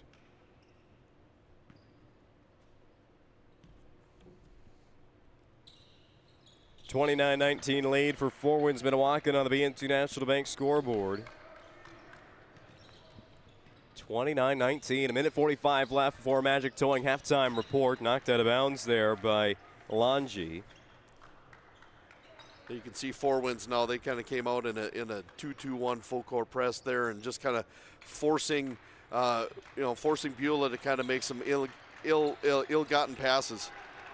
No pass gets off there, but a loose ball tracked down by Lange for Four Winds Minnewacan. Skip pass here. Oh, there was some space for Lonis to take that shot. Instead, is the step back there on the baseline, and a foul 93 feet from the hoop against Wakia Graybear.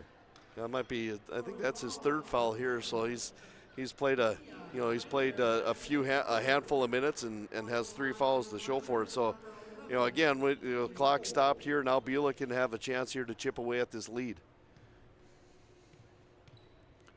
At the free throw line for Beulah's Avery Cole. Senior off the bench for the Miners. Talking about their head coach, Brandon Sherrano, his second season, Region 4 Coach of the Year. A year ago in his first season, taking over a program that was led by Jeremy Brandt there for 15 seasons. There was a tall task at hand, but went pretty well as Beulah finished the season with 20 wins. Not really going backwards at all. Free throw's good by Cole. The second one is. The 3 is not good for Keelan Lange of Four Winds. Long pass up ahead to Philip Widener is over his head and no good. Or just out of bounds.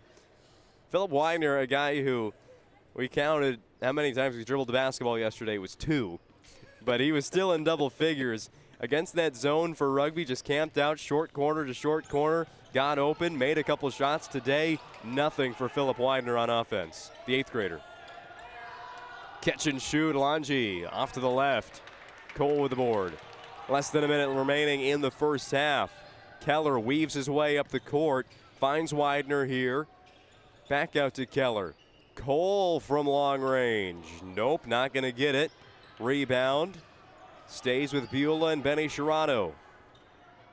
Bounce pass, Widener backs down the defense, blocked by DeLorme. Shot clock turned off, ball's still flying around. Schmidt underneath the hoop, gets the roll. All 5 Beulah points, well, besides the made free throw by Cole in the second quarter, have come from Shane Schmidt. One last defensive stop is what Brandon Sherrano's asking for his Beulah team. Dang. Loses it. Schmidt at the buzzer. No good. Well, that's a good end of the half for Beulah. Their defense steps up when the offense was a little bit lacking. They trail by 7 as we go to the Magic Towing halftime report on the PSP Network. This presentation on the PSP Network is proudly brought to you by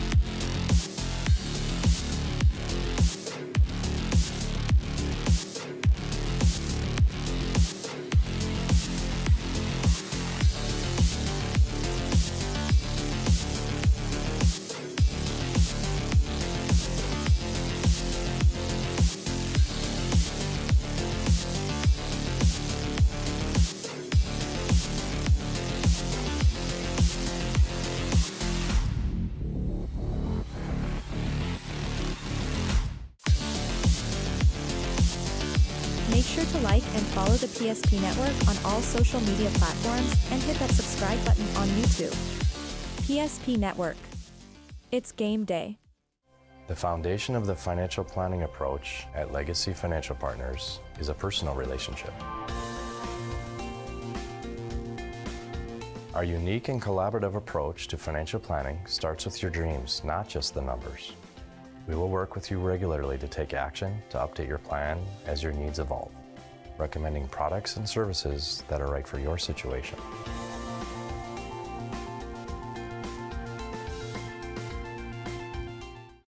When facing disaster, it's not just the things we lose, but the memories. But there's hope. ServPro, with decades of experience in Minot and Bismarck, is always ready. Our certified professionals don't just restore homes, they rebuild lives. Because to us, you're not just a client, you're family.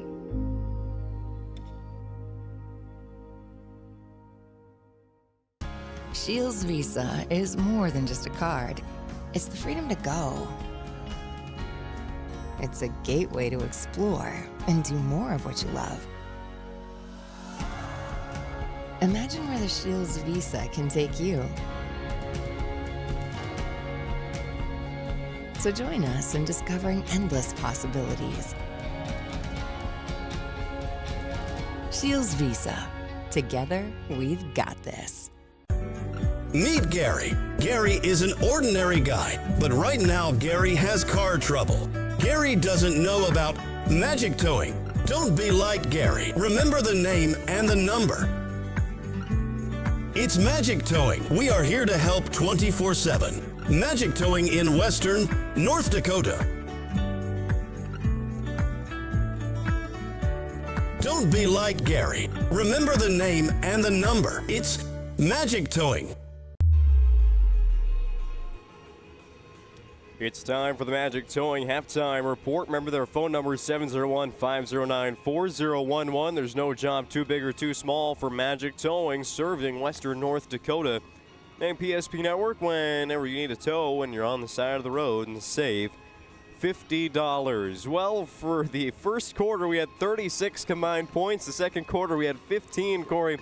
This has been a bit of everything in the first 16 minutes. Yeah, As up-tempo and fast-paced and scoring as that first quarter went, that second quarter was a combination of a lot of sloppy play on the offensive end. But really, both teams kind of not doing a very good job of taking care of the basketball. A lot of turnovers, missed opportunities as far as missed free throws, and some nice open looks that both teams were able to get after moving the ball around a little bit, but just couldn't find the bottom of the basket there in the second quarter. But the two contrasting quarters at least, and now the challenge for both teams is to come out. Hey, let's clean some things up here on the offensive end from both teams, especially Beulah. Four Winds is still going to come out, and they're still going to play that pressure defense. They're going to force them into over, thinking a little faster than they want to, and trying to get rid of the basketball. And what kind of shape is, what kind of condition then is Braylon Shinato going to be in with the three fouls, and what kind of, is he going to let off a little bit as far as being aggressive or not? And I don't think that's going to happen, but he's just going to have to be a little smart, and they were playing with three fouls here in the second half. Well, we've been talking qualitative about the first half. How about quantitative with our first half numbers? Well, you take a look at the scoring, starting with Four Winds. 29 points in the first half, led by Morale Dang with 8 points, 5 points apiece for Jonte Delorme and Jaron Lonis with 5, 4 points for Richard Kavanaugh. He had 4 points, 2 points for Keelan Longy, 1 point for Cash and Kasia. They were 5 of 11 from the free throw line, 45% shooting from the charity stripe was Four Winds. For Beulah, they were led with a couple guys with 6 points. Tucker Keller with 6. Braylon Shirato had 6 points as well, 5 points Shane Schmidt, he really kind of came on here in the second quarter, especially when Braylon went out with the 3 fouls. Shane was 3 for 4 from the free throw line.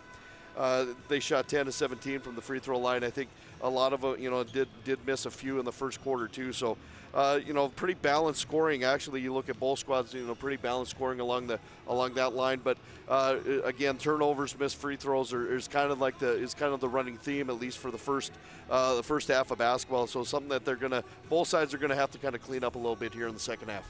We still have 3.5 basketball games to go today. Here's what's coming up later on. St. John takes on Velva next.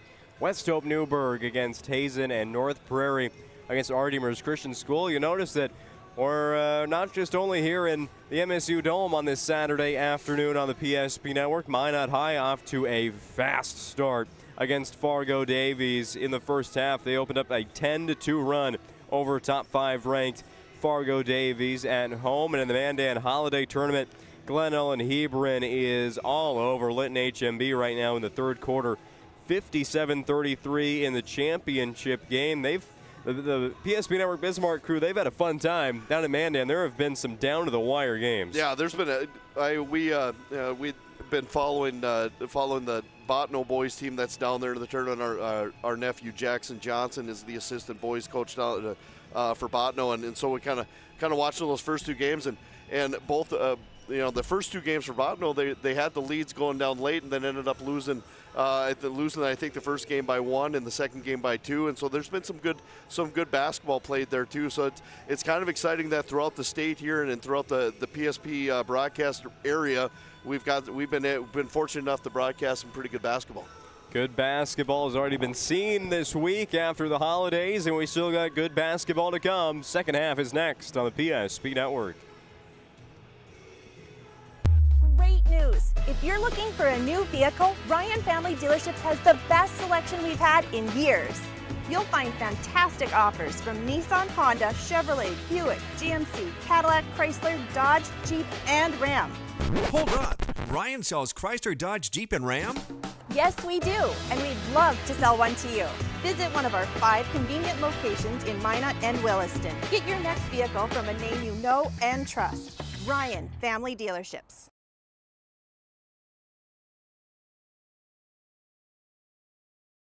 Jersey Mike slices your sub right in front of you, see? The slicer, the meat and cheese, it has a rhythm.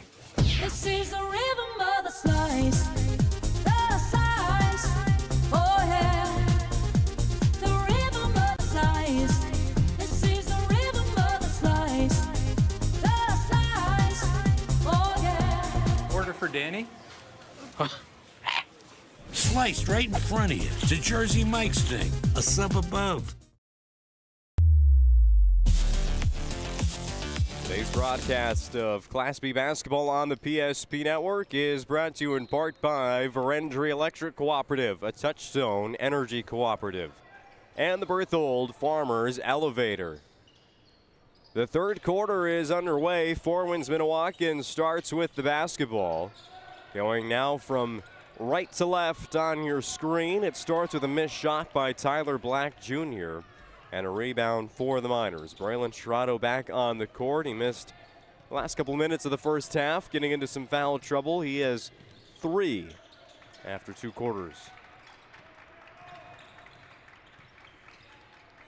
I think most of the conversation at the half for Beulah, keeping the spirits up, saying our defense was impeccable in the second quarter. Yeah, I think that's one thing their defense kept them in the game, and now the big three-pointer there by Braylon. That's the spark that they're going to need here if they want to make a little comeback here in the third quarter. Yeah, that one will help a lot for Beulah. They found some offense again after a 6-point second quarter.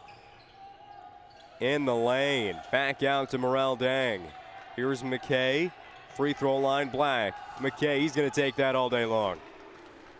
Yeah, that was good. You know, the defense kind of played off a little bit, afraid of the drive, and you never want to leave a shooter open that much for because 9 times out of 10 he's going to bury that thing. Tucker Keller stops, reverses the basketball to Benny Sherrado. Here's Braylon again. Four Winds isn't going to leave him again. They really didn't have any space on that last three. Here he goes again in contact. 3 free throws coming up for Braylon Sherrado. I like how Braylon came out here in the start of the second half here in the third quarter, and instantly Beulah realized that let's get him going early as far as getting him back in the tempo of the offense, and he buries a 3 right off the bat. He goes to the free throw line here for 3. He starts off on a high note, making the first one. Here's hoping he can finish off with the other 2. Jonte Delorme went to box out Sherrado on the second of 3 free throws. Sherrado now the first player in double figures today. He makes all 3 of them, and none, I don't think, touched the rim. Do I have this right, Corey? 12 made free throws for Beulah? 13, I think. 13, they were 10 of 17 in the first half, so they're 3 for 3 right now in the second half. So let's hope they can keep that streak going. There's another 3. Four Winds isn't missing on offense. Jonte Delorme from downtown. Yeah, that's one thing that Four Winds, they're not afraid to take those 3-point opportunities, but it doesn't matter how closely guarded they are for him. Widener had the ball knocked out of bounds. It'll stay with Beulah down 7 on the BNC National Bank scoreboard. Locations throughout North Dakota, Minnesota, and Arizona. BNC National Bank provides you with banking and wealth management services for your business and family. Visit them online at bnc.bank. Tough shot for Keller. He'll go to the free throw line to earn these 2 points. Great job by Keller there, getting that nice backdoor cut and then going hard to the basket. Realizing that there was a defender there, stopped, kind of gave a nice little head fake and was able to kind of split the defense. And again, Beulah's doing a great job here, at least up front. They're now 4 for 4 from the free throw line here starting in this third quarter.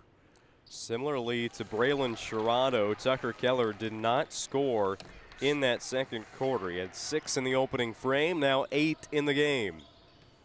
5.5 left in quarter number 3. Dorvin McKay, do it yourself. Too strong.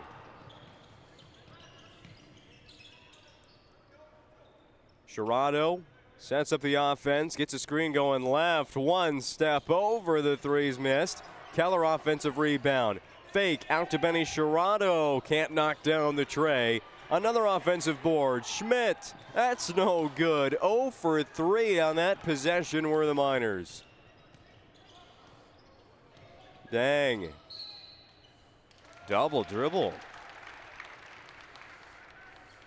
Today's broadcast on the PSP Network is brought to you in part by Northern Plains Heating and Air, with over 25 years of experience as your heating and air experts and the factory authorized dealer for AeroSeal. There's no other choice to seal your heating and air game than Northern Plains. Find them online at northern-plains.com. Keller trapped there in the corner, finds Braylon Sherrado. Free throw line, splits through the defense. Turn on the film of Braylon Sherrado playing basketball, and it's a lot of plays that look like that. Yeah, he's hard-nosed. He's going to try to get to the basket as much as he can, and he can sit back and hit the 3, but he more or less like to go to the basket. Gives it up to Schmidt here on the run, gets fouled. It's going to go against Jonte Delorme of Four Winds, Minnewacan. Yeah, Beulah's kind of beating Four Winds at their own game here. They're playing good hard pressure defense. They're forcing into some turnovers, and then they're translating into good transition basketball and getting either making the layup or they're getting to the free throw line. Beulah and Four Winds met last year in the Hoopster Classic. He played it inside the Minot Auditorium, and it was a lot of that. Beulah trying to play Four Winds' game, and they kept it close early on, but just didn't get the job done in the end. There's a lot of players for Four Winds Minnewacan that played in that game that are not on this season's team, so very interesting to see this kind of new group almost completely for Four Winds making an impact this season. There'll be 2 points for Joran Lonis. 37-34 And a timeout's going to be called before a 10-second violation. Sherrano got stuck. 30-second timeout. We'll be back on the PSP Network.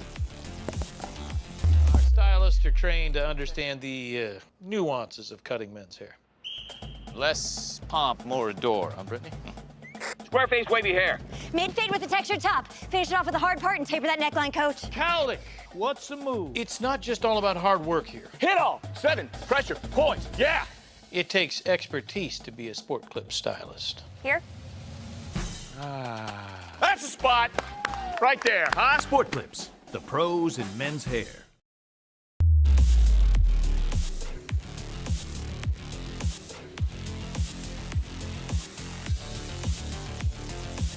I'm happy we got a close game, a high-scoring game, and I'm also happy we got the bumper music back here on the PSP Network. We're bringing our A game once and for all today. Actually, it was a 60-second timeout that Beulah called, not only to just kind of save that possession there, but also maybe talk a little offense. Yeah, that was a great job. Braylon, he realized as soon as he picked up the dribble there and realized that the trap was coming, he did a great job of recognizing that, calling timeout, and kind of saving the possession a little bit. Yeah, but yeah, giving everybody an opportunity to kind of settle down here and say, okay, here's what we're going to try to do here offensively for the next 3.5 minutes. Shane Schmidt, had the back cut there with Sherrano. He said he slipped. 10 on the shot clock. Keller, pull up, yes! What a shot by Tucker Keller. It's a 1-point game. Yeah, that was a hotly contested shot, too. That was a great job. Keller just drive, pulling up, elevating, and getting a good look and good release there on that jump shot. Dang, does the same. 39-36, Indians in the lead by 3 on the BNC National Bank scoreboard. They've been leading this entire game. Out of bounds through the hands of Braylon Sherrano, another turnover. Yeah, as an explosive as a player's Dang is, to only have his first basket, more than halfway through a quarter, I think Beulah defensively has got to be pretty happy about that. Got Keller guarding him now. It was Sherrano in that first half for a majority of the time. There's a nice basket from the left side of the hoop by Joran Lonis, who's got 9. Lonis, a guy who we just referenced it. You're without Mr. Basketball. That's a big absence from a year ago. As there's a mid-range from Keller. Didn't have the right touch there. You're also without Left Bear, a couple Cajas from a year ago. 3 by Cashton Caja is no good, and Lonis significantly improved minutes from last season to this season, and it's paying off. Yeah. 2 minutes left in the third quarter, 41-36. 4 wins Minnewacan in front. Beulah with a basketball. Shane Schmidt from the volleyball line. Out to Avery Cole. Long 3, Braylon Sherrano. No good. Beulah has used just 2 players off the bench in this game. Does that surprise you a little bit? I think that, he obviously they look at, would they like to get a few more guys involved probably, but, they're doing pretty well with the 7 that they're playing. And as a coach, you kind of look at it and say, who are my main 7 or 8, and then if you can play a game with those, with that 7 or 8, I think you're good, and you can be pretty happy with what you want to do, so you don't have to go down too far down your bench.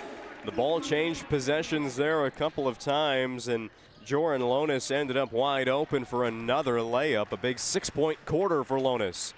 Benny Sherrano on the run. Back to a 5-point lead for 4 wins. Dang. Is it to Lonis? Keep on shooting. No good.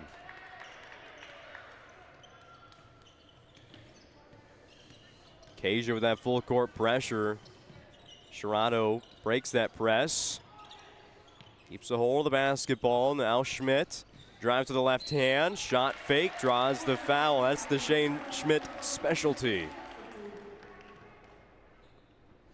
Yeah, I really like how well disciplined he is. Gets the ball at the wing, he gets himself composed and under control before he starts driving to the basket, and then has the wherewithal to realize that, hey, I can't get all the way to the basket, so I'm going to stop right at the, right inside the lane there by the arc, and I'm going to throw a head fake a little bit, because more times than not the guy's going to fly by and then goes up and gets fouled.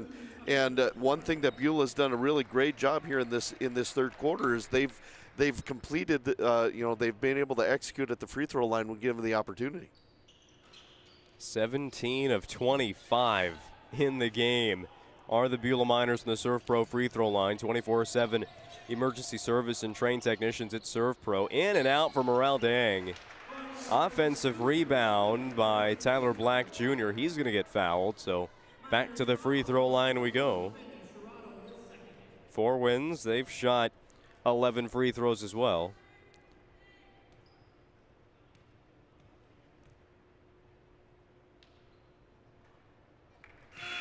First one, no good. Brandon Toronto goes a little bit deeper into the bench. Brings in a junior guard, Tatum Jordan, replacing Widener on the floor.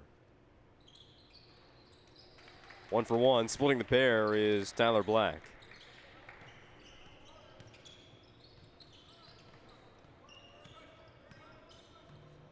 Final 30 seconds of the third quarter in a highly competitive game between Four Winds Minnewacan and Beulah. A great rematch from last year with not many of the same players.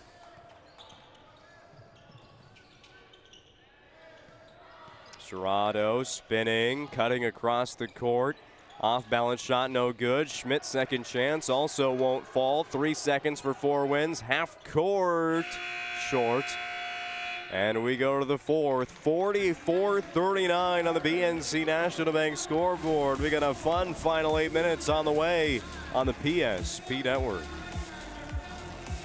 The dictionary defines community as a group of people living in the same place or sharing common goals.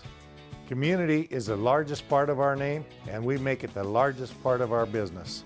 We support our local schools, organizations, youth programs, and local events from Bowman to Bismarck, because we all share a common goal to better the quality of life in our communities. Come bank with us at Dakota Community Bank and Trust, your real community bank. When property owners in Bismarck and Minot seek transformation, ServPro's construction program brings both vision and precision. From that very first hammer strike to the final touch of paint, our dedication remains unwavering. It's not just about remodeling, it's about legacy. In Minot and Bismarck, ServPro is your partner in transformation. We don't just build back, we elevate every space.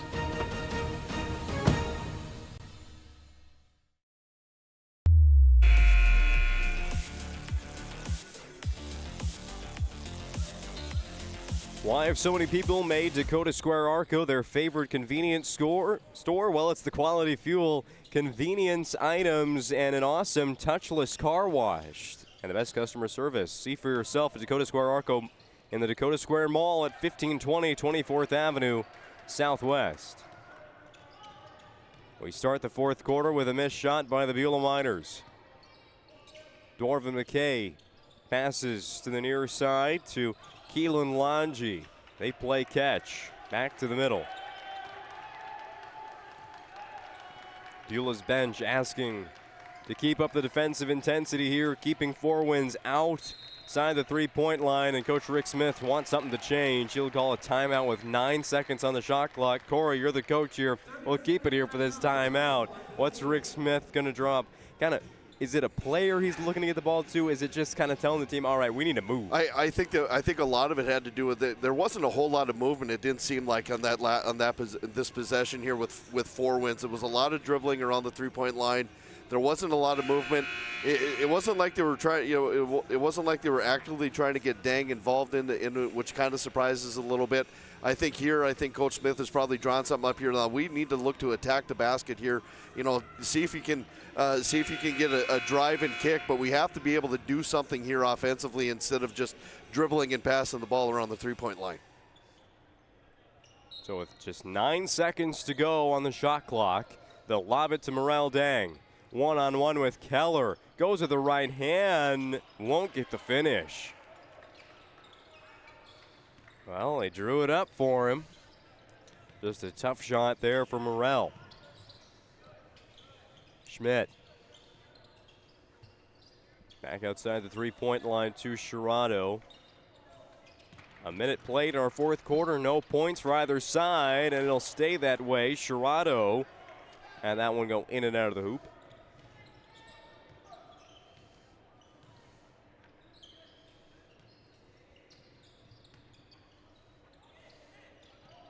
Looks like the same exact play. Just get Dang one-on-one with Keller. This time stops at the free throw line, and it's good. Yeah, I think if you're 4 wins here in this fourth quarter, I think you actively have to get Dang needs to have the ball every time that you have the ball offensively, and the offense kind of needs to run through him. They've just been drawing up plays to say our guy's better than your guy with Dang going one-on-one. Everybody just clear out. Looks like it's the same one again. McKay. Here finds Longy. Mac to Dang.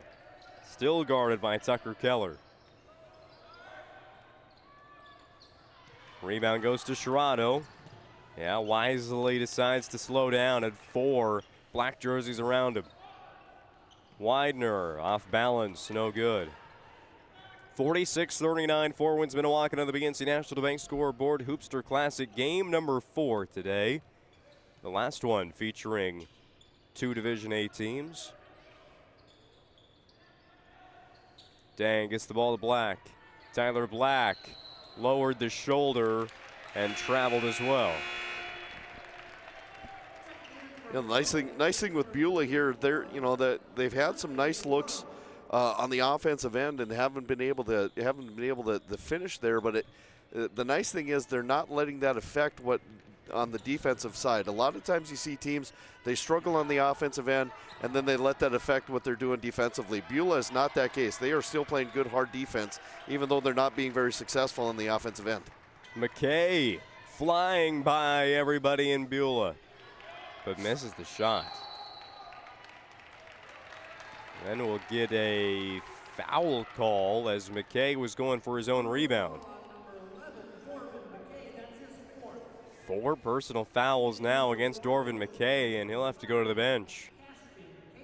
Cashton Kasia back in. You wonder if maybe you just try and keep McKay in there, just 5 minutes left. You just hope that he can stay out of that 5 foul territory. Yeah, I think it's smart. Coach Smith kind of take him out here for a minute or two and just kind of gather himself a little bit, and then put him back in there for the last 3-minute stretch, and whatever happens after that happens.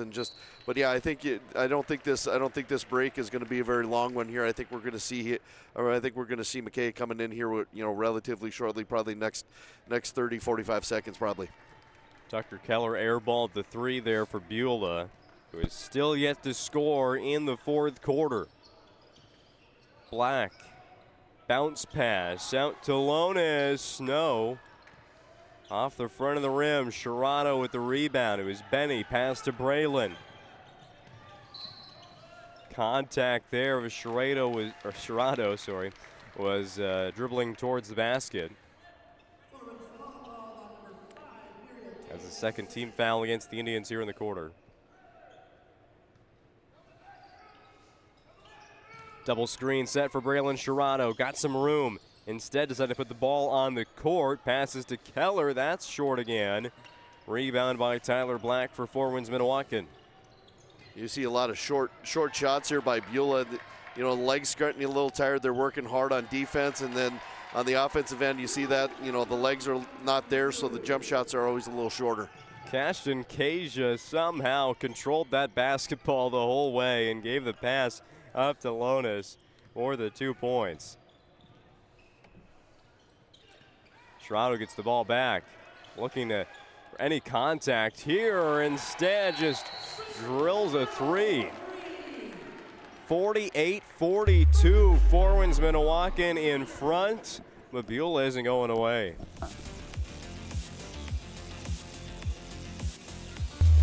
foundation of the financial planning approach at Legacy Financial Partners is a personal relationship. Our unique and collaborative approach to financial planning starts with your dreams, not just the numbers. We will work with you regularly to take action to update your plan as your needs evolve, recommending products and services that are right for your situation.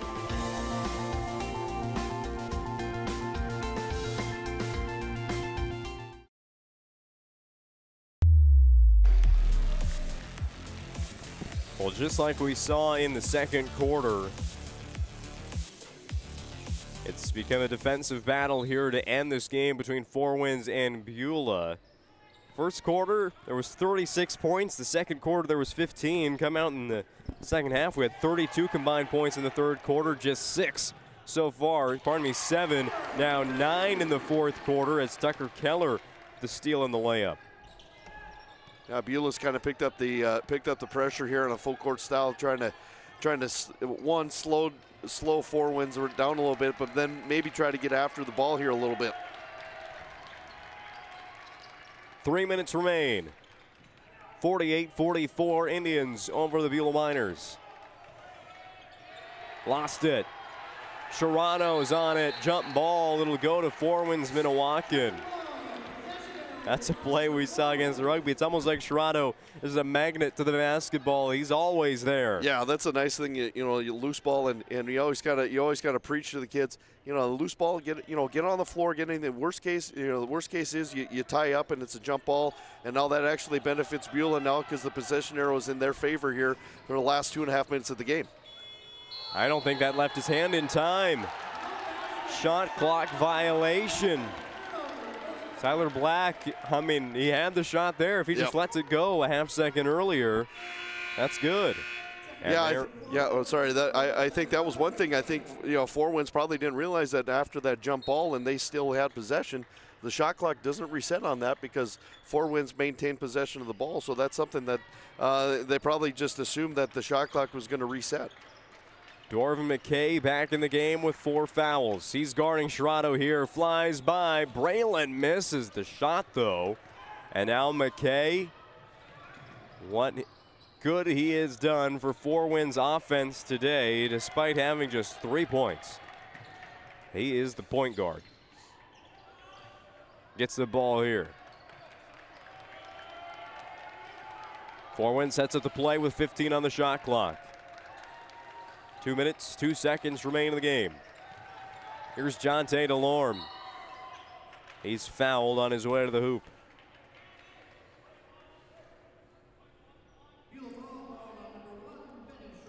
Benny Sherrato called for his 3rd personal foul in this one. No team anywhere close to the bonus as we stand.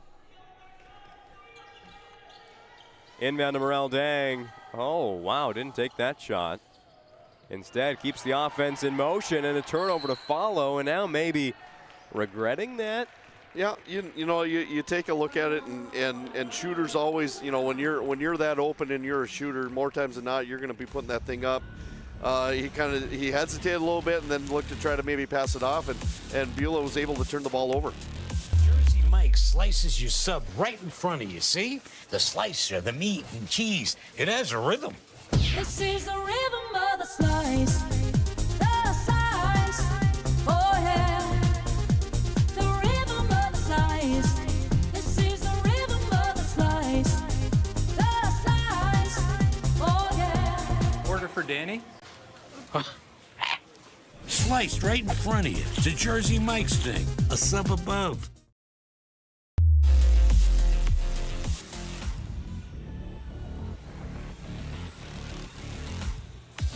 Today's broadcast of high school basketball on the PSP Network is brought to you in part by Shields of Minot and Bismarck. They have every sporting good possible, along with footwear and fashion. Shop online at shields.com, a proud supporter of the PSP Network's mission of promoting local athletes. Coming up in just a minute and 50 seconds of game time, we'll have the planning team financial advisors Shots Crossroads post-game show.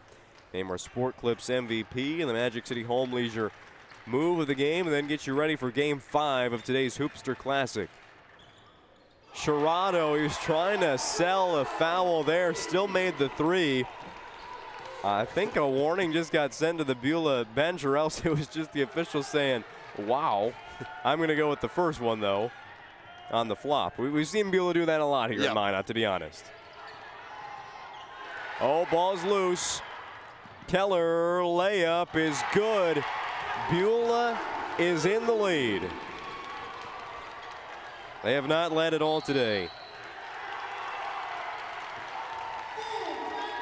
Timeout taken. First International Bank and Trust. Timeout on the floor. We'll take it with them and come back for the last 67 seconds. For decades, Nodak Insurance Company has been serving our state's residents in good times and challenging times. We come together for the greater good, from simple acts of kindness to company-wide efforts that make a difference in our community. It's who we are, rooted in North Dakota and ready to serve when it matters most. Nodak Insurance Company, agents with answers. Darren Johnson, Cody Olson, and Scott Wilkins, your agents with answers in Mandan. The dictionary defines community as a group of people living in the same place or sharing common goals. Community is the largest part of our name, and we make it the largest part of our business. We support our local schools, organizations, youth programs, and local events from Bowman to Bismarck, because we all share a common goal to better the quality of life in our communities. Come bank with us at Dakota Community Bank and Trust, your real community bank. Well, we got back a little bit late from that timeout. There was a travel called against Dorvin McKay of Four Winds Minnewacan, so the ball turns back to Beulah on offense. 55 seconds remain in the game, and the Miners lead for the first time, 49-48. And now McKay with the steal on the inbounds. And he's going to get fouled by Keller. That will be the second against Beulah. Forwin saying that might have been intentional. Yeah, that's. I was just gonna say that. You know, you look at the scoreboard, both teams have fouls to give, but you just have to be careful that you're making a play on the ball and you're not doing anything foolish. And Coach Smith had every right to kind of question that, because, you know, he had his hands around the waist there and really had no intention going after the ball. So you have to be careful when you're fouling. A steal there after the missed shot, and then the ball goes back to Beulah. 40 seconds left. Schmidt leading the fast break. No shot. There's a foul on the ground as Schmidt went up for the layup. Let's watch it again on the Ryan Family Dealerships replay. Yeah, I think that was the right call, because he gets to about the lane there, and there's the bump right there, and the contact was well before he started to take his attempt on the shot. So that was a great call by the official. Yeah, a lot of people are wanting that continuation, and quite frankly, in the NBA, he probably would have got the continuation call there, but that was a great call by the official. The contact was well before the shot. So it's going to be Beulah's going to have the ball underneath the basket here after the timeout. Now we've got a timeout on the floor, and we'll tell you who our sponsor is for that. It's First International Bank and Trust, a full-service family-owned independent community bank built on the bond between their employees and customers, founded in 1910 and growing to serve rural and urban communities across Arizona, Minnesota, North and South Dakota. Find them online at FIBT.com. A bit of a game reset here. 38.1 seconds remain in the fourth quarter. Beulah up on Four Winds Minnewacan, 49-48 on the BNC National Bank scoreboard. No team in the bonus yet. No team really will be in the bonus, you'd have to think, unless Four Winds can't get a basket here shortly. They have 3 team fouls, so just 1 to give against Beulah. The Miners have the basketball. They have the possession arrow in their favor, and Beulah's been leading this game for 20 seconds. Yeah. As far as Beulah is concerned here now, the big thing here is, first step, get the ball in bounds. Don't do anything foolish. Just try to, force anything. Just get the ball in bounds. You've got some timeouts in your back pocket. Four Winds just called this timeout. If Toronto can't get the ball in bounds here, call a timeout, get something set. And the big thing is you're in no hurry. You've got the shot clock, you've got the game clock. There's about 3 seconds in between, but you don't need to score. You just need to get the ball in bounds and just take care of it. They get the ball in bounds to Philip Weiner. He's trapped there in the corner. He gets swung to Braylon Sherrano. Four Winds is down a player with Morel Dang on the other side of half court. And a foul will be called. Probably wise there by the defense. Let him catch up, get back to even strength. Yeah, they were, the Fort Winds was kind of in a no-win situation with 38 seconds left on the game, a fresh 35-second shot clock. Any foul underneath the 35 seconds now eliminates the shot clock altogether. So now Beulah can just run the clock out, but they really had no choice. They needed the foul. They needed to get everybody down here at full strength. So now if you're Fort Winds, you're going to come out and go for a steal. If you can't steal, you're going to have to foul. So Beulah's going to have to do a great job of taking care of the basketball. Morel Dang will foul Braylon Sherrano there behind half court. And now the Miners will go into the bonus, shooting 2 free throws. Dorvin McKay, that last foul was his 5th, so McKay is fouled out. Oh, but a missed free throw, so the door is still open here for Fort Winds Minnewacan with just a 2-point basket on the other end.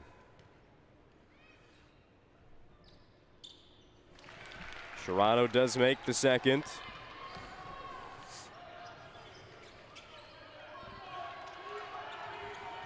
Here goes Dang. Misses that tying layup. A foul before the shot here, and it's offensive against Black for Fort Winds.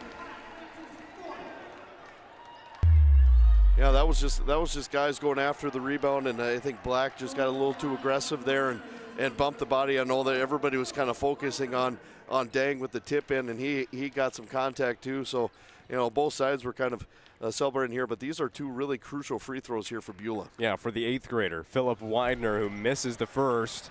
So again, Fort Winds, it'll stay a 1-possession game. 15 seconds left, 50-48 Beulah.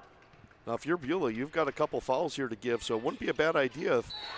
If we don't, you don't try to foul here. After the free throw is made, Joran Lonis gets called for the foul, which did not need to happen for Fort Winds Minnewacan. Beulah in the bonus, they'll get back-to-back free throw attempts. Shane Schmidt will shoot now. A chance to put Beulah up by 2 scores. Misses the first. Beulah, who shot so many free throws today, you'd think they'd be all going in by now. They've now shot 30 free throws. And they missed both of them. But Keller gets the offensive rebound, still loose. Widener's got it now. Out to Sherrano, he's going to get fouled, and the Fort Winds Indians just can't catch a break. Yeah, that's just a great job there. Beulah realizing that there's still an opportunity for Fort Winds to come down and get it and make this thing a tie ball game. So they're still fighting for these offensive rebounds, and Fort Winds just didn't do a very good job of boxing out these last couple times on free throws. Braylon Sherrano with 22 points in this one, many of which have come from the Serve Pro free throw line. And finally, Beulah, with the amount of free throws they've been given in the last 5 seconds, makes this a 4-point game. Dang's got to put up a 3 and hope to get fouled. He won't get fouled. He'll miss the 3. And Beulah, they just hung around all game long. They allowed 4 points in the 4th quarter and made their free throws all day long. And the Miners will get above 500 on the season with a 52-48 win. Postgame show next. This presentation on the PSP Network is proudly brought to you by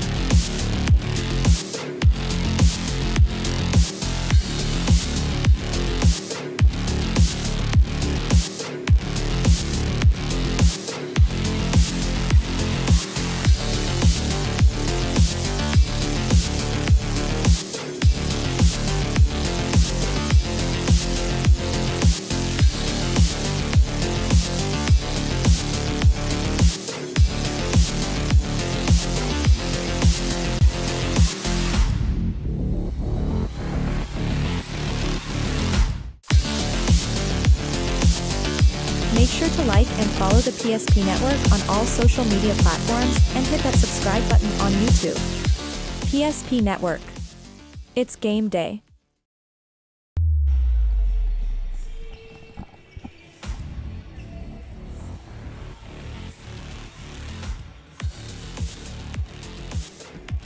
Beulah and Four Winds Minnewaca, and hopefully this matchup's at every Hoopster Classic there ever will be. Last year was a fun one, but a win for Four Winds. This year, a classic, and a win for the Beulah Miners, 52-48. They led for just 1 minute, and it was the last minute. They shot 34 free throws. Four Winds, well, they had the lead the entire time. They scored 20 in the first quarter. It had everything, Corey. How did Beulah win this? Well, you look at the second half for Beulah. It came down to the free throws. In the third quarter alone, they went to the free throw line 9 times. They were 8 of 9 from the free throw line. That really kind of got them back into this ball game, and they were they were 11 of 17 from the free throw line in the second half. They missed some that could have really sealed the game, late in the game, but they made them when it mattered, and that's probably the big thing. Overall, they went to the free throw line 34 times in the game. They were 21 of 34, 62%. You get to the free throw line that many times, and you shoot in the high 60s, low to mid 60% on the free throw line. You're probably going to come away with the win, and their defense definitely stepped up when they needed to, and they were led of course by their mainstay player. Braylon Sherrado had 22 points.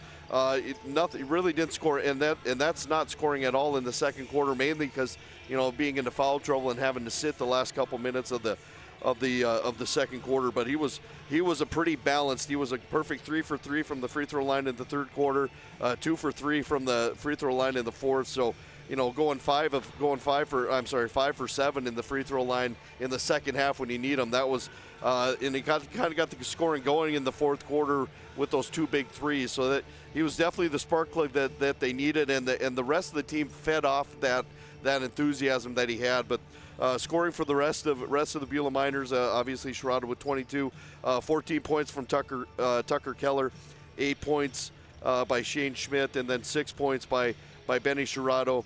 For Four Winds, they came out and they had that good first quarter, and then just kind of really couldn't find their rhythm after that. Unfortunately, scored 9 points in the second, came out and scored at 15 in the third, but really only 4 points in the fourth quarter. Testament some missed opportunities on the offensive end, some turnovers. Beulah's defense kind of stepped up a little bit and really kind of harassed. You had Dorvin McKay in foul trouble, so he had to be on the bench, and that kind of showed a little bit there too. Leading the way for them, of course, was with 13 points was Joran Lonis coming off the bench. 12 points for Morel Dang, 8 points for Jonte DeLorme, 4 points for Richard Kavanaugh, and then a couple guys with 2-3 points. So pretty balanced. The guys that played that were on the floor for Four Winds contributed on the offensive end, but just couldn't find their rhythm in the fourth quarter. And then as Beulah kind of chipped away at that lead, then they really couldn't figure out how to kind of slow things down and maintain. Trying to get the ball to Dang. I talked about that coming. When we stayed on that timeout when Coach Smith called that timeout when they really weren't doing anything offensively. I said I made mention that's getting the ball to Dang is probably a good thing, and sure enough, they came out of that timeout, they gave him the ball, and he was able to get to the basket and score. So, but Beulah was just it's one of those things where if you let a team kind of hang around and let them have success and build up their confidence, they're going to start chipping away, and then as the team with the lead, you start to play tight. You're not playing loose. You're not doing what you were doing the first 3.5 quarters. And Beulah just kind of kept chipping away, and knowing that if they keep this thing under double digits and just keep attacking the basket and getting to the free throw line, and big thing, making the free throws when you get there, and that's kind of the key of what got Beulah the win there in the second half. How about we hand out some awards here in our Planning Team Financial Advisors Shots Crossroads post-game show. Whether you're looking for a full-service financial plan or planning for farm or business succession, Planning Team Financial Advisors is here to help you work toward achieving your financial goals. Visit them online at planningteam.com. Starting with the MVP, Braylon Sherrado. There's really only one nominee for this one. Tucker Keller played some great defense as well in the fourth quarter. Let's note that. But Sherrado got 3 fouls in the first half. Didn't have any problem with that in the second half. No other personal fouls. And then hit the free throws in the end. A couple big threes to keep Beulah in this one. 22 points tonight. I think pretty clear. Braylon Sherrado, your Sport Clips MVP. Oh, absolutely. There's no question. It's always a question when a guy picks up 3 fouls in the first half and has to sit going into halftime and then coming out. Like, some coaches are maybe reluctant of putting a player in when they're in foul trouble like that to start because they're worried about picking up that 4th foul early. The nice thing that I saw out of Braylon today was he was asked and he started that second half knowing full well the foul trouble that he was in. But like you said, he didn't pick up another foul in the second half, and he still played the aggressive style of defense that he likes to play. And that's just good testament of how well disciplined he is, knowing where he should be at defensively. His feet are moving before the guy starts to drive. He's anticipating a little bit. And then offensively, he's just that spark plug that they needed. And they were, both teams were kind of sluggish out into starting that second half, especially Beulah really couldn't find their rhythm. It wasn't until he hit that 3 that was kind of contested a little bit that kind of broke the mold there a little bit, and then they were able to kind of go from there. But yeah, I mean, you look at him, and he's definitely that player, and of course he's gonna garner attention from whatever the matchups that they have from here on out. He's gonna get the other team's best defender or defenders depending on what they want to do. And so the big thing now is those other guys from Beulah, like we talked about. Tucker Keller had played some really good defense. Shane Schmidt kind of stepped up when Sherrado went out too. So there's guys there that can pick up the slack. So Sherrado doesn't feel like he needs to do everything by himself, but it sure is a nice weapon to have. Yeah, that's your Sport Clips MVP there, Braylon Sherrado. And quickly here, the Magic City Home Pleasure move of the game. Was it the falling over 3 that really, I feel like that's really when this one, you're like, okay, Beulah has a shot to take the lead here. Also, the fast break layup by Tucker Keller to give them the lead with a minute left, or simply making 27 out of 34 free throws. Yeah, I think you look at, those all 3 are excellent. I really think that off-balance fall down 3, that was the spark. You saw the bench kind of come alive, the fans kind of came alive after that, and then Keller gets that steal right off the bat there too, and finishes with the layup.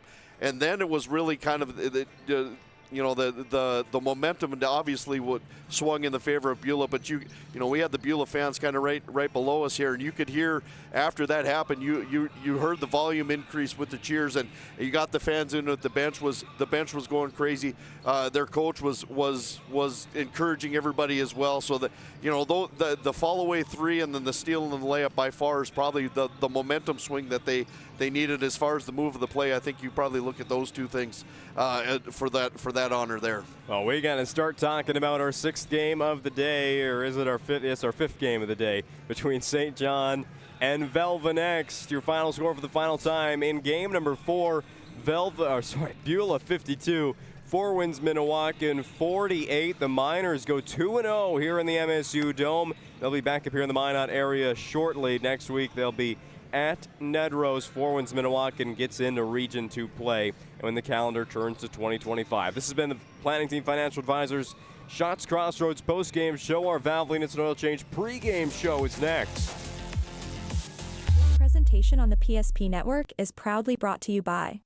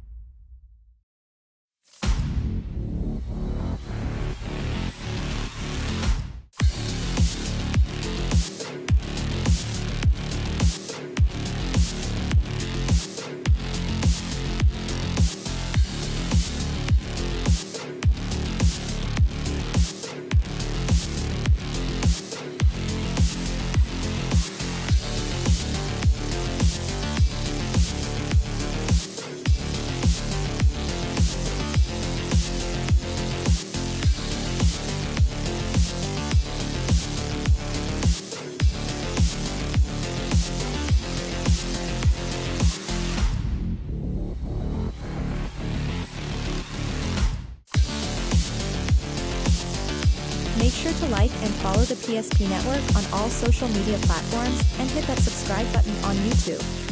PSP Network. It's game day. We want it all. We want our dog to fetch it. Drop it. And drop it. Drop it. We want to fix it ourselves. And actually fix it. We want to order the market price lobster. And know the market price of the lobster. How much is... Whatever the market says. Sadly, we can't have it all. Except at Sport Clips, where we check in with the pros in men's hair and totally check out with pure, uninterrupted relaxation. Sport Clips. It's a game changer. Whether you're looking for a full-service financial plan or planning for farm or business succession, Planning Team Financial Advisors is here to help you work toward achieving your financial goals. With locations in Bismarck, Garrison, and Center, our full-service team of professionals are dedicated to helping you work towards achieving your financial goals. Visit us online, planningteam.com. Securities offered through LPL Financial, member of FINRA Civic. Investment advisory services offered through New Edge Advisors, LLC, a registered investment advisor. New Edge Advisors, LLC, and Planning Team Financial Advisors are separate entities from LPL Financial. At Shops Crossroads, we make 8 gallons of homemade ranch dressing every day. So you can smother your dinner salad with it, dip those crispy golden French fries in it, and dunk your breaded chicken strips. You can even cover your... Wait, no. You can't put ranch on steak, or can you? Shots Crossroads. Don't forget the ranch.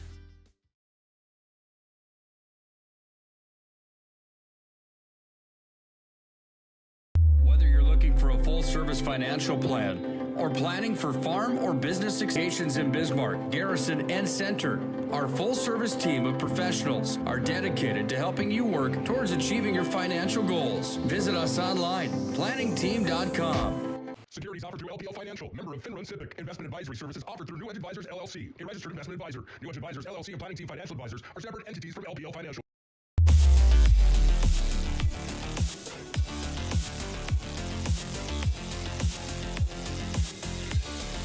Valvoline Instant Oil Change pre-game show with timely services that won't slow you down and no appointment needed. It's a stay in your car, drive through oil change service.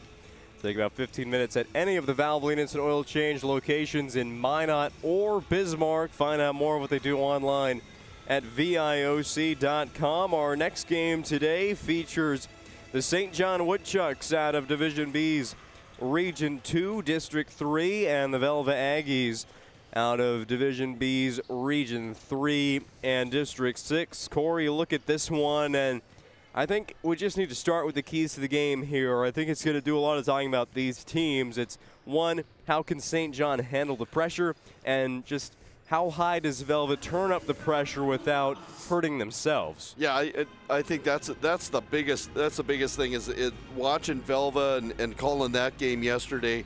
They like to ramp up the pressure a little bit, and Reggie Bruner just likes to fly around and be that guy that just kind of disrupts everything, and then everybody just kind of feeds off of him as well. So that's going to be the test. Is St. John going to be able to handle that style of defense? But that is, as up tempo and as intense as Velva likes to get defensively. It does leave them weak, especially around the basket. So if St. John can withstand that a little bit, they're going to have some opportunities underneath the basket, and then Velva's out of position, and they showed a little bit. They showed a little bit yesterday that they're prone to foul because they get out of position a little bit. So, one, can St. John withstand that storm and get opportunities underneath the basket, get fouled, make the baskets go to the free throw line?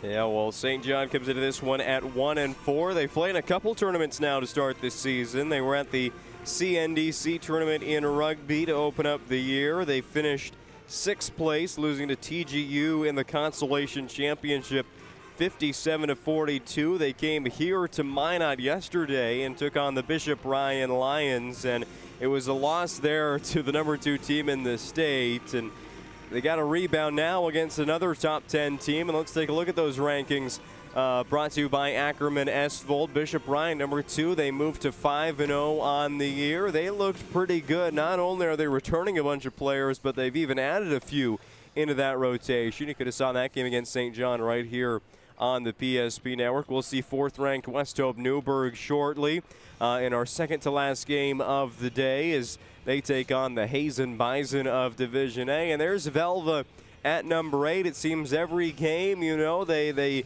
add a little bit, or they become a little more popular with the voters, it seems, as they've gone from unranked to number 10 to number 8 now in the 3rd edition. And it looks like the Aggies, if they can really keep that, I don't know what to call it, because you want that defense to fly around. That's really what they need to do in these kind of games, but just keep everything sort of controlled chaos for Velva. Things could keep on going way up for this team. Oh, yeah, absolutely. I think that the sky's the limit for them as far as, like you said, they receive votes. They're 10, now they're up to 8. Their defense definitely is kind of they like to dictate what the other team wants to do offensively through their defense. As long as you can get away with it and you can play teams that fall into that trap of doing it, that's one thing. But the one thing Velva's got to be careful is eventually they're going to face a team that is going to be able to withstand that pressure a little bit. So then how do you counter? What's the counteraction to that? Team that can handle that style of pressure. I wouldn't be surprised maybe if they, as hard as they played yesterday, maybe they come out and maybe give St. John a little different look.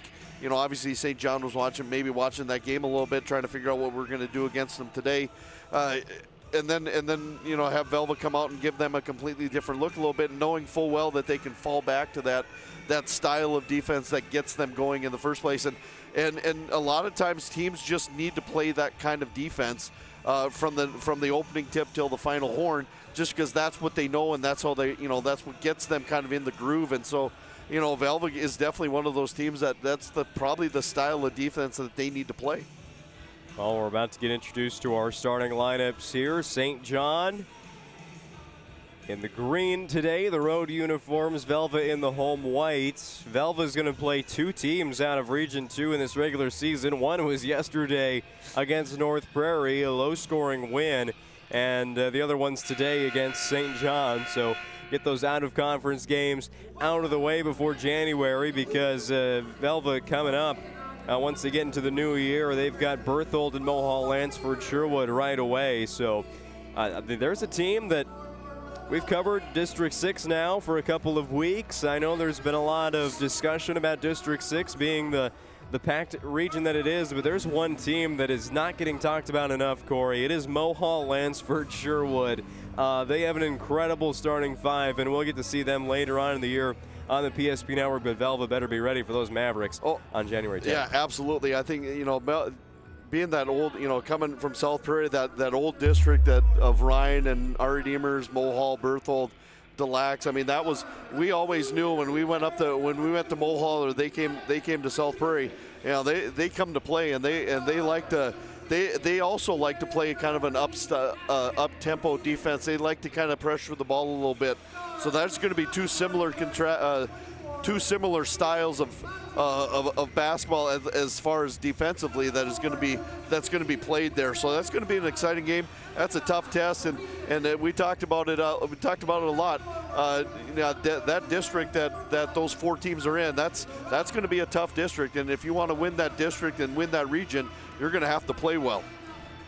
Focusing on the Woodchucks here shortly, as we just met their starting 5 here in the MSU Dome. They're led by third-year head coach Chris Thomas. 16 wins, 30 losses over that time. Last year won just 3 games. There was a lot of games, I think, that St. John would tell you probably could have gone the other way, as in a win, especially that District 3 play-in game. So you bring back a core group that's Madden Parisian, Ashton Parisian, Ezekiel Parisian, and a 6'6" sophomore in Simon LaRock, and the Woodchucks thinking that postseason might have a lot more in store than just one game. Yeah, you look at their, like you said, they had a handful of games there that 1 or 2 possessions kind of ended up being the determining factor, and unfortunately came on the short end of the stick on those could have very easily gone the other way.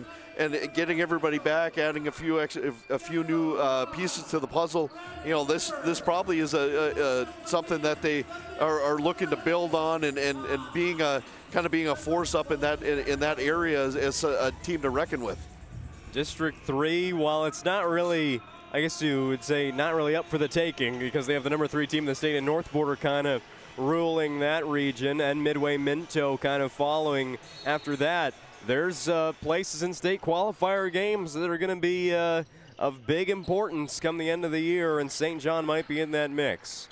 Here in Minot against Velva, we're underway, and there's already a steal for the Velva defense. McPeak up to Hank Bodine. He missed it. Ben Shep offensive rebound. Blocked from behind by Simon LaRock. Get used to it. Number 1's going to be on the highlight reel a lot. Yeah, you're gonna have to really work hard and know where he's at, especially when you're around the basket.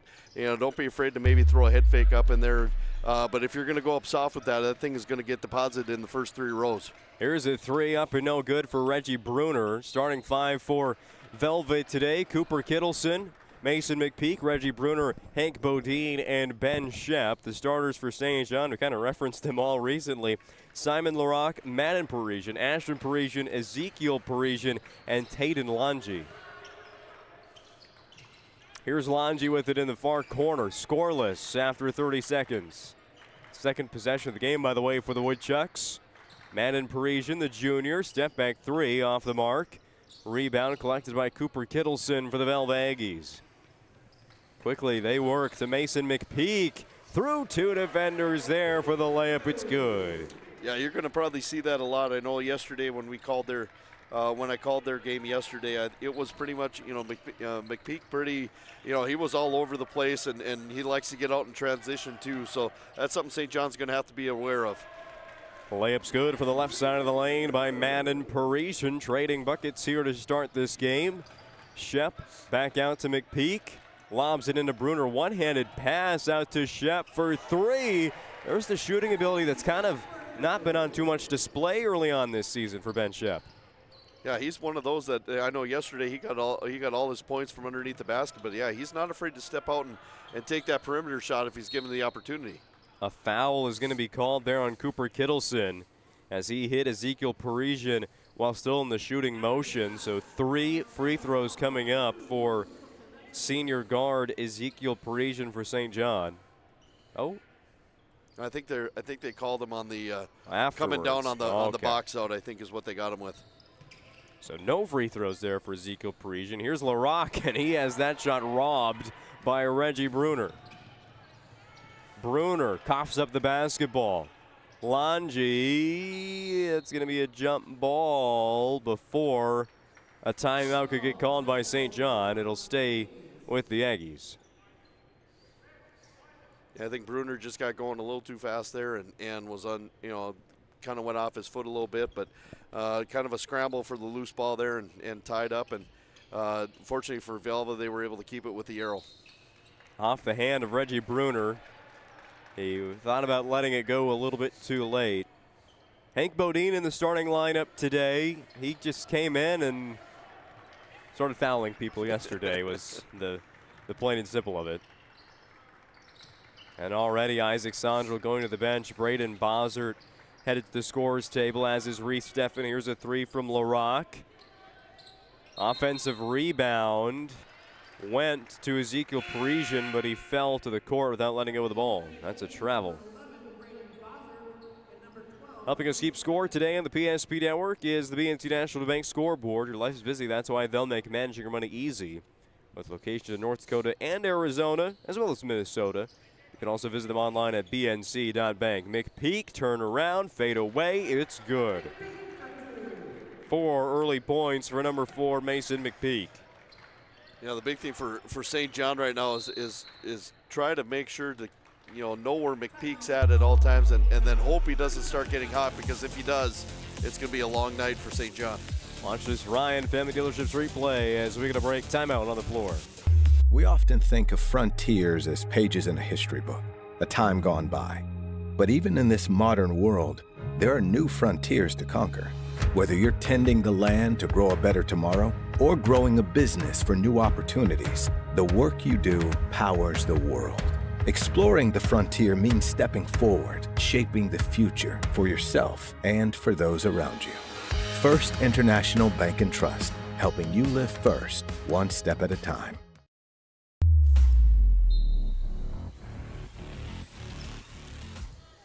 First International Bank and Trust was founded in 1910 and has grown to serve rural and urban communities across North Dakota, Minnesota, South Dakota, and Arizona.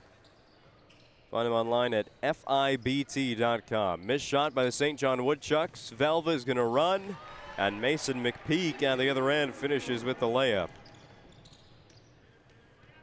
9-2 lead for Velva on the BNC National Bank scoreboard. 4:50 still to go in the first quarter. Catch and shoot. Madden Parisian's heating up. He's got all 5 for the Woodchucks.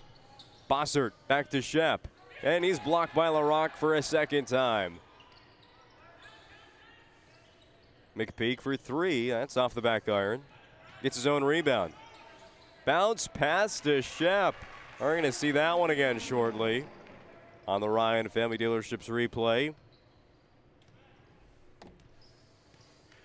Well, our commentators of the first couple games today, Bryce Gudnick and Dallas Hansen, they got defensive battles. We were getting the opposite. For the most part, I mean, Beulah and Forwinds played great defense at some points, but the offense has been turned up a couple notches here in these last 2 contests as Velva out to 13 points in the first quarter. Yeah, it looks like it. It's really just Ben Shep and Mason McPeak kind of taking over for Velva right now, and St. John really is unfortunately doesn't really have an answer for it right now. They're turning the ball over quite a bit here on the offensive end for them. Braden Bossert on the move and just pulls up. Scores off the bench. First bench points for the Aggies.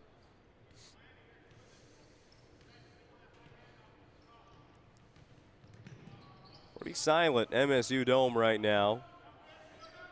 As Longy from the lane, that's missed. Good crowd here from Velva and St. John. It's been about regular size throughout the day.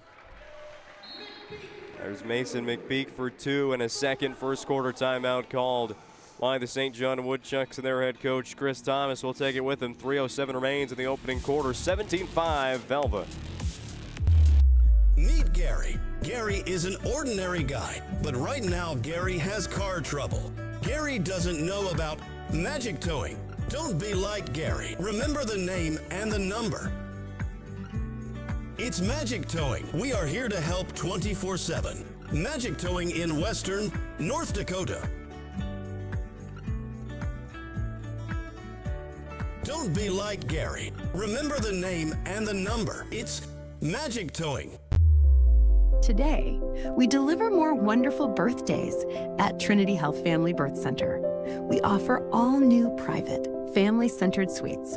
Our maternity team provides more personalized support, advanced care, and the reassurances of a NICU and a neonatologist on staff. Take a virtual tour at trinityhealth.org/Family Birth Center. Trinity Health, making more possible. St. John basketball. Shot missed by Ezekiel Parisian after the timeout. Just 3 remaining in the game for Chris Thomas, head coach of the St. John team, but you got to correct things before it gets too far out of hand. Yeah, that's the one thing. That's the challenge. Is you let stuff kind of get out of hand here, and you could burn all your timeouts in one quarter. That's not a good thing. You're probably at the point now here after the second timeout, you're just going to have to say, hey, we got to clean some things up. Otherwise, this thing's going to get out of hand. We can't call a timeout. Everything starts to go a little haywire. Reese Steffen couldn't get that one to go in. Hit the rim a couple of times. St. John the other way. A block by Reggie Bruner. It stays with the Woodchucks. Parisian on the drive. Steffen the rebound up to McPeak. Able to track it down. Throws it back to who he thought was Shep. Instead, it's Steffen. Right-handed layup missed. Good chance went away there for Velva to score. Parisian pull up 3. Bruner just takes away that rebound. Here goes McPeak again. I'm not sure he's been back on defense yet today. Yeah, he likes the he definitely releases down the floor. As soon as the shot goes up, he's down. He releases down the floor, and he's going to force St. John to at least have somebody go back with him, which means one less person to rebound on the offensive end. But yeah, as soon as the shot goes up, he's leaking out and trying to get a fast break layup. Woodchucks turn the ball over there on the sideline. They bring in Caden Preston. St. John not going to go very deep on their bench.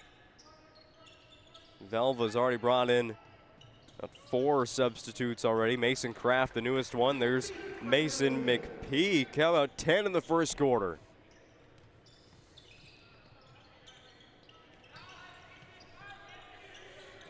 Long pass there over to Ashton Parisian. Jump pass to Madden Parisian. Nope.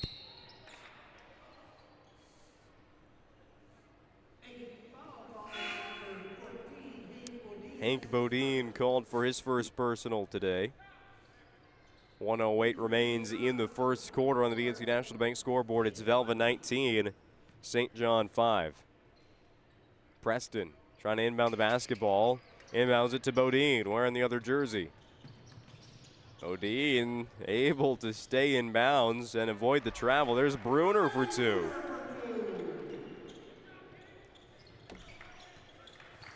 Reggie Bruner, you know what? He is tied for the Hoopster Classic record in points in a single game. He had 33 against St. John last year. Yeah, he's tied with his Walker Brown. Longy, nice moves. Yeah, that was a nice little step through there. Longy getting into the lane and then able to kind of step through in between the defenders. Velva not wasting a whole lot of time there. Cooper Kittleson coming back with an easy bucket. Just about everybody who's scored in this first quarter for Velva who's gotten into the game, as they have put 23 up in the first almost 8 minutes now. 15 seconds remain. Shot clock turned off after that foul. Woodchucks with the basketball. They bring in Jackson Charbonneau from the bench. Parisian will dribble near half court. Sets up the play with 8 on the clock. Down to 5. Here's Longy. Out to Charbonneau. Back to Parisian. And the horn goes off. They will count it. Count that one for Madden Parisian, who scored 7 of St. John's 9 in the first quarter. Here's the Ryan Family Dealerships replay of this buzzer beater on the MSU Dome.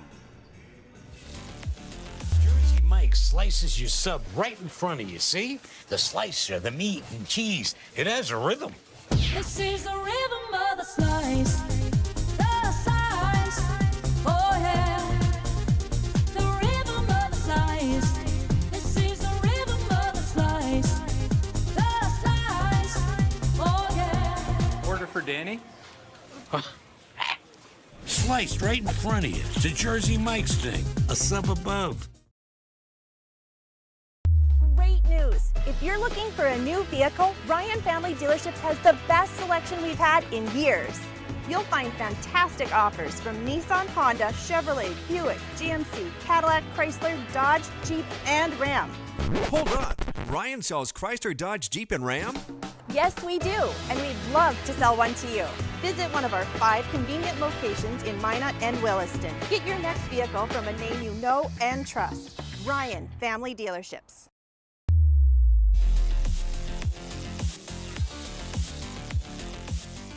I want to thank North Dakota Score Feed for keeping us up to the minute with scores from around the state.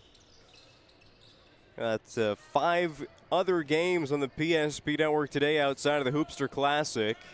We're on game 5 from this tournament right now as Velva leads St. John 23-9 after 1 quarter. Get you some of the scores from elsewhere on the network here shortly after Ashton Parisian misses that layup.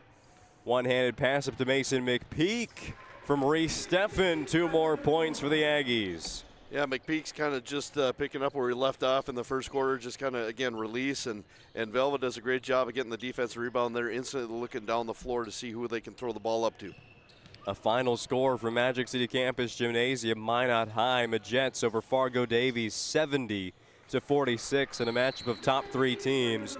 McPeak with 2 more points and another St. John timeout as Velva's grown to an 18-point lead here in the first half.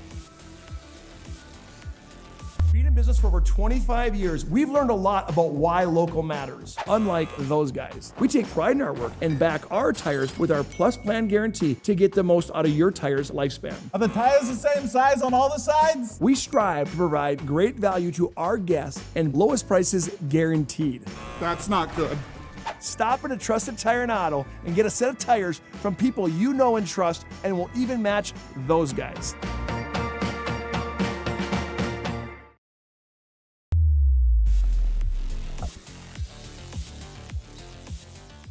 Thank you for joining us today on the PSP Network. First half action, Velva and St. John, a rematch of last year's Hoopster Classic from the Minot Auditorium. Simon LaRocque has his first points of the ball game. 2 blocks as well. First points of the quarter as well for St. John. A missed shot there for the Aggies, and then in the battle for the rebound, a foul is called against the Woodchucks and Jackson Charbonneau. Yeah, sometimes when those rebounds come down and you get tied up, sometimes you get a little bit of arm and you grab there thinking you got the ball, and so that's kind of what happened there with the Woodchucks. Shep underneath the basket, misses the first attempt, has the second one blocked. Ball still loose, now Velva has it. Kittleson, I think Shep intercepted that pass and missed the shot as well. Ashton Parisian fading away from the hoop. LaRocque, offensive rebound, gets big and one. Simon LaRocque to the Serve Pro free throw line. 24/7 emergency service and trained technicians using advanced technology and specializing in fire and water cleanup restoration. It's Serve Pro. Great job with LaRocque there. Fighting for those, fighting for the position, getting the rebound, and then going up strong. Using his body well there to shield the defender, made the basket, made the free throw to complete the 3-point play. Shot again on the Ryan Family Dealerships replay. Wes Nicholson into the game for Velva, and now McPeak has a chance at an and one. The foul goes against LaRocque. Yeah, McPeak obviously giving up some size as far as height-wise going up against LaRocque, but still really no fear. He went up strong there and, again, kind of used his body to kind of shield the defender a little bit and was able to get up and make the basket, and he himself also completed a 3-point play. Yeah, McPeak for 22 in this first half.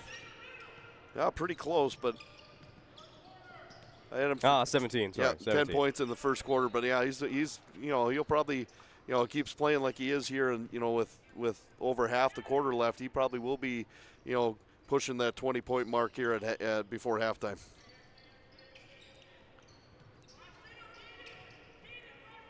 We've only played 2 minutes of this second quarter. Velva up 30-14 over St. John. There's a missed 3 by Longi. Bossert out to Bruner in the corner. Oh, he'll take that 3, miss it though. Wes Nicholson into the game with a rebound, keeps the play alive for the Aggies. Another ball that gets stripped away. And then a steal, throw it over to Shep. 2-on-1 fast break. Shep keeps it all the way. Now the first question we asked in that Valvoline Instant Oil Change pregame show, how will St. John handle the pressure? And right now it's probably the worst example, as Velva's gotten back-to-back takeaways in the back court. Bossert was on the floor with the basketball. We've got a Velva timeout. We'll take another one with him. Long first half here from the MSU Dome between Velva and St. John. The foundation of the financial planning approach at Legacy Financial Partners is a personal relationship. Our unique and collaborative approach to financial planning starts with your dreams, not just the numbers. We will work with you regularly to take action to update your plan as your needs evolve, recommending products and services that are right for your situation.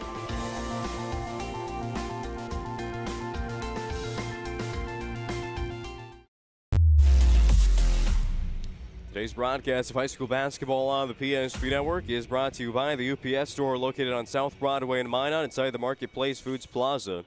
For all your packing and shipping needs, it's the UPS store. Open Monday to Friday from 8:30 to 7 and on Saturdays from 8:30 to 3. Velva basketball after the timeout. They get the ball to Bruner. Quick pass out to Nicholson, and he's fouled by Madden Parisian. Just didn't stop the feet there.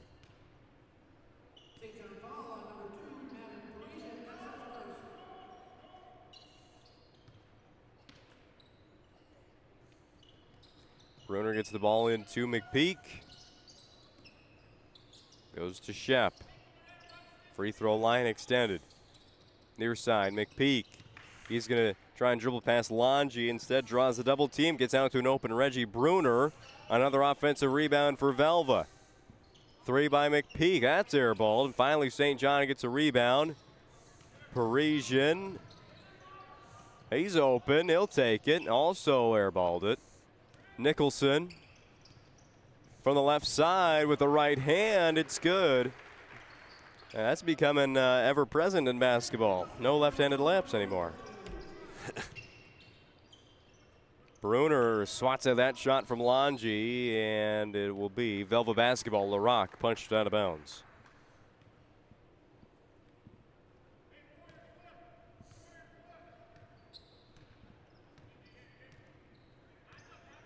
Wes Nicholson, mainly a substitute to play good defense. There gets the assist to Reggie Bruner. And Velva doing as they please in this first half, 36 points before the break. Yeah, you look now they've started to come out in this full court press and just try to go a little up tempo a little bit for St. John. And again, Velva's not doing a very good job of stopping the ball on that press, and they're allowing them to stay in the middle and attack. And then a good layup, good attempt there, and LaRock was able to get another offensive rebound and a putback and get fouled and go to the free throw line. And LaRock's been to the Serve Pro free throw line already. He's 1 for 1. 24/7 emergency service and trained technicians using advanced technology and specializing in fire and water cleanup and restoration at Serve Pro.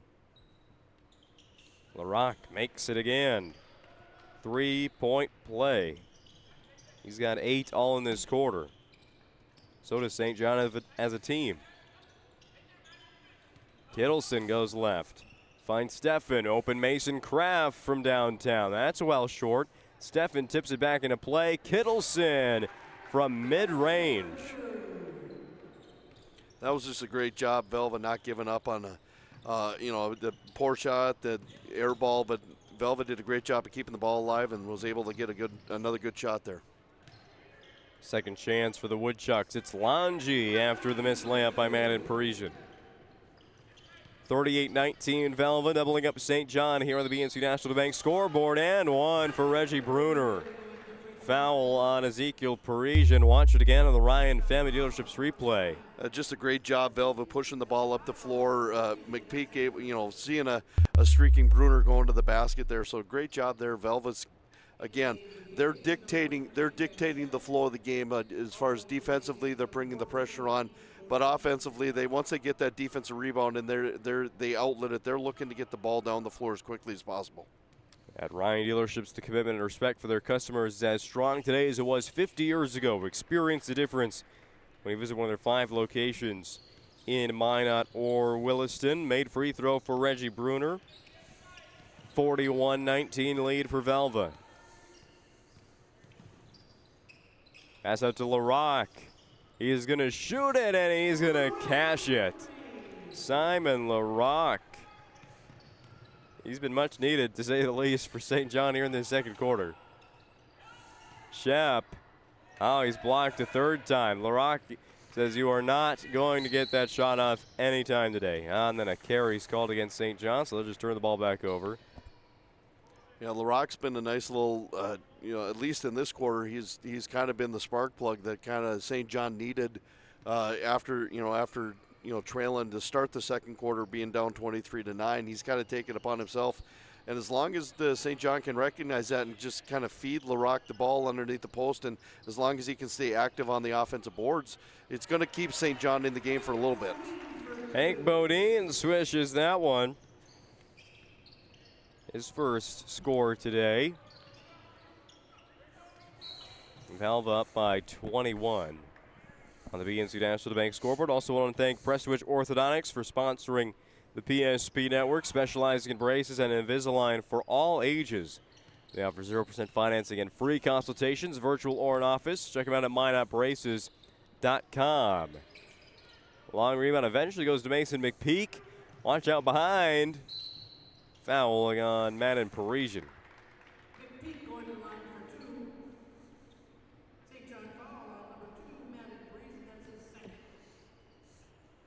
Minute 40 remains until our Magic Towing halftime report. We'll take a look at the first half numbers. And some scores from earlier today. If you're just joining us, we're on game number 5 of the Hoopster Classic. Still 2 more to go after this one. Might preview those. Got the girls Hoopster coming up on Monday and Tuesday. 9 games there from this very building. McPeak makes the free throw.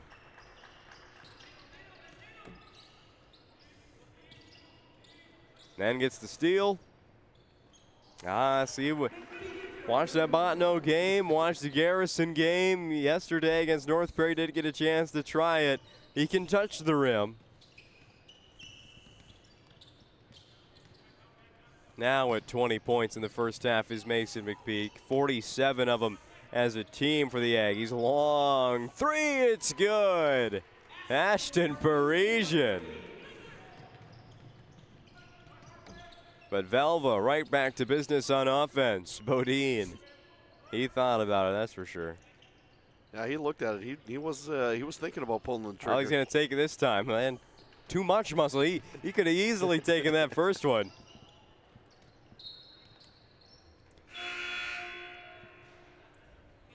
It'll be St. John basketball with 48 seconds remaining. Down by 22.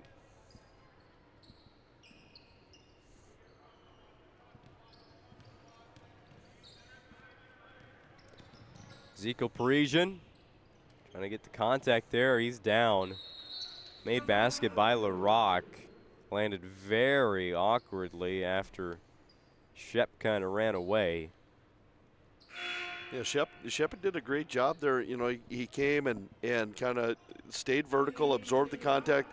There really was no advantage gained by either player, and just within the contact, he kind of went down with a shot to the head there. But LaRock stayed with it, got the offensive rebound and the putback.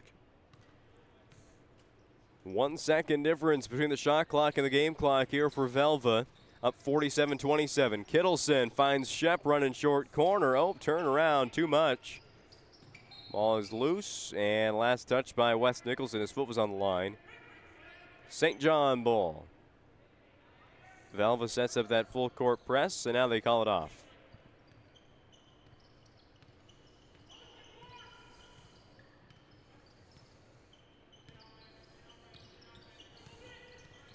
Single digits. LaRock back to Ashton Parisian. Will be another chance for St. John. Made one buzzer beater today. They won't make a second one. 13 points in that second quarter came from Simon LaRock for St. John, but it wasn't enough as Velva gets a 47-27 lead going into the break. Let's take a look at the first half next on the PSP Network. This presentation on the PSP Network is proudly brought to you by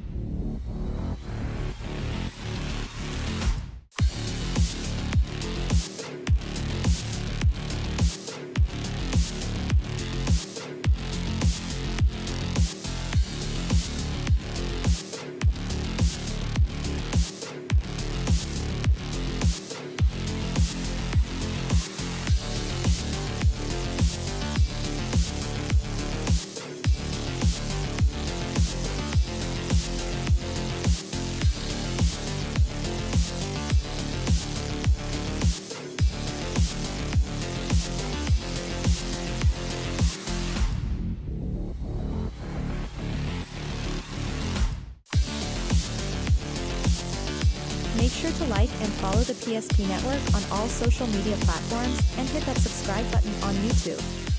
PSP Network. It's game day. The foundation of the financial planning approach at Legacy Financial Partners is a personal relationship.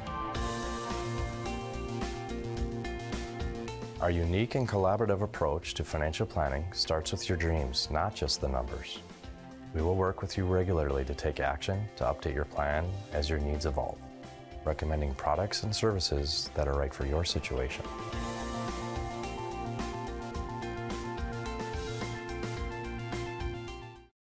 When facing disaster, it's not just the things we lose, but the memories. But there's hope. ServPro, with decades of experience in Minot and Bismarck, is always ready. Our certified professionals don't just restore homes, they rebuild lives. Because to us, you're not just a client, you're family.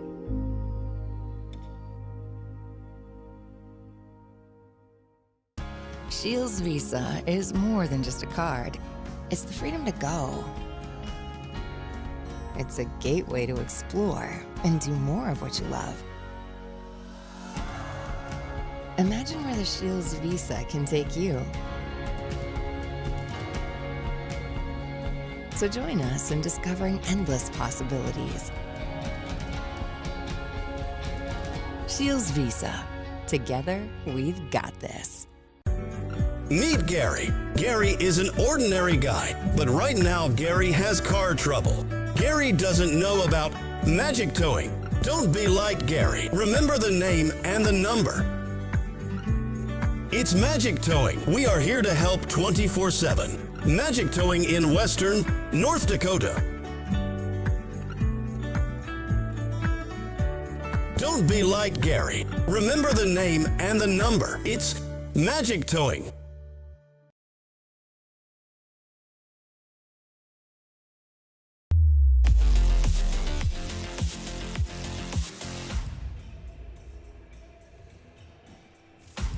It's time for a Magic Towing halftime report. Remember their phone number is 701-509-4011. Whenever you need a tow, there's no job too big or too small for Magic Towing. Mention PSP Network when they come and help you. And you can save $50. Your score at the break, Velva 47, St. John 27. And as expected, Velva set the tone in this one. It was a high-paced game.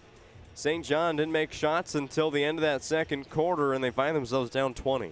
Yeah, we talked in the pregame and made mention that I felt that Velva's defense was going to be what kind of sets the tone for them to do things offensively, which they did. They didn't come out in the press right away, which I thought was probably a good idea. They just came back and played really good hard man defense and forced some turnovers that way and transitioned, and they're really active along the boards and got some good defensive rebounds, and then it was just finding McPeak streaking down the floor for a lot of open layups there, and then toward the end of the second quarter, then they kind of brought that full court press on, and that is kind of what their bread and butter is going to be. Is they're going to come out in that full court trap and press, and they're going to make you throw the ball into the middle of the floor and get some steals in that way too. But overall, Velvet, their defense kind of set the tone for that. Their offense just kind of fell into place after that, and unfortunately for St. John, they really didn't have an answer for it until late.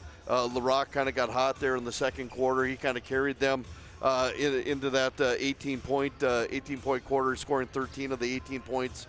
I look for him to kind of be the focal point, at least for St. John, in the second half, as far as being the guy that the offense is probably going to flow through, or he's still going to be active around the boards. Defensively, he's still going to block his shot, so Velva's got to be aware of that. Got to find a way to kind of get him maybe off his feet a little bit or off balance and attack the basket that way. Or, if all else fails, they just keep putting on the pressure defensively and they're shooting layups the rest of the game. I'm going to take a look at those first half numbers. You take a look at, again, you look at St. John scoring 27 points in the first half, 18 points here in the second quarter, 9 in the first. Simon LaRock with 13 of the 27 points that they have, followed by Madden Parisian with 7, Ashton Parisian with 3, Tayden Longy with 4. For Velva, Pretty balanced first half, 23 points in the first quarter, 24 points in the second quarter, led with by Mason McPeak with 21 points. 21 points in that first half. Pretty balanced for him. 10 points in the first quarter, 11 points in the second quarter, 3 for 3 from the free throw line. Nobody else in double figures. Ben Shep is the closest one with 9 points.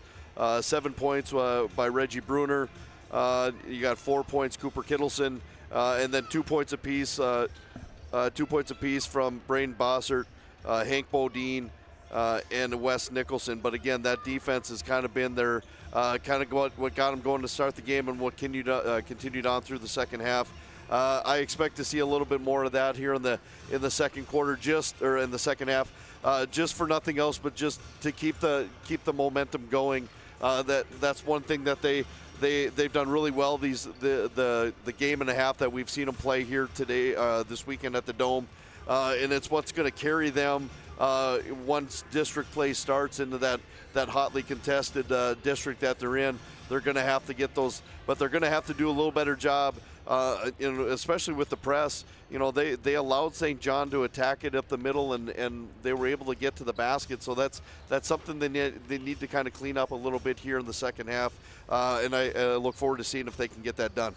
Before we continue on with our fifth game of the day here between St. John and Velva, here's a look at what's happened earlier from the MSU Dome. We start at 11 a.m. Powers Lake Burke Central got a 59-46 win over TGU, used a 19-0 scoring run in the middle of it to pick up that victory. And then later on it was, well, I guess I'm going to have to do my, oh, no, there we go.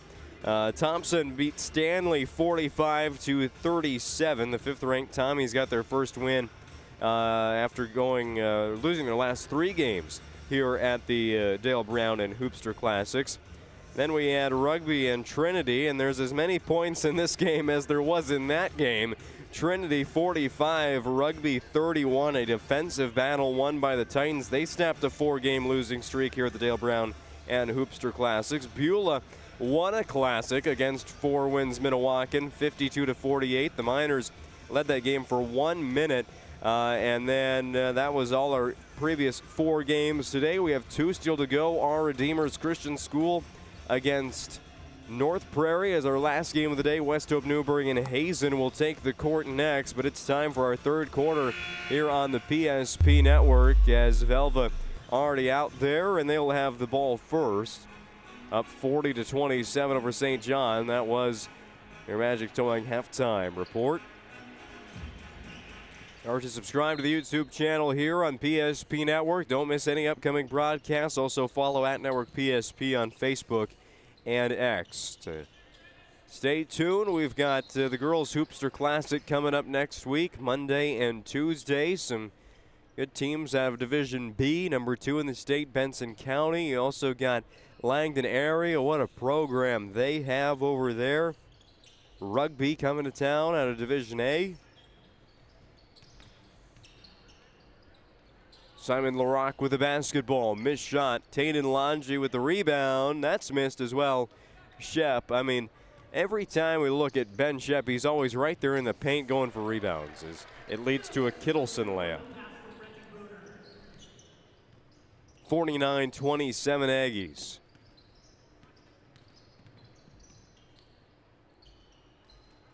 That would have been a great shot if it went in for Ashton Parisian. Here is Reese Steffen out to McPeak at 20 in the first half. 3 is good for Kittleson. He's got the first 5. Already matching and one-upping his first half total. 25-point lead for Velva on the BNC National Bank scoreboard. There's Simon LaRocque. A long 2 is good. Well, Simon LaRocque can just do it all for St. John. Yeah, he's kind of all over the place. There's a 4th block. I'm not sure why Ben Shep's even shooting it still. Well, the thing is, you keep challenging a shot blocker like that. You keep challenging. The minute you shy away from it, you allow him to kind of own the paint, and And Shep is undeterred by the whole thing. He's going to continue to go to the basket, and he's just going to force Larocque to keep blocking shots because eventually he's going to be able to kind of maneuver his body a little bit and have Larocque pick up a foul. Madden Parisian picks up that ball that was on the court and will draw a foul. It'll be Parisian at the Serve Pro free throw line for 2 shots. 24/7 emergency service and training technicians who advanced technology and specialize in fire and water cleanup and restoration in Serve Pro. First one good. Well, we've got tournaments here in Minot. The tournament in Mandan just concluded. We have like a week-long tournament going on at the BSC Armory. And if you thought the basketball this week ended today, you're wrong. There's Sunday basketball in Valley City. A couple teams out in Minnesota. Here's Stefan for a 3. Bang! Yeah, the holiday season is definitely a time where you don't have obviously you're on break from school, and so you have opportunities to play multiple games and multiple dates and all over the place. It seems like everybody has some kind of holiday classic or holiday tournament now. Carrington has put one together as there's Mason McPeak with an athletic shot. Larocque misses. So Valvo will run the other way. Here's Shep leading the charge. Oh, there. Foul is going to be called on Ezekiel Parisian.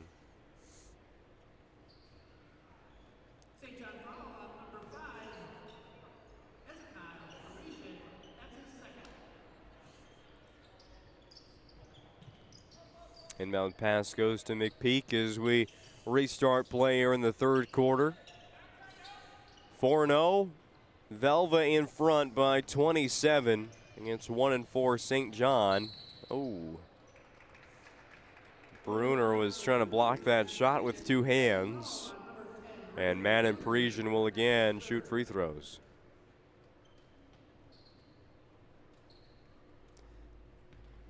St. John's strength of schedule here in this Hoopster Classic, it is something. Bishop Ryan yesterday, Velva today. And next up for the St. John Woodchucks, they'll take on Division A Botno and then North Prairie.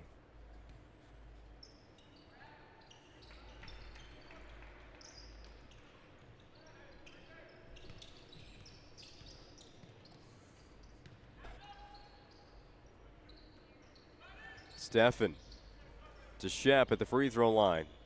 Now to Reggie Bruner, pulls the trigger on a long 3 and it's good. Reggie Bruner into double figures.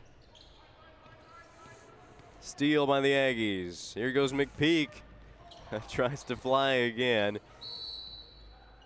And then a travel called on Cooper Kittleson as he was rolling with the basketball. Yeah. Unfortunately for McPeak, he caught that and kind of took off a little too soon.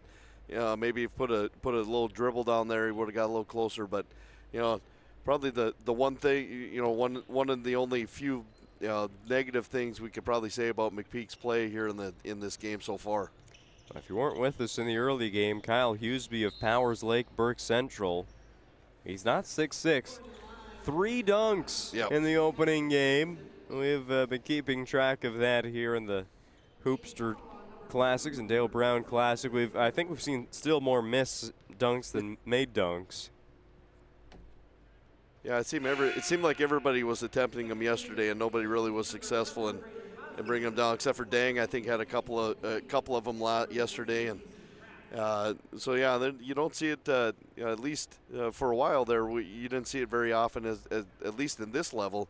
You get to the double A and it seems like you see that more frequently, but we definitely have guys that can elevate and get up here and that we've seen here these last couple days. St. John Woodchucks are a little bit frustrated. They're making their free throws here in the second half, but they still trail 60-33. Take a timeout. Our stylists are trained to understand the nuances of cutting men's hair. Less pomp, more adore, huh, Brittany? Square face, wavy hair.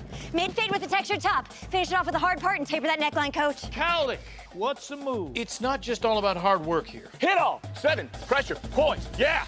It takes expertise to be a sport clip stylist. Here? That's the spot. Right there, huh? Sport Clips, the pros in men's hair.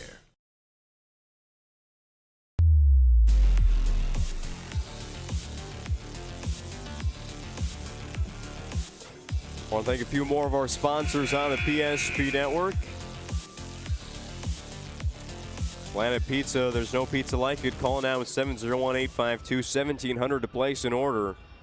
Serving the Magic City for over 25 years. Try the Blue Buffalo or plain cheese today at Planet Pizza. Still time.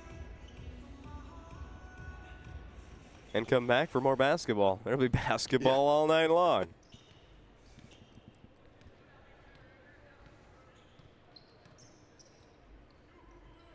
Bruner going to try it again. This time misses. Made a shot from that same spot just a few moments ago. Oh.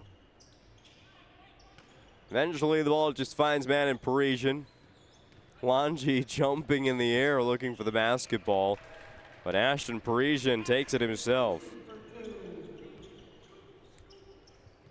Well, St. John has some scoring options. Both from the three-point line and creating off the dribble. Something that's going to serve them really well. I mean, we see another team from their own district in North Prairie. As here goes Longy down the court. Gets behind the defense for 2 points. North Prairie, a team that doesn't score a whole lot. You look at the rest of District 3, teams like Park River area who are in action tonight at the Bismarck State College Armory.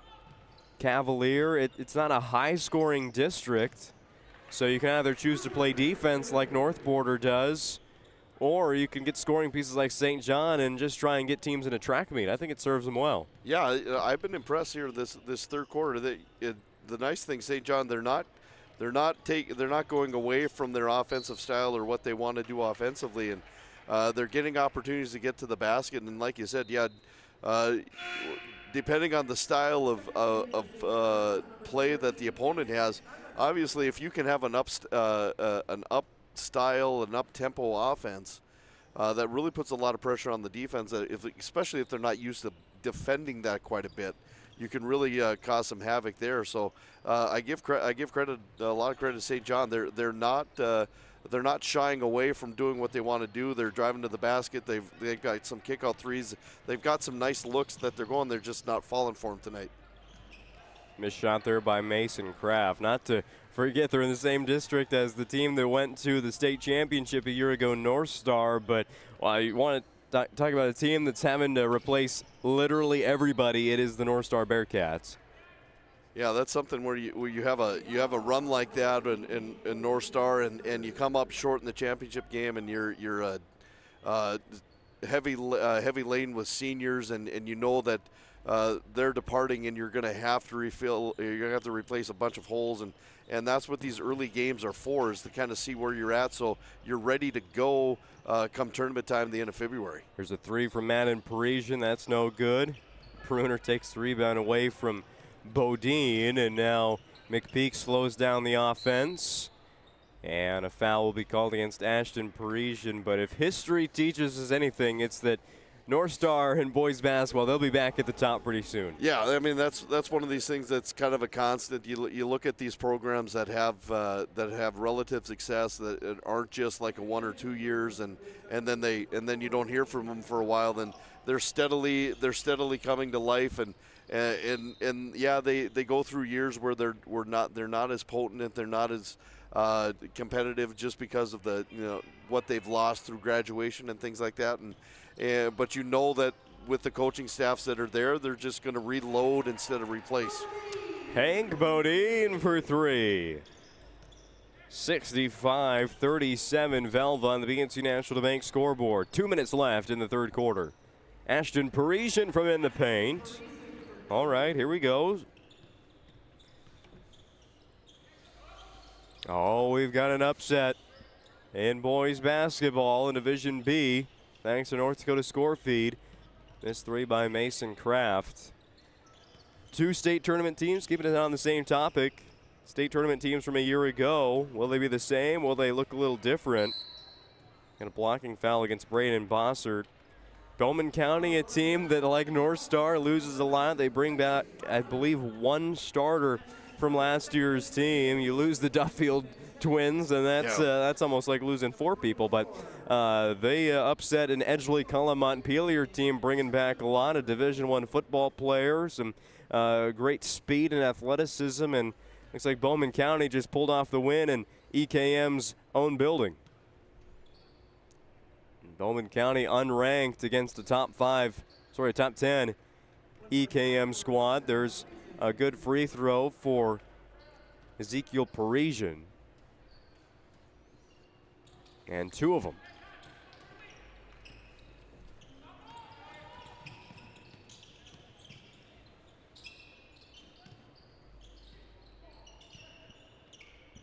Back out to Kittleson. Had some room, takes the shot, it's good. Cooper Kittleson, a big second half. Yeah, that was good ball movement there by Velva there, just moving around and getting a good open look. But again, St. John is continuing to kind of keep what they're doing. LaRock is there to clean up the boards with an easy layup. Simon LaRock now with 17 points in the game. Velva's offense all the way around the horn here to Wes Nicholson. We go back to the middle, and Kittleson. Less than a minute in the third. Shep, 3, too much space. Double figures for Ben Shep. 71-43 Aggies. Spinning Parisian Kittleson. That almost went in. Oh, and then Shep and LaRock combined there to tip that one back in. That was a high arcing rebound attempt. Well, LaRock now up to 5 blocks. Forget we're in control of the video board here. We got to show some replays. Thanks to Ryan Family Dealerships for 50 years. Ryan has been a trusted name for car buyers in Western North Dakota. Shop their entire inventory at driveryan.com. And as it will happen, it's the 5th game of the day. There's not much buzz here inside the MSU Dome. We're in the 3rd quarter. 71-45 game. I think about now's a good time to put my face on the video board. Give everybody a chance to put a face to the voice. Last shot of the 3rd quarter will come from Ashton Parisian. It's no good. And we have 8 more minutes of basketball left. Wake up, kids. That's a basketball.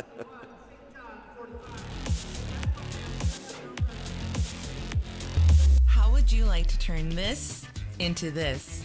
With Shaw's Crossroads Fuel to Food reward program, you can. Here's how it works.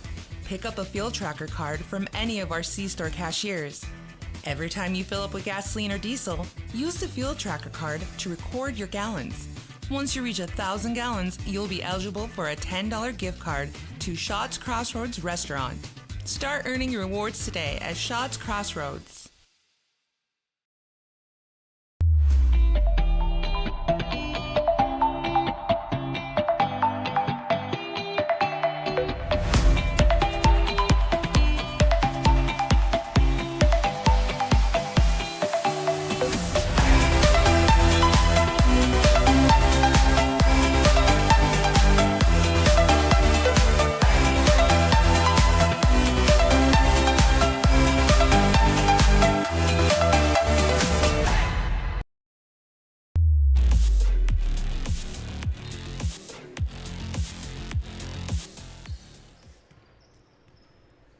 Three games from the Dale Brown and Hoopster Classic, both the boys and the girls. Friday, Saturday, Monday, and Tuesday, all right here on the PSP Network. We're in game number 12, halfway there.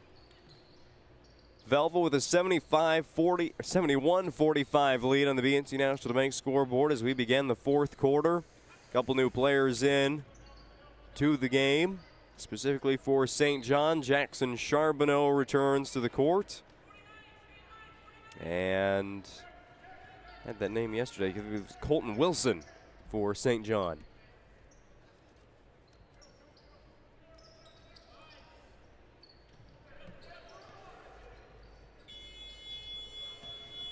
Shot clock goes off, but we'll keep playing as a rebound for Velva and then a steal for St. John. Throw it back up to Tate and Lange. There'll be a foul called on Bossert. Too much contact there.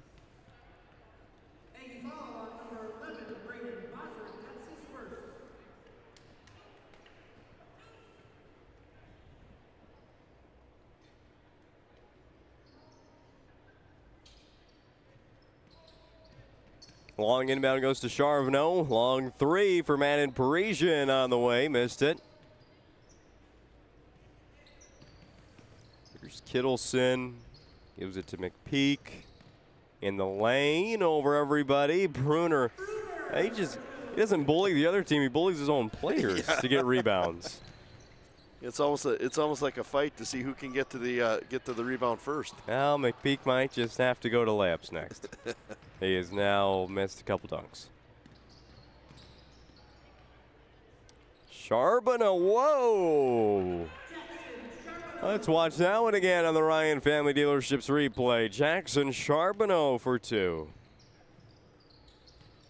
That was quite the acrobatic, kind of went up there and a couple guys there to defend. He was able to just kind of twist his body around and still have enough body control that he could flip that thing up and have it go in. Here it is. For 50 years, Ryan has been a trusted name for car buyers in western North Dakota. Shop their entire inventory online at driveryan.com. Timeout. We're back in 30 seconds. That sinking feeling you get when this happens? That's oil change-anxiety. The anxiety of being without a car with a billion things to do. The fear of being overcharged. The stress of not knowing where to go or who to trust. But you never get those feelings at Valvoline Instant Oil Change, where you can watch us work right from your car, and we finish up in about 15 minutes. We changed your oil and did our 18-point safety check. Valvoline Instant Oil Change. Service you can see, experts you can trust. And Vision Cooperative of Rugby, Towner, Mohall, Sherwood, and Wolford is here to help you with your farming and home needs. From agronomy, equipment, energy, farm, and home to gas and snacks, visit a store near you in Vision Cooperative. We can do this together. Steal by the St. John Woodchucks, down 26 on the BNC National Bank scoreboard. Tate and Lange coast to coast for two. 73-49. 6 minutes still on the clock. Velva looking to get to 5-0 on the season. Again, they've got district games coming up next week. Wes Nicholson in the lane, missed it. So does Mason Kraft. Thrown blindly back, trying to go into play, but Charbonneau off the back of the backboard. Matt Bryant in for Velva.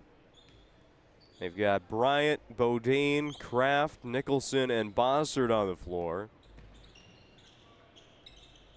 Missed shot. Here goes St. John in the fast break again. It's been working well in the second half. Madden Parisian adjusts the body and puts up a layup that's good.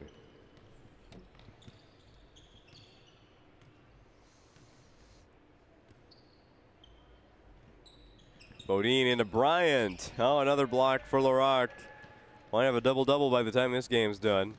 Triple-double, really, with points, rebounds, and blocks.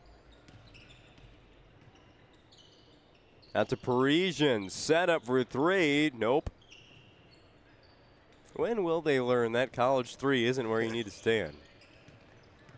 No matter how many times you seem to play. There's 7 for Simon LaRock. Let's keep going.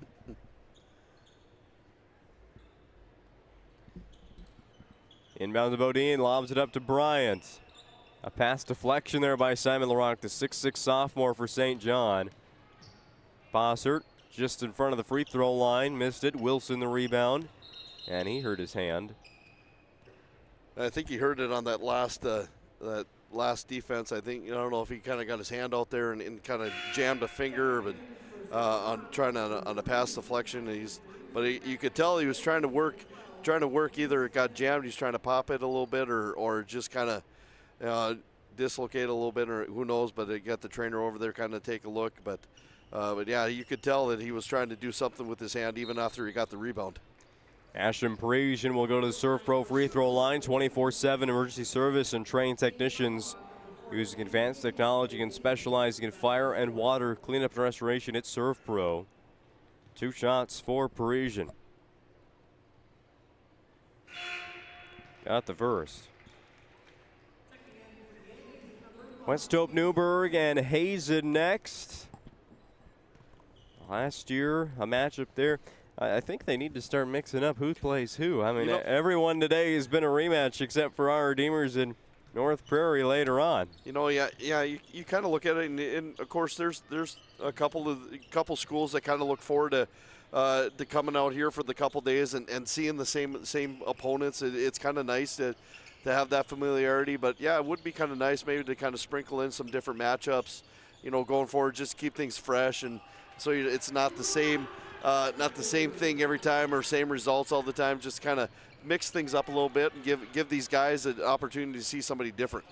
It was a big win for Velva in this matchup a year ago. And it looks to be the same here today, up 28. Oh, sorry, no, 18 now. Velva leads St. John. Woodchuck still trying to score here right around the hoop. LaRock throws it off of Hank Bodine. It'll be St. John ball, and the starters back in here for the Aggies with the score under 20 points and still a 3.5 minutes left. You know, that's one thing as a coach. Yeah, you want to, you know, when you come out of the fourth quarter, you have almost a 30-point lead, and so you kind of put the bench guys in hopes that they can kind of not so much, you know, keep that giant lead like that, but you know, to go out and play well, and obviously the coach from Velva saw something there he didn't like, and he just felt the need to put the starters back in just to kind of get some routine and some continuity back into what Velva wanted to do. Isaac Sondrel, District 8 Coach of the Year. Last year, Velva finished 12-10. The year before that, 13-10. Did you know that Velva has never qualified for a State B basketball tournament? Everybody kind of focuses on the success that they've had on the football field, and they've had some pretty good basketball teams in the past, and they've just kind of come up short just based on the old Class B, the districts and regions that they were in there, and now with the 3 class in the district and a region that they're in with the West Hope and the Ryans and the our Redeemers. I mean, but yeah, I mean it is kind of surprising that they haven't had the ability to kind of do that, and this kind of a too good of a ball club here to watch these last couple of days to not think that they have a chance to kind of get themselves an opportunity to get to a state tournament. Oh yeah, they've been surrounded by the likes of Bishop Ryan, Botno, Rugby, a Towner, a Kenmare Bowbells. Our Redeemers had a great run there in the 2010s and even went to state a year ago. So yeah, Velva's had some competition around them trying to break through this year. St. John are going to bring in the rest of their bench here. Colin Longy wears number 21. Sage Valters number 44. Caden Preston number 33 into the game.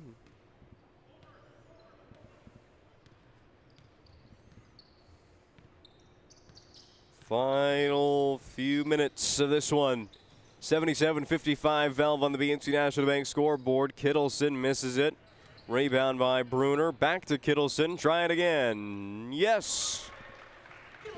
Kittleson continues to play well here in the second half. He's got 10 just after halftime. McPeak. Hey. Looked a little more like a layup, and it went in. 81-55. And now a couple of those reserves come back to the scores table for Velva with just 90 seconds remaining in the game. 2 there for Ashton Parisian. Lob goes up to Bruner.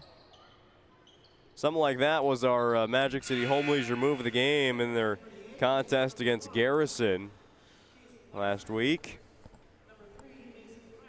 It was McPeak up to Bruner, not a slam on the alley-oop, just a layup.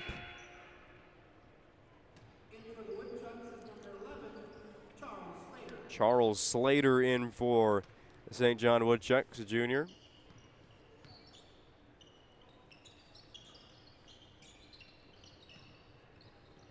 Kittleson. No, not that time. Great. Kaysen Larson, number 1 with the rebound. There goes Nicholson. The scoop, no good. Just 51 seconds to count down. The lead was never at 30 for Velva in this one, so the clock did not get to the running clock territory, but it's felt like a 40-point win for Velva, but it's only 24. Yeah, it did kind of, you're kind of looking at the clock in the third quarter going, yeah, we're getting close to that 30, maybe the, possibility of running time. And yeah, it never really got to that 30 mark, but it did. You're right. It did kind of feel like there was, the way. Just kind of the attitude these teams were playing with. Yeah, you just, the fact that Velva just kind of kept doing what they were doing as far as pressure defense and transitioning. And but I do give St. John a lot of credit. They stayed with what we wanted to do. They were still attacking the basket. They still were playing good hard defense. Till the bitter end, until the coach kind of started to empty out the bench here a little bit. But a good all around game as far as Velva was concerned. Yeah, there were some things that they kind of made some mistakes in, and some things that if you look back at this film and not focus on so much on the score and what you did offensively, but what things can we fix defensively when we meet up with the likes of West Hope or Minot Ryan or our Redeemers or other teams in their district that are going to give them some fits. So a good victory, a good two-day outcome for Velva, but there's always room for improvement. We'll talk about it a little more next in the Planning Team Financial Advisors Shots Crossroads post-game show. This presentation on the PSP Network is proudly brought to you by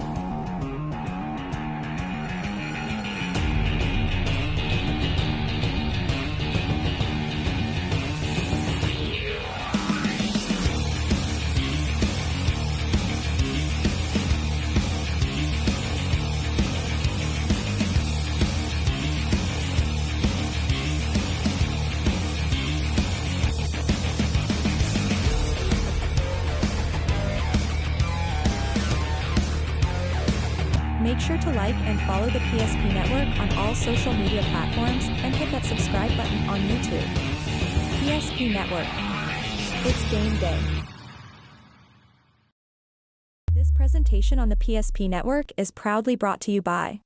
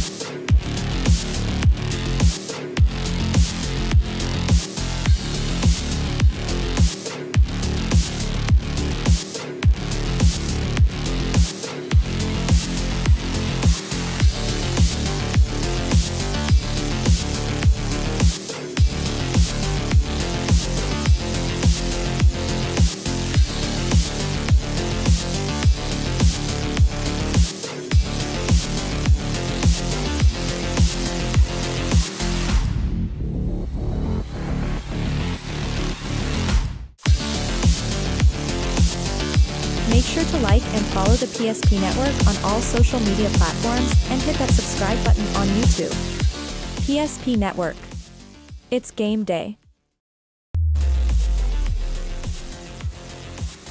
Shots Crossroads is your postgame headquarters. Order online at shotscrossroads.com from their delicious menu that includes the famous number 99. Team buses are always welcome at Shots Crossroads. 81-57 your final score as Velva improves to 5-0 this season. You know, they didn't win their 5th game last year until the end of January. They eventually won 12 games last season, but off to a hot start here in 2024. They played their last game today in 2024 before coming back in January of 2025, and I'd say it was a pretty good one today. Yeah, I think, like I said at the conclusion of the game there, offensively, I think they can be pretty pleased with how they did. They were able to move the ball around. They transitioned well.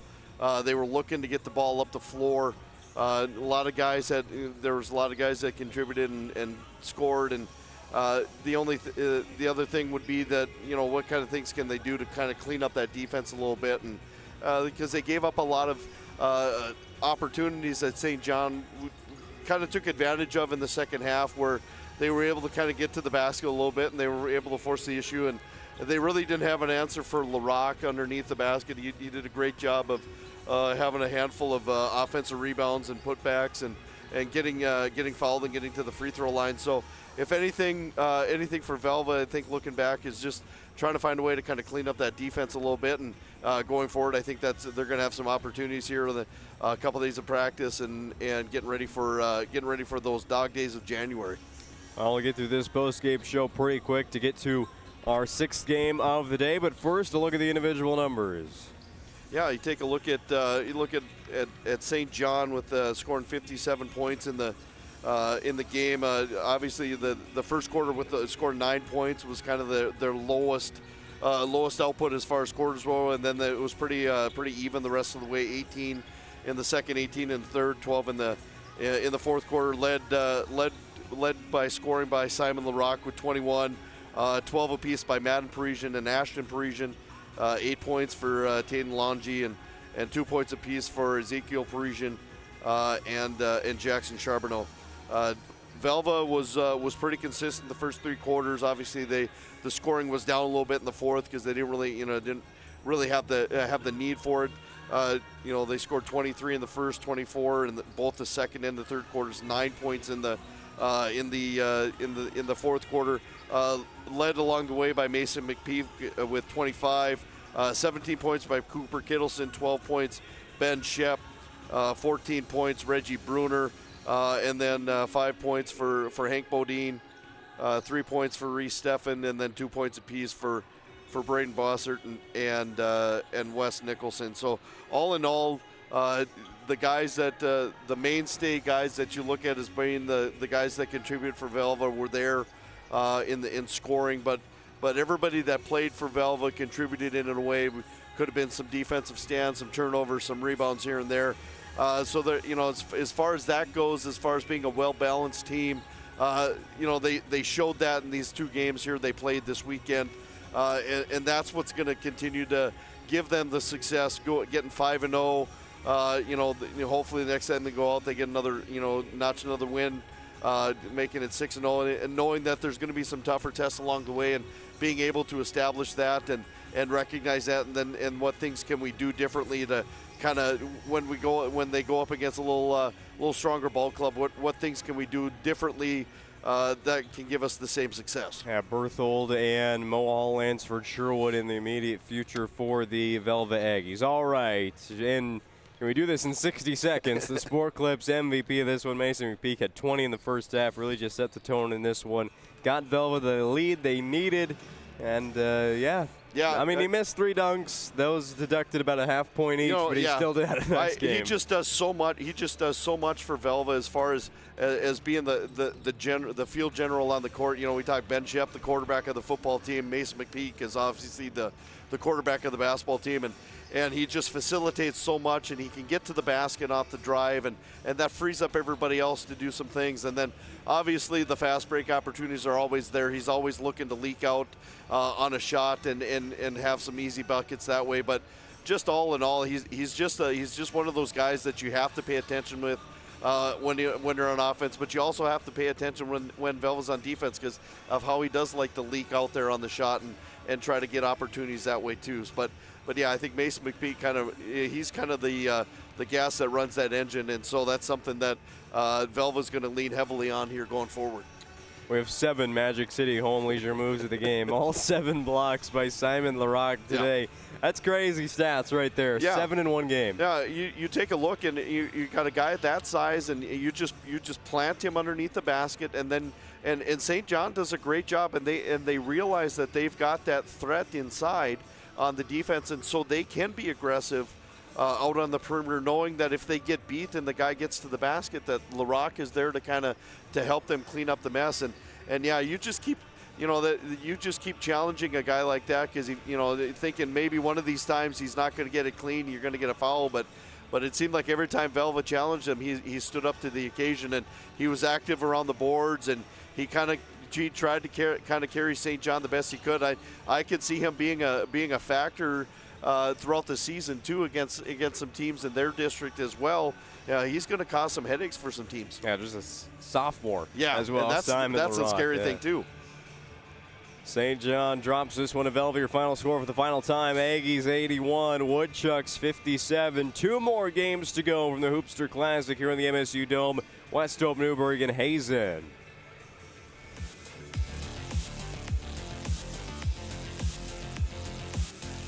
The right bank can be transformative for your small business. The best bank for your business will offer competitive fees and so much more. At BNC National Bank, our team is proud to offer you a helpful, supportive, above and beyond banking relationship.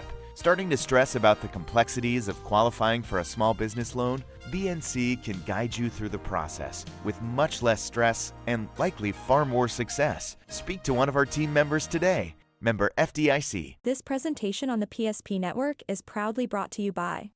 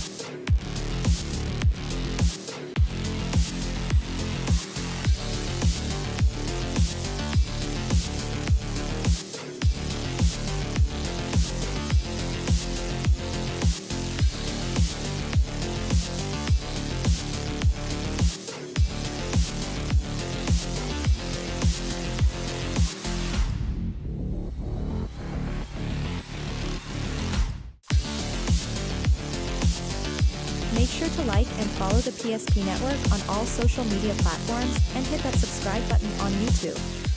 PSP Network. It's game day. When property owners in Bismarck and Minot seek transformation, ServPro's construction program brings both vision and precision. From that very first hammer strike to the final touch of paint, our dedication remains unwavering. It's not just about remodeling, it's about legacy. In Minot and Bismarck, ServPro is your partner in transformation. We don't just build back, we elevate every space. Great news! If you're looking for a new vehicle, Ryan Family Dealerships has the best selection we've had in years. You'll find fantastic offers from Nissan, Honda, Chevrolet, Buick, GMC, Cadillac, Chrysler, Dodge, Jeep, and Ram. Hold up. Ryan sells Chrysler, Dodge, Jeep, and Ram? Yes, we do, and we'd love to sell one to you. Visit one of our 5 convenient locations in Minot and Williston. Get your next vehicle from a name you know and trust. Ryan Family Dealership. You've worked hard, saved well, and invested wisely. Whether it's paying for a child's education, taking the family trip you've dreamed of, giving back to the community, or funding a confident retirement, we can help you reach your goals. We are passionate about helping you make smart decisions about your spending and saving so you can feel confident about the future while enjoying life today. Together, we can design a personalized plan that takes into account your short and long-term needs and wants, but is flexible enough to adjust as your life changes. That sinking feeling you get when this happens? That's oil change-anxiety. The anxiety of being without a car with a billion things to do. The fear of being overcharged. The stress of not knowing where to go or who to trust. But you never get those feelings at Valvoline Instant Oil Change, where you can watch us work right from your car, and we finish up in about 15 minutes. We changed your oil and did our 18-point safety check. Valvoline Instant Oil Change. Service you can see, experts you can trust. The dictionary defines community as a group of people living in the same place or sharing common goals. Community is the largest part of our name, and we make it the largest part of our business. We support our local schools, organizations, youth programs, and local events from Bowman to Bismarck because we all share a common goal to better the quality of life in our communities. Come bank with us at Dakota Community Bank and Trust, your real community bank.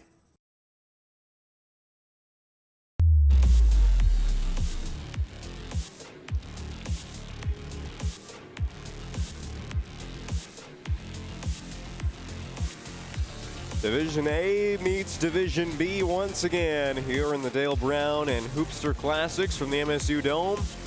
It was Hazen against R.D. Demers Christian School yesterday, and it's Hazen going up against Division B once again this evening against West Hope Newburgh, number 4 in Division B. The 3-2 Bison, the 3-1 Sioux. Expect points, expect running. Expect to not really be able to catch your breath in this one. Yeah, if you're Hazen, I hope you're ready to go because I know West Hope it likes to get up and down the floor, and they'll be aggressive defensively as well. Hazen kind of the same way. I think we're in store for a up-tempo ball game, and both teams have the capability of defending when they need to, but they can also put some points on the board.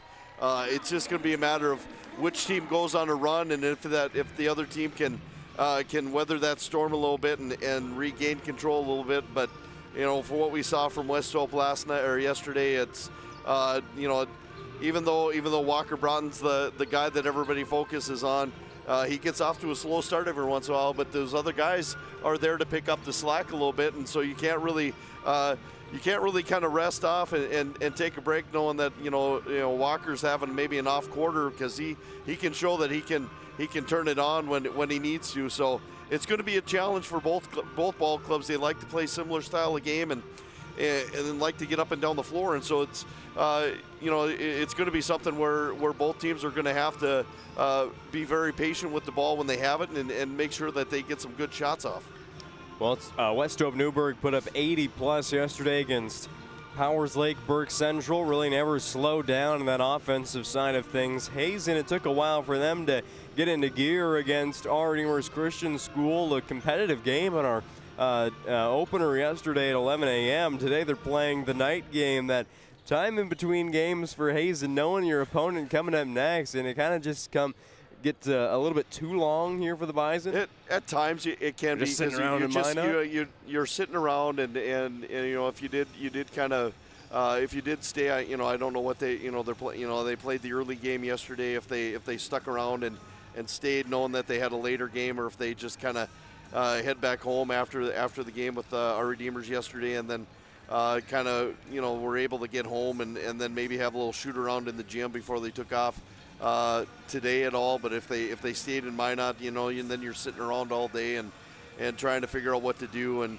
that can always work kind of both ways. It can work either way for you too. If you sit around way too long, then you're lethargic coming out right away to start with, and so you just kind of have to kind of be ready to go. And so both teams, I think the West Hope kind of had one of the earlier games. They had the second game of the day, yeah. So both teams kind of played early yesterday, and now they got late today. And same thing for West Hope. I'm sure they headed back home after their game yesterday, and they probably had a shoot around in the gym just to go over some things, and then made their way down to Minot after the earlier today. So both teams, it's still going to be it's still sitting around waiting to play, and so that the challenge there is which team can come out to a come out to a hot start to start the game, knowing that they've had all day to sit and wait for this game to be played.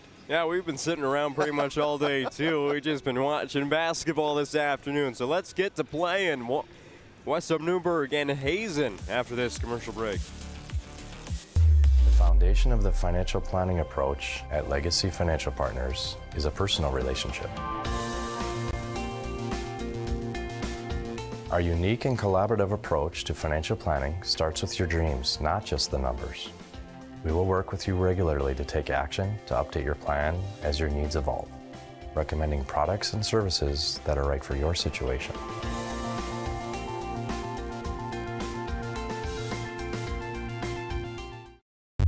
An injury can happen anywhere, at any time, to anyone. It's not really something you can schedule on your calendar. But when it happens to you and it's not your fault, there's one law firm to remember. That firm is Schweigert, Clemene, and McBride. We live here and take pride in helping our community.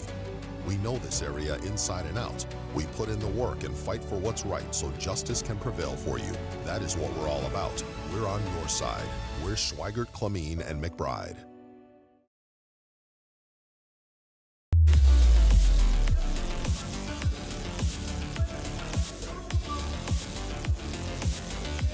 West Hope Newburgh out of Division B's Region 3, District 6. I don't know how many of you caught it, but they reorganized the names of the regions and the districts just because I guess it didn't make sense last year.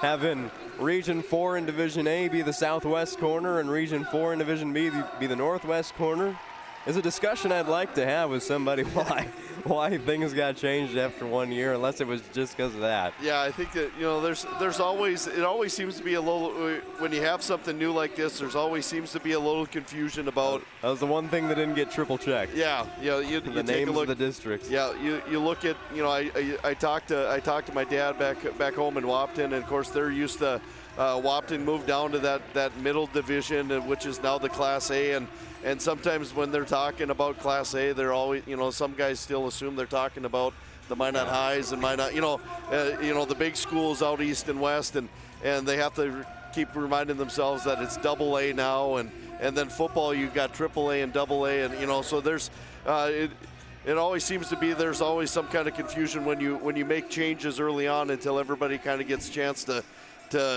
realize and remember what it is you're kind of talking about. I think we should go back to how it was in like 80s football when we had conference names. Yeah. The Red River Conference and the Missouri Valley Conference over where I'm from, yeah.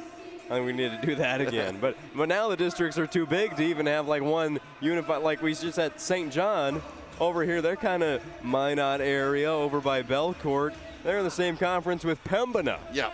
Yeah, that's the other thing too. You look at when you start trying to figure out how do you evenly disperse some of these districts and regions, you're going to have you have teams traveling all over the place to play district games and region games, just because of sheer location and schools co-oping or not co-oping, and then where do you put everybody? Not everybody's in the nice area where travels at a leisure, so. That's one other thing too that the Activity Association always has to kind of look at as well. West Hope Newburgh in the black jerseys today. Hazen in the home white. Tip-off is won by the Sioux. And we are underway with game number 6 of the Hoopster Classic. And right away, it's Will Arts with an and one opportunity. Yeah, that's something that you always kind of maybe even practice sometimes or even talk about in pregame in the locker room. You know, what do we want to do right off the tip? A lot of schools, they just want to secure the tip and take care of it that way. Other schools, they look at the tip as almost like a transition or fast break opportunity. If we can win the tip and get the ball up the floor right away, we got a chance for a layup, and exactly what West Hope did. They got a layup. He got fouled. He went to the free throw line, completed the three-point play, and before you know it, you're up 3-0. I don't remember what team it was, but I remember instead of going backwards, they go forwards and they just box out, so then they're already moving towards their own basket. Here's a three for the Hazen Bison, and they're in the they tie at 3. Just 30 seconds gone by. There goes Hawkins to Braden Bailey, set up in the corner. That's good. Yeah, if you're Hazen, you really don't want to see Braden Bailey get hot early, because he's going to be one that, you know, he has no fear and no conscience. He starts making a couple shots here and there, he's gonna have a quick trigger. Jaron Reinhardt missed it. Jet Younger's in the starting lineup today. Wasn't yesterday against All Redeemers Christian School. He's just an 8th grader for Hazen. Will Arts misses that one on the run. Very same start to how the Powers Lake game began for West Hope Newburgh. Couple of 3 balls, and then the defense is really locked in for the rest of the first half. Keaton Batke, baseline. Here's the starting lineup for the Hazen Bison here in this 6th game of the day. Batke, the point guard, wears number 3. Jet Youngers, Jaron Reinhardt, Mark Laura, and Trice Brost in the starting lineup. Braden Bailey again. 8-5 West Hope Newburgh. A steal. Here goes Walker Broughton. Lays it in. 10-5 Sioux. Well, there's the problem if you're Hazen. Turn the ball over and then everybody just kind of stands still on the next possession. Batke. It's all the way into the lane.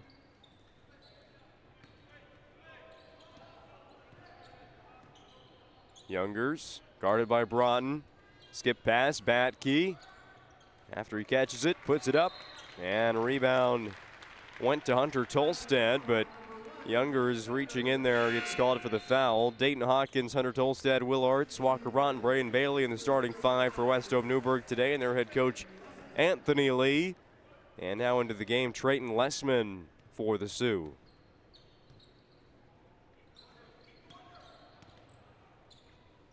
Broughton in the corner, guarded by Laura. Spin move, now dribbles along the baseline, finds Bailey, having another one, no. Lessman ran after it, but out of bounds. Yeah, you see that quite a bit with West Hope. They like to move the ball around. They like to attack the basket, but what makes it really nice is the guys that are out in the perimeter, they move to a spot and move to a location where the guy that's driving to the basket has a lane, has a passing opportunity to an open guy on the perimeter, and then they're not afraid to put that thing up when they do get it. Batke spins, trying to get past Arts, misses the shot. It's a rebound for Dayton Hawkins. That's Kirk in the game for West Hope Newburgh. Didn't see him till the 4th quarter yesterday against Powers Lakeburg Central. Brody Kirk. Lessman way too strong. Reinhardt moves it up the floor to Keaton Batke, trying to find Laura. Miscommunication. It's a turnover against the Bison.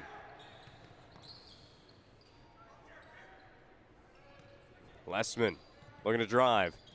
Tries to get it back out to Kirk, and a sloppy play here in the middle of the first quarter. Yeah, I think both teams kind of would maybe have to look at maybe start kind of cleaning things up here a little bit. I know it's early and about not even quite halfway through that first quarter, but these are things that you can clean up early so they don't become bigger problems later on in the game. One-handed pass gets to Brost from Backy. He wants it back, but that defensive pressure, it's not going to be easy passes. Neither is the skip. Oh, contact there as Broughton went up. It'll be a foul against Trice Brost. Well, you, one, don't want to be on a poster. Yeah. Two, you don't want to hurt anybody, so let's just, not to say let him have it, but on that kind of play, there was no chance there was going to be a block shot. Yeah, you always worry when guys are going hard to the basket like that, and you're coming at an angle. You don't know what that defender's doing. Sometimes they just try to run right through it. Other times they try to get up and block. And anytime you leave your feet like that, you always run the risk of them coming up underneath, and you have an injury like that. Exactly, kind of what happened to Broughton last year in the state title game. Say that. On the exact same basket, kind of went up and got the legs taken out underneath him, came down hard on his back, and those are things you always kind of hold your breath when guys go up on the floor and then they get knocked down. 11-5 Westome Newburgh. Lessman going to get called for the foul there. Younger's back in the game for Hazen. He'll replace Mark Laura.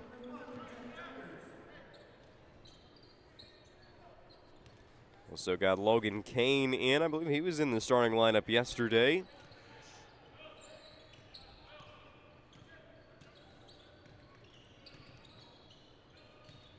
Reinhardt, just lost the handle of the basketball there. It still hit the rim.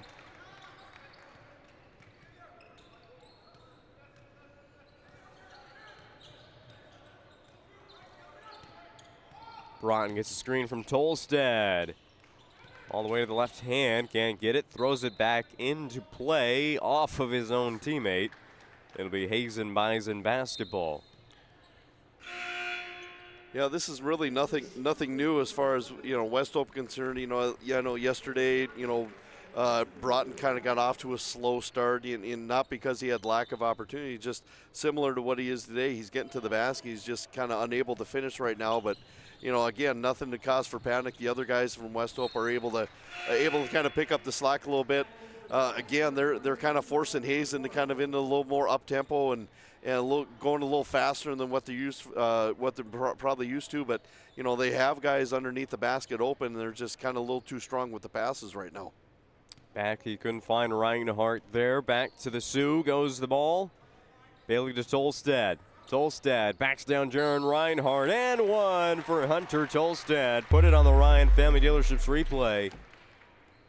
At Ryan Dealerships, their commitment and respect for their customers as strong today as it was 50 years ago. Experience the difference when you visit one of their 5 locations in Minot or Williston.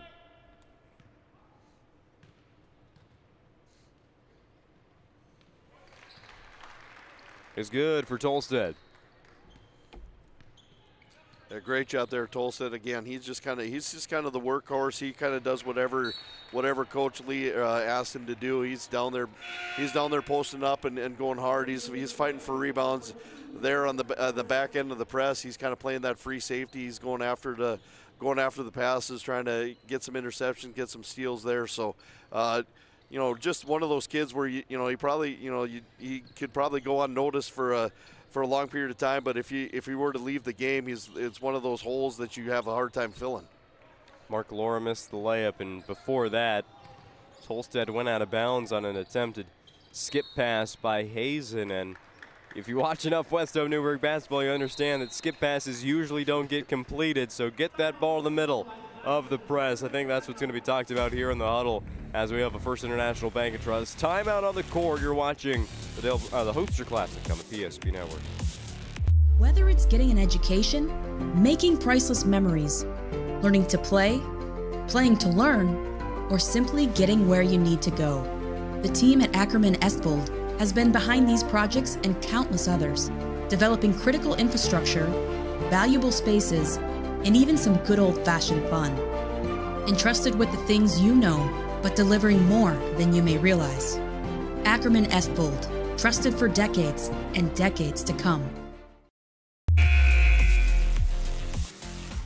First International Bank and Trust is a full-service, family-owned, independent community bank built on the bond between their employees and customers. Founded in 1910, and growing to serve rural and urban communities across North Dakota, Minnesota, South Dakota, and Arizona. Find them online at FIBT.com. Bring you the timeouts today on the PSP Network. 14-5, West Hope Newburgh with the lead and possession of the basketball. Will Arts started the scoring today with a three-point play. Tolstad, that's rolls off the rim, no good. Batke, he's going to do a lot of the dribbling for Hazen. And then distribute the basketball. Well, that one's picked off by Tolstad. Here goes Broughton again. Youngers running over there. It'll be a layup good for Broughton. A few of those already today for the senior. Just a great job there, Westlope. You know, even when they're not having that full court press, everybody's head is back and looking at the ball, and Broughton was able to just kind of stick his hand out there with that cross-court pass and knock it out of bounds. So even when they're not having that established press, they're still mindful of where the ball is and if they can get their hands in a passing lane. Reinhardt still got that shot off over Tolstad.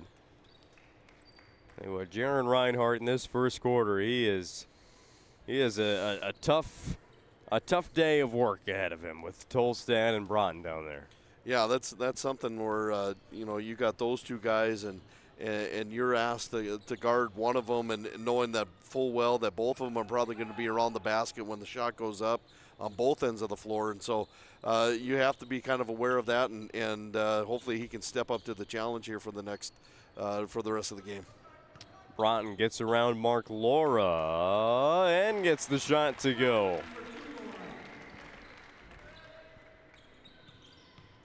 18 early points for West Hope Newburgh here in the opening quarter. Already down to a minute left in it. Okay. Tip pass, and Broughton picks up the loose ball. Oh, that was nice. Well, Hazen, they're going to learn eventually those skip passes. You need a pump fake before it or just go one spot at a time. It's happened a lot here in the first quarter. Youngers back to Brost. That's an air ball. Braden Bailey with a rebound.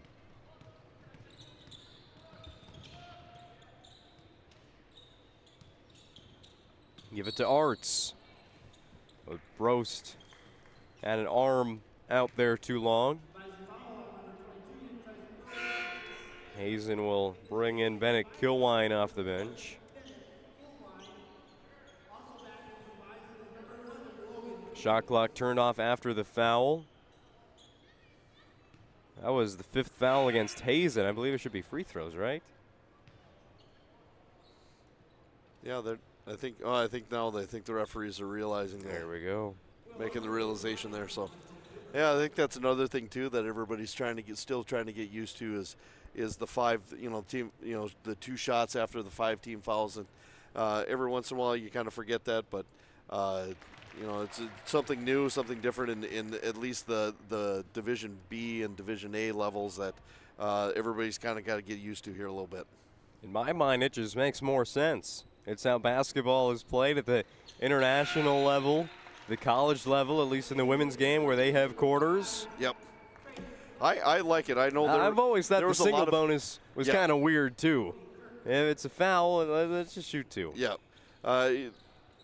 When I was talking with some fans and stuff before the last year's season started with all the new changes and rules and stuff, everybody was kind of wondering about how everything was going to fit in and how the flow of the game was going to go, and what I told a lot of people, just by working the Minot State games and knowing what the rules were for the women's basketball, I would just tell a lot of people you're not going to notice. Once you get going and you get a couple games, you watch a couple games, you really don't even notice a lot of those changes, and really the flow of the game there really doesn't really affect anything anyway. The only thing it really changes is the coaching down the stretch. At the end of game. At the end of game stuff. Bailey makes some room there to get a shot off just before the quarter ends in West Hope Newburgh. Hazen was around for a little bit and then not for long. 24-5 Sioux. For decades, Nodak Insurance Company has been serving our state's residents in good times and challenging times. We come together for the greater good, from simple acts of kindness to company-wide efforts that make a difference in our community. It's who we are, rooted in North Dakota and ready to serve when it matters most. Nodak Insurance Company, agents with answers. Darren Johnson, Cody Olson, and Scott Wilkins, your agents with answers in Mandan. When property owners in Bismarck and Minot seek transformation, ServPro's construction program brings both vision and precision. From that very first hammer strike to the final touch of paint, our dedication remains unwavering. It's not just about remodeling, it's about legacy. In Minot and Bismarck, ServPro is your partner in transformation. We don't just build back, we elevate every space.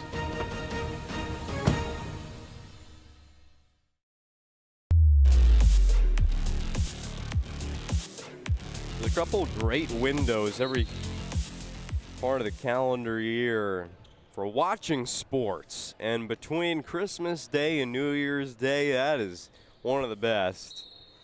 And we're so glad you chose to watch us in this great time where there's NFL. Was there 8 college football games today? Yeah. There's always basketball and hockey, and PSP Network's on your television. Bailey, faked out Laura with the pass and then just goes for the layup. And the second quarter already off to a good start for West Dome Newburgh. 26-5 on the BNC National Bank scoreboard. Their life's busy, that's why they'll make managing your money easy with locations in North Dakota, Minnesota, and Arizona. Find them online at bnc.bank. Laura, step back, 3. Hey! Hayden's got points again for the first time in 7 minutes. Arts draws the double team, finds Tolstad. Tolstad looking to go up on his own, and he will. Reinhardt there, the defense wasn't enough to slow down Mr. Double-Double, Hunter Tolstad. Yeah, that was just a great move there. Tolstad kind of set him up a little bit, but great job defensively, just kind of holding ground. But Tolstad just strong enough where he was able to kind of give a shot fake and then just go straight up, kind of muscle that thing up and in. Batke to Reinhardt in the corner, lost it out of bounds. A turnover back to the Sioux. Trice Brost replaces Logan Kane on the court for Hazen.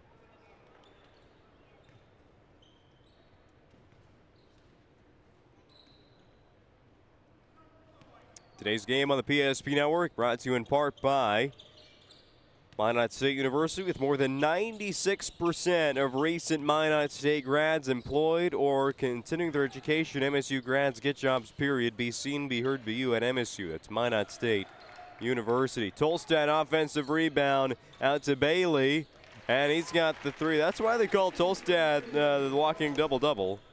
His offensive rebounds make up a large portion of them. Yeah, I tell you, he's one of those. He's one. I do every time I've seen them play. I saw the 3 games in the state tournament, and now the handful of games that I see him during the year. Braden Bailey, move of the game nominee. Always love a good assist. Behind the back to Will Arts. West Dome Newburgh 33, Hazen 8. Back to what you were saying. I was just going to say, it's kids like that kind of they sometimes don't always get the spotlight or the limelight because they do all the dirty work that some guys don't just, they don't really appreciate the fact of how hard a kid like Hunter Tolstad works on both ends of the floor, playing good hard defense, rebounding, and then just working his butt off on the offensive end. But then he's also rewarded by his teammates. They recognize the hard work he gives, and just that's another testament there. Working hard, Art's getting to the lane and knowing where he's going to be at all the time. Oh, I think I accidentally just synced up a different replay rather than the one I wanted to show, which was that Bailey assist. But here is the Tolstad and 1. We'll find that assist later on in our post-game show. Needs to get on the big screen here. While we have control of the big screen here at Minot State, got to put up that one.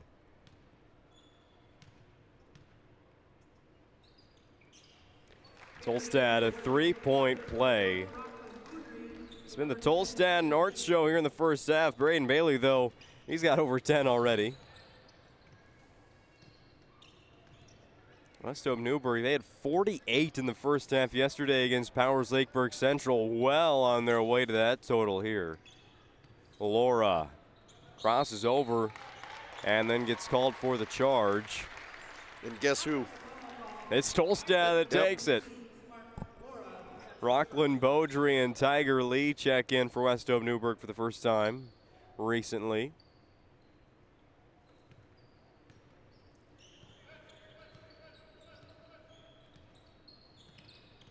Broaden gets the help from the screen and then goes right down the lane. Fights for his own rebound, will get it. Finds an open Bailey for three. Defense recovers. Oh, a little off target there. Maybe Laura gets some credit for a block. Another no-look pass. All right, we got more Braden Bailey assist replays. I think if it was up to Braden Bailey, I think he'd probably fight real hard with Coach Lee to have them play all their home games here at the Dome, because he's every time he's been here, he's put on a show for the fans. That's really what it is. I mean, when Braden Bailey starts playing basketball, it is a show. Just watch number 3 play, and you'll enjoy watching basketball. Gets the inbounds pass here. Sioux up 30 on the BNC National Bank scoreboard. Rockland Beaudry passes to Broughton. Contested 3. No good. Maybe from up here you heard Coach Marshall for Hazen say rebound, because it has been a stat dominated more than just the points by West Hope Newburgh today.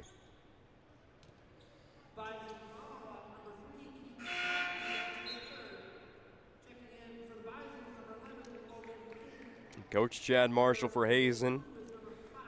His first year now, after a season a year ago where Hazen finished below 500. They had a really good streak going there of above 500 seasons. A couple teams that almost went into the state tournament, but talk about playing in a tough region. Region 7, back and forth between Trinity and Beulah all those years. Bowman County threw in some good teams. I believe that was Tolstad again with a made basket. Yep. Hazen was always just in the third place game. They never get over the hump with all those talented players, talented teams. Yeah, that's the unfortunate thing. You look at, especially back when it was just the Class A and Class B, and all those good teams, and knowing that only you're going to have, at least for the Class B, you're only going to have one team. Shot. You had 8 regions, you had one team, and you have all these good teams throughout the years, and you just never been able to get over the hump. Bailey with the made layup. 42-8 West Hope Newburgh on the BNC National Bank scoreboard. Youngers with it. In the lane, back out to Laura. Puts the ball on the deck, and a foul is called against West Hope Newburgh, which has been rare in this first half. The second against Lessman, first team foul of the quarter on the West Hope Newburgh Sioux. North Dakota Score Feed keeping us up to date with scores from around the state today. Minot North, a win right here in the Magic City over Grand Forks Central. Jaron Reinhardt, that was nifty. And the Bison are up to 10 on the game. We'll watch that again shortly on the Ryan Family Dealerships replay. Tolstead to Lee. Lee, nowhere to go. Bailey helps him out. And he'll take it all the way to the 10. Oh, we got too many replays. You got to show them one immediately. 44-10 West Hope. Bailey's given us plenty of replay highlight reel here. We might have to just dedicate the entire halftime for just showing replays of him. You're going to need Magic City Home Leisure move of the first half. There's a block by Laura. Another nice play right there. Into the game for Hazen, another 8th grader, Carter Johnsrud. They have 2 8th graders on the court right now, and there's Jaron Reinhardt. And tell you, you're in rebuild mode most of the time if you've got 2 8th graders and a freshman on the court out here in the second quarter, but the future bright for the Hazen Bison. 2:08 remaining in the first half. 44-12 West Hope Newburgh. An injury can happen anywhere, at any time, to anyone. It's not really something you can schedule on your calendar, but when it happens to you and it's not your fault, there's one law firm to remember. That firm is Schweigert, Clemene, and McBride. We live here and take pride in helping our community. We know this area inside and out. We put in the work and fight for what's right so justice can prevail for you. That is what we're all about. We're on your side. We're Schweigert, Clemene, and McBride.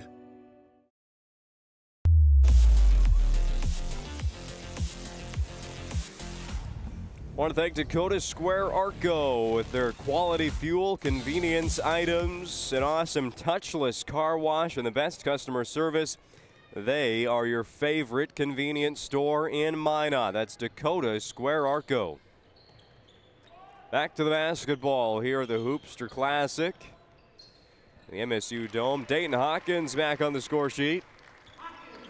Hit a couple early threes yesterday. Quiet in this first half, but as a team, West Hope Newburgh is not. I like how Hawkins. I don't know how many times more often than not that you get that pass out there in the corner three, and the guy and your defender flies by. There's a lot of times people just settle for that 3-point shot. I like how Hawkins attacks the basket there and ends up getting the layup where typically, you get that one pass and then you just fire up the three. It typically doesn't go in all the time, but you're able to work your way to the basket and get yourself a layup.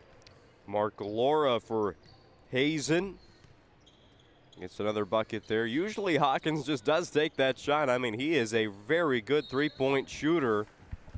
Just dedicated to moving there from the corner up to the wing on the drive and the kick. It always seems to find the hands of Dayton Hawkins. Yeah, when you're a three-point threat like that, you always like to drift and find your opening there and be ready to shoot. Will Arts gets West Hope Newburgh up to 48 in the first half. 48-14 lead. 60 seconds to go before the Magic Towing halftime report. Youngers to Reinhardt and Johnsrud through the hands there of Kane. Around the perimeter go the Bison. Reinhardt, a few dribbles in. Good shot.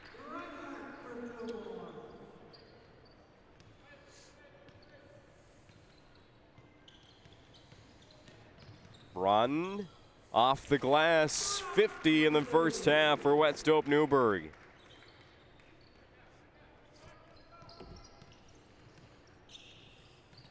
Well, we asked the question earlier. As Reinhardt will hold the ball. Now Youngers puts up a 3, 15 seconds in the first half.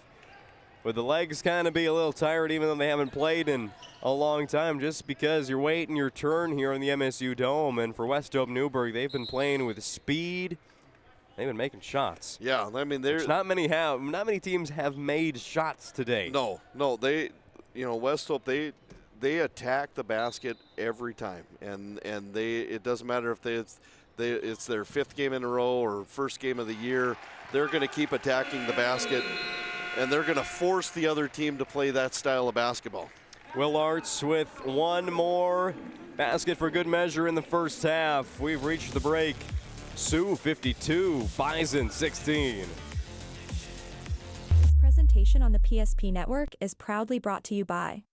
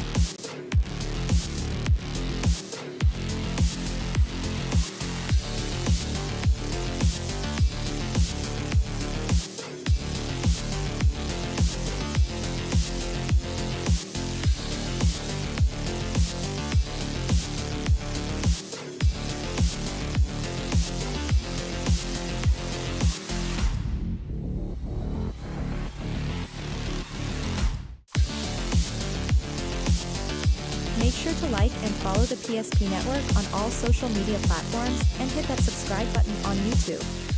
PSP Network. It's game day. The foundation of the financial planning approach at Legacy Financial Partners is a personal relationship. Our unique and collaborative approach to financial planning starts with your dreams, not just the numbers. We will work with you regularly to take action to update your plan as your needs evolve, recommending products and services that are right for your situation.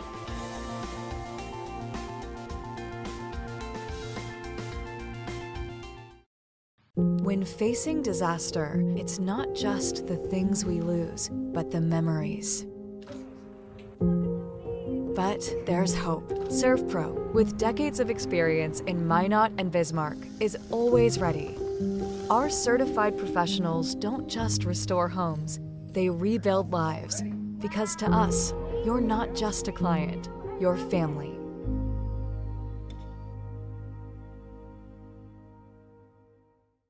Shields Visa is more than just a card. It's the freedom to go. It's a gateway to explore and do more of what you love. Imagine where the Shields Visa can take you. So join us in discovering endless possibilities. Shields Visa. Together, we've got this. Meet Gary. Gary is an ordinary guy, but right now Gary has car trouble. Gary doesn't know about magic towing. Don't be like Gary. Remember the name and the number. It's Magic Towing. We are here to help 24/7. Magic Towing in Western North Dakota. Don't be like Gary. Remember the name and the number. It's Magic Towing.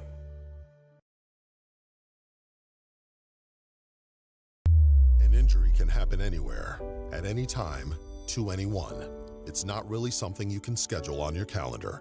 But when it happens to you and it's not your fault, there's one law firm to remember. That firm is Schweigert, Clemene, and McBride. We live here and take pride in helping our community. We know this area inside and out. We put in the work and fight for what's right so justice can prevail for you. That is what we're all about. We're on your side. We're Schweigert, Clemene, and McBride.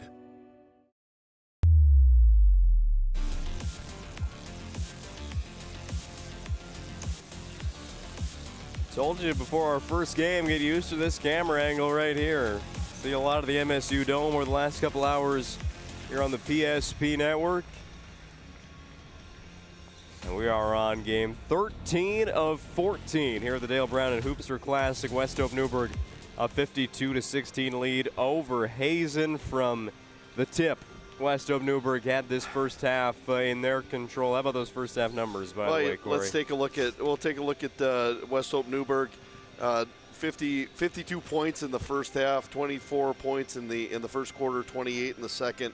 Led scoring by Braden Bailey with 16 points, 11 points apiece from Will Arts and Walker Broughton, 12 points by Hunter Tolstead, and then 2 points by Dayton Hawkins. For Hazen, 16 points, 5 points in the first quarter, 11 points in the second. Led scoring Jaron Reinhardt leading with 9 points, 5 points from Mark Laura, 2 points from Keaton Batke. Now you talked a little bit toward the end of the second quarter, going into halftime. The youth that Hazen has, a couple eighth graders, a handful of sophomores. With that kind of youth, that kind of that you have on your roster, you're gonna have some games where you're gonna take your lumps, but you're getting those 2 eighth graders some really meaningful game opportunities and game play that you probably wouldn't normally get if you were had a few more upperclassmen or a few more high school kids. So so you're gonna Hazen's gonna take their lumps this year with the youth that they have, and with the youth comes the inexperience. But in a couple years, or even next year and the year after, when these 8th graders are freshmen, sophomores, and juniors, and then by the time they get the seniors, you think of all the varsity minutes and playing time that they've had that's going to build. The future's bright there with Hazen. With knowing that, it's just a matter of the challenge is it's going to be there's going to be long games like this. There's going to be inflated scores like we see here now at halftime. There's going to be some growing pains that come with it, and with the new head coach and in installing a new system and just kind of learning that. He's going to lean on. Obviously, you're going to lean on your upperclassmen to be the leaders, but you're also going to look at those 2 8th graders and you're going to say, hey, you guys are going to play, you're going to make mistakes, we're going to learn from those mistakes, but they're going to make you better players in the long run. This is the Magic Towing halftime report. Remember, their phone number is 701-509-4011. There's no job too big or too small. You call Magic Towing, serving Western North Dakota. Name drop PSP Network when you need a tow and save $50. Remember that phone number again, 701-509-4011. Next game up, R. Redeemers Christian School and North Prairie. The Cougars and the Knights, the final of 14 games from the Dale Brown and Hoopster Classic, but there's still some more basketball to be played between West Hope Newburgh and Hazen, and we have it coming up after this commercial break. Jersey Mike slices your sub right in front of you, see? The slicer, the meat and cheese, it has a rhythm. This is the rhythm of the slice. The slice. Oh yeah. The rhythm of the slice. This is the rhythm of the slice. The slice. Oh yeah. Order for Danny? Sliced right in front of you. It's a Jersey Mike's thing. A sub above.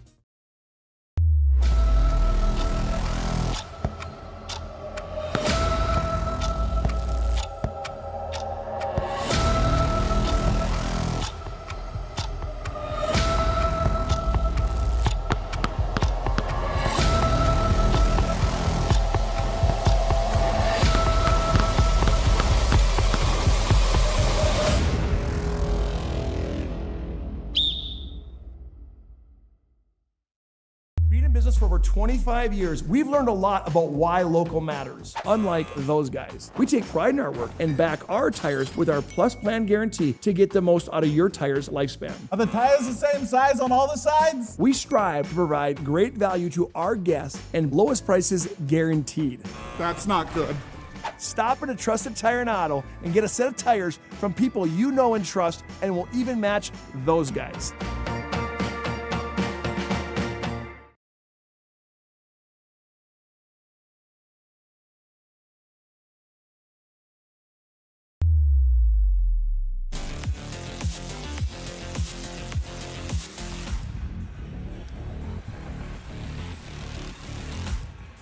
Time for the second half of basketball between West Hope Newburgh and Hazen, a rematch of last year. It was a game where West Hope Newburgh, they won by 20 plus against the Bison.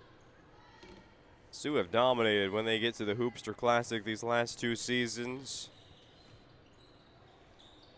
Mentioned last year against Powers Lakeburg Central, made 18 threes in 1 game here in Minot. There's Dayton Hawkins to start the scoring in the third quarter. 54-16 Sioux over the Hazen Bison, Division B against Division A. Handoff goes to Jaron Reinhardt and then Trice Brost and then again to Keaton Batke. Hazen with another turnover. Will Arts the steal. Slows down the offense. Finds Bailey. Bailey going to work against Youngers. Delivers a pass to Hunter Tolstad. That's 1, 2, 3 assists on the Ryan Family Dealerships replay. Well, in yesterday's pregame show, Corey, we talked about Hazen. 3 scoring options that you know are going to be there. You got to find 4 and 5 at some point. Today, 3 scores in the first half, just 16 points. Yeah. Again, you're going to look at again, they're going to have to find guys, whether it's guys off the bench or those the fourth and fifth starters.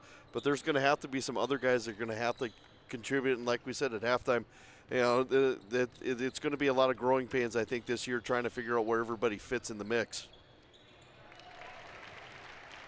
Tolstad for 2. Well, Westhope Newburgh's only got 5 scores in this game, but they have 60 points. And say, what's the difference? Well, they score from 3, and they force turnovers like this.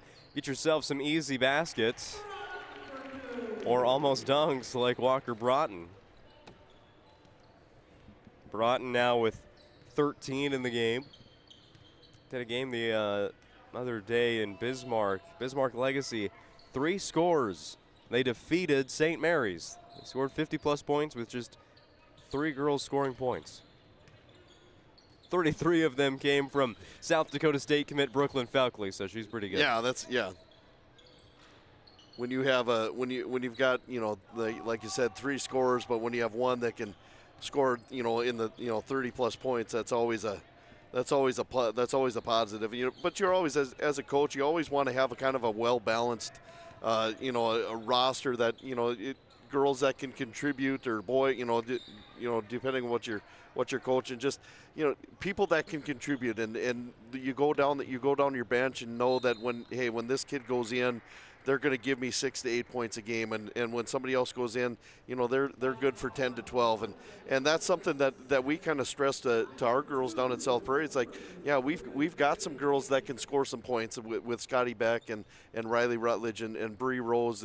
Those are kind of the main 3. But then we look at the other starters like Abby Mickelson that can give us 8 to 10 points.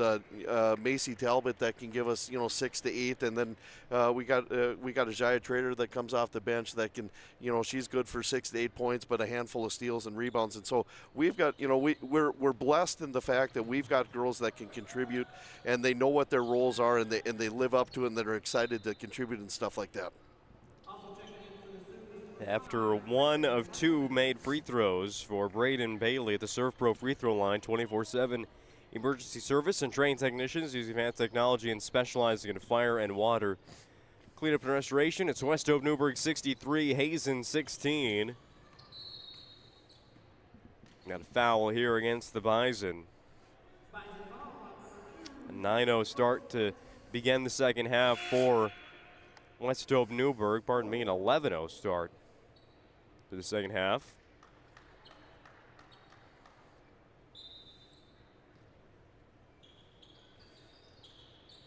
Arts gets the ball into Broughton. Talking about 30-point scores. He has 2 30-point games at the Hoopster Classic over his career.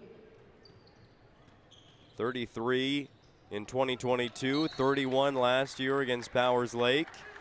13 so far today for Broughton.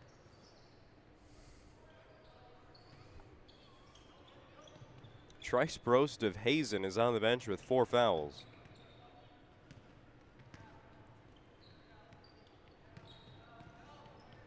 There goes Reinhardt, rolls around the rim, but no good. Arts might as well just go all the way into the lane. But the ball was knocked away by Hazen, and Arts will get called for a travel.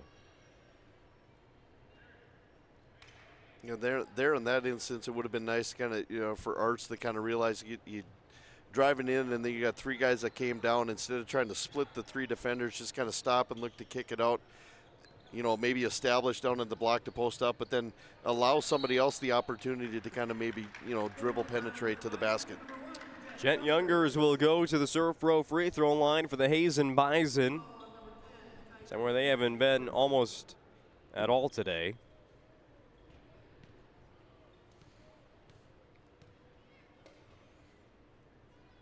First one is good. First points of the second half for Hazen. Today's game also brought to you by Planet Pizza. Call now at 701-852-1700 to place an order. Serving Magic City for over 25 years. Shields of Minot and Bismarck. They have every sporting good possible along with footwear and fashion. Shop online at shields.com. Proud supporter of the PSP Network's mission of promoting local athletes. Walker Broughton from 3. Nope. Rebound goes to the Bison and Logan Kane. Youngers gives it up to Keaton Patke. Patke guarded by Hawkins, but a little bit too close. Yeah, that's one other thing you look at Westlake. They're not afraid. At least the perimeter defense. They're not afraid to get up there and kind of enforce the issue a little bit. And yeah, you can get you can pick up some fouls that necessarily probably aren't the smartest of fouls to be committing. But you're not giving the offense a chance to kind of really get themselves comfortable and set and get ready to run their offense. Offensive rebound for Mark Laura of Hazen. We're going to get a foul there against West Hope. Going for the steal. Fouls against Rockland Beaudry.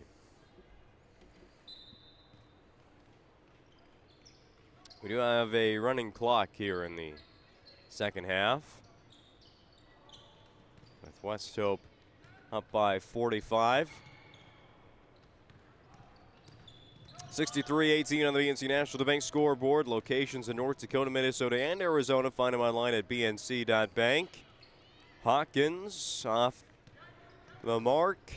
Patke sprints ahead. Off the glass, no good. Second chance, not going to get it. Third opportunity and one for Keaton Patke.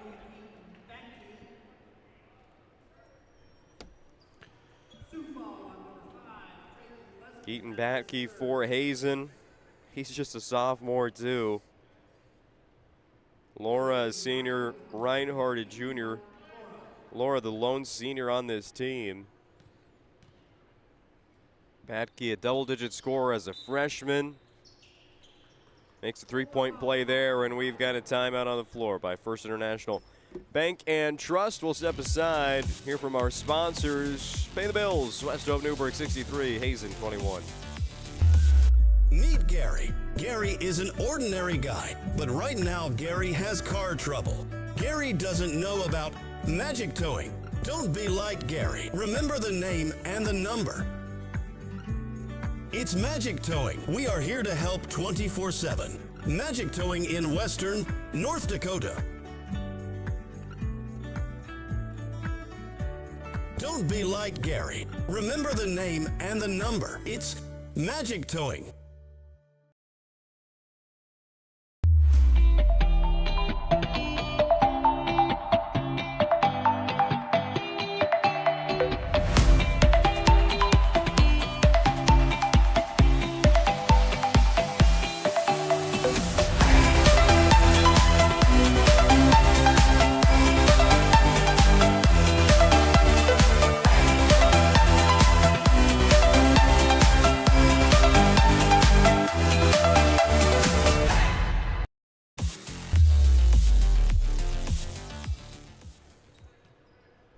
Almost New Year's. My resolution, broadcast more basketball. And if yours is to watch more basketball on the PSP Network, hit subscribe here on our YouTube channel. There's a layup good for Tiger Lee. Subscribe to the YouTube channel. It's free. Catch every game for the rest of the regular season. And follow at Network PSP on Facebook and X so you know when your team is playing. Jaron Reinhardt, fade away, basket is good. 65-23, West Hope Newburgh in the lead over Hazen. See with the black jerseys, Bison in the white. There's Broughton over everybody else in the lane. And hey, there's a lot more basketball to watch this year on the PSP Network. 300 live sport broadcasts just in the winter season, and it's really taken off because of our extended coverage of Division A and Division B this year. I know I'm a big fan of that. I think I can speak for you maybe. You're a big fan of that. Absolutely.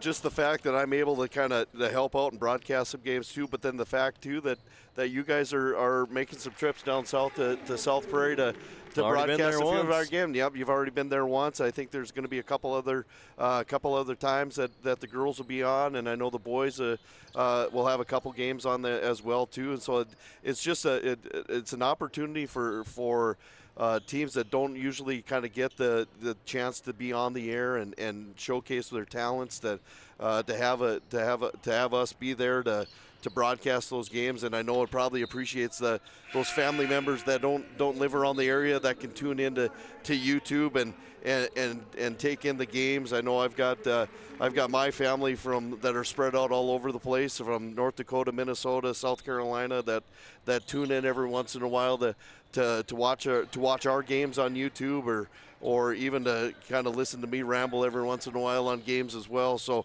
it's always kind of neat to have that opportunity for people that don't get a chance maybe to get to see the game live in the gym, that they can get on their computers onto our YouTube channel and take in the games. Here's Broughton from the free throw line, swishes it again. Shot is looking good today. Broughton with 17.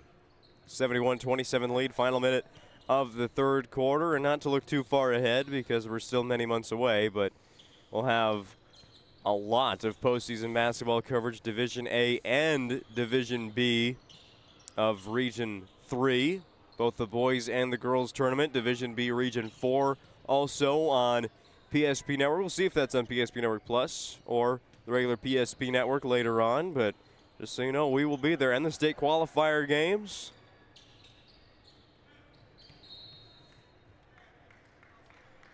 Ball travels out of bounds.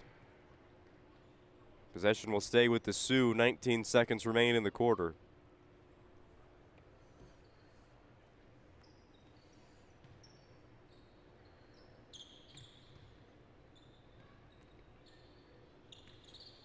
Under Tolstad. He's just got a wide open lane, going to take it, but he gets fouled. So we were in Newtown last year at the Forebears Event Center for the Region 4 then, now Region 3 boys basketball tournament. West Hope Newburgh took on Bishop Ryan for the third time in the season, and they defeated the Lions in that championship game. Tolstad, yeah, give him the ball. Let's go. Tolstad now is 16 in the game. Final shot here of the third quarter coming up. Batke will be the one to take it, it looks like. Nope, has it stolen away. Broughton from the half-court line almost went in. Led to the fourth, 73-27, the defending state champs on top. Whether you're looking for a full-service financial plan or planning for farm or business succession, Planning Team Financial Advisors is here to help you work toward achieving your financial goals. With locations in Bismarck, Garrison, and Center, our full-service team of professionals are dedicated to helping you work towards achieving your financial goals. Visit us online, planningteam.com. Securities offered through LPL Financial, member of FINRA SIPC. Investment advisory services offered through New Edge Advisors, LLC, a registered investment advisor. New Edge Advisors, LLC, and Planning Team Financial Advisors are separate entities from LPL Financial. Why do I bank at First Western? Easy. They take care of their customers.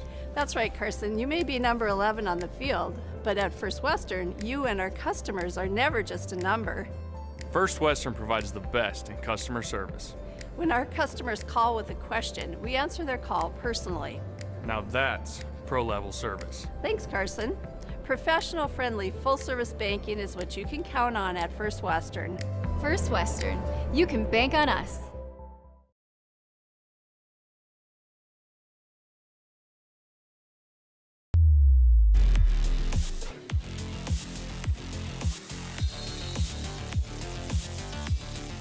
Envision Cooperative of Rugby, Towner, Mohall, Sherwood, and Wolford is here to help with your farming and home needs. From agronomy equipment, equipment, energy, farm, and home to gas and snacks, visit a store near you. We can do this together. Walker Bryan can dunk a basketball. It's 75-27 West Hope Newburgh. Texas Ranger is his nickname.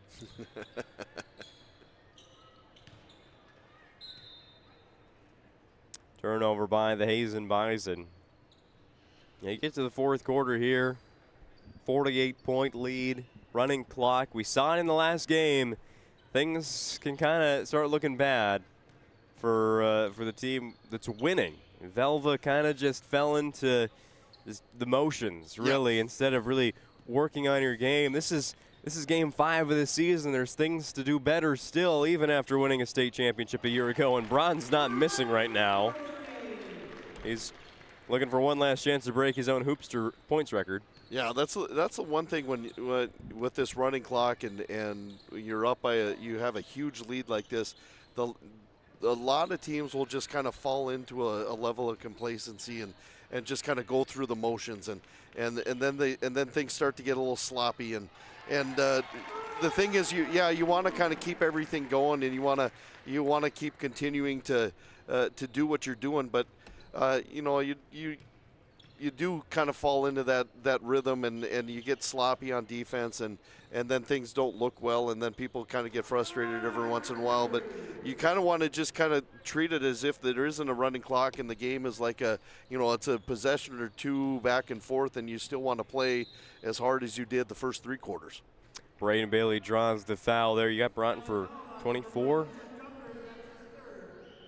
Yes. All right.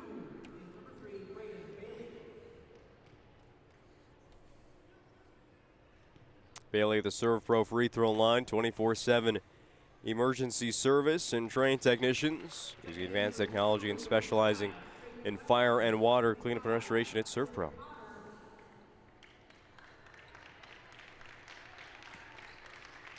Ron heads to the bench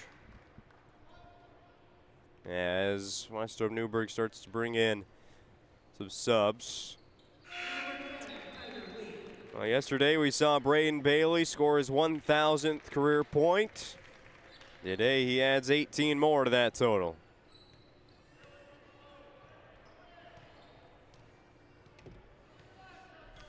Sioux up by 53. 82-29. BNC National Bank scoreboard. 5.5 remains in the game. Once it's final of the Planning Team Financial Advisors Shots Crossroads post-game show. And more Sport Clips MVP and the Magic City Home Leisure move of the game. Jaron Reinhardt, a couple of fourth quarter points to help his total. Now 13 today for Jaron Reinhardt. Dylan Potter checks in for Westholme Newburgh. There's number 25. Tiger Lee with the basketball. Finds Potter. I think that's a Trayton Lessman. Haven't seen him since early in the first quarter. Get a chance to go to the free throw line.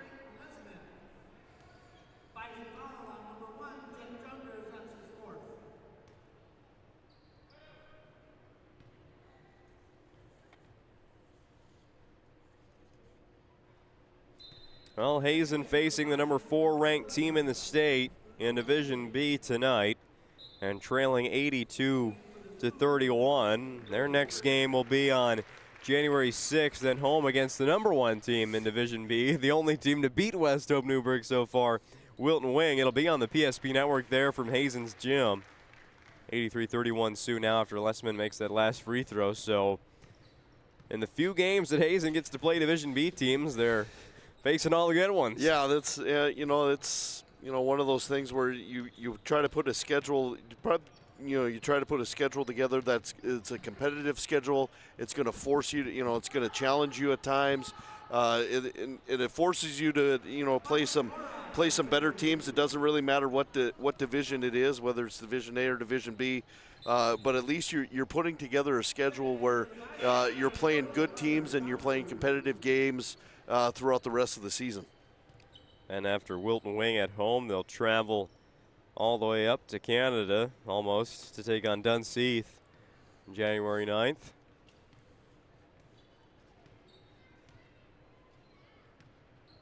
Region 4 of Division A, they don't play conference games until February. They cram them all 6 conference games you get, into 1 month, and then it's tournament time.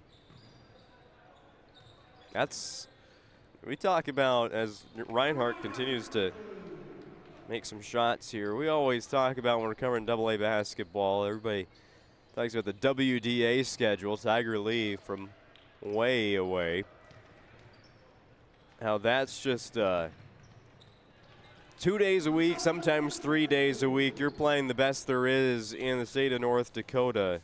How about the headache that is playing 6 conference games in 1 month, and you're really not knowing tournament seeding until the very last day? Yeah, you look at that, and that's, you cram all of those in there like that, and it doesn't leave a whole lot of room for mistakes. You have to be ready to play. An injury could like one injury or illness or something that could, and you have 2 or 3 region games in a row, and you're without 1 or 2 starters or heavy contributors. That could really be detrimental as far as your seeding for the tournament. Only one team gets a bye into the semifinal in that tournament. All the other 6 play in the quarterfinal round. We have a travel here against Dayton Hawkins as the last 2 minutes and 15 seconds are about to come off the clock. Yeah, you look at that that A division, at least on the girls side. We've got the region 4 the same way with 7 teams, or our region 3, we're sitting with 9, so we actually have a play-in game into the region tournament.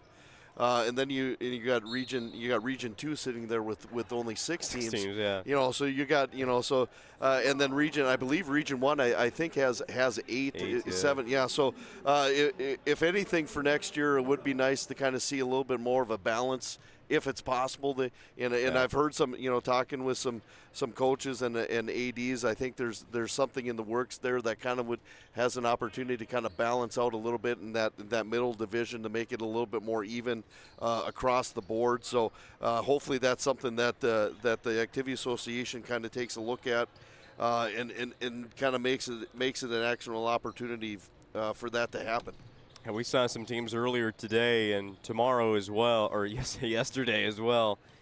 Florence, Minnewacan, and Thompson, they play in that 6-team Region 2, and 50% of that conference is ranked in the top 5 of Division A boys. There's 4 teams that all could be placers in the top 5 really at the state tournament, but they're all in the same region there. There's really nothing you could do about that. That's geographic, and there's good teams all in the same region, but it's just out of 6 teams, you've got 4 of them that are state championship caliber. Yeah, that just shows it doesn't matter how many divisions the Activity Association decides to split basketball here in North Dakota. You're always going to have that handful of teams, that 2 or 3 teams that are good, and just for whatever reason, whether it's whatever region they're the region that they're in, or the state qualifying game that they have to play, they're playing a pretty good opponent there that don't get a chance to get into the state tournament. And you see that across the board. Even when it was just 2 divisions, when it was A and B, there were a lot of Class B, really good Class B teams that just couldn't make it to the state tournament just because you could only take there's only one person or one team from the region. And you had you had teams at home sitting watching the state tournament, and even at the top division you still have that every once in a while. So it makes it for competitive games throughout the year. It makes for a competitive region tournament. It makes it for competitive state qualifying games. Yeah, we just saw one of those teams that kind of got stuck in a tough region and never could win in Velva. We talked about earlier in this one, Hazen too, out of Region 7 there, but everything is new now in North Dakota, but nothing's new here. West Hope Newburgh, the offense leads the way 85-40 to a win over Hazen. We'll have the Planning Team Financial Advisor, Shots Crossroads Postgame show next on the PSP Network. This presentation on the PSP Network is proudly brought to you by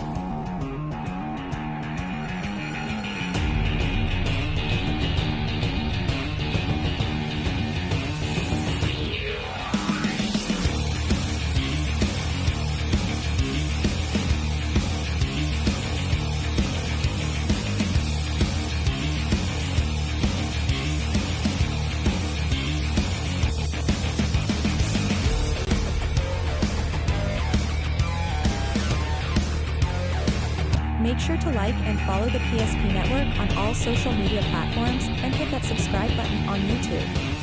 PSP Network. It's game day. This presentation on the PSP Network is proudly brought to you by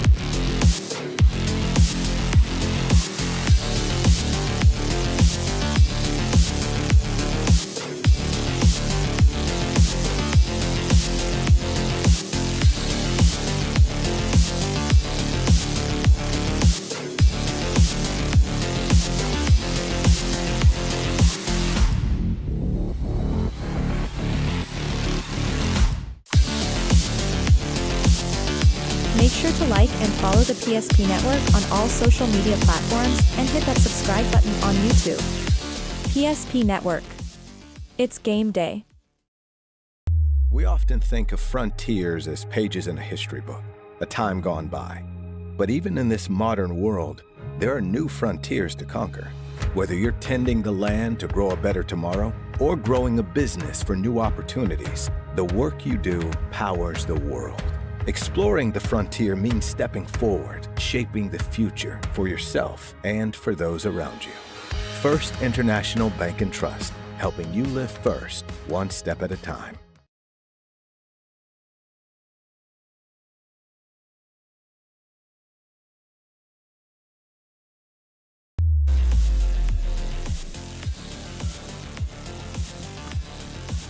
$85-50 the final score. West Hope Newburgh, 2 wins in 2 games here at the Dale Brown at Hoopster Classics inside the MSU Dome.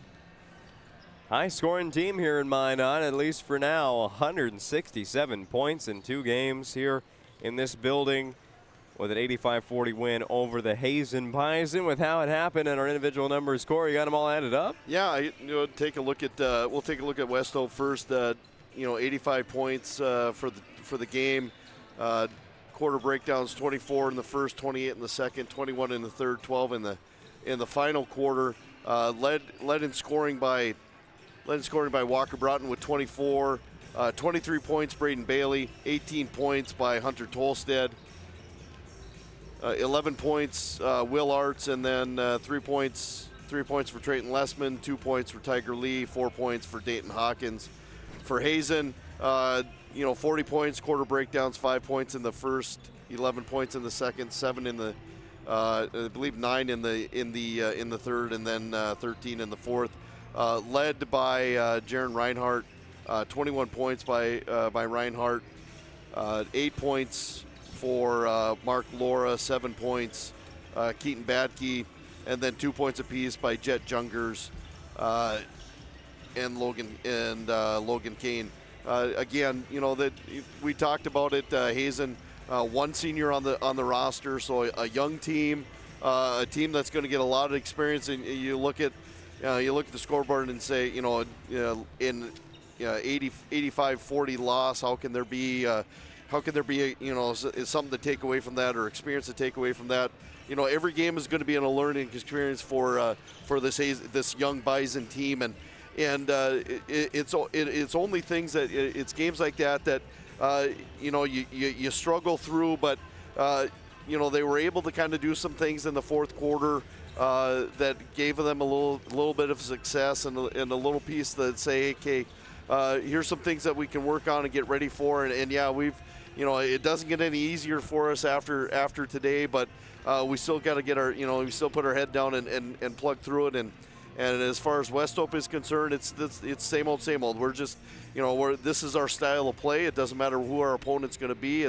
If it's the Hazen Bison or if it's heading and playing Minot Ryan or our Redeemers or somebody in our district or in our region, that's going to be a challenge game for us. This is the style of game that we play. This is the style of game that won us a state title last year, and this is the style of game that we play that hopefully gets us to the state title game again this coming up year as well. And so the contributions that West Hope gets, not only from the guys like Walker Broughton or Braden Bailey, but Tolstead and Arts, they step up and they know their roles and they play them well, and you can tell that these guys have played a lot of basketball together throughout the years, and they've been on the where Hazen is right now. And I remember when I was still coaching the assistant boys basketball coach with Jordan Cooper down in South Prairie when I first got down there, and we had West Hope Newburgh on the schedule, and Walker Broughton was a 7th grader. And they took their lumps those years, and now they're reaping the benefits of all that experience that those guys got at a younger age, and now they're showing what they can do when they're juniors and seniors. And so that's something that Hazen can look at and say that could be us here in a couple of years. And so we just kind of have to stick to it and go through the rough patches and get to the other side. And that's something that I think with a new coach, and they're going to be able to do that. We're going to try and fit these awards into 60 seconds of real time. Sport Clips MVP. I don't even really know where to go with this one. Hunter Tolstad, you're going to get that one. Another double-double, I'd have to assume today. I mean, yeah, give him credit for what he does. Defense and rebounding and getting really tough points. Hunter Tolstad. Say his name a little bit more. I think so. I think we talk about you talk about Walker Broughton, you talk about Braden, you talk about Bailey, but I really do. I honestly think that Hunter Tolstad is kind of the glue that kind of keeps that team going. And it doesn't matter. Other guys could have off shooting nights and not scoring well, but Tolstad. You know what Tolstad's going to give you, and he's going to give you that day in and day out. Easy one here for the Magic City Home Leisure move of the game. We talked about it all first half. Braden Bailey dimes over to his West Hope Newburgh teammates behind the back, no look, just shoveling it.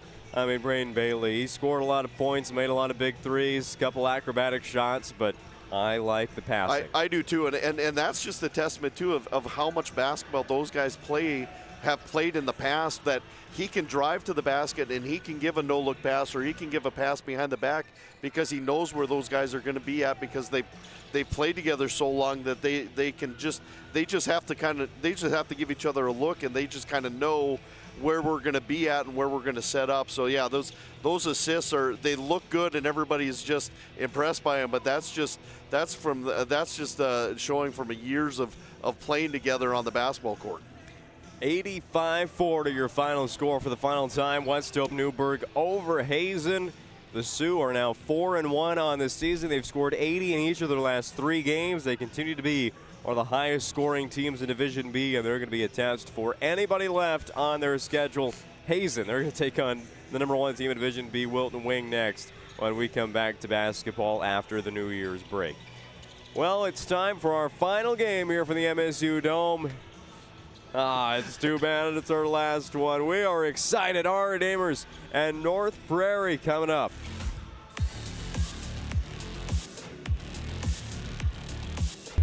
Shields Visa is more than just a card. It's the freedom to go. It's a gateway to explore and do more of what you love. Imagine where the Shields Visa can take you. So join us in discovering endless possibilities.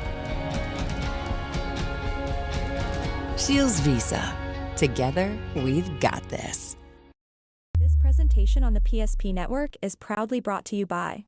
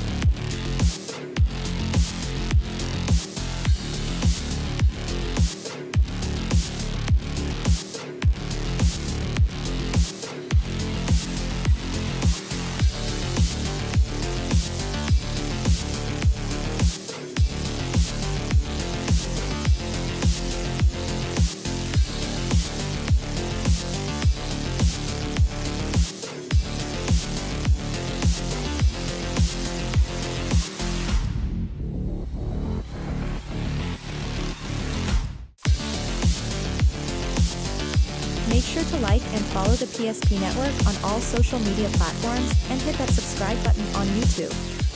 PSP Network. It's game day. We want it all. We want our dog to fetch it. Drop it. And drop it. Drop it. We want to fix it ourselves. And actually fix it. We want to order the market price lobster. And know the market price of the lobster. How much is... Whatever the market says. Sadly, we can't have it all.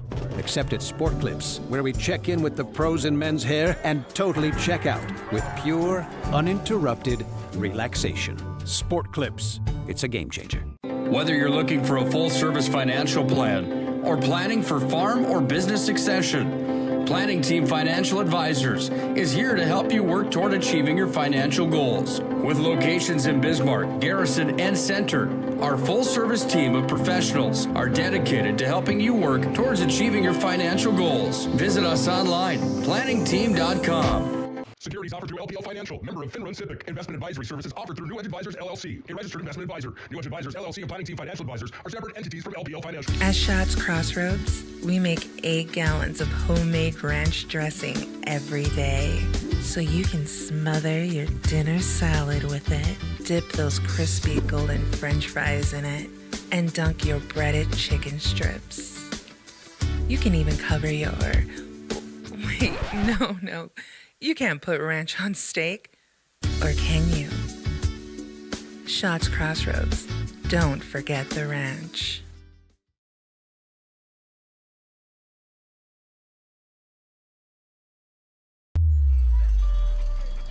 That sinking feeling you get when this happens? That's oil change anxiety. The anxiety of being without a car with a billion things to do. The fear of being overcharged, the stress of not knowing where to go or who to trust. But you never get those feelings at Valvoline Instant Oil Change, where you can watch us work right from your car, and we finish up in about 15 minutes. We changed your oil and did our 18-point safety check. Valvoline Instant Oil Change. Service you can see, experts you can trust.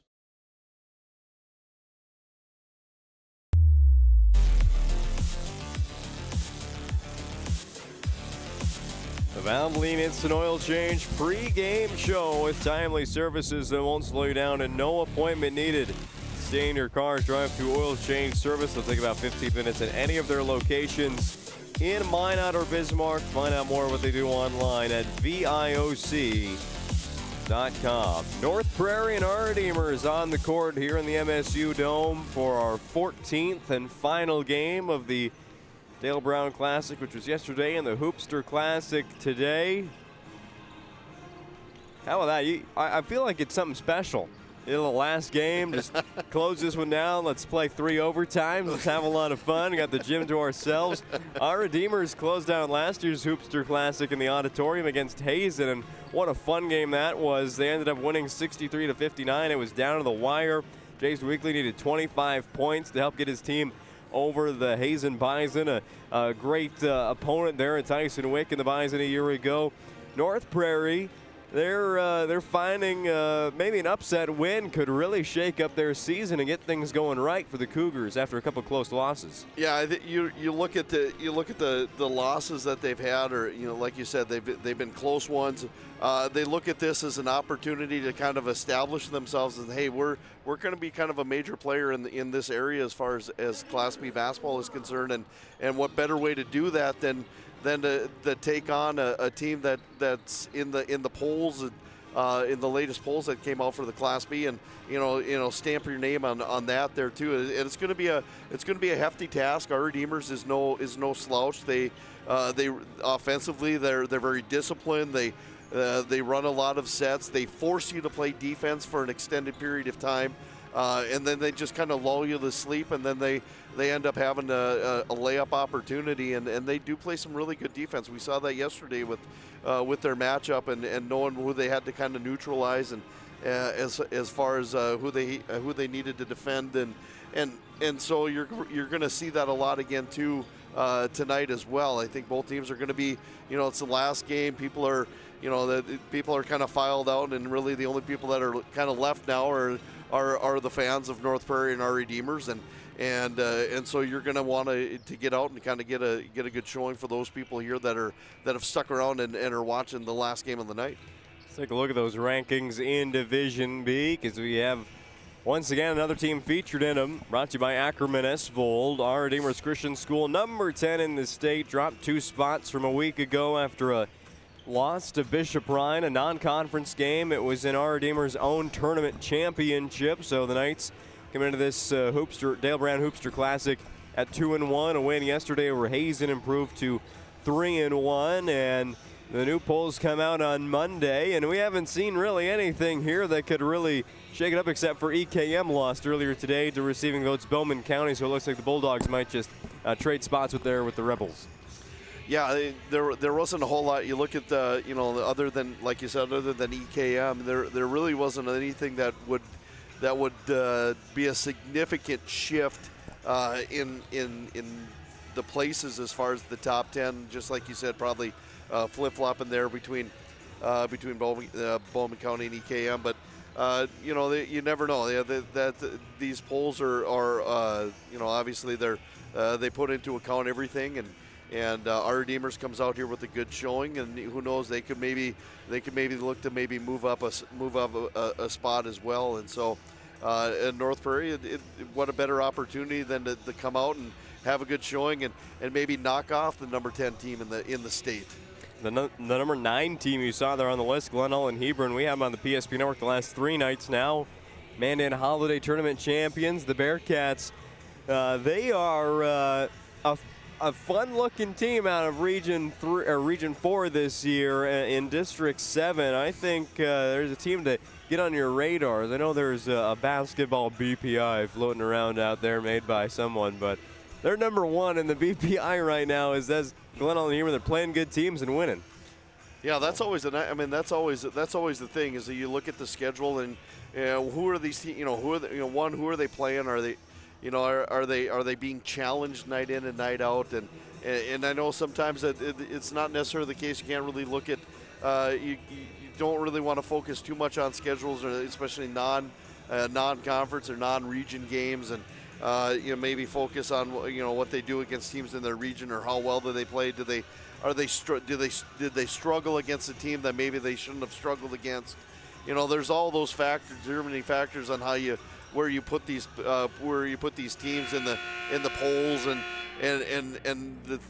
things that change back and forth in those as well. Here we go with game number 14. North Prairie in the road blue jerseys today, the silver trim, white numbers and letters. Our Redeemers in the home white jerseys, blue numbers and letters, royal blue. Merida North Prairie is kind of purple blue. Indigo, we're going to call it indigo. The co-op colors of North Prairie, indigo and silver there. A co-op of Rolla High School, Rolette High School, and Wolford High School. You know, actually the last year that they weren't a co-op, Rolla and Rolette Wolford, who already were together, the last year they were not a co-op. They actually met in the region qualifier. How about that?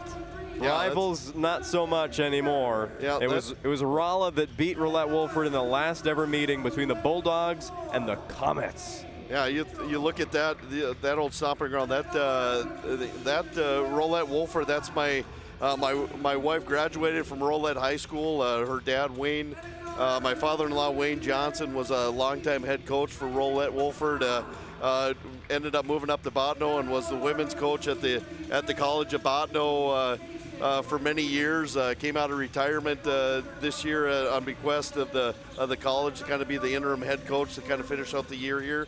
And so that, so I remember, my wife Kara telling stories of those battles between Rolla and Rolette Wolford and that whole area and how the gyms would be packed and back in the day of the late 90s, and so it was early 2000s. So I mean, it's a fun atmosphere, and it's always interesting when you have rival schools like that, and then all of a sudden they form a co-op, and now bitter rivals become teammates, and how that translate out on the football field or the basketball court or the baseball diamond, and the kids always seem to adjust to it a lot quicker than parents and fans of the old ways. They always kind of seem to be the ones that it takes the longest to get adjusted to. But these guys have played against each other. They've been on the same field as teammates. They've been on the same field as opponents, and it just makes them it just makes everybody a better team because everybody knows the strengths and weaknesses of the team.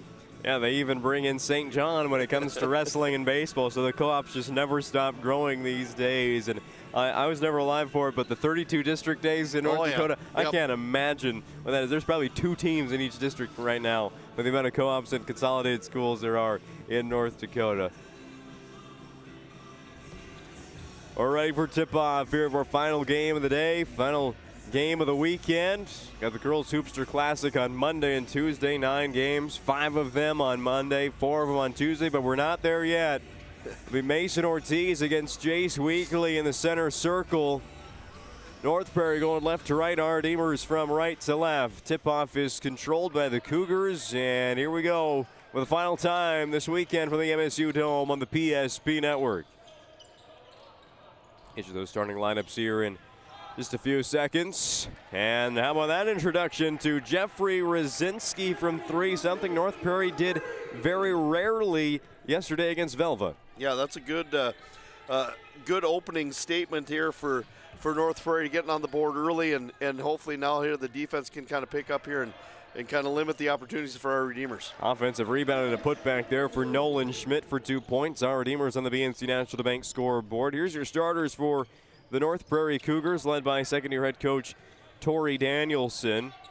You got Jonathan Mears, Cade Mitchell, Jeffrey Rosinski, Isaac McLeod, and Mason Ortiz. Rosinski with the basketball again. Pass is deflected, finds Ortiz, rolls off the rim, no good. Third chance, everybody trying to get that basketball. It goes down to Nolan Schmidt, who's in a starting lineup along with Wyatt Weekly, Jace Weekly, Colin Swenson, and Peyton Linbow. There's Jace Weekly for 3. He's 0 for 2 from beyond the arc, but 2 for 2 on offensive rebounds is Nolan Schmidt. Ortiz forces the steal. Here goes Cade Mitchell on the other side for North Prairie. How about the intensity here? Send an early message for the Cougars here against number 10 in the state. Yeah, I like how North Prairie is kind of just set up here on the defense, and they're not really giving our Redeemers a chance to kind of get comfortable on the offensive end. And the thing is here now, can North Prairie sustain that throughout the entire game? Well, there's just 1 score each so far. We're still early on in this basketball game, but North Prairie like the fight right now, even after that missed layup from Jonathan Mears, a sophomore guard. Knocked out of bounds by Isaac McLeod, and North Prairie, a team not known for scoring a whole lot of points. We didn't see that last year in the Hoopster, didn't see it yesterday against Velva, and didn't really see it a whole lot in the CNDC tournament until they dropped 72 on Glenburn. So the opportunity is there for North Prairie's offense to really get hot. And I think one of the players you got to circle for when they could really do that is Isaac McLeod. Three-point shooter there for North Prairie, one of 2 returning starters. Offensive rebound again for our Redeemers, and this time they make it count. Jace Weekly for 3, but that's 3 possessions with 3 offensive rebounds. Yeah, that's one thing North Prairie is going to really have to strive to do better on is limiting our Redeemers' opportunities. Maybe try to get a one and done, and but they got to be able to keep our Redeemers off the boards as best they can. And with the size probably being a factor, that might be a challenge, but it's something a lot of not just North Prairie but teams in general, you have to limit your opponent's opportunities on the offensive end. Into the game for North Prairie is Jacob Matson. Don't believe we saw him play yesterday. He's inactive for North Prairie, but definitely a guy that they are going to use the rest of the season. He's a senior, really getting his chance to play on the varsity squad this year.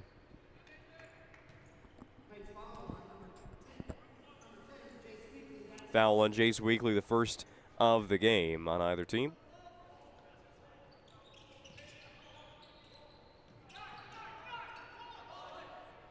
Matson collects the inbound, maybe a few extra steps there. Hands off. Here's Rosinski with it. Long pass out to Mitchell, guarded by Schmidt. And there's a double dribble, so a turnover by the Cougars. And there is a textbook our Redeemers defense. You're not going to get anywhere inside the three-point line. Yeah, no, they do a great job of securing and just forcing you to play, 20-plus feet away from the basket, and being able to keep them out of the lane is always a big thing. Steal again by the Cougars. Pull up Cade Mitchell off the mark. And out of bounds, last touch by the Cougars. Our Redeemers basketball. BNC National Bank scoreboard helping us keep track of the score here in this final game. Locations in North Dakota, Minnesota, and Arizona. Find them online at bnc.bank. They provide you with banking and wealth management services for your business and family. Colin Swenson gives the ball to Nolan Schmidt. Turns towards the basket. Finds Lindbow. One-handed pass out to Swenson. No.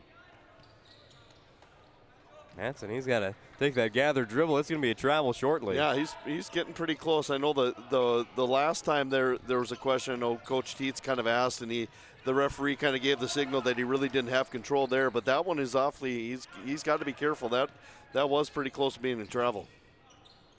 Ooh, Rosinski from underneath the backboard gets that one to fall. 5-5 halfway through the first quarter. Wyatt Weekly, if I remember correctly, had 3 points yesterday. There's one made basket against Hazen. That's the guy who scores 10 a night. Yeah, and that's just a testament that, again, guys that routinely score well throughout the game. You just think it's just going to be automatic that they're going to get the points, and when they struggle, is the other guys can be able to step up and help that out. Back-to-back replay-worthy plays for Cade Mitchell of North Prairie. Avoids the block shot there to put the Cougars back in front. 7-5. Corner three by Swenson. Way too long, but a steal by Lindbow. Not giving up on this possession. Had to get the ball away. And now Wyatt Weekly for three. Rings in and out.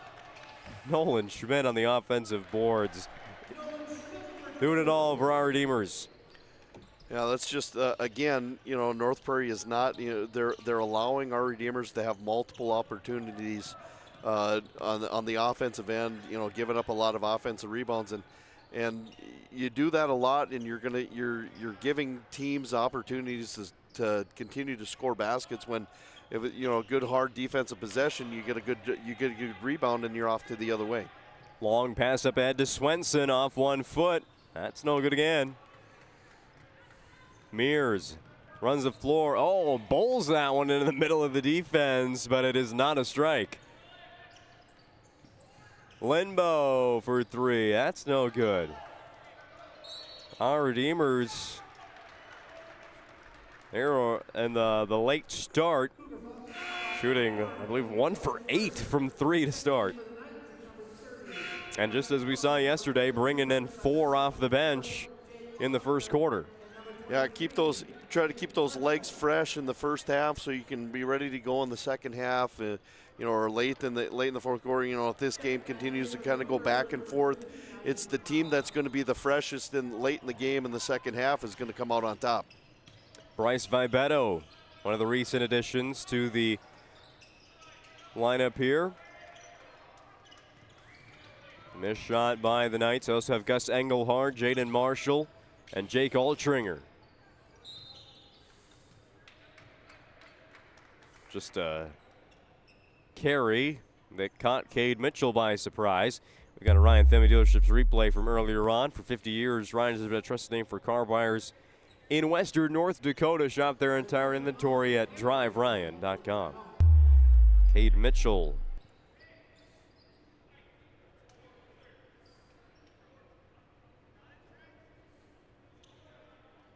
North Prairie brought in a bunch of substitutions as well. Matching up here.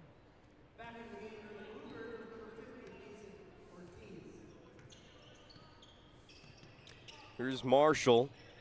Jaden Marshall, the freshman, wears number 23. Went in there for the offensive rebound on Wyatt Weekly's miss.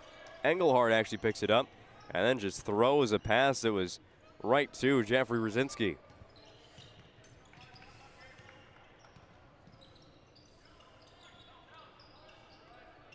Rosinski puts the play in motion. Bounce pass, Ortiz. Oh, back to the basket. It's good. North Prairie scoring from everywhere.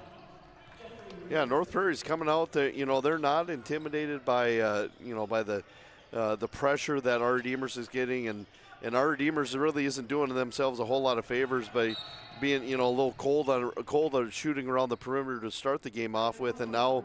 The North Prairie's kind of forcing the issue a little bit. They're getting some rebounds. They're pushing the ball up the floor, and then they're getting our Redeemers in kind of out of position in a sense where they're committing some fouls away from the basket that they don't normally do. And so Coach Tietz is just trying to he's subbing guys in and out here, trying to find that rotation that's going to get our Redeemers kind of going offensively.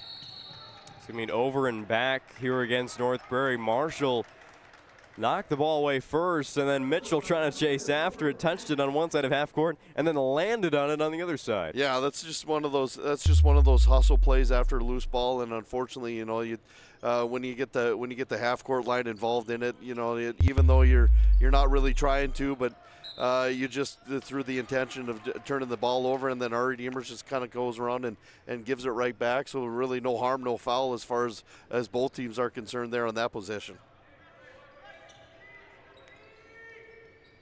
Ortiz catches that long pass, then flips it all the way across the court again to Cade Mitchell. Rosinski again, he's trying to set this offense up, but North Prairie kind of just finding an open guy, take a shot if you have it.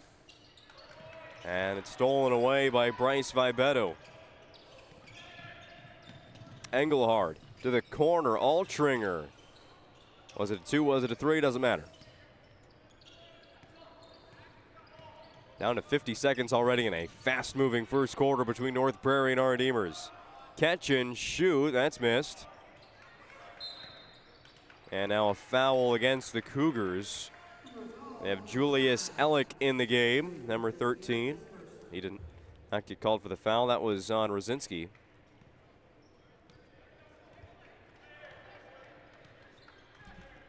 I want to thank Presswich Orthodontics, specializes in braces and Invisalign for all ages. They offer 0% financing and free consultations, virtual or in office. Find them at mynotbraces.com for sponsoring the PSP Network. Yet another offensive board for our Redeemers. Farron Overby is fouled by Rosinski. 2 quick fouls there against North Prairie's senior guard. It was a nice job by Farron to get to the basket, and our Redeemers is kind of struggling from the outside here, missing a lot of, open threes, good looks. They're just not falling right now. So now the thing here for the Knights is that, let's get the ball, let's get to the basket here, let's get to the free throw line, knock some free throws down, maybe get some layups here and just kind of then it naturally progresses in the more we drive to the basket and the defense collapses, then we can have the kick out three instead of just that one pass and then just settle for that three-point shot. Mitchell. He was hot shooting the ball earlier in the first quarter. Misses that three, and the first quarter comes to an end with the ball traveling out of bounds. We're back to our earlier games with the defense. 9-8 North Prairie over number 10, our Redeemers. Whether it's getting an education, making priceless memories, learning to play, playing to learn, or simply getting where you need to go, the team at Ackerman Estvold has been behind these projects and countless others, developing critical infrastructure, valuable spaces, and even some good old-fashioned fun. Entrusted with the things you know, but delivering more than you may realize. Ackerman Estvold, trusted for decades and decades to come.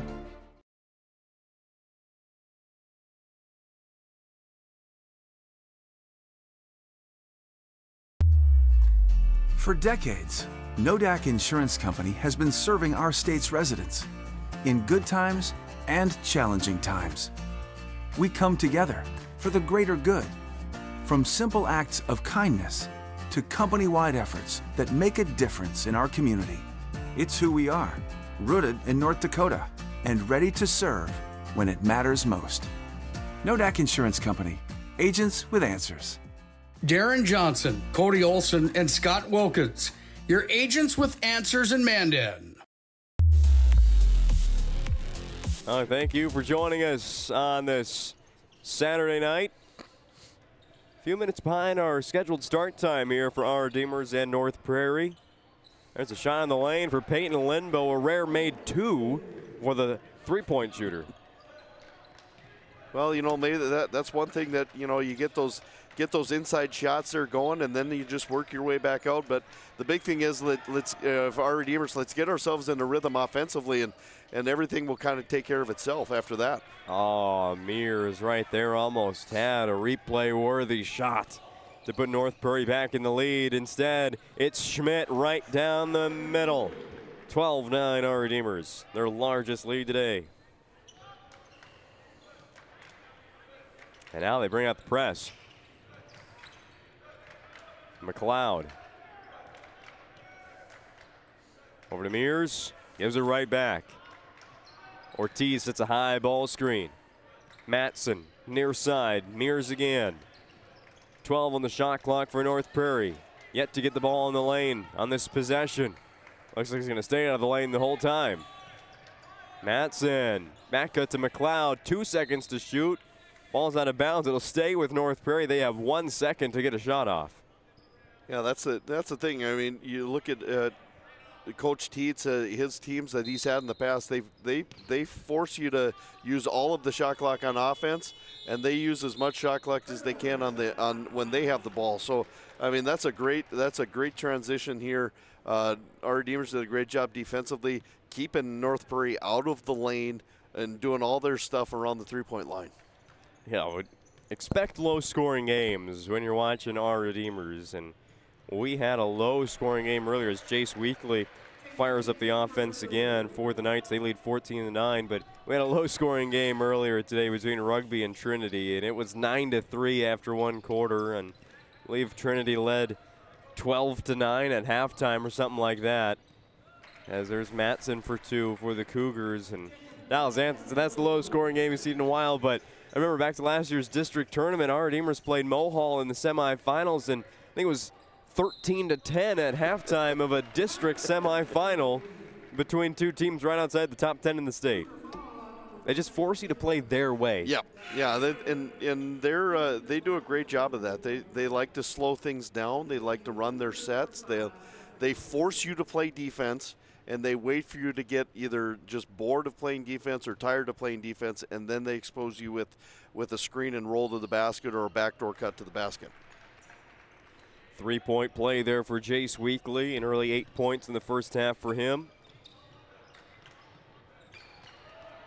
There's a steal by Wyatt Weekly. Left-handed lay is good. First International Bank and Trust, timeout on the court, called by North Prairie. Our Redeemers to start this second quarter, blazing to an 8-point lead. Great news! If you're looking for a new vehicle, Ryan Family Dealerships has the best selection we've had in years. You'll find fantastic offers from Nissan, Honda, Chevrolet, Buick, GMC, Cadillac, Chrysler, Dodge, Jeep, and Ram. Hold on. Ryan sells Chrysler, Dodge, Jeep, and Ram? Yes, we do, and we'd love to sell one to you. Visit one of our 5 convenient locations in Minot and Williston. Get your next vehicle from a name you know and trust. Ryan Family Dealerships.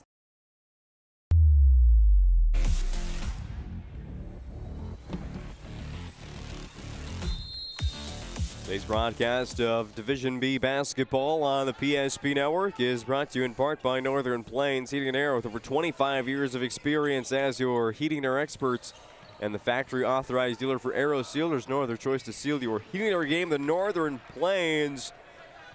3 ball for Cade Mitchell. North Prairie going nowhere, sticking around with the number 10 team in the state, our Redeemers Christian School. Swenson misses a 3. 19-14 Knights in the lead on the BNC National Bank scoreboard. Jonathan Mears quickly down the floor. They'll get the ball back to Mitchell. Put it up. Lindbo with the rebound. Now to Swenson. Fast break layup is good for our Redeemers. That was a good transition there. You know, that's on a long rebound like that, and you just start running the floor, and you just make that one outlet pass, and you're looking down. Nice cross-court pass, an easy layup there for Swenson.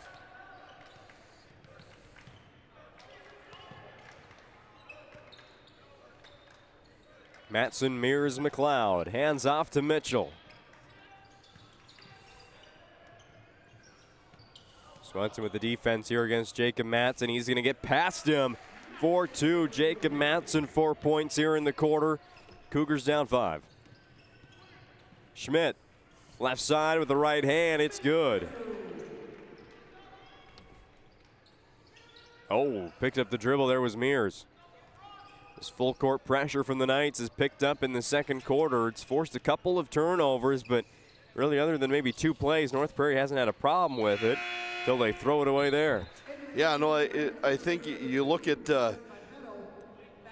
when our Redeemers started to kind of go on that little bit of run to kind of extend this lead a little bit, or at least get the lead back and then extend it. It was when they put that full court press on, and they were kind of forcing North Prairie to go a little more up tempo. They made some errant passes, easy steals there, had a couple easy layups off it, some unforced turnovers as well. So that's something that our Redeemers is going to have to probably stick with here going forward. Getting towards the Magic Towing halftime report. Just 3.5 minutes remain in the first half. Our Redeemers Christian School 23, North Prairie 16. Oh, Swenson out of control there. Mears is 3 rows up in the bleachers. And with a man down, North Prairie gives up 2 points to Wyatt Weekly. Yeah, Matson just got going way too fast, and he couldn't slow down, and he just ended up climbing the stairs, getting a little cardio and stair workout. There's Isaac McLeod. Mentioned him earlier. He needs to start shooting it. He's been hesitant to. You make a few more of those and get North Prairie back into this. They're doing a great job of hanging with our Redeemers. They just, a couple turnovers here and there in this, later stages of the second quarter has kind of kept them from really kind of closing the gap a little bit. But they're doing a better job on the rebounds on the defensive end, and they're being a little bit more aggressive. They're moving the ball around, and they're getting good looks. Missed 3 from the corner by Rosinski. Schmidt back to Wyatt Weekly. He's going to take that off the back of the rim. Rebound goes to Rosinski right on that 3-point line. North Prairie basketball. Plenty of subs waiting at the scores table. McLeod looking for Mitchell here. Instead, gives it to Ortiz. Top of the key, near side, Jonathan Mears. 12 on the shot clock, 2 minutes on the game clock. Ortiz through contact there, draws the foul. Bryce Vibetto will get called for it. 2 free throws for Ortiz at the Serve Pro free throw line. Yeah, nice ball movement there by North Prairie. They were attacking the basket. Ortiz just kind of hung around there, going back and forth, and kind of staying out of the way of the drive, the penetration lane, but was there ready for the pass on the drive and kick, and was able to get to the free throw line. Missed the first one. Here's hoping he can make the second one.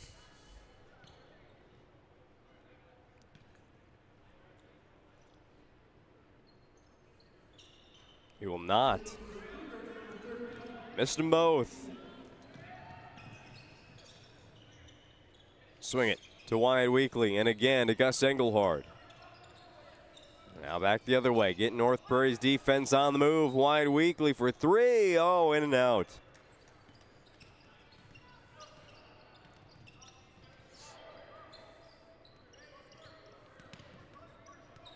Mears trying to go right. Forced back to the left. Ends up working out well for him. Nice pass. That's Alec. Missed the shot. Altringer turns down the transition 3. Engelhard, step back 3. You betcha.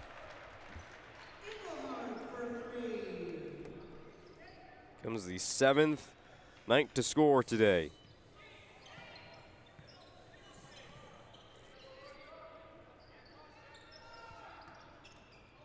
Under a minute remains in the second quarter.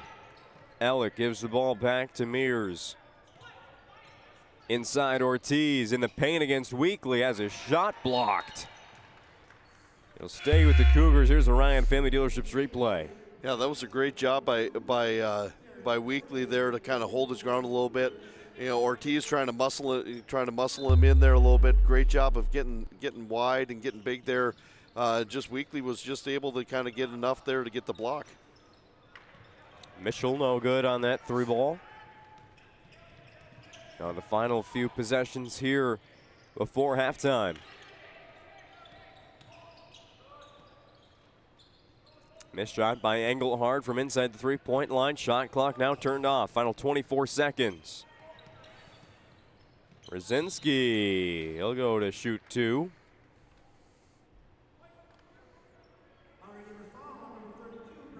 North Prairie led after 1 quarter. It was 9-8. Our Redeemers has 20 points here in this second quarter to North Prairie's 10.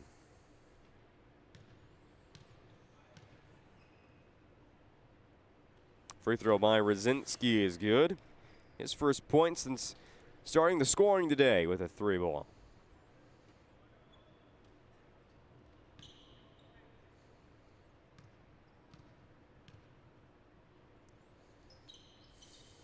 It is as quiet as it can be for free throws in this building.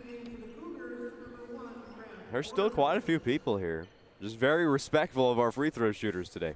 24/7 emergency service and trained technicians using advanced technology and specializing in fire and water cleanup and restoration. It's Serve Pro. It's not so much the case when you go back to the castle there at our Redeemers Christian School.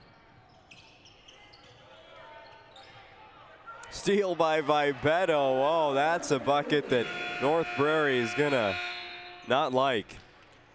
Just at the end of the half, Vibeto takes it, scores the layup, and adds to the lead for our Redeemers 30-21 as we go to the halftime report. This presentation on the PSP Network is proudly brought to you by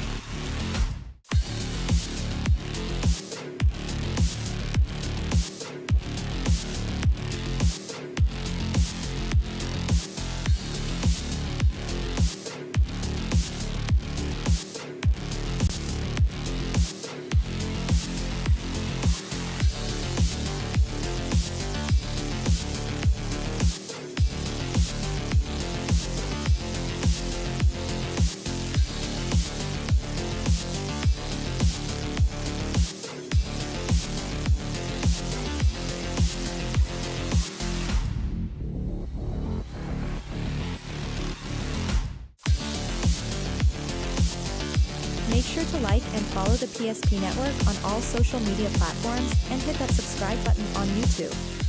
PSP Network. It's game day. The foundation of the financial planning approach at Legacy Financial Partners is a personal relationship. Our unique and collaborative approach to financial planning starts with your dreams, not just the numbers. We will work with you regularly to take action to update your plan as your needs evolve, recommending products and services that are right for your situation.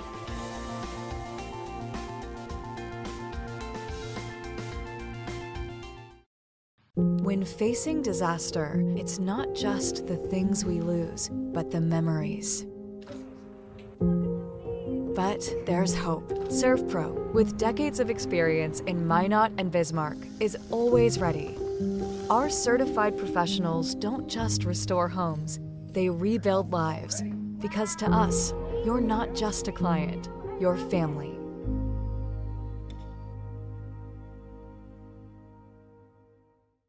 Shields Visa is more than just a card. It's the freedom to go. It's a gateway to explore and do more of what you love. Imagine where the Shields Visa can take you. So join us in discovering endless possibilities. Shields Visa. Together, we've got this. Meet Gary. Gary is an ordinary guy, but right now Gary has car trouble. Gary doesn't know about magic towing. Don't be like Gary. Remember the name and the number. It's Magic Towing. We are here to help 24/7. Magic Towing in Western North Dakota. Don't be like Gary. Remember the name and the number. It's Magic Towing.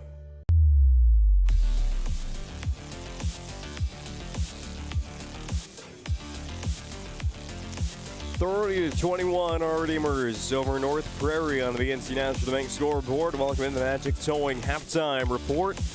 Remember their phone number, 701-509-4011. There's no job too big or too small for Magic Towing. Mention PSP Network and save $50 whenever you need Magic Towing to help you.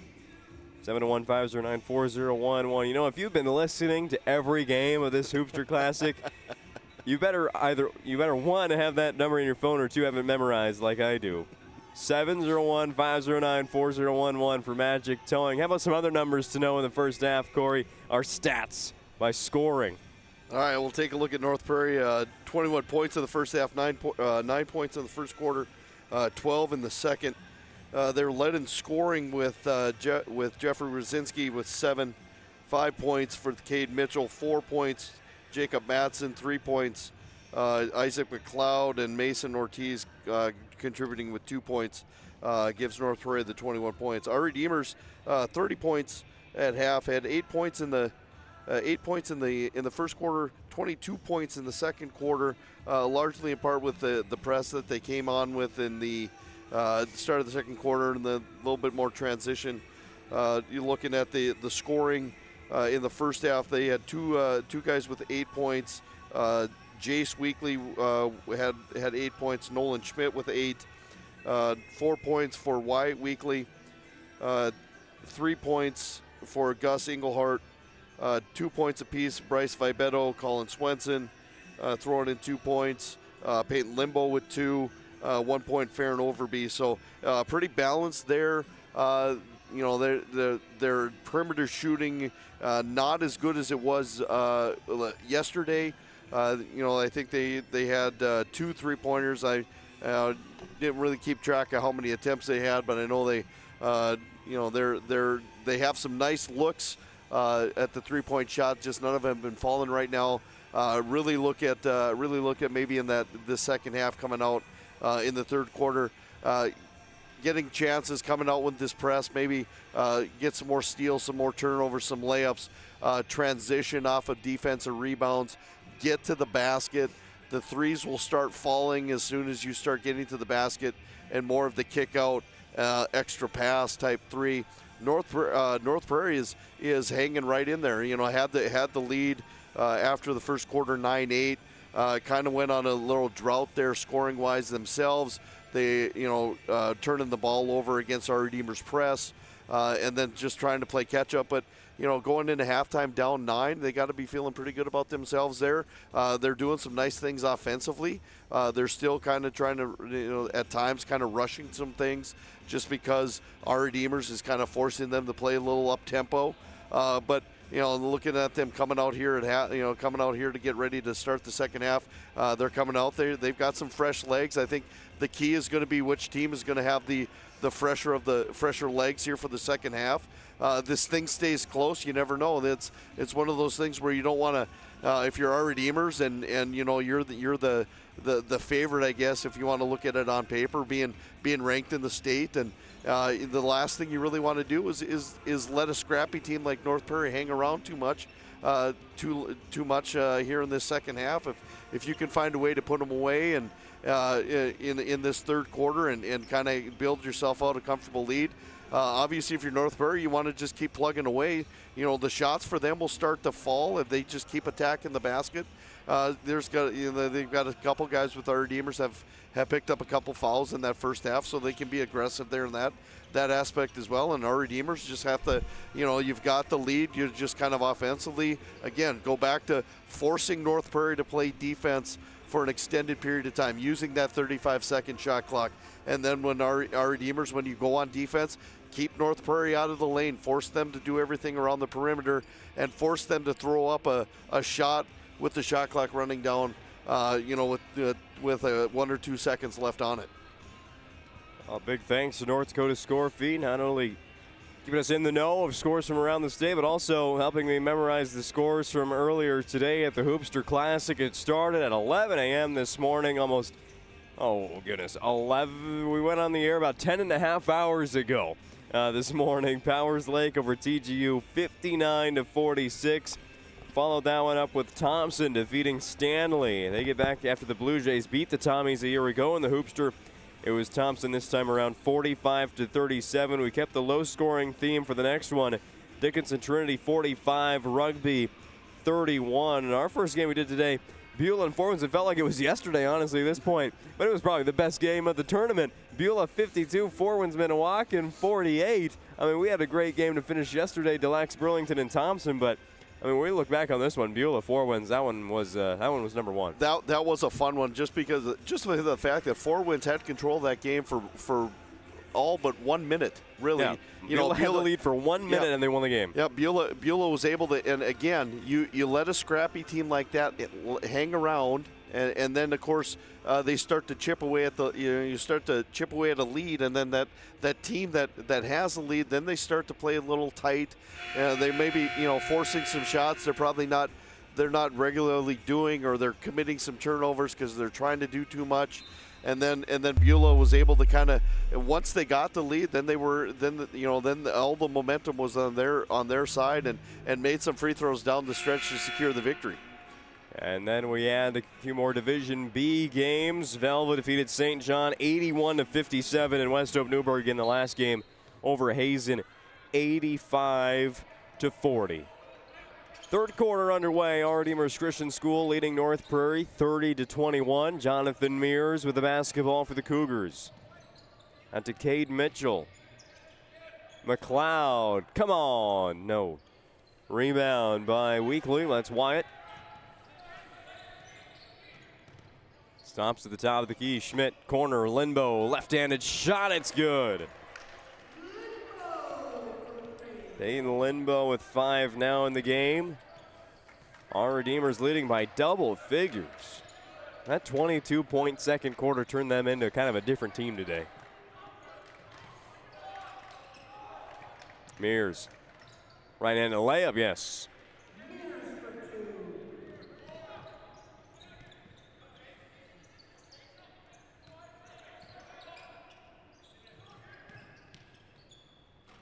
Wyatt Weekly misses 3. North Prairie on defense, they really just sit back, and you don't want to really change your entire game plan if it's not something you want to do, but I think they need to pick up our Redeemers a little earlier. They're getting their guards all the way inside that three-point line. Yeah, the nice thing is, at least for North Prairie's standpoint, is our Redeemers is not hitting the three like they were, say, yesterday or maybe in other games. So so they're playing off a little bit. They're almost baiting our Redeemers into taking those 3-point shots, even though they're not making them. Because the last thing they really want to do is have them have a downhill attack to the basket. Out to Jace Weekly. There's that drive and kick again. But yeah, our Redeemers, until you start making all of them. And North Prairie's just fine, getting in better rebounding position. 33-23 on the BNC National Bank scoreboard. Here's Mitchell. One-handed pass to Rosinski. Looking for somewhere else to go with it. Oh, that was dangerous. But it will stay with the Cougars after Wyatt Weekly knocked it over the half-court line. Rosinski for three. Single digits on the shot clock and 3 points on the board for the Cougars. And to a 7-point lead for the Knights. And yeah, North Prairie, they're going nowhere right now. Nowhere away from the Redeemers Christian School Knights.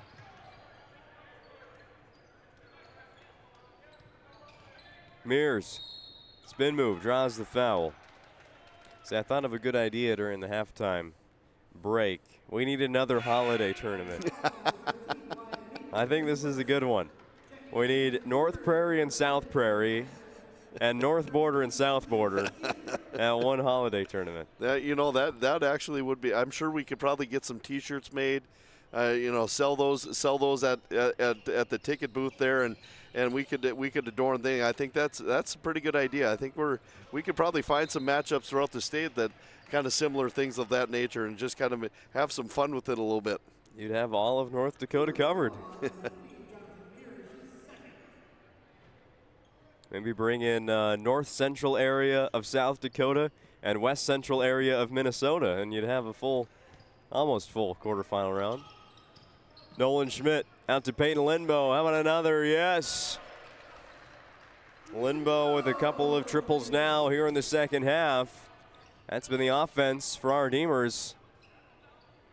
That was almost it looked to me like that was over and back. That was pretty close. I think he wasn't quite all the way over, but he was pretty close. And I think that Mears kind of recognized that and tried to kind of just punch the ball forward in hopes that the referees wouldn't catch it, and they did not. And they didn't. They were fortunate. Madsen stuck there in the corner, gets a pass away to Rosinski. Skip out to Mitchell. Corner three, short. Lindenbow with the rebound. Schmidt catches that ball in the air. Travel called. Rosinski took quite the hit there. Schmidt was trying to make his way towards the hoop.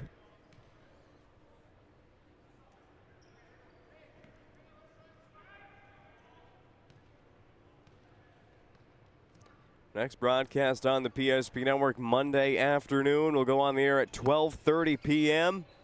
with day one of the Girls Hoopster Classic. Benson County will take on our Redeemers Christian School in that opening game. Tip off at 1.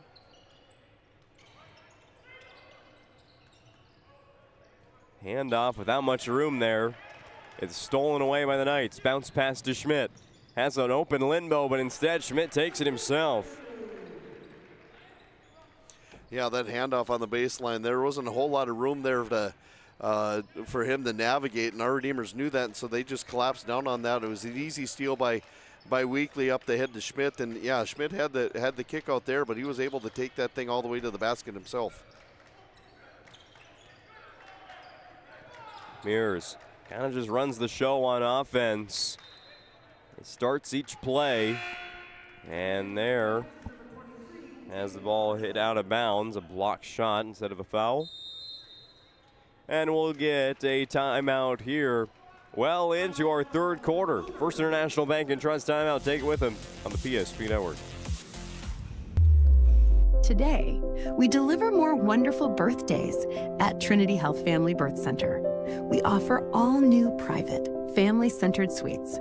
Our maternity team provides more personalized support, advanced care, and the reassurances of a NICU and a neonatologist on staff. Take a virtual tour at trinityhealth.org/Family Birth Center. Trinity Health, making more possible.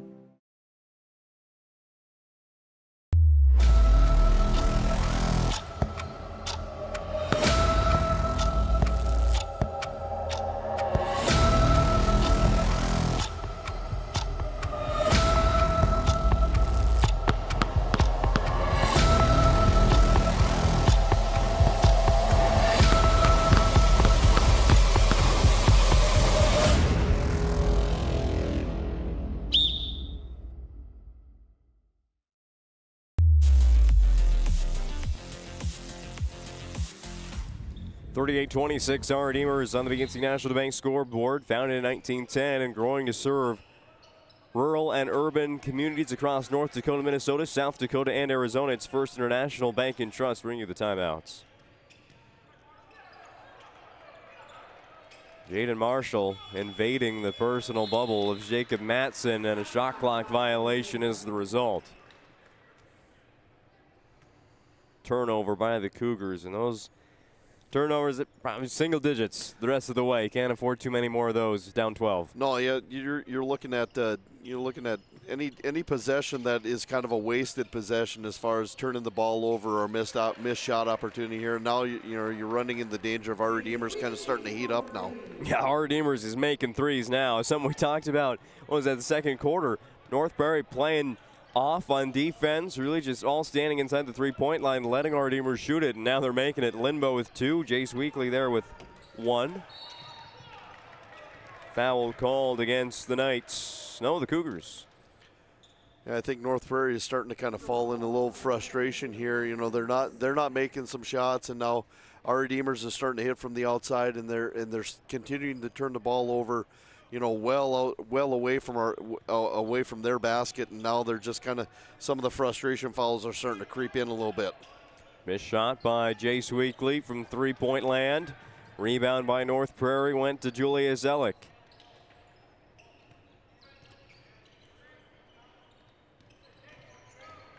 Turnover again. Steal by the Knights. Ball still in play. Altringer carries it into the lane. Oh, but couldn't get the shot. Brzezinski. Foul is going to go against, looks like Jaden Marshall might get the one.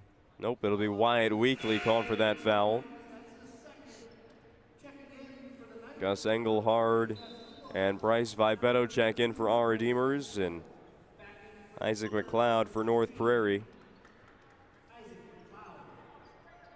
Our Redeemers, well, they're going to get an invite into our new holiday tournament. North Prairie today, South Prairie on January 3rd. I didn't even notice that in their upcoming schedule.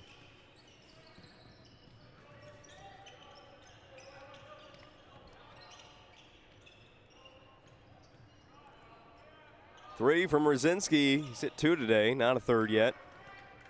Marshall the rebound. Leads it for our Redeemers. Right into a turnover. Here goes Mears trying to outrun everybody. He will. Jonathan Mears. One of those point guards where he doesn't need to score to be involved, but when he scores, that's an extra bonus.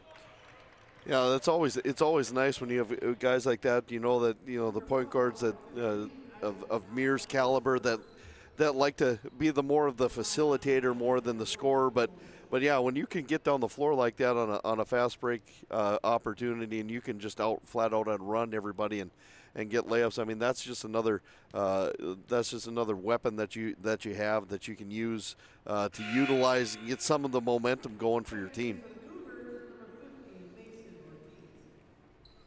Today's game brought to you by Dakota Square Arco. Why have so many people made Dakota Square Arco their favorite convenience store? Well, it's the quality fuel, the convenience items, an awesome touchless car wash, and the best customer service. See for yourself at Dakota Square Arco and the Dakota Square Mall at 1520 24th Avenue Southwest, Minot. Mears, there he goes again. But missed the shot this time. Bryce Vibetto maybe got a hand on it. Knights up 41-28, third quarter. Just 70 seconds left in it. Missed shot by Jaden Marshall. Low-scoring third quarter, a rather low-scoring third quarter after our Redeemers put up 22 in the last 8 minutes before halftime. Baseline cut to Ellick. Just took an extra step before getting that ball to McLeod. It was a good-looking play there set up for North Prairie. Yeah, he had the baseline drive there, and just when he kind of made the stop, the pass, he kind of drug his foot there a little bit. Our Redeemers may have dropped down a little bit to get in that passing lane to kind of make him second guess what he wanted to do, and so a good defensive stop there by our Redeemers.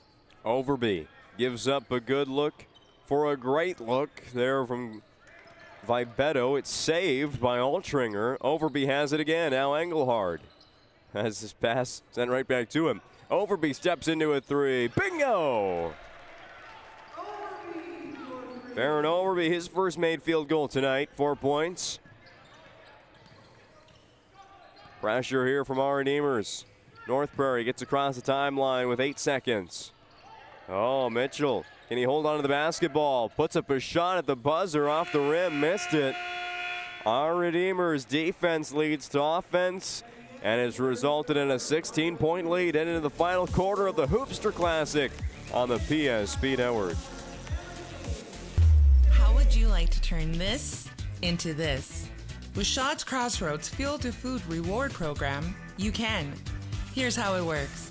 Pick up a Field Tracker card from any of our C-Store cashiers. Every time you fill up with gasoline or diesel, use the Field Tracker card to record your gallons. Once you reach 1,000 gallons, you'll be eligible for a $10 gift card to Shots Crossroads Restaurant. Start earning your rewards today at Shots Crossroads. An injury can happen anywhere, at any time, to anyone. It's not really something you can schedule on your calendar. But when it happens to you and it's not your fault, there's one law firm to remember. That firm is Schweigert, Clemeen, and McBride. We live here and take pride in helping our community. We know this area inside and out. We put in the work and fight for what's right so justice can prevail for you. That is what we're all about. We're on your side. We're Schweigert, Clemeen, and McBride.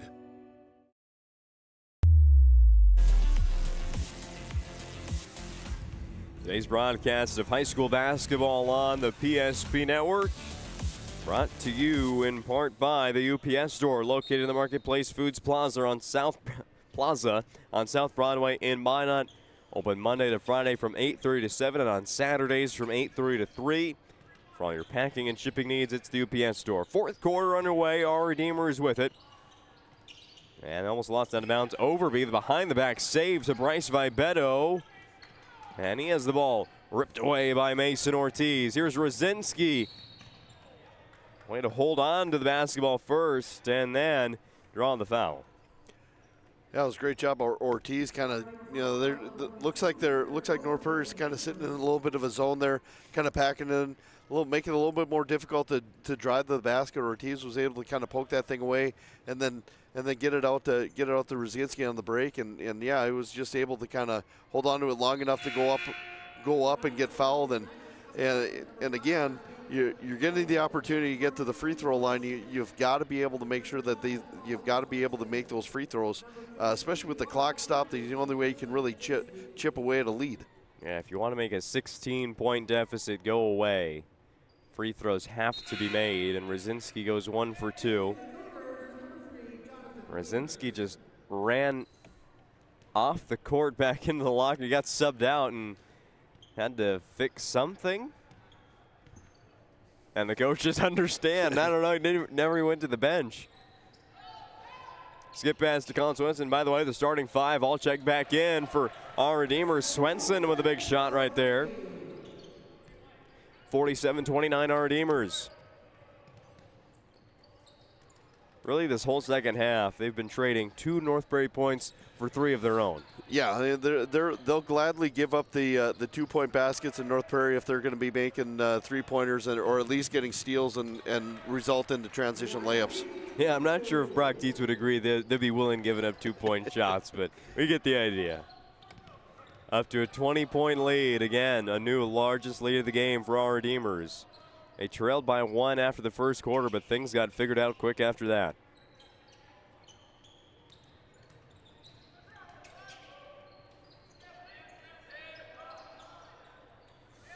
Cade Mitchell for three. Quick timeout by Coach Danielson for North Prairie. We'll take a break as well. 6.5 left in the fourth quarter.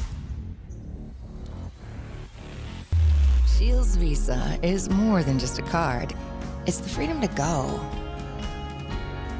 It's a gateway to explore and do more of what you love. Imagine where the Shields Visa can take you. So join us in discovering endless possibilities. Shields Visa. Together, we've got this.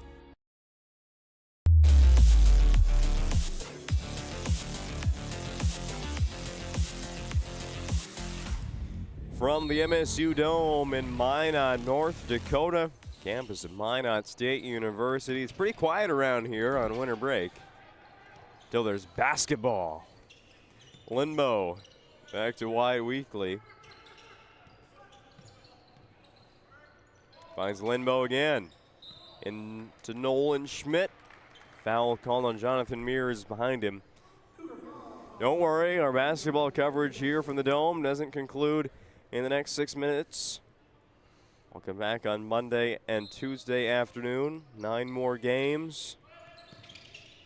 That's the real fun part of the season. You get into January, and you know it just happens to be that the rest of the season kind of goes by in a flash, in a blink of an eye. But January basketball is always so fun. There's usually some record broken. There's some upsets right there. Come back from Christmas, and the whole thing gets shaken up. Yeah, it looks like like you said, January always seems to be the fun time because you got teams starting region or district play at that time, so you're going to have those games are going to be meaningful. Like you said, you've got milestones that are going to be achieved, 1,000-point scores or school record of some kind is going to be broken, and to bear witness to something like that, and obviously broadcasting 300+ basketball games, there's a pretty good chance that we'll be around to witness that and be able to call that to live on our stream on YouTube. So yeah, January is always fun, and it's true, it does go by fast because you compile all these games. You play a handful of games before break, and then you have Christmas break off, and then maybe you're in a holiday tournament of some kind. But then when January rolls around, and you're probably averaging at least two games a week, if not 3 games a week. Our Demers up 55-32 on the BNC National Bank scoreboard. Yeah, okay, here goes Nolan Schmidt, by the way.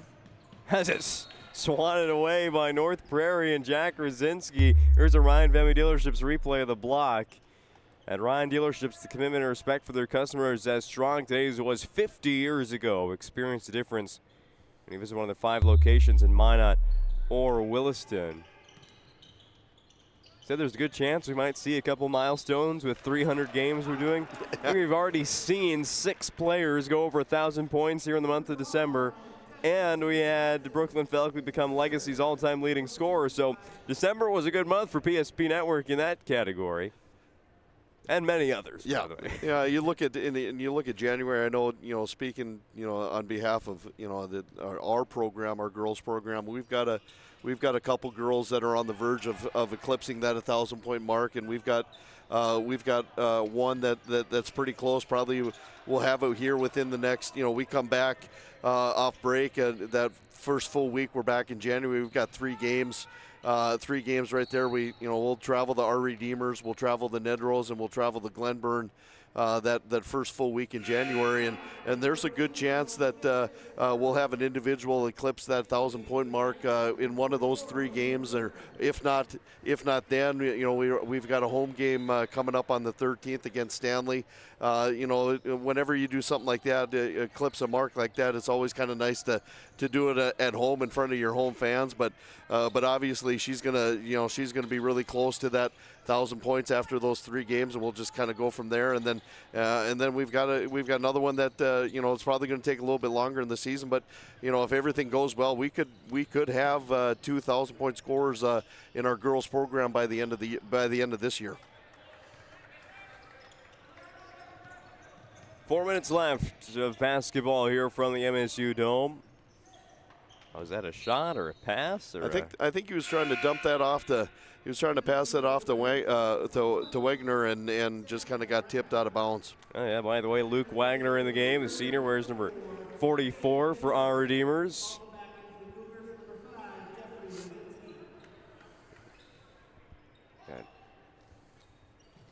Number 21, Samuel Zedaraka, also in for the Knights.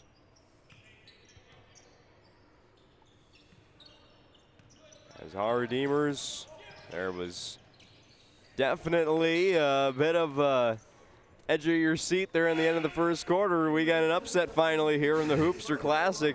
All the, if you want to call them favorites, pretty much won here in this tournament. I mean, Delax Burlington beating Thompson the first night by 1 point was technically an upset because they were unranked, but our Redeemers, I mean, they silenced all of that in that second quarter.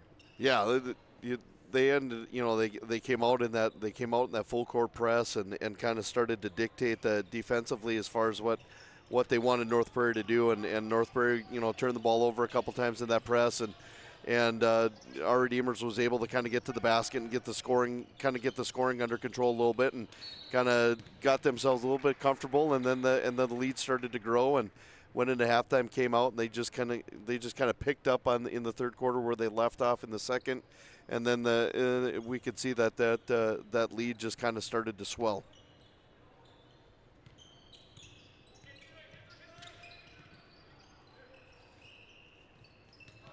Some more new players to mention in the game for.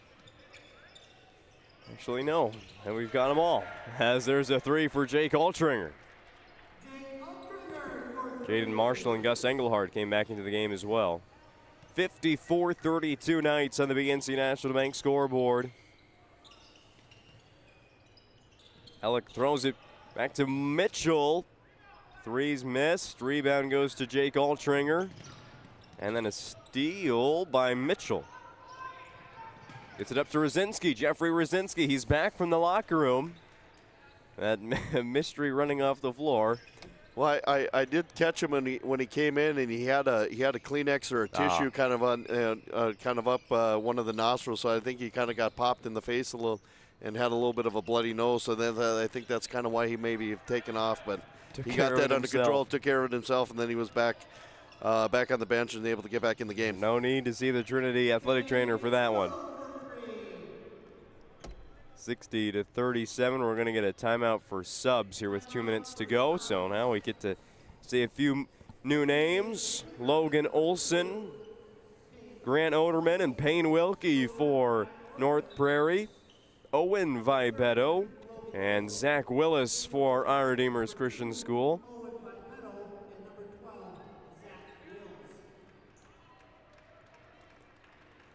Final 2 minutes and 12 seconds here. Get a chance to play on the MSU Dome floor. Not many opportunities to do that.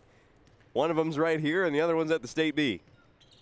Yeah, it's always a good time to come in. A good opportunity for teams that probably don't get a chance to play on that get into the Dome and play. And yeah, you get the holiday tournaments here. You get the class or the state tournaments played here.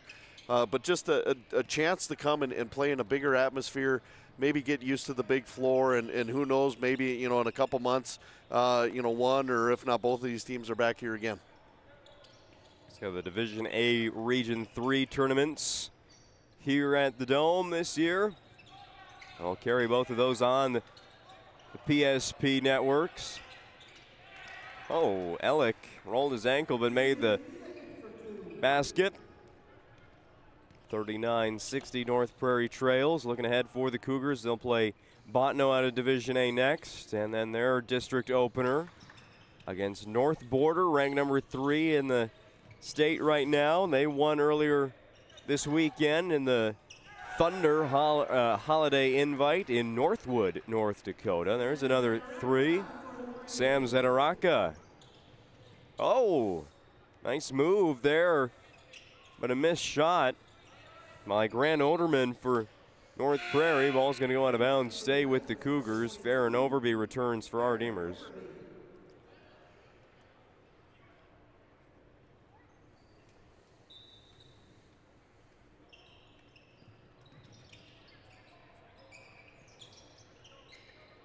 Planning Team Financial Advisors. Shots Crossroads post-game show comes up next. Oderman again flips one up towards the rim. That's no good. They go to the Surf Pro free throw line, though, after the foul. Called against Wagner.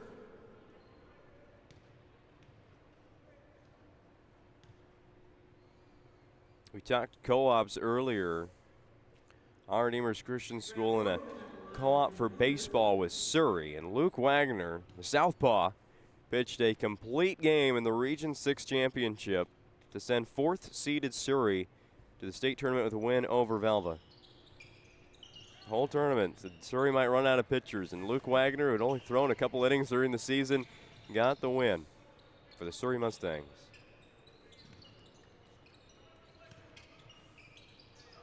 So one of the guys that R. Demers has been without here in this entire Hoopster tournament, and I have apparently forgotten to mention it the whole time, is Andrew Eby. Their 6'4" senior. He's out with a leg injury. He hasn't played this tournament. Wonder how long it'll be that he is out.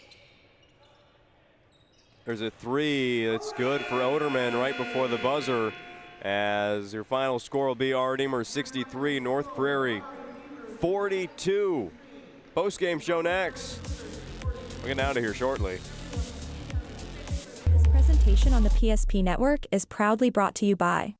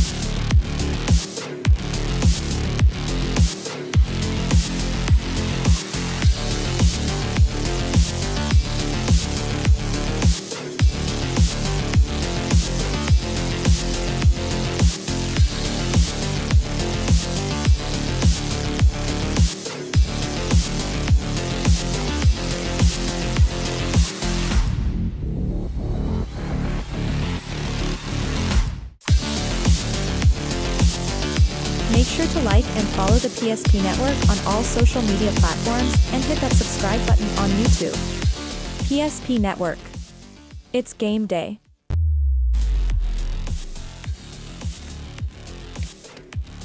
It is time for the Planning Team Financial Advisors Shots Crossroads post-game show. Whether you're looking for a full-service financial plan or planning for farm or business succession, Planning Team Financial Advisors is here to help you work toward achieving your financial goals. Visit them online at planningteam.com, helping clients work toward financial freedom. And Shots Crossroads, your post-game headquarters, get filled up on their delicious menu that includes the famous number 99. I think I'm going there tomorrow morning. Yeah, it sounds pretty good. It's a birthday in the family today, but I'm working for like 12 hours today. So coming up to Minot tomorrow, Shots Crossroads, you heard it here. I'll be there. But before that, we got to talk a little more basketball today, Corey. We'll start with the numbers in this one and talk about how it happened later on. All right, we'll take a look at North Prairie. 42 points in the game. Quarter breakdown: 9 points in the first quarter, 12 in the second, 7 in the third, 14 in the fourth. North Prairie was led in scoring with 13 points to Jeffrey Rosinski, 11 points Cade Mitchell, 4 points apiece from Jonathan Mears and Jacob Matson. 3 points apiece from Grant Oderman and Isaac McLeod. 2 points apiece, Mason Ortiz and Julius Elick. For Ari Deemers, 63 points, 8 points in the first, 22 in the second, 14, 16 in the fourth. They were led in scoring 14 points by Nolan Schmidt, 13 points, Jace Weekly, 8 points apiece, Peyton Lindbow and Wyatt Weekly, 5 points with Colin Swenson, 3 points, Gus Engelhart and Jake Altringer, 2 points for Bryce Vibetto. So pretty balanced scoring, our Redeemers wise. The guys that you would expect to be the main scorers did just that for them. You look at that first quarter, 9-8 North Prairie. The second quarter explosion there by our Redeemers, scoring 22 points, large in part with the press that they brought in. They put on in there in the second quarter, and then able to get a lot of turnovers and easy layups. The three-point shooting wasn't there in the first half. Came alive a little bit in the second half for our Redeemers. But that just shows that even though they do put up a lot of three-point shots, they had some nice looks in the first half. They were open. It wasn't that they were forcing anything. Everything, they had some open shots. They just weren't falling. But then they started to get themselves to the basket and forcing the issue a little bit with the press and the turnovers. North Prairie, for their standpoint, they hung around like they did in the first half. They made it interesting first half. They chipped away when they could. They just kind of ran out of gas, I think, a little bit. And I think our Redeemers kind of, once they sensed that a little bit, they started to go a little up tempo and run the floor a little bit. Kind of got North Prairie tired a little bit, a little frustrated. The turnovers kind of started to amass and collect on the aspect of North Prairie there. So all in all, I think a good showing by both teams. Our Redeemers coming on top both of their games this week, a good one. And then again, they're gearing up for a hard-fought district battle with the four teams that we talked about throughout the entire weekend. So it's going to be an exciting matchup. I know they're heading down to our place on January 3rd to play our boys, and that's going to be an interesting matchup. I know our boys are kind of struggling a little bit. They're prone to turnovers, so that's something that they're gonna have to deal with against this pressure defense that our Redeemers has. And so it's just going to be one of those games where it's going to come down to can you take care of the basketball, and teams that like to pressure the ball like our Redeemers, they rely heavily on you guys on the other team just forcing the ball in spots where it shouldn't go, whether it goes out of bounds or just an errant pass here and there. So teams that can handle presses like that generally have a lot of success, and so I know our Redeemers is going to face some teams that are going to be able to handle the press a little bit, and so but they've shown that they can play half-court defense as well too. So it's pretty exciting. It's going to be fun to watch that district kind of play itself out and get ready for the tournaments at the end of February, early March. Yeah, our Redeemers, they seem to be a team that has a really fun day when you're having a really bad day. Yeah, I really like it when you're not feeling very good. All right, let's hand out some of the awards. Your Sport Clips MVP of this one. Tough pick. I mean, to narrow it down to one guy here for the Sport Clips MVP, they're the home to the MVP haircut experience. Check it online with the hairstylists today at sportclips.com or on the app.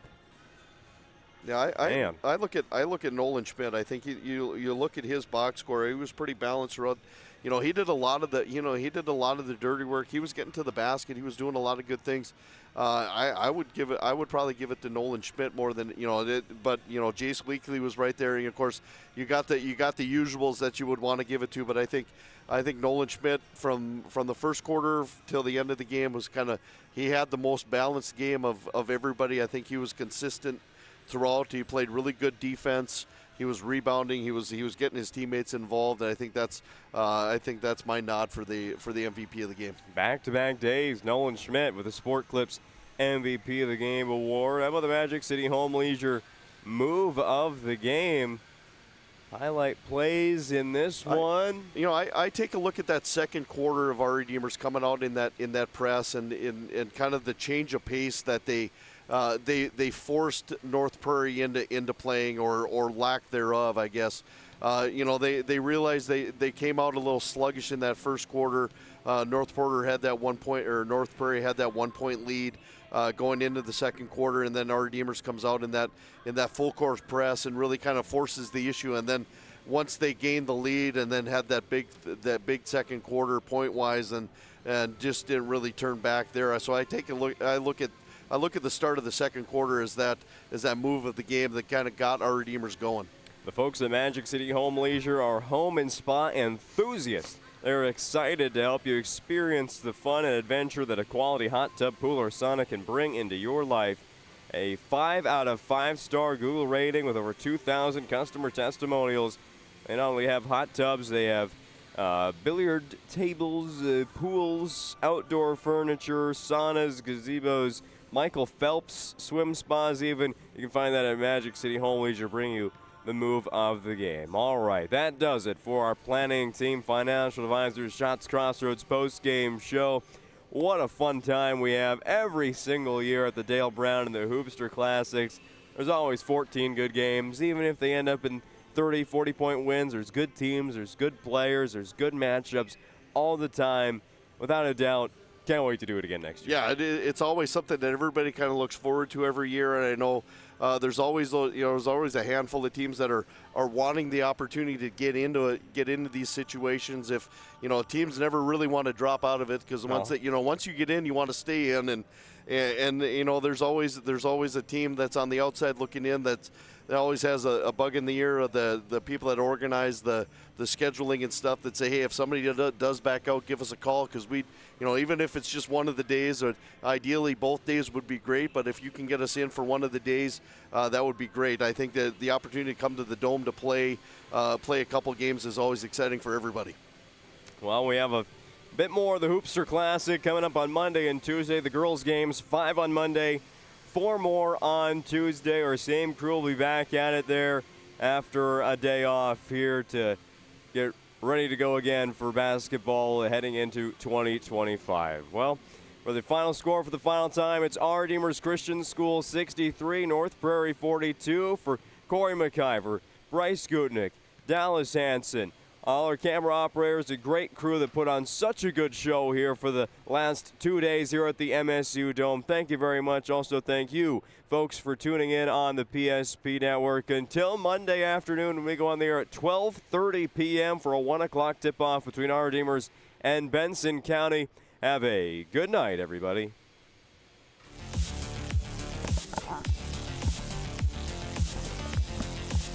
Presentation on the PSP Network is proudly brought to you by